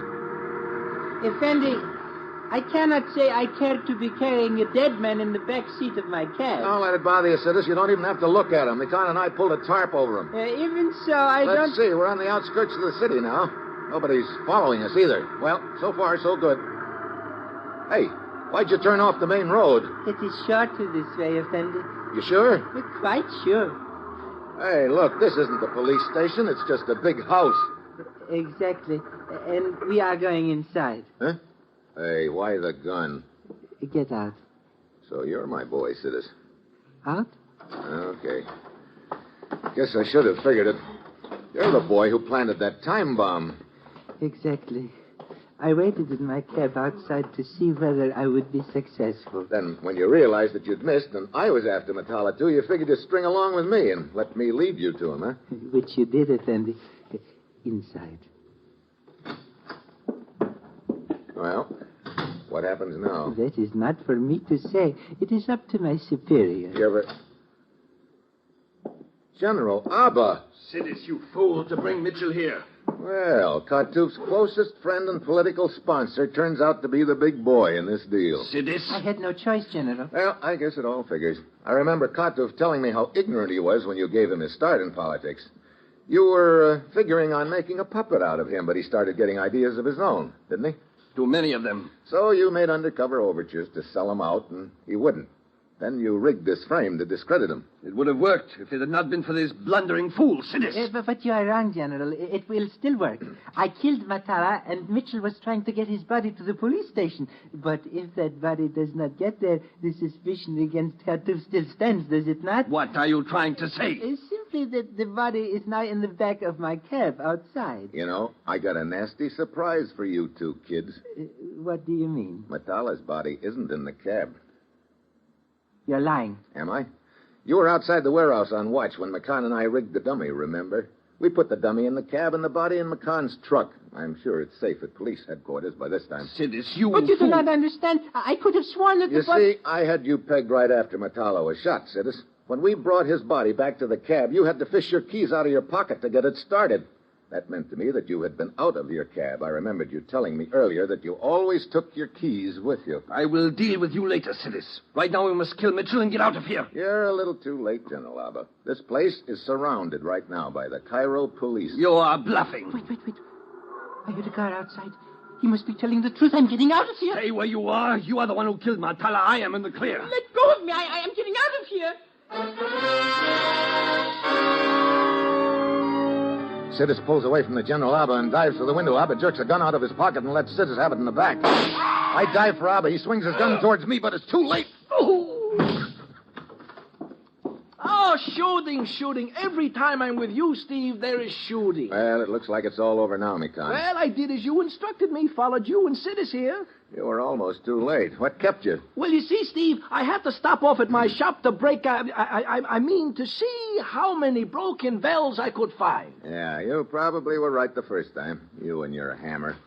Well, you'll be interested in knowing I just passed you off as the Cairo police force. You what? Yeah, I know. It must be quite a shock. Oh, Steve, it puts a severe strain upon our friendship. Well, don't worry. You'll bill me for it. Or maybe I should say bell me for it.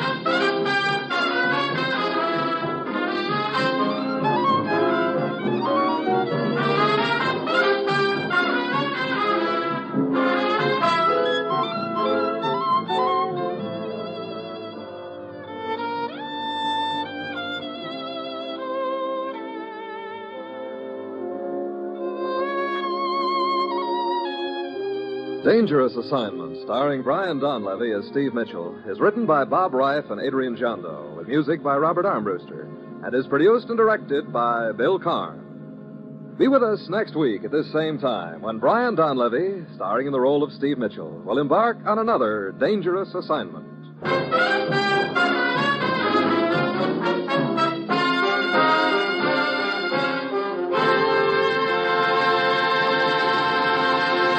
Dangerous Assignment came to you from Hollywood. Now it's The Man Called X. Tomorrow, hear Danny Kaye on The Big Show on NBC.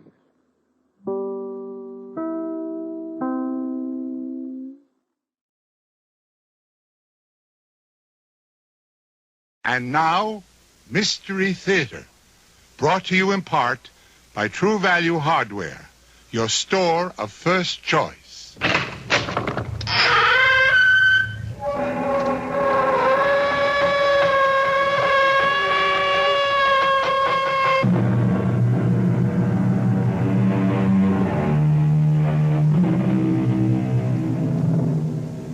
Come in. Welcome. I'm E.G. Marshall. We've been waiting for you. We knew that you'd be back. We know that by now you've discovered there's no fear like the fear you can hear. And we're going to fill your ears with a story about the most basic fear of all, death. We're going to tell you a story about a man who dispenses death the way other men dispense haircuts. A man known in the parlance of the underworld as the hitman. In case you're unfamiliar with criminal vocabulary, allow me to explain. A hitman is someone hired especially to terminate the life of someone else.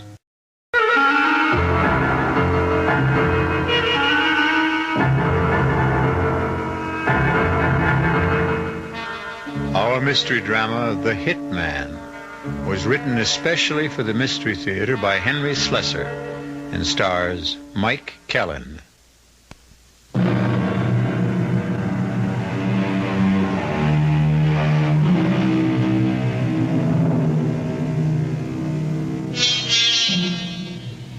Our story begins in a bus terminal of a large eastern city, a place of arrivals and departures. In the crowd, we can see a rather sallow young man searching every face and scowling at his inability to recognize the man he has come to find. But then, he doesn't know what Jim Derry looks like. Jim Derry tries not to make himself too visible a person. Mr. Derry has a very good reason. But now the young man spots someone pulling on a pair of light-colored gloves, and he recognizes the signal, if not the man. Warm day for gloves, ain't it, mister? I got cold hands. Jim Derry? Yes? Huh. I'm Earl. What took you so long? Arnie said you'd be on the 2 o'clock bus. I've been hanging around this crummy terminal for an hour. A gypsy told me never to take a 2 o'clock bus. They didn't tell me you were a comedian. What did they tell you about me, Earl? Come on. Arnie's waiting.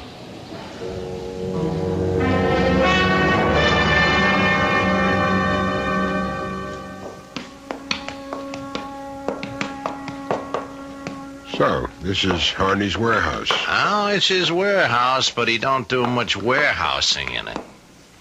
Come on. His office is right here. Yeah, who is it? It's Earl, Mr. Harney. Come in. You took your sweet time getting here. Well, it wasn't my fault, Mr. Harney. He didn't show until 4 o'clock. Sad idea, Derry. I hire somebody, I expect a little punctuality. Well, I told you. You didn't have to go outside the organization. I could handle it for you, Mr. Harney. I said shut up. I hate these family quarrels. Do you want to talk business now, or should I come back later? We talk now. Good. And give the kid a quarter and send him to the movies. Beat it, Earl. Yeah, okay.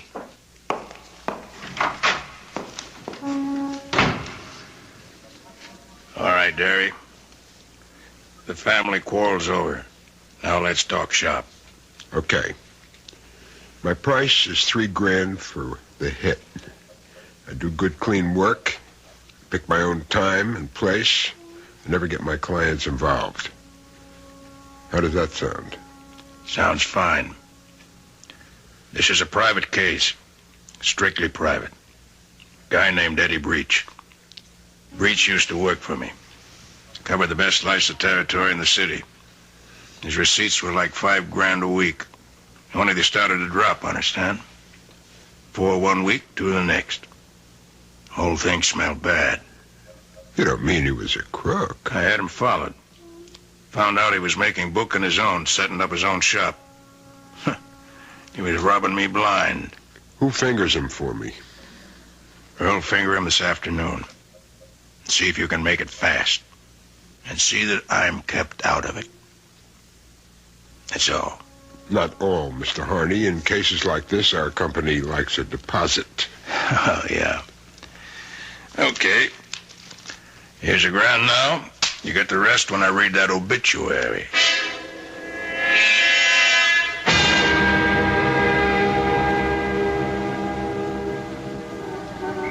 It's almost 6 o'clock. We've been staring at that apartment house for half an hour. Now you know how I felt, Derry, waiting in that bus station. I thought you said Breach should be home by now. Oh, he'll be here. I've been clocking him 3 Fridays in a row. He takes his wife to see the doctor every Friday afternoon, and they get back around now. You didn't tell me he was married. What difference does that make? I just hope he's insured. I like making rich widows. Hey, there's his car. Hand me those binoculars. Don't forget to get a look at his wife. She's worth seeing, even if she is a cripple. What? Look for yourself. A wheelchair? He's taking a wheelchair out of the back. She's got a nice pair of legs. Only they don't move. Paralyzed? That's right. Well, did you get a good look at him? Yes, I got a good look. Let's go.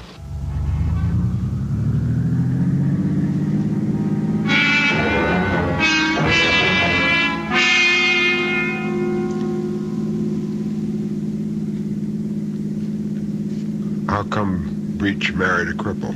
He didn't. That was no kiddie car he was pushing around. That chick was in one piece when he married her. In fact, what happened to her was all his fault. How do you mean? I got into an argument one day and he belted her. She fell down a flight of stairs and busted something in her back. Sounds like a real nice guy. It'll be a pleasure to do business with him. Yeah, well, don't forget who you're doing it for. Harney's paying you for this job, not Mrs. Breach. For her? I do it for love.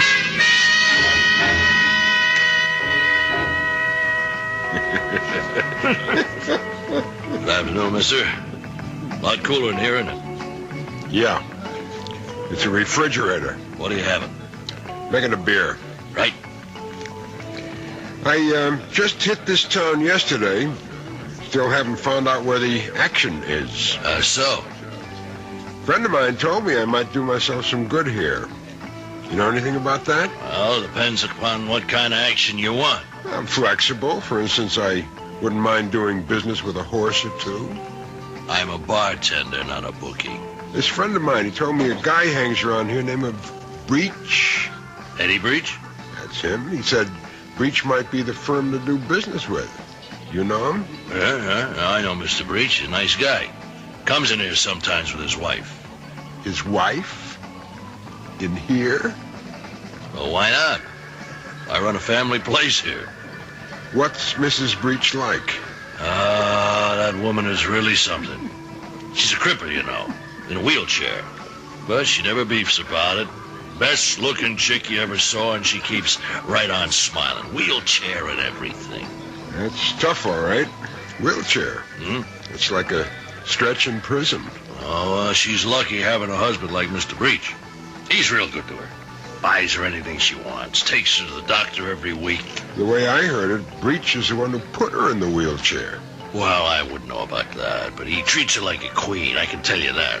I mean, cripple or not, that is my idea of a happy marriage. Hey, you didn't touch your beer.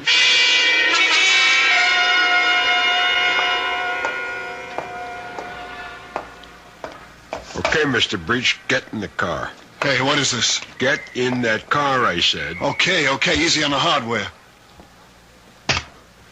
Who are you? What do you want? Start your car, head west of the highway, and keep going till I tell you to stop. Listen, you want my wallet, take it. Start the car.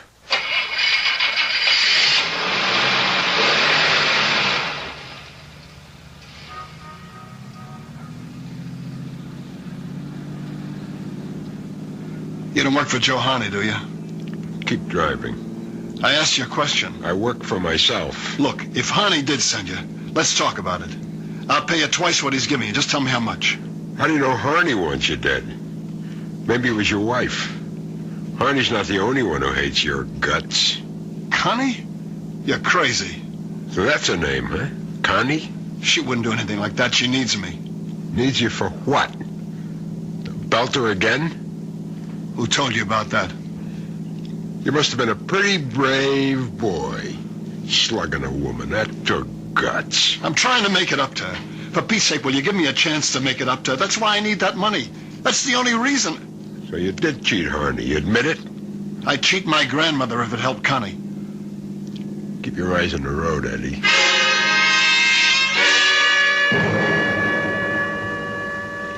All right. Take that next side road. Listen, give me a chance to talk to you, will you? That's what we're gonna have, a talk. Go on, pull over there near the billboard. All right. Answer me one question. How were you helping her? What? How were you helping your wife? This doctor you see every Friday, did he say something could be done for her? No. He never said that. The spinal cord is all busted up. All he can do is make her more comfortable. So the sentence is life. You think I don't feel lousy about it? I know it was my fault, but I didn't mean it. She might be better off without you. Maybe she would. All right. Let's go. Where to now? We're going to your place.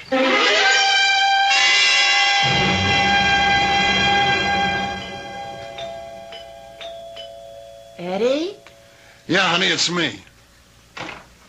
Oh, you didn't tell me you were bringing anyone here. I decided not to go downtown. I ran into a friend of mine, and we got to talking. My name is Derry, Mrs. Breach. Jim Derry. I'm sorry to bust in on you like this. Oh, but I'm glad you did. Really. I love to see Eddie's friends. We don't do very much entertaining. You got a nice apartment, Mrs. Breach. Well, thank you. I keep it uncluttered so I can scoot around easily in this wheelchair. My track record is 1 minute, 3 seconds from the living room to the bedroom to the kitchen. That's quite a record. Now let me get you a drink. Eddie says I'm the best rolling bartender in town. Watch me. Don't bother, Mrs. Breach. I don't drink. Not on the job, right? Oh, please, let me get you something. You see, I'm grateful to you, Mr. Derry. I was looking forward to a lonely evening when you came along. My husband usually works very late. Honey, you look a little tired. Did you take your pills yet? Oh, I'm fine, Eddie. Stop worrying about me. Please sit down, Mr. Derry. It's such a pleasure to talk to one of Eddie's friends. Now, let's cut this out. He's no friend of mine. I never saw him before in my life. What? Tell her who you work for, Derry. All right. At the moment, I work for a man named Joe Harney. Harney? That's right. And what do you want from us? I want us to sit down and have a talk. I'm already sitting down, Mr. Derry. Joe Harney isn't pleased with your husband, Mrs. Breach. He thinks he cheated him.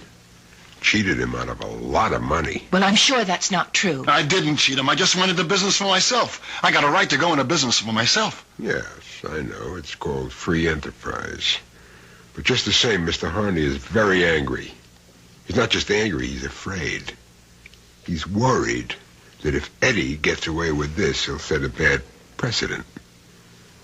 So he only knows one remedy for the situation. And tonight, this could have been it. A gun. Please. Put that away. He's a killer, Connie. The guy's a hitman, a hired gun. He's come here to kill me. No, he hasn't.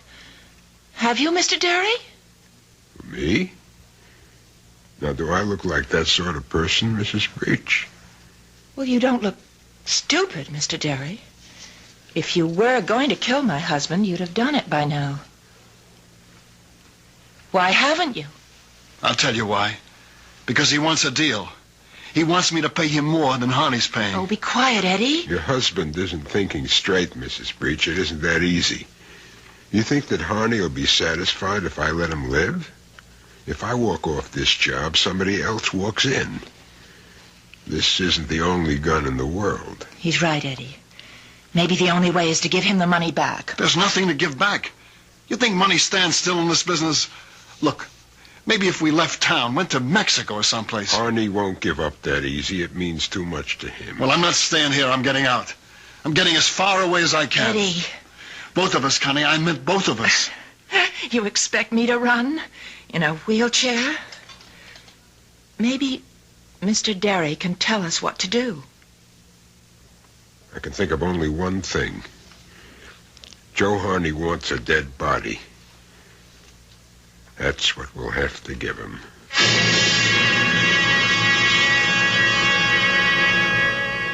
Well, we seem to have encountered a hitman with a heart.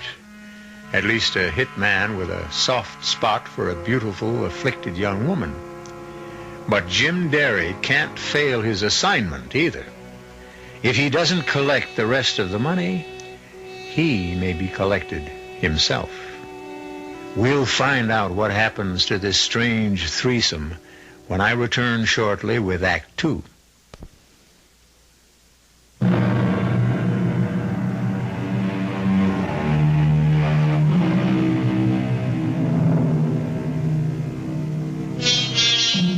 The hired killer of Eddie Breach sits in Mr. Breach's comfortable living room. But the gun which was supposed to have done the deed rests on the coffee table, and Jim Derry paces the carpet and talks to the loving couple about death. It won't be easy, understand? But it's the only idea I got. The only thing that'll satisfy Joe Harney permanently. What do you mean about a dead body? I don't mean yours. I mean somebody else's. A body that could have been yours if the job had been done. A substitute? But how is that possible? There's a way. I have to stick my neck out to do it, and there'll be some expenses. How much? I'll have to let you know. Meanwhile, get ready to move and move fast. Have your bags packed and keep them ready. Get yourself some standby reservations. Mexico, Rio, any place you want. Don't make them in your own name. Oh, and one other thing. Don't leave the apartment for any reason. But I gotta leave the apartment. I got business to do. Business? Isn't your life more important? You can't risk it. Arnie hired me to take care of you, but that doesn't mean one of his goons wouldn't try to beat me to it. There's a kid named Earl. Yeah, I know Earl. He's a punk. Just the kind of punk who might try shooting you in the back. Oh, do as he says, Eddie. Please. I tell you, I gotta get out. I need cash if we're to beat it out of town. I have to make collections. Mr. Derry, wouldn't you help him? Maybe if he had a gun so he could protect himself, then... You could lend me yours, Derry. Just until we leave town. All right. Take it. I'll see what I can do. Okay. I'm leaving now. Just keep calm until you hear from me. I'll see you to the door. Mr. Derry, why are you doing this for Eddie? Because he's such a regular fella.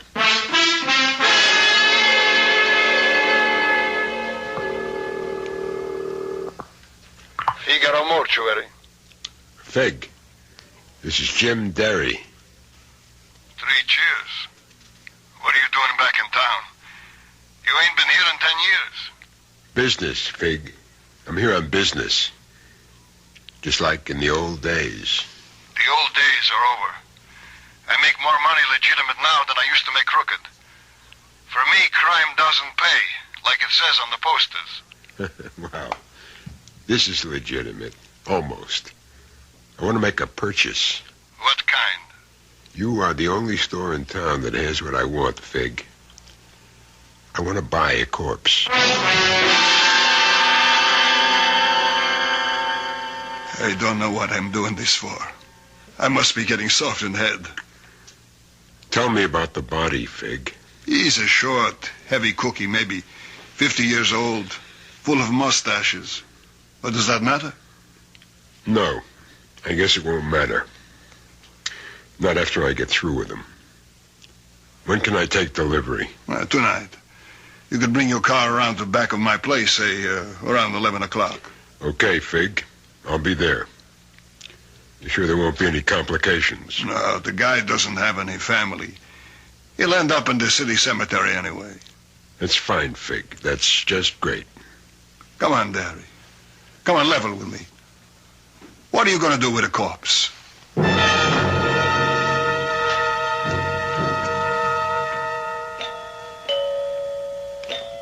Who is it? It's Jim Derry.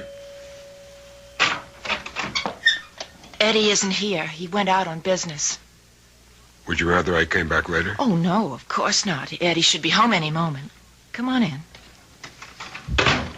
He's been out raising money. It's wonderful how many people owe Eddie money. He's like a banker, really. You know what he tells his mother? What? He tells her he's an accountant. She's a sweet old lady. She knows the truth, but she never lets on. And do you know the truth about him? I never had any illusions about Eddie. Would you like a drink? Oh, sorry, forgot. You don't drink. I'll take a beer if you have one. Coming right up. Oh, maybe when we were first married, I had an illusion or two. It's easy when you're young, and you've got a nice straight spine. You're still young. Yes. I'm still that, I suppose. Oh, what do you know? No beer. It doesn't matter. Does he leave you alone a lot? Beg your pardon?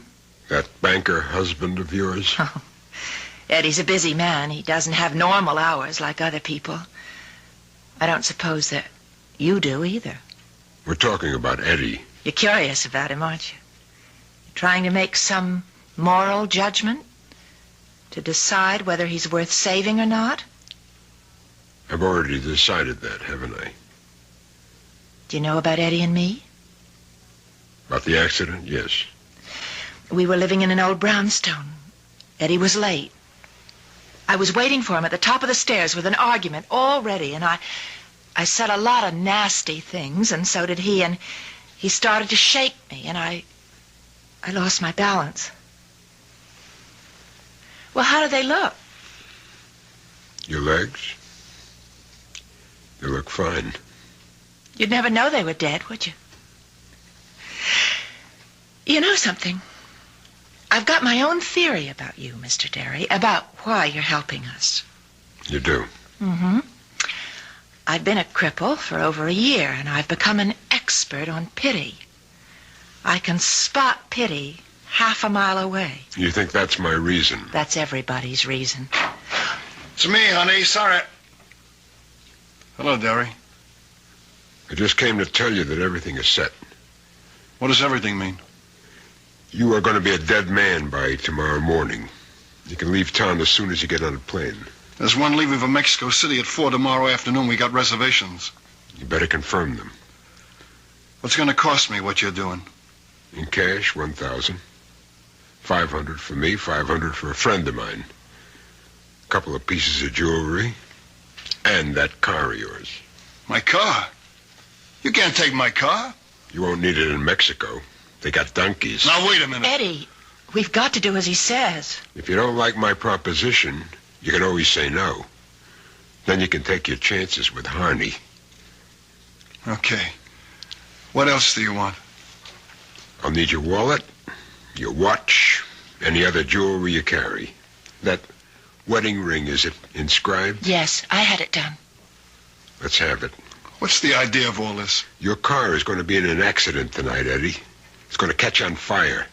There'll be a body in the car, burned beyond recognition.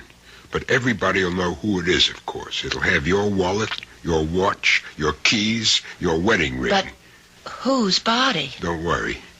The guy will be dead to begin with. It's only what you might call a cremation ceremony. So Harney will think you did the job. He'll only believe it if you get out of town as fast as you can. When that body is discovered, you are dead. I don't want you around making a liar out of me. That's neat, Derry. Very neat. You still get paid that way, don't you? Eddie. Get me what I need, Eddie. The money and all the rest of the stuff. What about your gun? You want that back? Keep it as a souvenir. I never hold on to a piece after a job. And this job is just about over.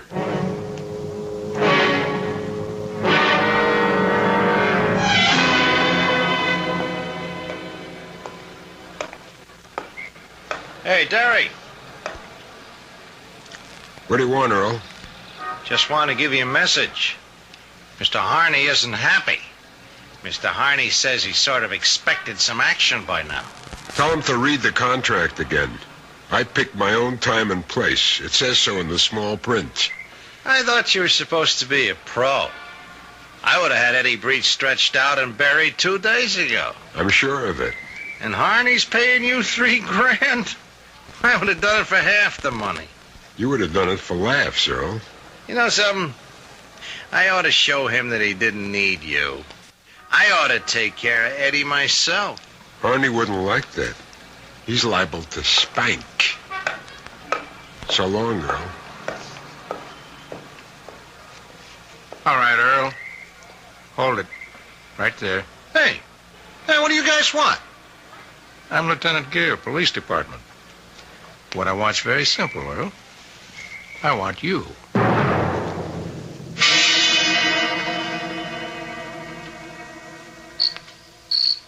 Well, here's the merchandise. Fresh from the freezer. Thanks, Fig. I knew I could count on you. You want to take a look at him? No. He ain't too pretty. I didn't get a chance to do any cosmetic work on him. That won't make the slightest difference. Okay. Let's get him in the car. Where are you taking him, Derry? To the country. Oh, boy. First time I ever heard of taking a stiff for a ride.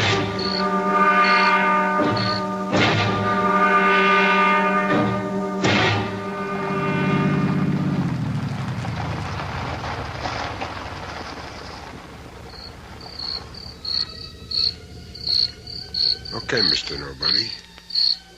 Time for the ceremony. First, you gotta get behind the wheel. dump your wallet in the clear. Now, here's your pretty jewelry. That ring is a tight fit. Now your keys, and that's about it. Except for that can of gasoline. There. That ought to be enough to make it hit the gas tank. Now all I need is a match.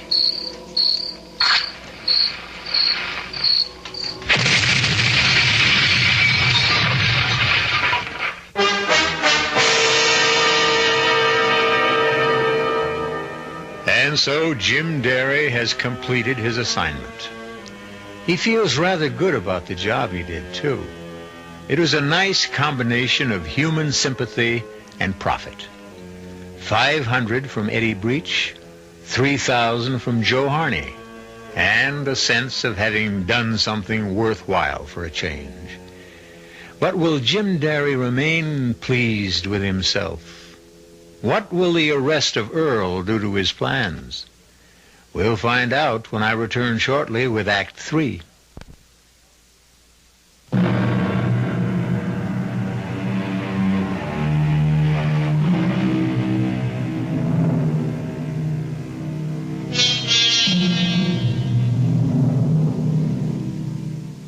Only one thing remains for Jim Derry to do. He has to make one final call on the man who brought him to town in the first place. He has a good report for Joe Harney. And Joe Harney has $2,000 waiting for him. Yeah? Come in. Oh. So it's you.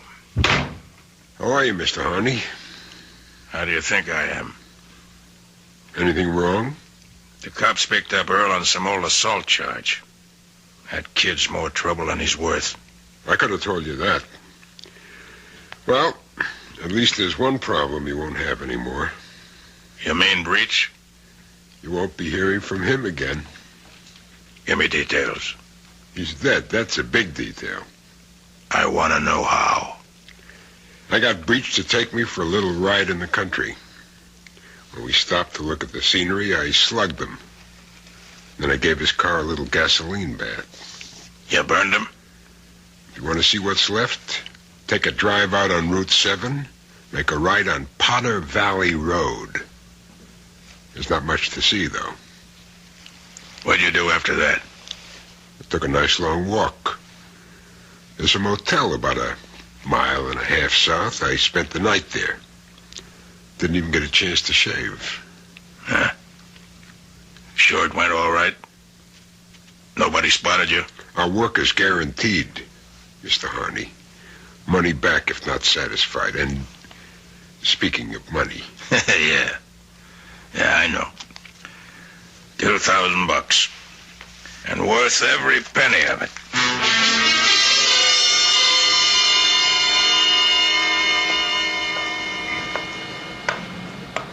Excuse me.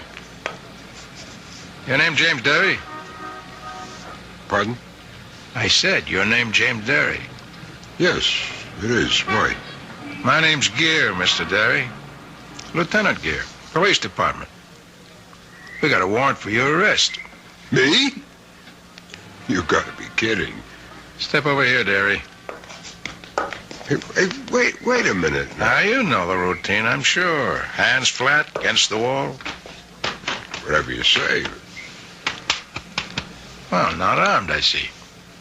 Why would an innocent citizen be walking around with a gun? This wallet of yours is sure loaded. What was it? Payday? That's my traveling money. You must be a high-priced man, Derry. I sold a car for a guy. Second-hand sports job. That's the money he paid me for it. Yeah, sure. And I'll bet you got a copy of the bill of sale, don't you? Well, you give me a chance to get it, We'll talk about it at headquarters.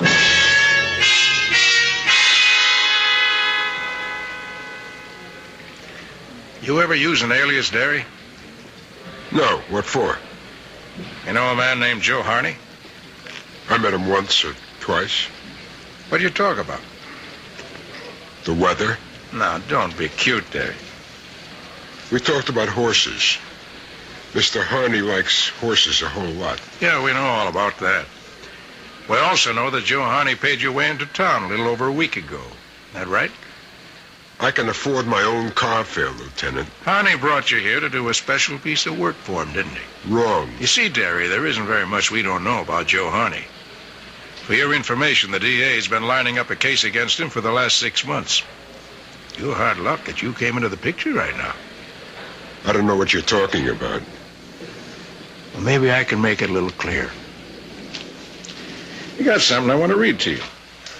It's a statement from somebody you may know. Now, here it is. Listen carefully. This guy, Derry, arrived last Friday. He was brought in by Harney to cool a guy named Eddie Breach. Breach once worked for Harney, but then he got to taking bets on his own book. And that made Harney sore, so he decided to kill him. Derry's price for the job was $3 grand. Derry was staying at a hotel called the Gracie. He didn't tell Harney how he planned to kill Breach. Well, how does that sound to you, Derry?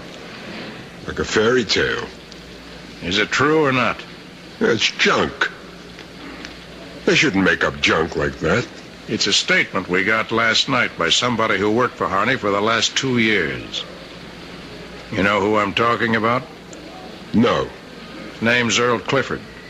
We picked him up in an old charge, one that could have sent him to the joint for a good 10 years. He's willing to turn state's evidence in the hope of getting a lighter rap. He probably will. I never heard of Earl Clifford. You can help yourself the same way, Derry. You can help by telling the truth. I am telling the truth. We want to know why you killed Eddie Breach. Lieutenant, have you got the time? What? What time is it? 4:30. 4:30, that's what I make it to. And how is the weather out? Still warm and sunny. Good flying weather, huh? All right, what's the joke, Derry? The joke is over. I'm ready to tell you what I know, just as soon as I get a cup of coffee.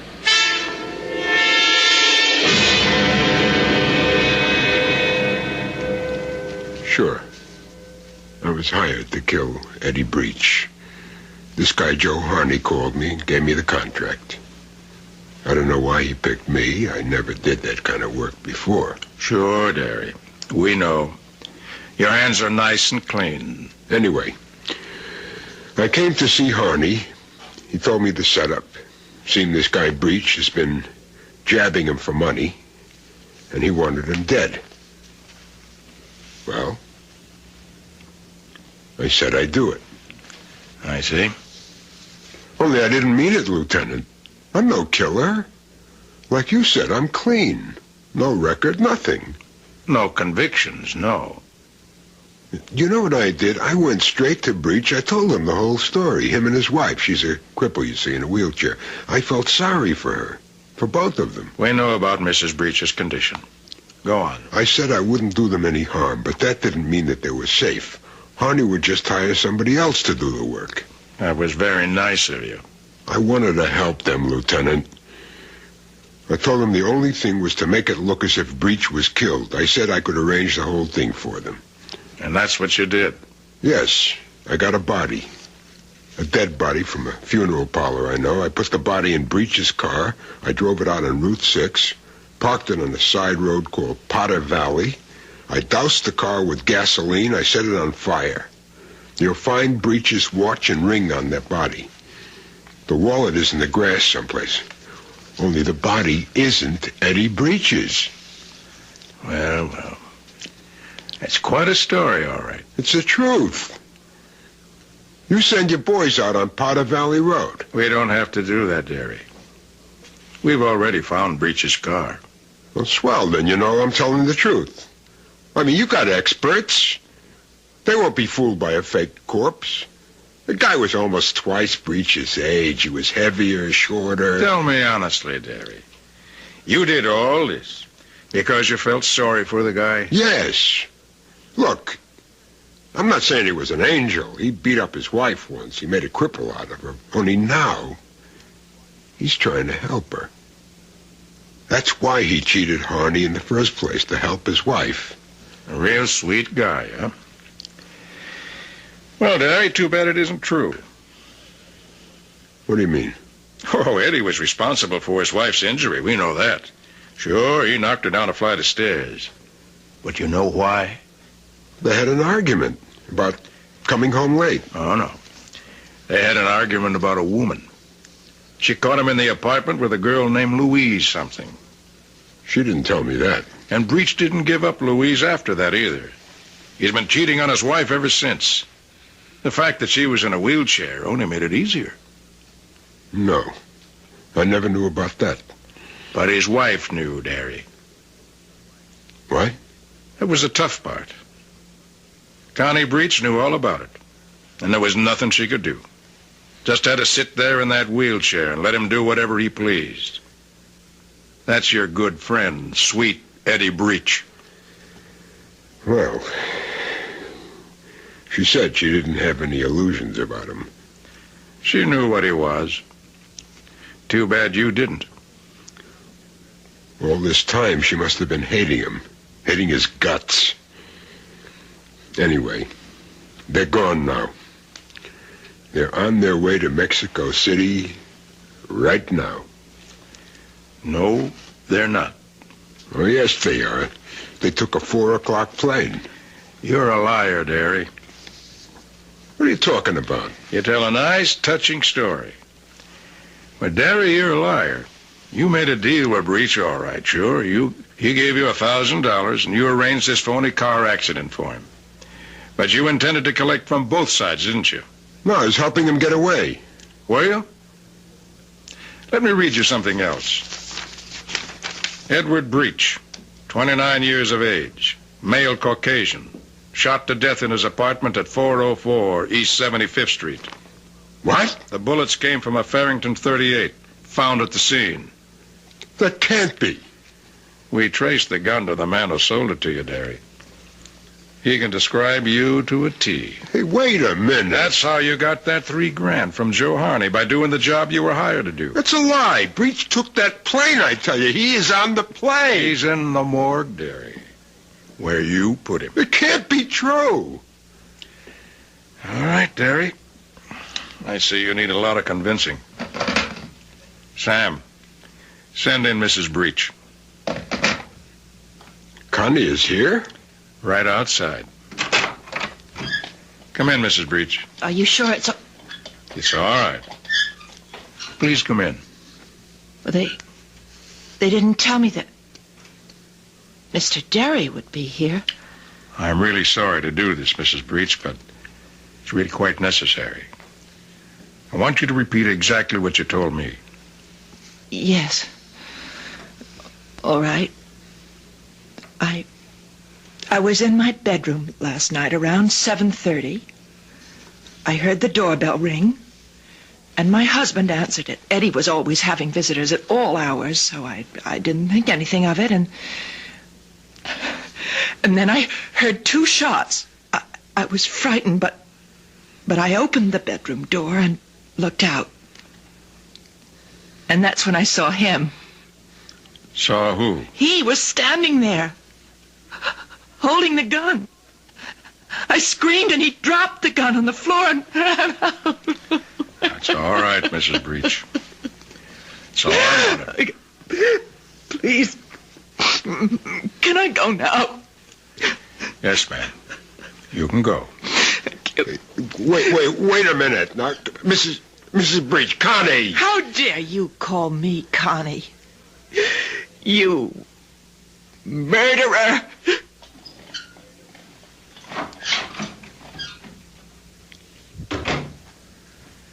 That was your mistake, Derry. You should have killed her, too. You were just too soft-hearted. Or maybe just forgetful, Lieutenant. About what? What they say about the female of the species.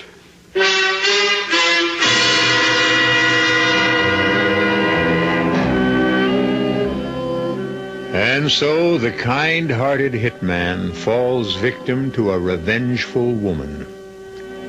We can only hope that justice finally triumphed, that Lieutenant Gere eventually realized the truth about what happened in that apartment on East 75th Street. Although, who's to say that Mrs. Edward Breach isn't already in a prison of her own contrivance? I'll be back shortly.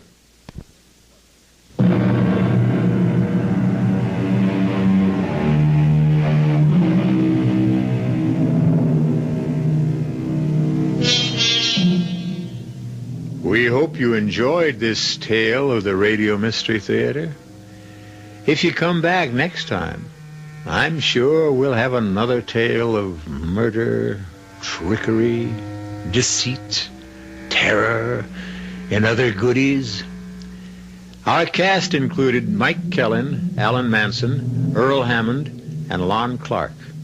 The entire production was under the direction of Hyman Brown. This is E.G. Marshall inviting you to return to our Mystery Theater for another adventure in the macabre. Until next time, pleasant dreams.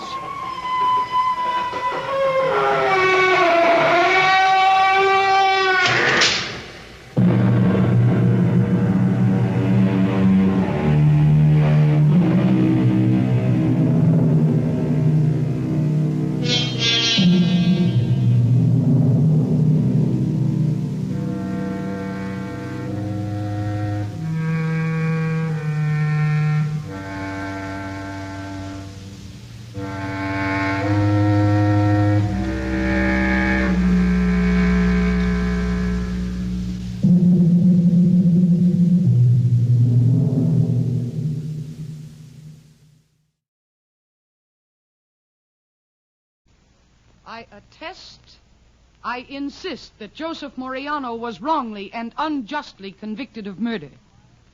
No matter how long it takes, I'm going to prove it. It will be then, and only then, that the defense rests.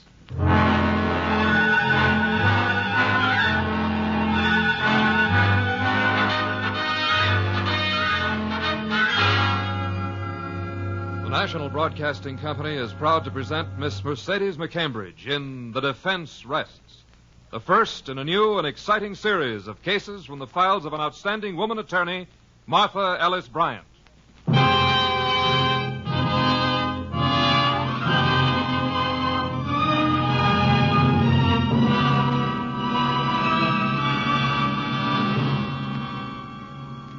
When young, attractive Martha Ellis Bryant chose law as a career, she was expected to take advantage of her prominent family background and attend to the minor legal needs of the rich. Instead, she accepted the challenge of defending the defenseless. Joseph Moriano was one of the defenseless. So was the elderly, poorly dressed, grimly determined man who came to her office on the night of May 6, 1950. He opened the door without knocking. Who's there? Excuse me. Yes? I'm looking for Martha Ellis Bryant. I'm Miss Bryant, but the office is closed. I thought that door was locked. My friends tell me you are the one I should see. Yes, well, it's very late, and I was just leaving. I have a dinner engagement. No, please. I take only a minute.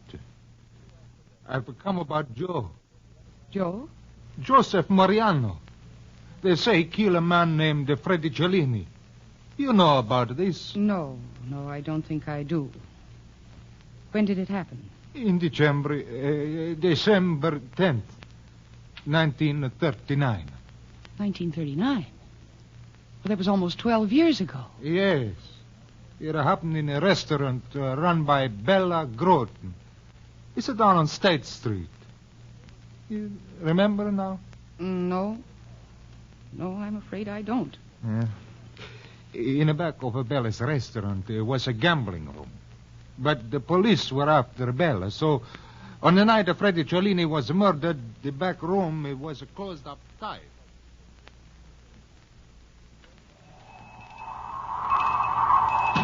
Hi, Bella.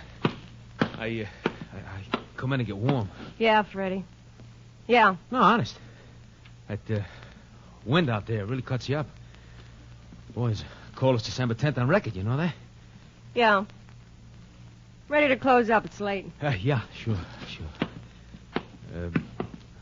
No customers tonight? Not the kind of customers you mean. Oh, sure, I know. Gotta be careful, Bella. Yeah.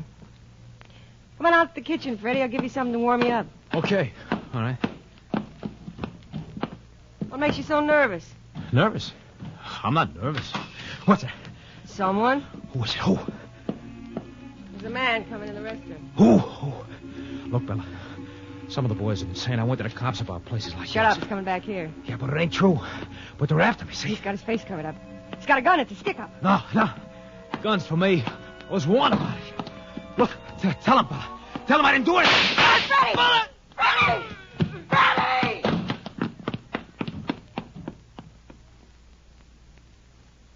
So that was the end of Freddie Cellini. Yes, Miss O'Brien. Nobody really know why he was killed. Nobody much cared. He was not a good man. But then one day the police come for Joe Mariano and they say he killed Freddie. Joe is not at home, only his wife and the two bambinos. The police look for Joe, but they don't find him. And then Joe, he's here. The police look for him. He goes to a police station to say he did not do it. Yes, and then what happened? Joe is sent to prison for the rest of his life. He's there 12 years now. But he's not do it. I tell you, he's not do it. Do you have proof? I am Tony Mariano. Joe is my son. My son not kill Freddie Cellini. My boy is not a murderer. I know. Oh, I see. That's your proof. Well, you not believe me. Mr. Mariano, I'm very sorry. I know it's hard for a father to believe, but if he was convicted and sentenced for life, there must have been good reason. My boy, he don't do it. Someday, somehow he get out. I see to that. I live for nothing else. Why did you wait for 12 years before taking any action? My friends, they tell me it take big money to find a man who really killed Freddie Cellini. Now I got the big money. $5,000. $5,000? That is a lot of money. Not if it buy freedom for my boy. Suppose it doesn't. Well, then somehow I get more. Someday, somehow Joe is a get out.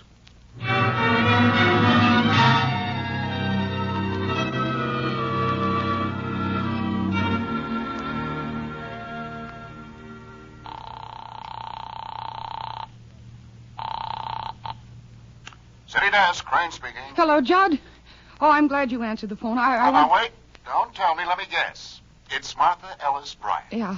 I hate to mention this, old friend, but you stood me up tonight. We had a date for dinner. Yes, I'm terribly sorry, Judd. I'm still at the office. I was detained and I couldn't call. Mm-hmm. Another man? Yes. A man with $5,000. Well, that's the breaks. But how could I hold your interest forever on a mere reporter's salary? Judd, listen to me. Don't think I'm bitter. If I can ever be of help, You can be of help.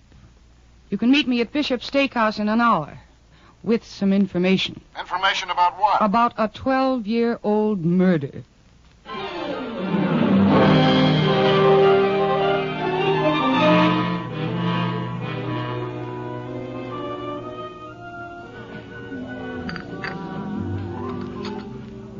Anyway, after this Freddie Cellini was killed, the police moved in fast.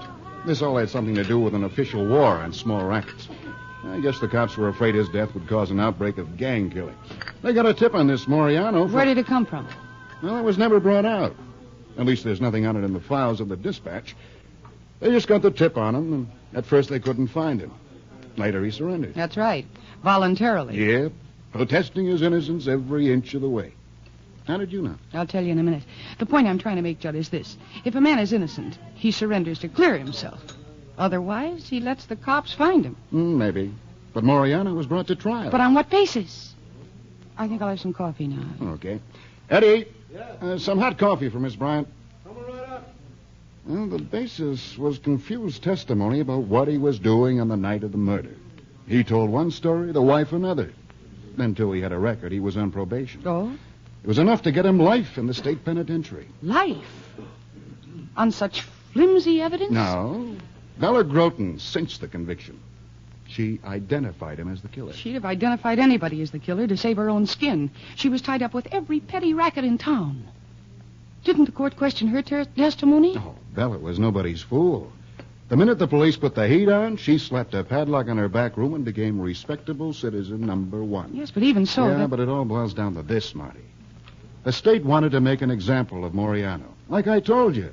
They didn't want a repeat of the bloody gang wars of 1932. I still think the sentence was a little... coffee, Miss Bryant. It's nice and hot. Thanks, Eddie. You like a little music, too? Sure. So how about a nickel? Okay. Here. Judd, it was Joe Moriano's father who came to my office tonight. The guy with $5,000? He said he had $5,000. He wanted me to use it to get Joe out of the penitentiary. He says the kid didn't do it, that he was framed. Come now, you don't No, think he was so sincere, so on the level. Why did the old man wait 12 years? It took him that long to get the money. Where'd he get it? The money? Yeah. Well, he didn't say. Oh. You'd make a fine reporter. There might be a good story here. Do you have old Moriano's address? Yes, he gave it to me. He wrote it out on a slip of paper, and I put it in my purse. It's right here, son. Here it is. Oh, this can't be it. This just says Tony, Box 32. Box 32? Oh, baby, did you get taken? Taken? Sure. So sincere. So on the level. If anyone was framed, it was you. Almost. What are you talking about? Just this. The old man's probably a front for young Moriano's mob. They've obviously decided the kid's cooled his heels long enough, so they've cooked up some phony idea to spring him. I still don't see what Marty, that is. Box 32 is the post office address of a little village out on the flats near the river. You know the place. It's made up of packing crates, burlap, and busted hopes. Oh. Pauper's Paradise. Mm-hmm. Now, how would a guy who lives in Pauper's Paradise get $5,000? Come on, Judd. Let's find out.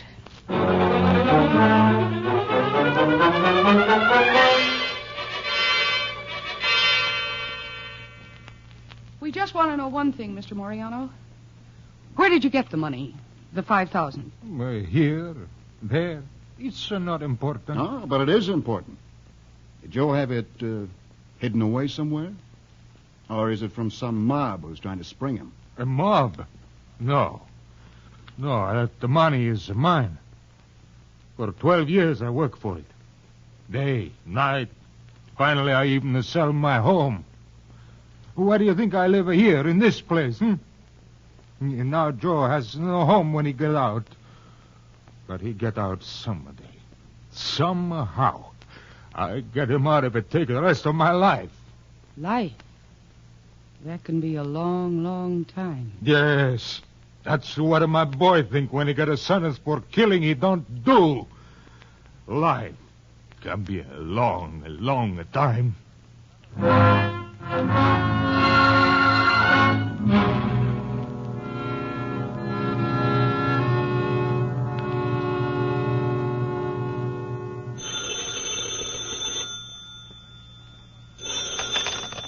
Hello? Judd, Marty. Oh, I've been looking through the paper for your yarn on Moriano. What's the matter?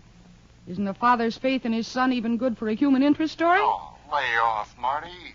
I told you how I feel. I don't believe a word the old man said. I still think he's a tool for young Moriano's mob. The setup just isn't on the level. And I'm not going to write a sob story just to glorify a killer. Oh. Have you got proof that he is a killer? They didn't give him life for shooting pool. Besides, he had a record. He was on probation. Sure, I just read the transcript of the trial. He was public enemy number 1. He robbed a grocery store. He got $2 and a record. Look, Marty, can you prove he isn't a killer? I don't know, but I'm going to try.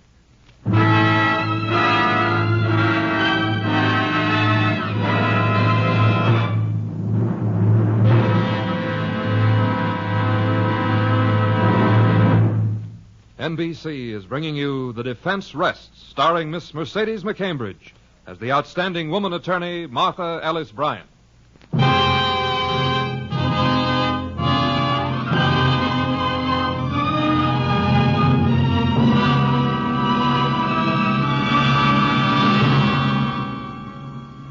An old man's dogged faith in the innocence of his son is a poor substitute for concrete facts. Still, it was that faith, and that alone, that drove Martha Ellis Bryant to state penitentiary, where she is talking to Joseph Moriano. You say you're not guilty, Joe. But I read the transcript of your trial, and you couldn't prove your innocence then. No, ma'am. My lawyer wasn't much good. He didn't even let me understand. He was afraid. I don't know why. But Judge Clinton knew I wasn't guilty. He said so. The judge who gave you life? Yeah, in his chambers after the trial. Oh. He said it after the trial. You can check on that, Miss Bryant. He'll tell you that it's so. I'm afraid not, Joe. Judge Clinton died several years ago. Are there any other facts that didn't come out in the trial? They took me from one police station to another every few hours. Taking me around the horn, they call it, so my lawyer couldn't get me out. Anything else? No. Only Bella Groton. What about her? Well, the first 2 times she saw me, she said I wasn't the man. Then all of a sudden, she said I was. Uh-huh. Joe, what about your wife? I'd like to talk to her. Do you ever see her? No, ma'am. Rosie's dead, too. She died having a baby about 4 months after I got sent up. I'm sorry. Where are the children? In a home. I try not to think about them. Home. Miss Bryant, do you think you can help me? Do you believe that I'm telling the truth? For your sake, Joe, you better be telling the truth.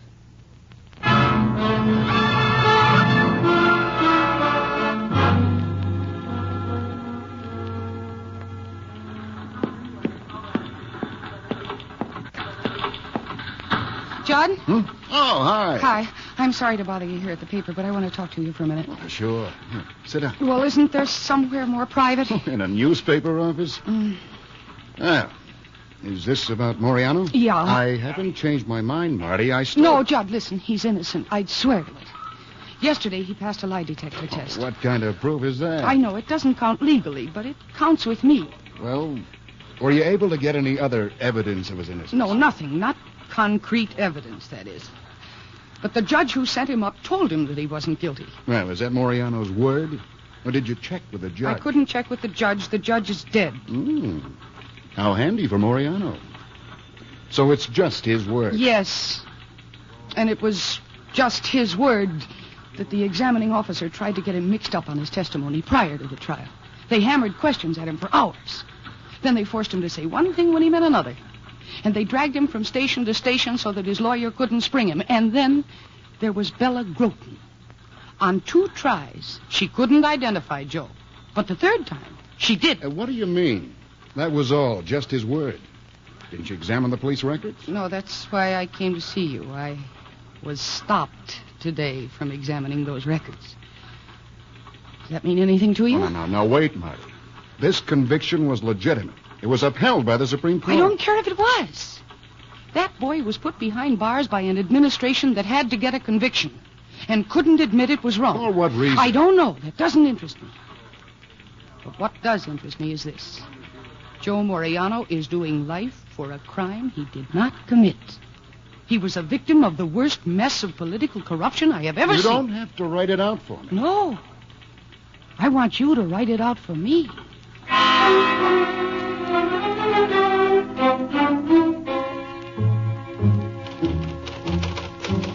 Martha Ellis Bryant against corruption in Moriano case. The state's attorney's office today endeavored to stop prominent attorney Martha Ellis Bryant from examining records behind the conviction of Joseph Moriano in 1939. Miss Bryant says that she was...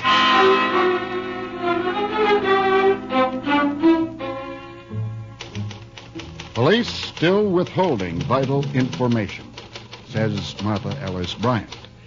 Today, in another exclusive interview with this paper, the well-known woman lawyer who was attempting to reopen the Moriano case stated that...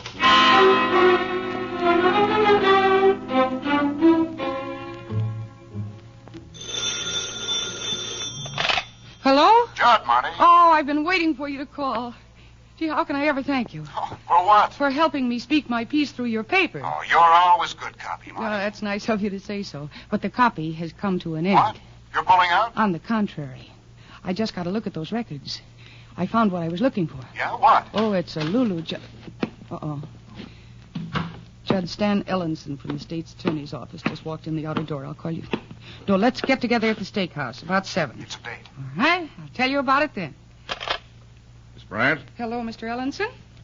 Won't you sit down? I won't take much of your time, Miss Bryant. I think you know why I've come. Certainly. It's about the Moriano case. You've been doing a lot of talking. I know, and I gather the state's attorney doesn't care much for the things I've said, which doesn't surprise me. It's not only Hendricks. It's the commissioner and the governor. I've only told the truth. You've been smearing the police force and discrediting the present regime for what happened in another regime. If I have, it's because I want action, Mr. Ellenson. You're going to get it, Miss Bryant. That's why I came here today.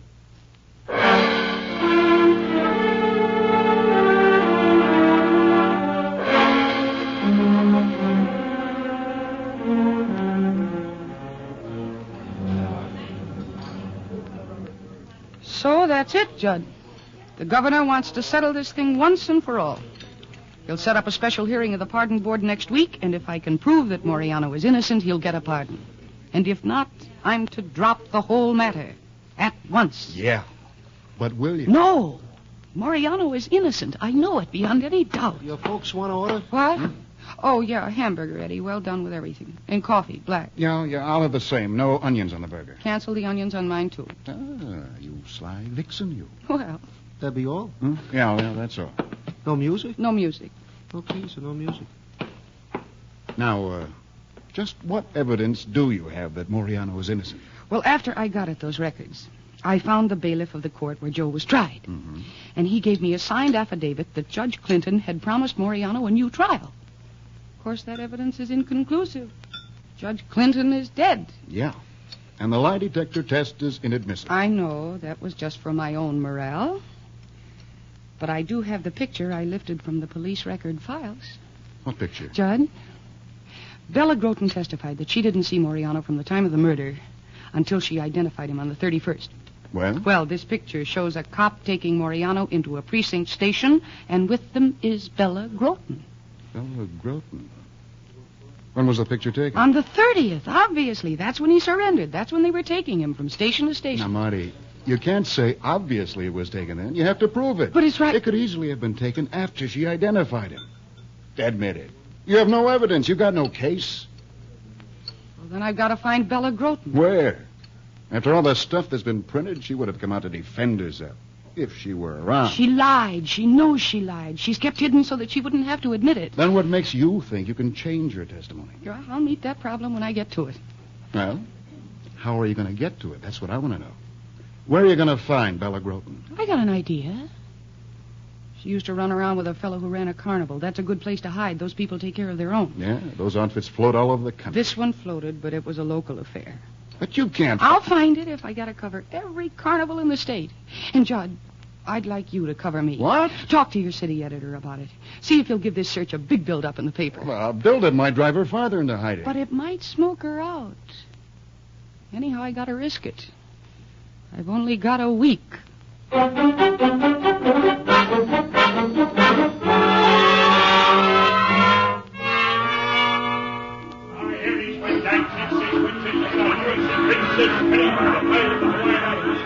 Never heard of Bella Groton, huh? Thanks anyway, mister. You were my last hope. Hey, sister. You calling me?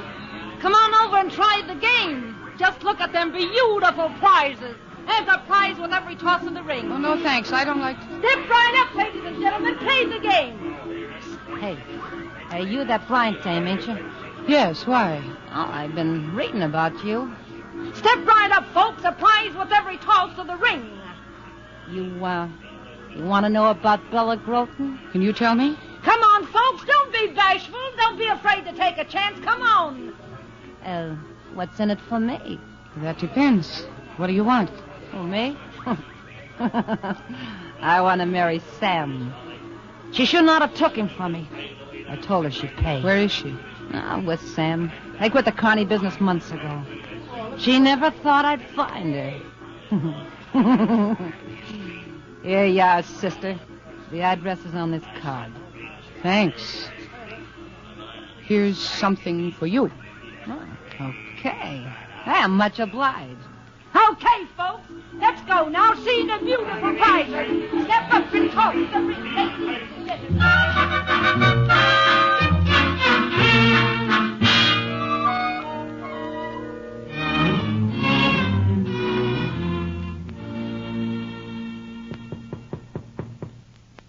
Come in. Who are you, sister? My name is Martha Ellis Get Brown. out. You're wasting your time. I want to talk to Bella Groton. Get out. She ain't here. I only want to know if she could have been mistaken when she identified Joe Moriano. I said she ain't It won't here. do any good to hide her. I intend to find her, you know. Oh, that's a good story. Get out. Now, look. You caused me enough trouble. I don't see why it's Bella I want, and she's caused a little trouble herself. I want her to change her testimony about Joe Moriano. I want her to tell the truth. She'll never change her testimony. You get that? Never. Well, why not? Surely she... Okay, sister, okay. I'll tell you why not. Last week, Bella took poison. She's dead? Yeah, she's dead. Out in the graveyard. Now get out of here. All right. I'm going.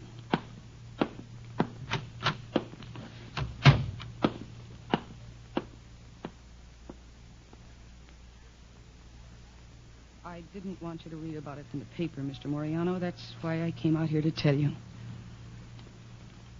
But I'll have to call off the hearing. And you better take that money, get yourself another house. I still don't understand. Mr. Moriano, there's not a chance in the world to get Joe a pardon. No chance? No chance. Without Bella Groton, there's nothing I can do. I'm going before the pardon board in an hour and request that the petition be withdrawn. My Joe is not get out? Not ever? I'm sorry, Mr. Moriano. Sorrier than I can say.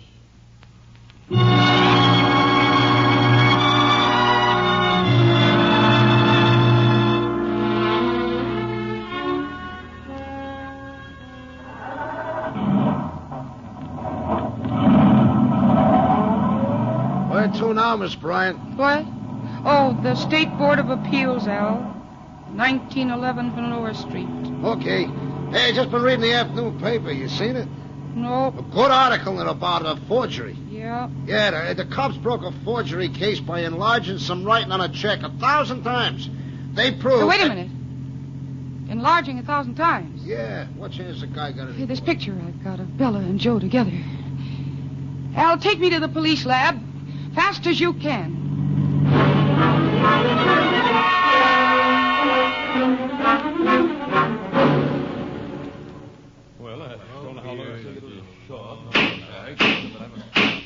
The special hearing of the Board of Pardons is now in session. Where is Miss Bryant? Well, is anyone here to speak for Miss Bryant? Gentlemen, I'm very sorry to be late. I apologize. Mr. Chairman? Yes, Miss Bryant? May I address the board? You may. Thank you. As you know, I've been assembling evidence in the Moriano case. Such debatable items as a lie detector test, a signed affidavit from the bailiff of the court where Moriano was tried, an affidavit saying that Judge Clinton had promised the boy a new trial. Well, I know you're unable to accept these things. You want only evidence. But sometimes the weight of evidence, just because it's on the record, is heavy enough to crush the truth. We'll discuss the shortcomings of our judicial system some other time. Yes, I know. All you want are facts, and gentlemen, I have them. About an hour ago, I uncovered conclusive evidence in support of Moriano's petition. You may produce the evidence. Well, gentlemen, Bella Groton is dead. A suicide. What? But she was the one responsible for Moriano's conviction, and I know that she lied. Can you prove that? Moriano was arrested on December the 30th at 5 a.m. He was not booked, until 6 p.m. of the 31st, a day and a half later. That often happens. I know, but I ask you to look at this picture. It shows Joe Moriano and Bella Groton entering a precinct police station together. Well? If I prove that this picture was taken on December 30th, the day before Bella Groton identified Moriano at the police lineup, what then? In that event, we might be obliged to render a favorable decision. That's all I wanted to know. The police lab has enlarged a section of this picture for me. Oh, a close-up of Bella Groton? No, it's a close-up of a clock on the building across the street from Bella Groton. Will you all look at it, gentlemen? It proves that Bella Groton did see Joe Moriano on the 30th. It proves that Joe Moriano was convicted on perjured testimony. Gentlemen, look at the face of that clock. There's a mechanical date line right across the middle. The sign above it says, "This date is always correct." And the date, gentlemen, is December 30th, 1939. Members of the Pardon Board, the defense rests.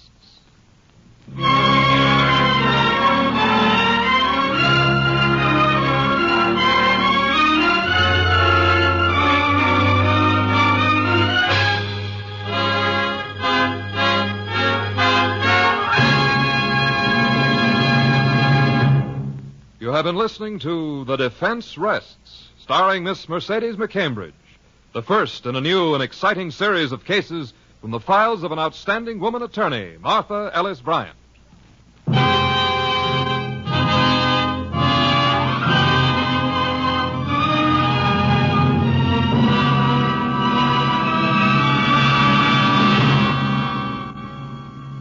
Mercedes McCambridge may currently be seen in Metro-Goldwyn-Mayer's Inside Straight, Warner Brothers' Lightning Strikes Twice, and the United Artists production The Scarf, currently having its premiere at the Park Avenue Theater in New York. The Defense Rests was written by Cameron Blake, produced and directed by Warren Lewis. Your announcer is Don Stanley.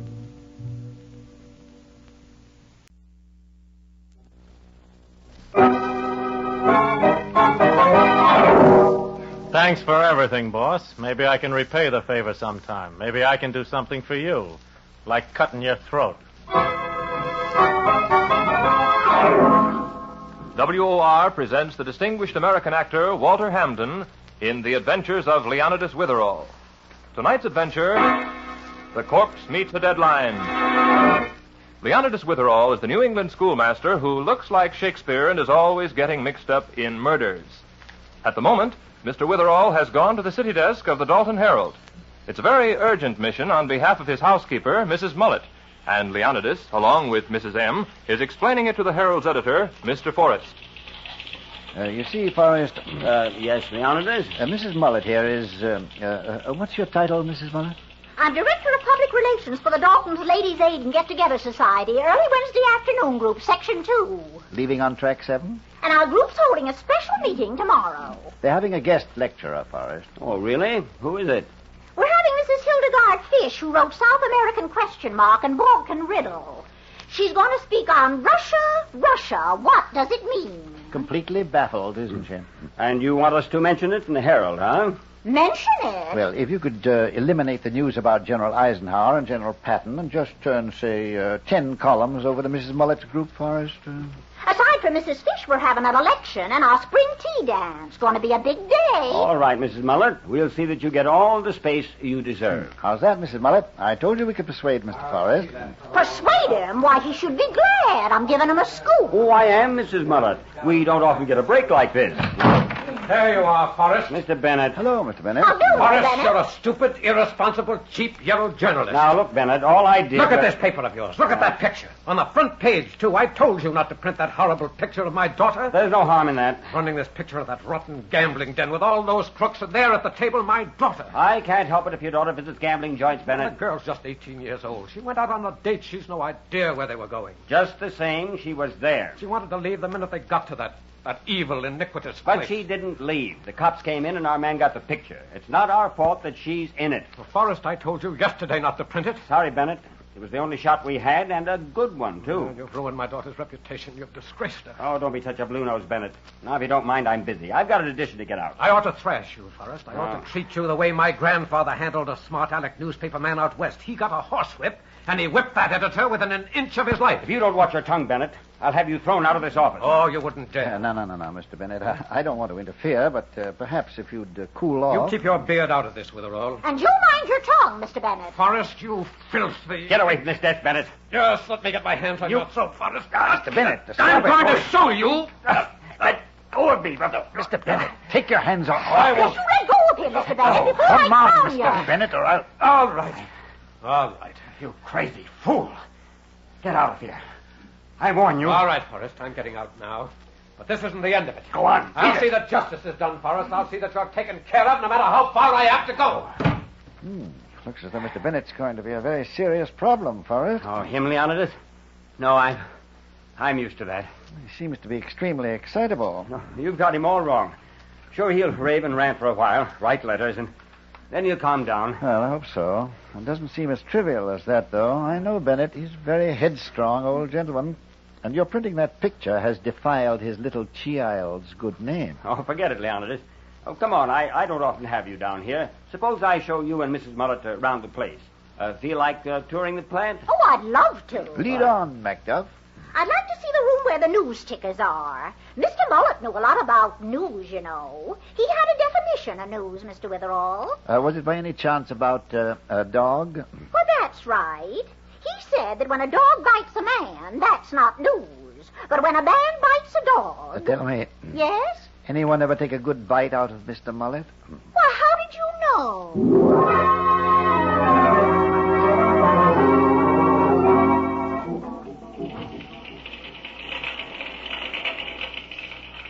These are the linotype machines, Leonidas. Oh, well, quite a formidable array of them, Forrest. Yeah. Could we go over to one of them and get a closer look? Oh, sure. Come on. Pat Welch over there will explain his machine to you. Pat. Yes, Mr. Forrest? Let up a second, Pat. We have visitors.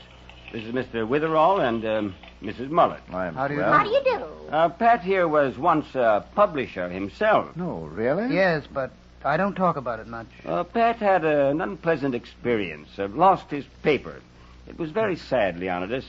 Terribly sad. The machines work like a big typewriter, you see. You push the keys and they cut letters on what we call lead slugs. Yes, Pat had big ideas once, but he had to learn. The lead isn't wasted. After we print the paper, it's melted down again. Of course, lots of us have to learn. We all make mistakes. It's evident, Forrest, that Pat would rather not talk about his old career. Now, where do you melt down the lead? Oh, we have it in those big cauldrons. You see them on the platform up there? They're right over your head. Oh, yes. You see the steam coming off? Well, that's piping hot lead in that cauldron, boiling like noodle soup. Ah, noodle soup. Get that, Mrs. Mullet? Well, the slugs are melted right in there, you see, and then we cool it and feed it down to the machines. Well, where are the presses? That's another thing I want to see. Oh, we'll go there now.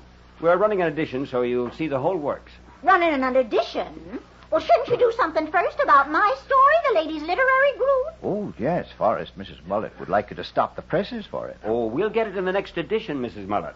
I put our top reporter on the job. Jackie Bigelow, the minute I get back upstairs. Jackie's our best man, you know. He'll do your story full justice. You sent for me, Mr. Forrest? Yes, Jackie. I just left Leonidas Witherall. He had some woman with him, a Mrs. Mullet. Mullet? Yeah, I know her. Sort of a neighborhood housekeeper up around the Birch Hill section. Yes, well, she's having a taffy pull for a ladies' club. Get one of the kids out front to call her at Witherall. Get the whole story. Write a couple of sticks for the 3-star. All right. That's all, Jackie. You can go.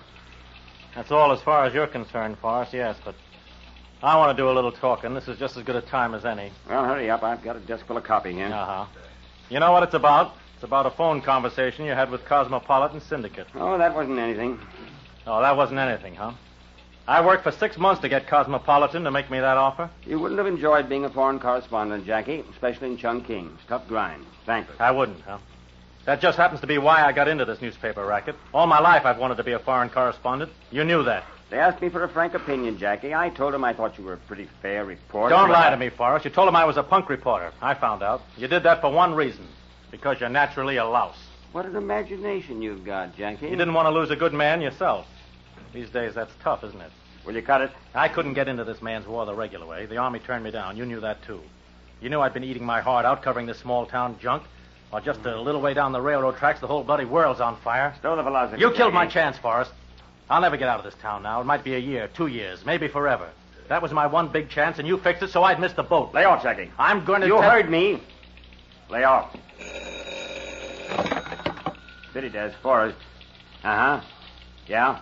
Yeah, okay. Right.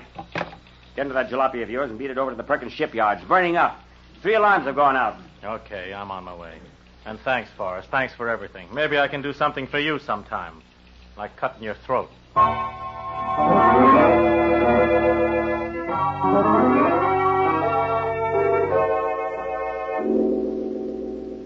What can I do for you, Mr. Bennett? I've come here to your place, Mr. Witherall, to apologize for my behavior this morning at the Herald office. It was deplorable, Mr. Bennett. But, of course, you felt printing that picture of your daughter was very embarrassing. That's just the point. I wanted to apologize to you, but I certainly don't intend to retract anything I said to Forrest. In fact, I want your help. Really, Mr. Bennett? Isn't this much ado about nothing? As the poet said, you have too much respect upon the world. They lose it that do buy it with much care. Mr. Witherall, I realize that legally I haven't a leg to stand on. So I decided the best thing to do is to blacklist that newspaper. Mr. Bennett, I hardly think your personal grudge against Mr. Forrest justifies organizing a huge boycott. Oh, but it does. That man has to learn that tactics like his won't be tolerated in Dalton. Here's your coffee, Mr. Witherall. And yours, Mr. Bennett. Oh, thank you, Mrs. Muller. Thank you. Now, Mr. Witherall, about blacklisting the Herald. If a group of prominent citizens of Dalton, led by you and me... Grasshoppers, listen to those fire engines go. See them through the window? You'll have to excuse Mrs. Mullet. She's an enthusiast. Engine number 5, that's Hank McCarthy. Number 3, well, that's Jimmy. Gracious, they're all out. I'll bet it's 3 alarms at least. Oh, dear, I wish I was gone. I could swing a mean hose myself, you know. Get your number 2 hose out. Move the ladder over. It's too close to the other building. Come on. Get the lead out of your pants. Well, if it ain't the Herald Star reporter. Hiya, Jackie. Hello, Chief. Well, it's a nice little blaze you got. Yeah, it's on it, Jackie. But we'll have it licked soon. Anybody got any idea about how it started? That's what has us wondering, Jackie. It looks phony. You mean it wasn't an accident? Well, now, I don't want to be quoted as saying I'm positive. But I wouldn't be surprised if this shipyard's burning because of saboteurs. No kidding. Saboteurs. Yeah, I said I'm not positive, Jackie. But we suspect it. Thanks, Chief. I gotta go call the desk. Brother, sabotage in little old Dalton. Me for that telephone.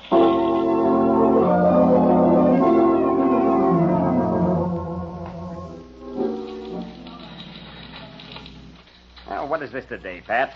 Everybody's after me for something. Now, what do you want? Forrest, Yes? this morning when you brought Witherall down to the linotype department, you sort of went out of your way to take a couple of pot shots at me. Oh, about the way you once owned a paper, Pat? Well, just struck me as a funny story. Little sidelight on one of my employees. You like that idea, don't you, that I'm just one of your employees now? Pat, in San Francisco 10 years ago, when you started a paper that you said would put mine out of business, I warned you. I said not to try it. Because you wanted to be the boss of the whole show, huh? You weren't making enough money. You had to squeeze the life out of any paper that tried to get started in the same town. I was just meeting competition, Pat. Yeah, by having my delivery boys beaten up in dark alleys. By sideswiping my trucks so the 2 of my drivers spent a year in the hospital. By knocking over any stand that carried my papers. And by breaking that poor Italian peddler's neck. That was just an accident, Pat. Sure, that's what the police called it. But I've got another version. I know you've got blood on your hands, Forrest. And you wrecked me. I lost every penny I had trying to buck you. I told you then, don't try it. Remember? All I remember is that you're a crooked chiseler who ruined my business. You're a gangster and a killer, and I'd... Yes? Forrest, this is Jackie Bigelow. I'm at the Perkins shipyard. Yeah, what have you got? Better hold the 3-star for a replate. This ain't no ordinary fire. Looks like sabotage. Sabotage? What's he saying? Sabotage at the shipyard? You stay there, Jackie. Get busy. Dig up everything you can. Don't lose touch with me. Now, give me the details of what you know.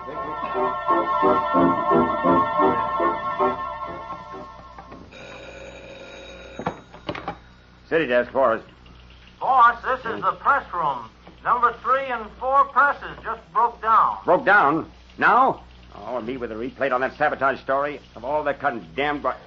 Why can't you guys fix it? Well, nobody down here, boss. They're all out for lunch. Wow. Besides, there's something very screwy. Usually I can fix it myself, but I can't figure out what's wrong this time. That would happen now. Ye gods, what kind of a day is this? Everything's going wrong. You better hurry, boss. Sorry, but I'm afraid you'll have to take a look at it yourself. Okay, I'm on my way down. This business will drive me nuts. Nuts!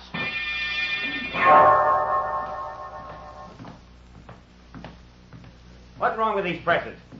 Where is everybody? What do I pay people for? The presses are bollocksed up and there's nobody here of all that... Hey, what are you doing up there? Come down off that platform. Get away from those cauldrons. There's a hot lead in there. Are you crazy? Don't push them over. Don't. I'll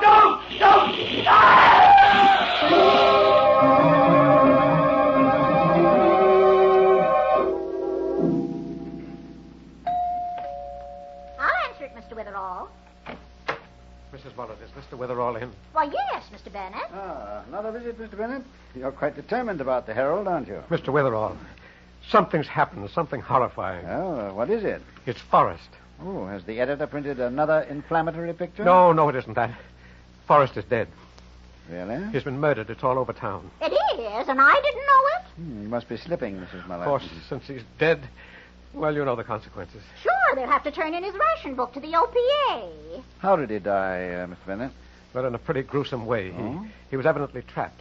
He was alone in the press room when the killer dumped one of those huge kettles of boiling lead over him. Say, that's a new one. And the body was found in the press room? No, the murderer took the body and dumped it down a chute, the chute where the papers come off the press and roll out onto the delivery trucks. And just a little while ago, the body came rolling down the chute along with the newspapers.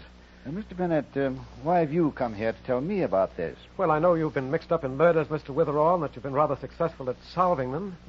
Yes, and I heard you threatening Forrest. You weren't by any chance near the Herald building at the time of the murder. Heaven help me, I was in the building. But you know nothing about the murder, of course. Absolutely. I've never been in the Herald press room in my life. I don't know a thing about kettles of hot lead or delivery chutes. You'd have a little difficulty, Mr. Bennett, proving that. I realize that. That's why I'm here, Mr. Witherall. Would you represent me? Well, frankly, Mr. Bennett, I don't represent anyone. If you think my looking into the story might clarify it or speed the solution... That's all I ask. I want you to come to the Herald office now and get at the truth. We're going to look into the murder, huh? I'll get to the bottom of this. Where's my hat? Where's my coat? Yes, and don't forget your bloodhound.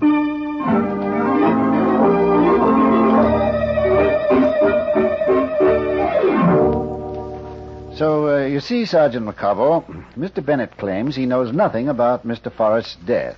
Mr. Bennett? Yes, Sergeant? You admit that you were here in the Herald building at 3:30, huh? When Forrest's body came down that chute? That's right, Sergeant. But I had nothing to do with it. What were you doing here, Mr. Bennett? Well, I was on the street floor. I decided to come back and demand that Forrest print an explanation, an apology for printing my daughter's picture. But you never got up here to the city desk, Mr. Bennett? No, Mr. Witherall. I changed my mind and I left. Now, you see, Shakespeare, you can't expect me to believe stories like that, can you? Wait till you hear the fairy tale that linotyper's got. Hey, boy, it's a dilly. Don't mind Sergeant McCobble, Mr. Bennett. They figured morale in the police force was too high, so they took him in. Ah, Mrs. Mullet's in again. She's the only overage destroyer that never got to Britain. What's that? Tut. Now, isn't that the linotyper coming now, Sergeant McCobble? That's the guy, Shakespeare. Name's Pat Welch. Over here, Pat. Sergeant, I told you my story once. I want Mr. Witherall to hear it, Pat. Get this, Shakespeare. It's a honey. Well, I work in the linotype department. I came up here to Forrest's office to talk about the next edition. Then Jackie Bigelow, the reporter, telephoned from the shipyard while I was in Forrest's room. Then I left him and went downstairs. That was, about 3:15, I think. You're rather definite about the time, Pat. Yes, I looked at the clock when I got back to the linotype department. Then I got a telephone call saying my mother was sick. You see what I mean, Shakespeare? About fairy tales? Why didn't you go the whole hog, Pat? Say that you had to leave because your grandmother died. Or did you pull that one to get to a ball game? That's the truth, Sergeant. I swear it. That your whole story, Pat? No. As soon as I heard about my mother, I ran to the elevator to get home. But I got stuck inside. I presume the elevator operator can confirm that. No. It's a self-starting elevator. There isn't any operator. But it's stuck. The superintendent will swear to that. It hasn't been fixed yet. I've got a little nephew, Pat. He's 4 years old. The kid could make up a better story than you've got. Pretty sure of yourself, ain't you, Sarge? Now, look, Mrs. Mullet. It's time for spring cleaning. Why don't you go home and rearrange the dirt? No. Suppose we save the second-hand wit for amateur night and get on with finding the sparrow that killed Cock Robin. Pat, where's the main switchboard? Downstairs. Going down there, Shakespeare? If you'll excuse me, Sergeant, yes. It's possible that the phone girl can confirm whether or not Pat received a call after 3 this afternoon. Okay, go on. I'll wait here. Look, Mr. Witherall, you said you'd help me. Now you're wandering off to corroborate this man Welsh's story. Mr. Bennett, our objective was the truth. Remember?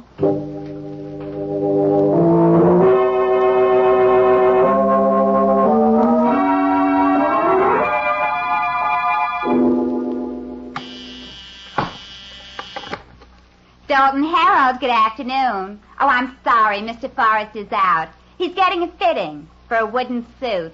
Yeah, somebody didn't like his face, so they pushed him into beg that. your pardon. I understand your name is Ruth. That's right.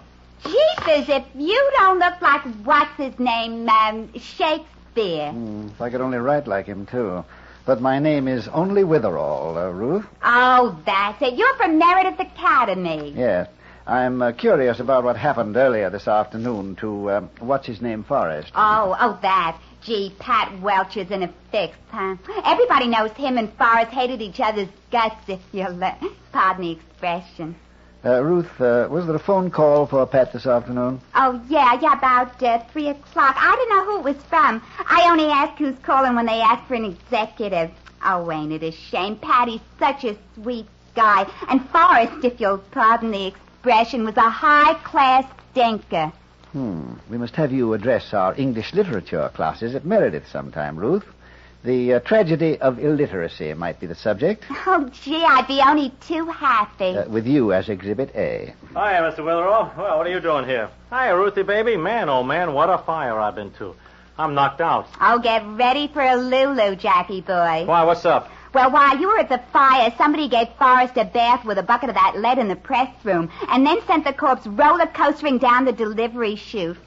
Cute, ain't it? No kidding. That's it, Jack. The police are upstairs now. Hallelujah. Forrest knocked off? Boy, this is my lucky day. I get a terrific story, and on top of that, somebody puts Forrest where he belongs. Who did it, huh? They know? Sergeant McCobble's upstairs now with Pat Welch and Mr. Bennett. They're the most likely candidates for the honor at the moment. Well, what are we waiting for? Let's go on up there. This I got to see. All right, Jack, we can... No, wait a minute. Not that way, Mr. Witherall. Up the stairs. The elevator's broken. See ya, Ruthie. Okay. Bye, Mr. Witherall. Toodle-you, Ruthie. Come out to Meredith sometime. As the students say, you'll be hotter than a $2 pistol, if you'll pardon the expression.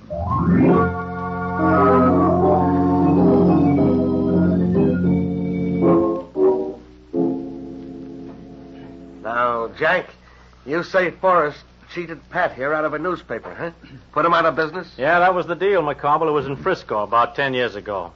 I'm sorry, Pat, but a fact's a fact. I'm not worried, Jackie. A man that's innocent doesn't have anything to worry about. Yes, as the bard wrote, truth is truth to the end of reckoning. Sergeant, aside from the fact that I happened to be in the building, you haven't a scrap of tangible evidence against me. But when it comes to motive, Mr. Bennett, you did have a violent argument with Mr. Forrest about that picture of your daughter. Since when do you convict people on that kind of evidence? We'll get all the evidence soon enough. Give the sergeant a chance, Mr. Bennett. He'll learn. Won't you, squeaky shoes? Mrs. Mullet, don't stand there with your teeth in your mouth. Why don't you... Easy. Talking about motives, Jack, I happen to know that Forrest cut you out of the job you wanted, working for that syndicate in Chungking, and I also know what it meant to you. Sure, that's right. Oh, I'm not sorry he's dead. I'll bet everybody in the building had a motive for wiping out that lug. Oh, what happened to your wrist, Jack? Huh? Oh, the bandage? I burned myself at the fire. Now, the chief will back me up on that. I was poking in the ruins for sabotage evidence. You been at the fire since that first call came in about it, Jack? Yeah, been there all the time. I telephoned Forrest from there. Anybody will tell you that. You left the moment the news flash came in? Yeah, about 3 o'clock it was. Pat, you saw Mr. Forrest alive in his office when Jack telephoned? I did. After Jack called about the sabotage development, Pat, you went back to the linotype, as I understand it. That's right. When you did, you looked at the clock, and it was 3:15. Uh-huh. Then you received a call from that your mother was ill. You dashed for the elevator, but it broke down while you were inside. I told you the super will confirm that. Therefore, the elevator broke down roughly about 3:20. That's about it. It's very interesting. What's the angle, Shakespeare? Now, Jack, you say you've been at the fire since a few minutes past 3, and we know that the elevator broke down about 3:20. Get to the point, Mr. Witherall. Yeah, what's this all about? Jack, it's about the fact you're supposed to have been at the fire since shortly after 3, long before the elevator broke down. Yet when I met you downstairs with Ruth, you remarked quite casually that we should take the stairway because the elevator didn't work. How did you know that, Jack? Why, I... Sounds like a payoff question to me, Jack. One of the truckmen outside on my way in, he told me, just before I found you at the switchboard. Really, Jack? I suppose you'd be willing also to submit your wrist to a medical examination? My wrist? Wrist? Why, certainly I will. Why? Why? Because, Jack, I think you burned your wrist while dumping the cauldron of hot lead over Forrest. As you know, a medical examination will reveal whether that burn was caused by flames or if there are traces of lead in it.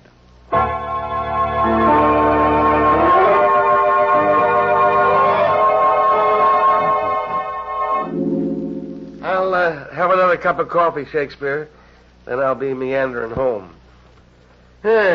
You figure Jack went straight to the fire, huh? Yes, McCobble. He stayed there long enough to establish his presence. Then he raced back unseen to the neighborhood of the Herald.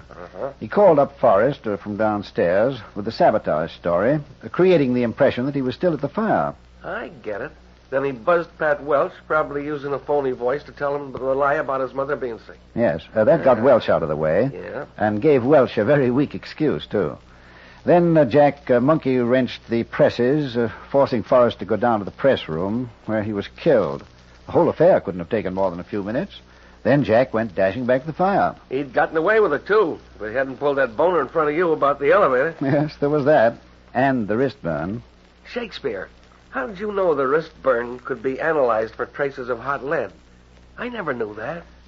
Sergeant, shall I confess something to you? Neither did I. What? It sounded like such a good idea at the time. Oh, you faker. Rather neat, eh? Worked beautifully, too. Jack might never have confessed. You know, I think my students at Meredith have given me a superb training in the art of what they call manufacturing applesauce. Yeah, well, applesauce or not, Shakespeare, we caught that killer, and that's what counts. Those murderers can't get to the chair fast enough for me. As a matter of fact, considering what kind of a man that newspaper editor was, he deserved to get wiped out, too. Probably, Sergeant. There's no doubt that society's transgressors must be punished. Yet, we mustn't make quick, violent judgments. We must always remember what the gentleman I'm supposed to resemble once wrote about mercy, when he said, "It is twice blessed. It blesseth him that gives, and him that takes. 'Tis mightiest in the mightiest. It becomes the throned monarch better than his crown. His scepter shows the force of temporal power, the attribute of awe and majesty, wherein doth sit the dread and fear of kings. But mercy is above this sceptred sway. It is enthroned in the hearts of kings. It is an attribute of God himself. And earthly power doth then show likest God's, when mercy seasons justice."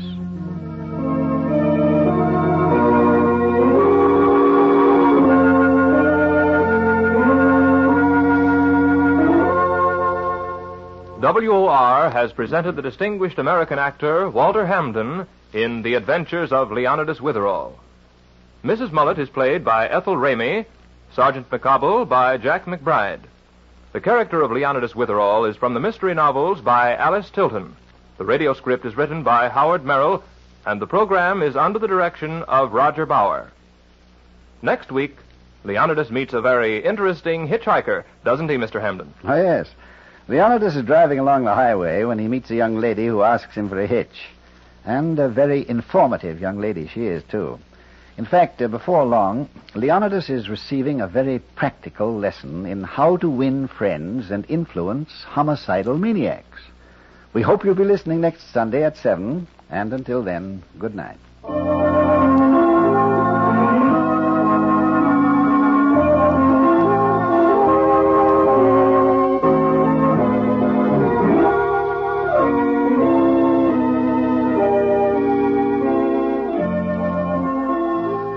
Listen again next Sunday evening at 7 p.m. Eastern Wartime for The Adventures of Leonidas Witherall. This program came to you from the studios of WOR in New York. This is the Mutual Broadcasting System.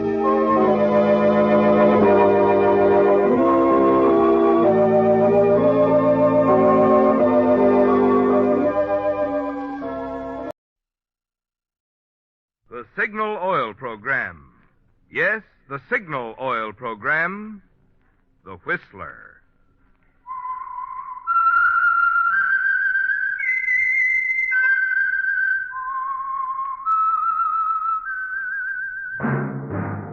That whistle is your signal for the Signal Oil Program, The Whistler.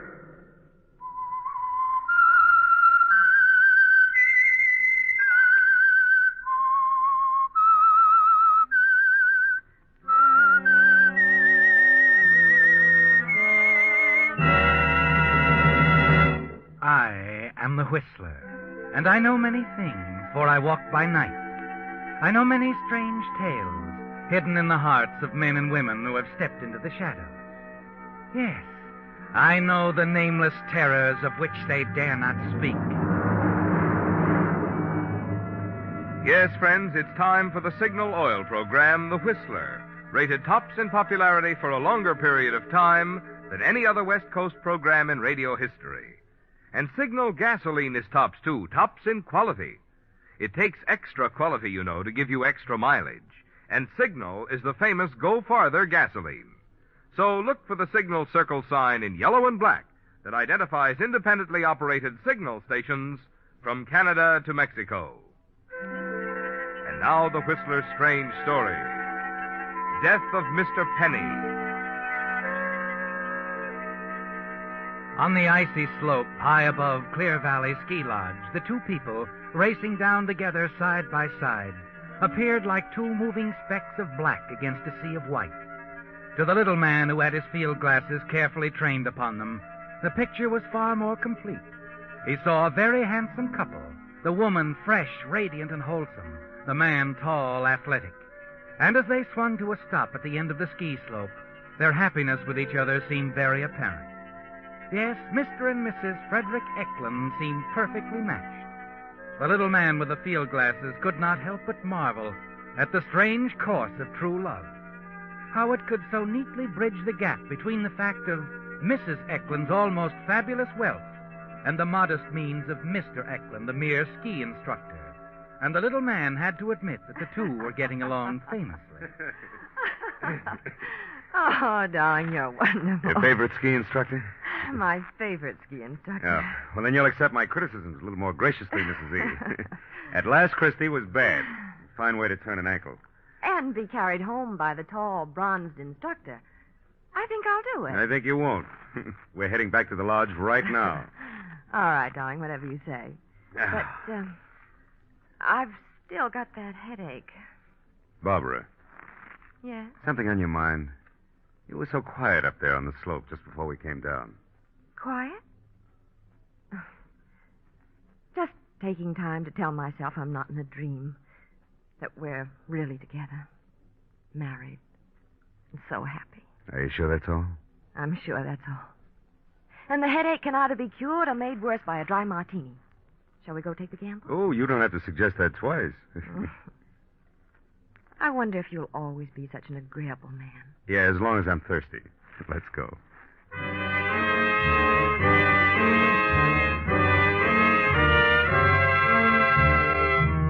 An agreeable man. Yes, Fred, you've been that with Barbara, haven't you? That and more. And you know that she appreciates it, that you've made her very happy. But you also know that there is something disturbing her this afternoon. Something more than a simple headache. You worry about it yourself. Bring it up again as the two of you sit by the roaring fire of the lodge and look out at the landscape through a giant picture window. You, still don't feel any better, dear? No. I'm afraid I'm going to have to go upstairs, nap for a couple of hours before dinner. Mind? You know I don't. What will you do to amuse yourself? Oh, look at the scenery. Well, it's not novel enough. You know it too well. Oh, no. I see something different every time I look out the window. Here, I'll prove it. Did you ever see anything like that? I don't see what... You mean that little man on the terrace? Uh-huh. The one with the field glasses. Looks like an African explorer. Now, you can't say I see anything like that every day. No, but I didn't mean people. Frederick, if you don't mind, I'm going upstairs right now. Oh, but you haven't finished I'm sorry, darling, I don't want my drink. Oh. Well, I'll go up with you, dear. No, please, Frederick, Hmm? you could do something for me. That new book I want. The manager said they have it in the village now. Oh, I'll drive right down. I'll get it for you, dear. Glad to. But, are you sure you're all right? Oh, I will be. Just give me an hour. I'll be bright as a new penny. Bright as $1. By dinner time. Sounds worth waiting for. Go ahead, darling. Thanks, darling.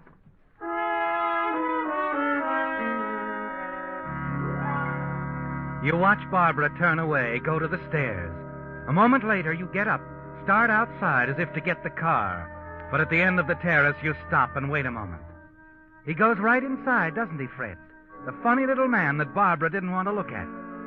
You walk back and see him hurry up the stairs after her. 10 minutes later, he's back down, heading toward the cocktail lounge.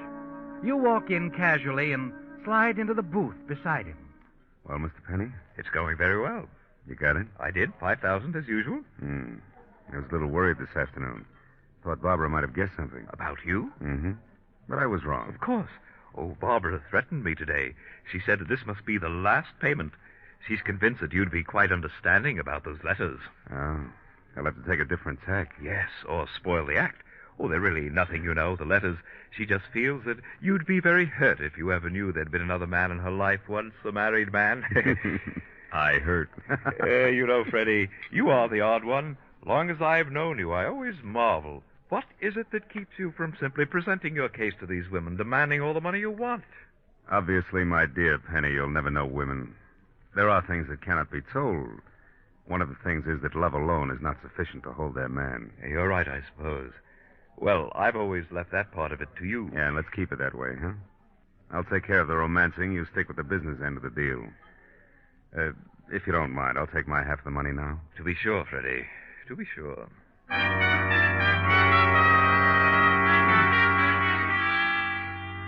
As you conclude your present business with Mr. Penny, he excuses himself and hurries away.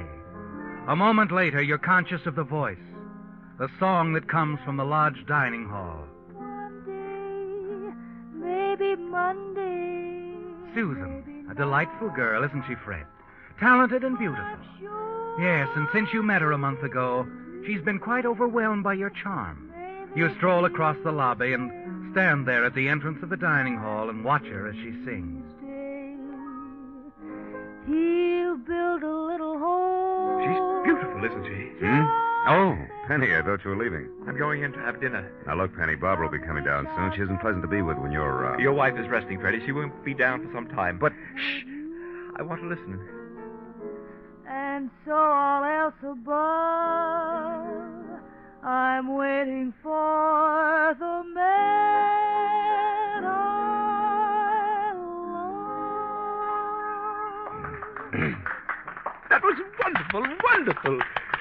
Oh, Susan sings beautifully, does she not, Freddie, my boy? Mm-hmm. She's, quite a girl. Quite a girl. Yes. Another one of your many side interests. You've always had them, haven't you? Frankie, my boy, let us go out on the terrace for a moment. I want to talk to you. Come along. The idea we've already talked everything out? No, not quite, my boy. After you.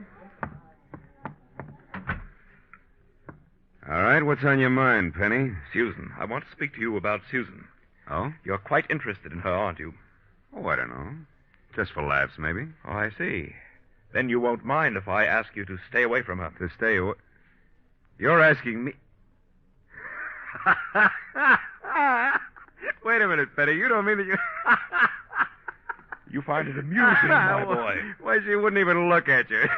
But, Freddie, wonderful. She has many times. So often that I don't want you to see her anymore. Oh, just like that, huh? And just what do you do if I ignore your advice, lover boy? Oh, I could make things rather unpleasant for you. Really, I could. Really? Like what? Oh, tell your wife that you're my business partner. That we're blackmailing her together. You know what I'd do? No, what would you do, Freddie? I'd tell her you forced me into it a trick. I was only playing along with you until I saw my chance to turn you over to the police. Barbara's very much in love with me, Penny. She'd believe it. Yes, I suppose she would. Well, in that case, I should have to tell her about the Carson widow. The incident at Sun Valley 2 years ago. What? That the police are interested in finding the man who went skiing with a Carson woman the morning she was killed. Accidentally. Now, wait a minute, Penny. I could tell your wife what really happened, Freddie. So be a good boy and stay away from Susan, eh?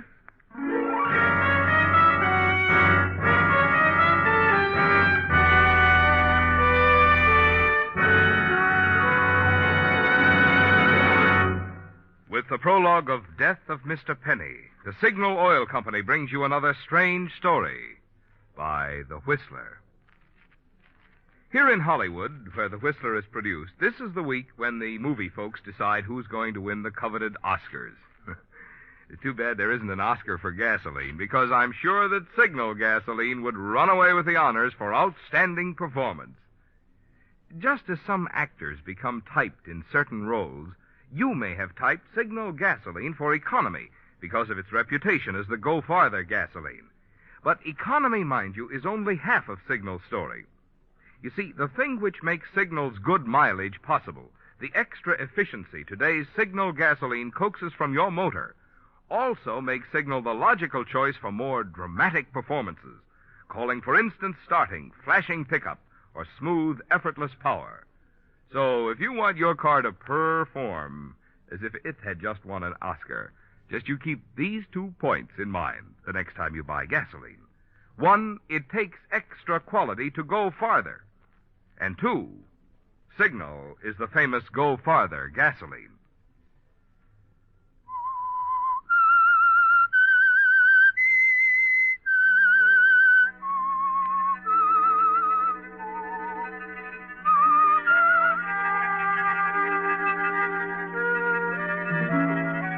It came as a shock, didn't it, Fred?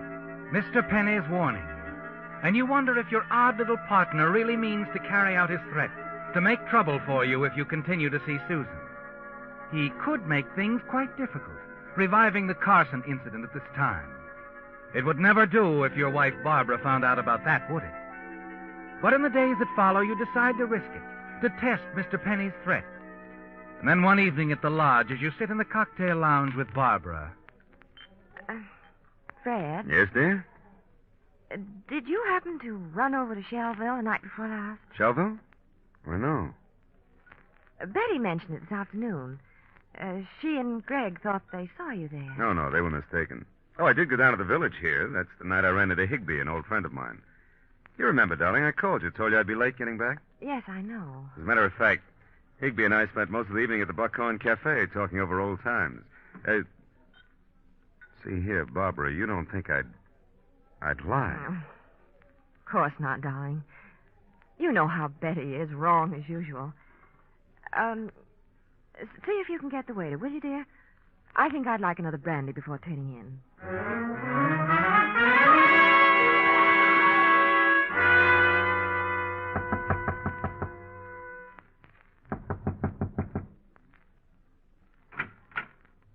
Oh, Freddie, my boy. I could say that this is a pleasant surprise, but it isn't really. I've been expecting you. Can I come in? Well, I was about to retire, but... Thanks. I won't take up too much of your time. Oh, no hurry. Fix yourself a drink, my boy. Thanks again. Oh, none for me. I have my glass of milk, you see. Well, here's to you, Penny. The winner. Oh? She's all yours. Susan, I mean. I'll stay away. Oh, good. You told Barbara you saw me in Shelville the other night, didn't you? Did I? Yeah, it was just a warning, just in case I had any ideas about not playing ball, huh? Well, I could have told her you were with Susan, but I didn't. Thanks. It was big of you. I thought so. However, Freddie, my boy, if you insist... I know. I'll stay away from Susan. It's all settled. Settled? No, not quite. I've been thinking, Freddie, my boy. What about? The money we collect from your wife. $5,000 every 3 months. Well, it doesn't seem worthwhile. Now, wait a minute. I wouldn't push Barbara too hard. 2,000 more isn't such a push. Yeah, but there might be trouble. I wouldn't try. Let's leave it the way it is, huh? 5,000's good enough. Well, perhaps, but when one has to split it 2 ways... I said it's enough. For you, perhaps, but not for me. Yes, I've been thinking, Freddie. I've been thinking I should dissolve our little partnership. What? Yes. I think that from now on I shall keep all the money. Wait a minute. I'm the one who gave you Barbara's letters in the first place. So what? You think I'll hold still for you cutting me out? But, my boy, there's nothing you can do about it. Because of Sun Valley, Mrs. Carson. Why, you... Oh, please don't get excited. I ought to wring your scrawny little neck. But you will not. You will do nothing. Now, please, go. I'm quite tired. Good night, Freddie.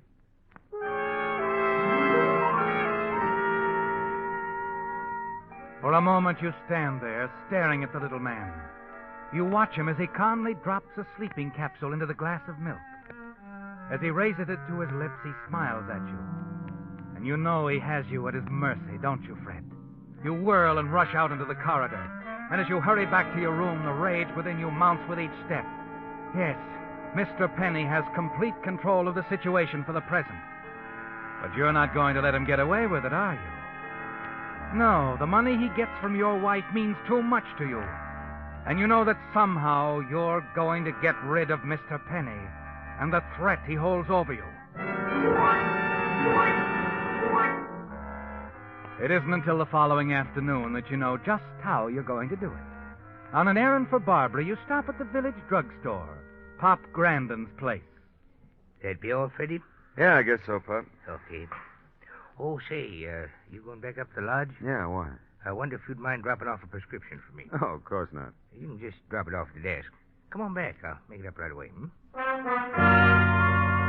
You walk with Pop Grandin to the back of the shop.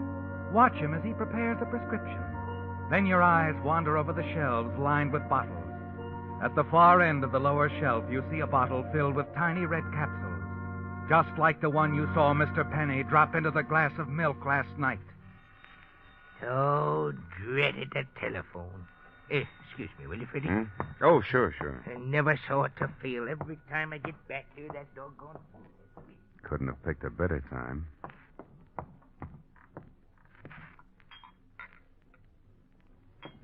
As you take the bottle down off the shelf, the idea hits you, doesn't it? Yes, this could be the way, couldn't it, Fred?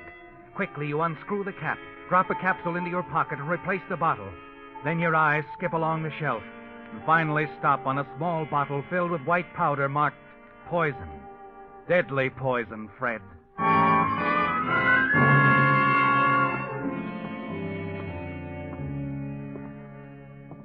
Sorry to be so long, Freddie. That was Mrs. Ferguson, and you know how she is. Talk. Yeah, now where was I? The prescription. Oh, yep. I'll only be a minute, Freddie. Sure nice of you to do this little favor for me. Not at all, Pop. Not at all. It's a pleasure.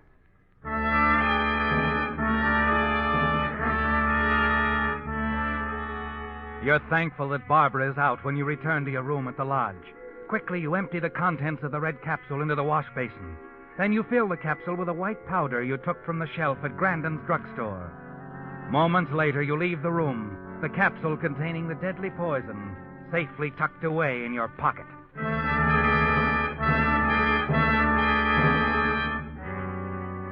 Early that evening, you pay another call on Mr. Penny. Oh, come in, Freddie, my boy. Come in. Thanks. I'm going out shortly. You don't mind if I finish shaving, do you? No, go ahead. Make yourself at home, my boy. Fix yourself a drink. Thanks. I'll skip this one. As you wish. Tell me, to what do I owe the honor of this visit? Well, I thought maybe you'd reconsider. What? After the way you double-crossed me with Susan? Not a chance, my boy. Not a chance. I'd take a smaller cut. And as a matter of fact, I've been seriously thinking of asking your wife for more money. I told you before that would be a mistake. She won't pay it. We shall see. We shall see.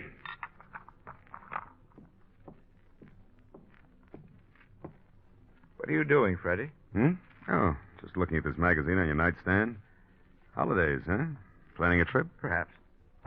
Oh, look, Penny, I need the money. Why can't we make some sort of arrangement? You're wasting your time, my boy. This is too good a thing for me to share with anyone. I am rather surprised and annoyed, too, that I didn't think of handling the matter this way long ago. You You won't change your mind? No. After all, you still have Barbara. She's a wealthy woman. Do you begrudge me a few $1,000s now and then? All right.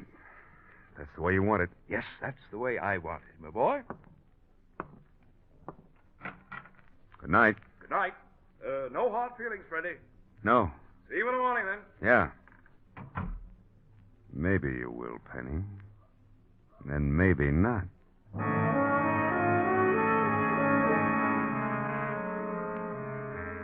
It's done, isn't it, Fred? There were only 4 capsules in the box. You replaced one with a capsule containing the deadly poison. And now all you can do is wait. And you know it won't be long, for Mr. Penny takes a sleeping capsule every night.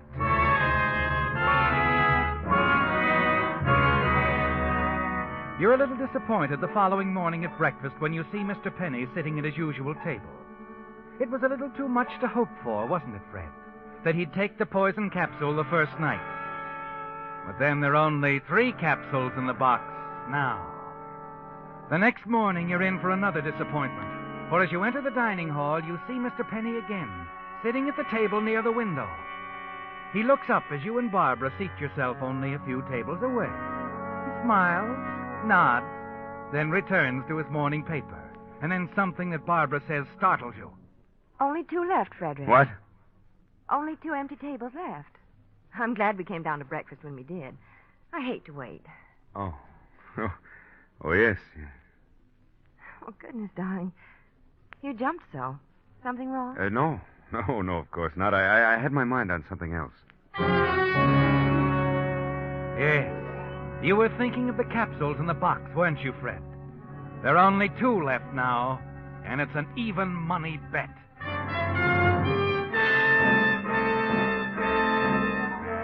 However, the following morning when you arrive at the dining hall, Mr. Penny is absent. It's almost 11 o'clock when you and Barbara leave your table, and there's been no sign of him. You're sure he's dead, and you're free at last, aren't you, Fred? Yes. With Mr. Penny out of the way, the Sun Valley incident is closed. It'll be a simple matter with your connections to find someone more trustworthy than Penny to do your blackmailing. As Barbara hurries upstairs for her scarf, the desk clerk calls out to you. Oh, Mr. Eklund. Yes? What is it? A message for you, sir. This envelope. Oh, thank you. For a moment, you're puzzled. Stare at the envelope. Then you rip it open. And suddenly an icy hand closes around your heart as a tiny red capsule tumbles out of the envelope into the palm of your hand. Penny has known all along, hasn't he, Fred? He must have watched you in the mirror when he was shaving, saw you place the poison capsule in the box. A cold wave of fear sweeps over you as you realize what he'll do now. Your first thought is for you and Barbara to get away. You hurry to your room upstairs, and as you're about to open the door, you hear Barbara's voice. Well, yes. Yes, whatever you say. What? No, not here. I'll meet you at the point. Inspiration Point, tonight. Yes. 9 o'clock, Mr. Penny.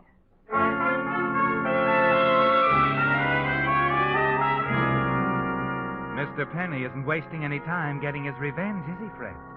Your first thought is to get away, and then suddenly you realize it's useless to run. He'd find you and Barbara sooner or later. No, you've got to take care of him now, once and for all.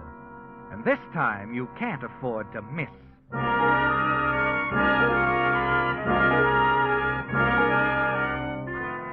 That night you're standing in the shadows of the fir trees near the point. You see Barbara hurrying up the path. Mr. Penny is not far behind. Hello, Penny. What? Oh, it's you, Freddie. What are you doing here? I could ask you the same thing, but I know what you're doing here. Too bad you'll never keep that appointment with my wife, Penny. What? Take a look down there. It's an awful drop, isn't it? What are you going to do? You're a smart little operator, Penny. You ought to be able to figure that out.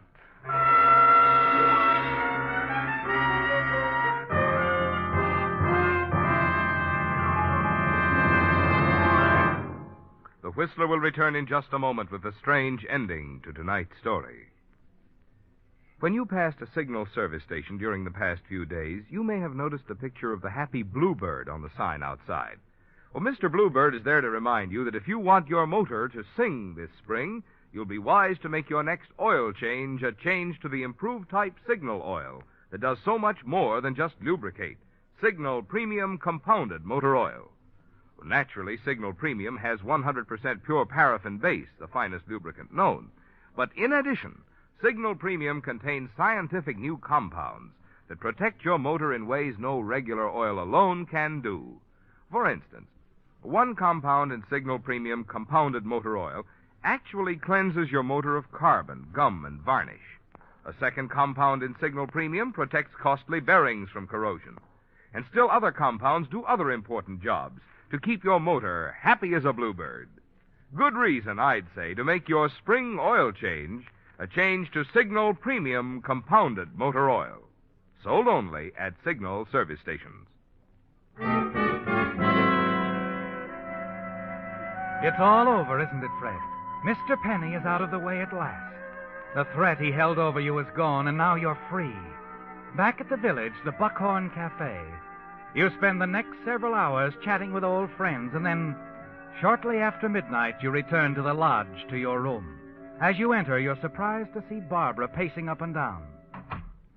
Oh, Fred, where have you been? At the village, dear. I told you I had to... Did you hear about it? The accident? Oh, the man who fell off the cliffs, yeah. They were talking about it in the lobby when I came in. Matter of fact, the sheriff is down there now talking to the manager. The man's name was Penny. You knew him? Yes. He was blackmailing me. What? He came to me about a year ago with some letters I'd written. Foolish letters. He wanted $5,000 for each one.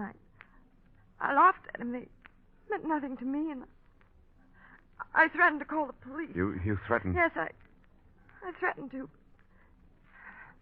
Then Mr. Penny showed me some other letters. A woman's letters. Mrs. Carson. Mrs. Carson? Her letters to you, Fred. When you're at Sun Valley. He said the police would be anxious to see them. I couldn't believe you'd done anything wrong. But then when he said send the letters to the Idaho police, I was afraid. He's been blackmailing you all this time because of those letters to me? Yes. Barbara, listen to me. I've got... It's not true, is it, Fred? The skiing accident. You didn't kill it, did you? He told you that? This morning. He called me on the phone, told me he could prove it, that you'd killed it, and made it look like an accident. That's not true. Oh. Then he was lying. Oh, I knew it, darling. I knew it all along. But I agreed to meet him at the point tonight. He said he'd bring all the proof I needed. Letters, documents, all the evidence. He had all that with him tonight? Yes. But he never arrived. He fell off the cliff on the way. Yeah.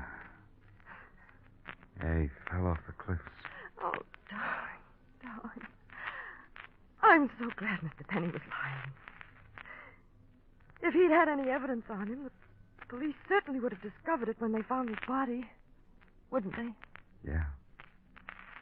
Yeah, I guess they would.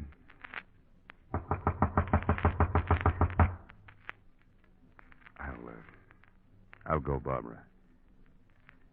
I'm sure it's for me.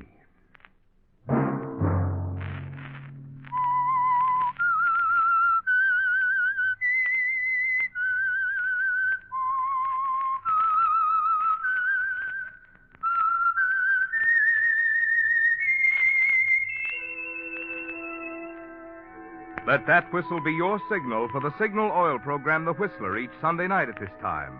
Brought to you by the Signal Oil Company, marketers of Signal gasoline and motor oil and fine quality automotive accessories. Featured in tonight's story were Gerald Moore, Dorothy Lovett, and Jeff Corey. The Whistler was produced by George W. Allen, directed by Gordon T. Hughes, with story by Joel Malone and Adrian Jondeau, and music by Wilbur Hatch. All characters portrayed on the Whistler program are fictional. Any similarity of names or resemblance to persons living or dead is purely coincidental. This is CBS, the Columbia Broadcasting System.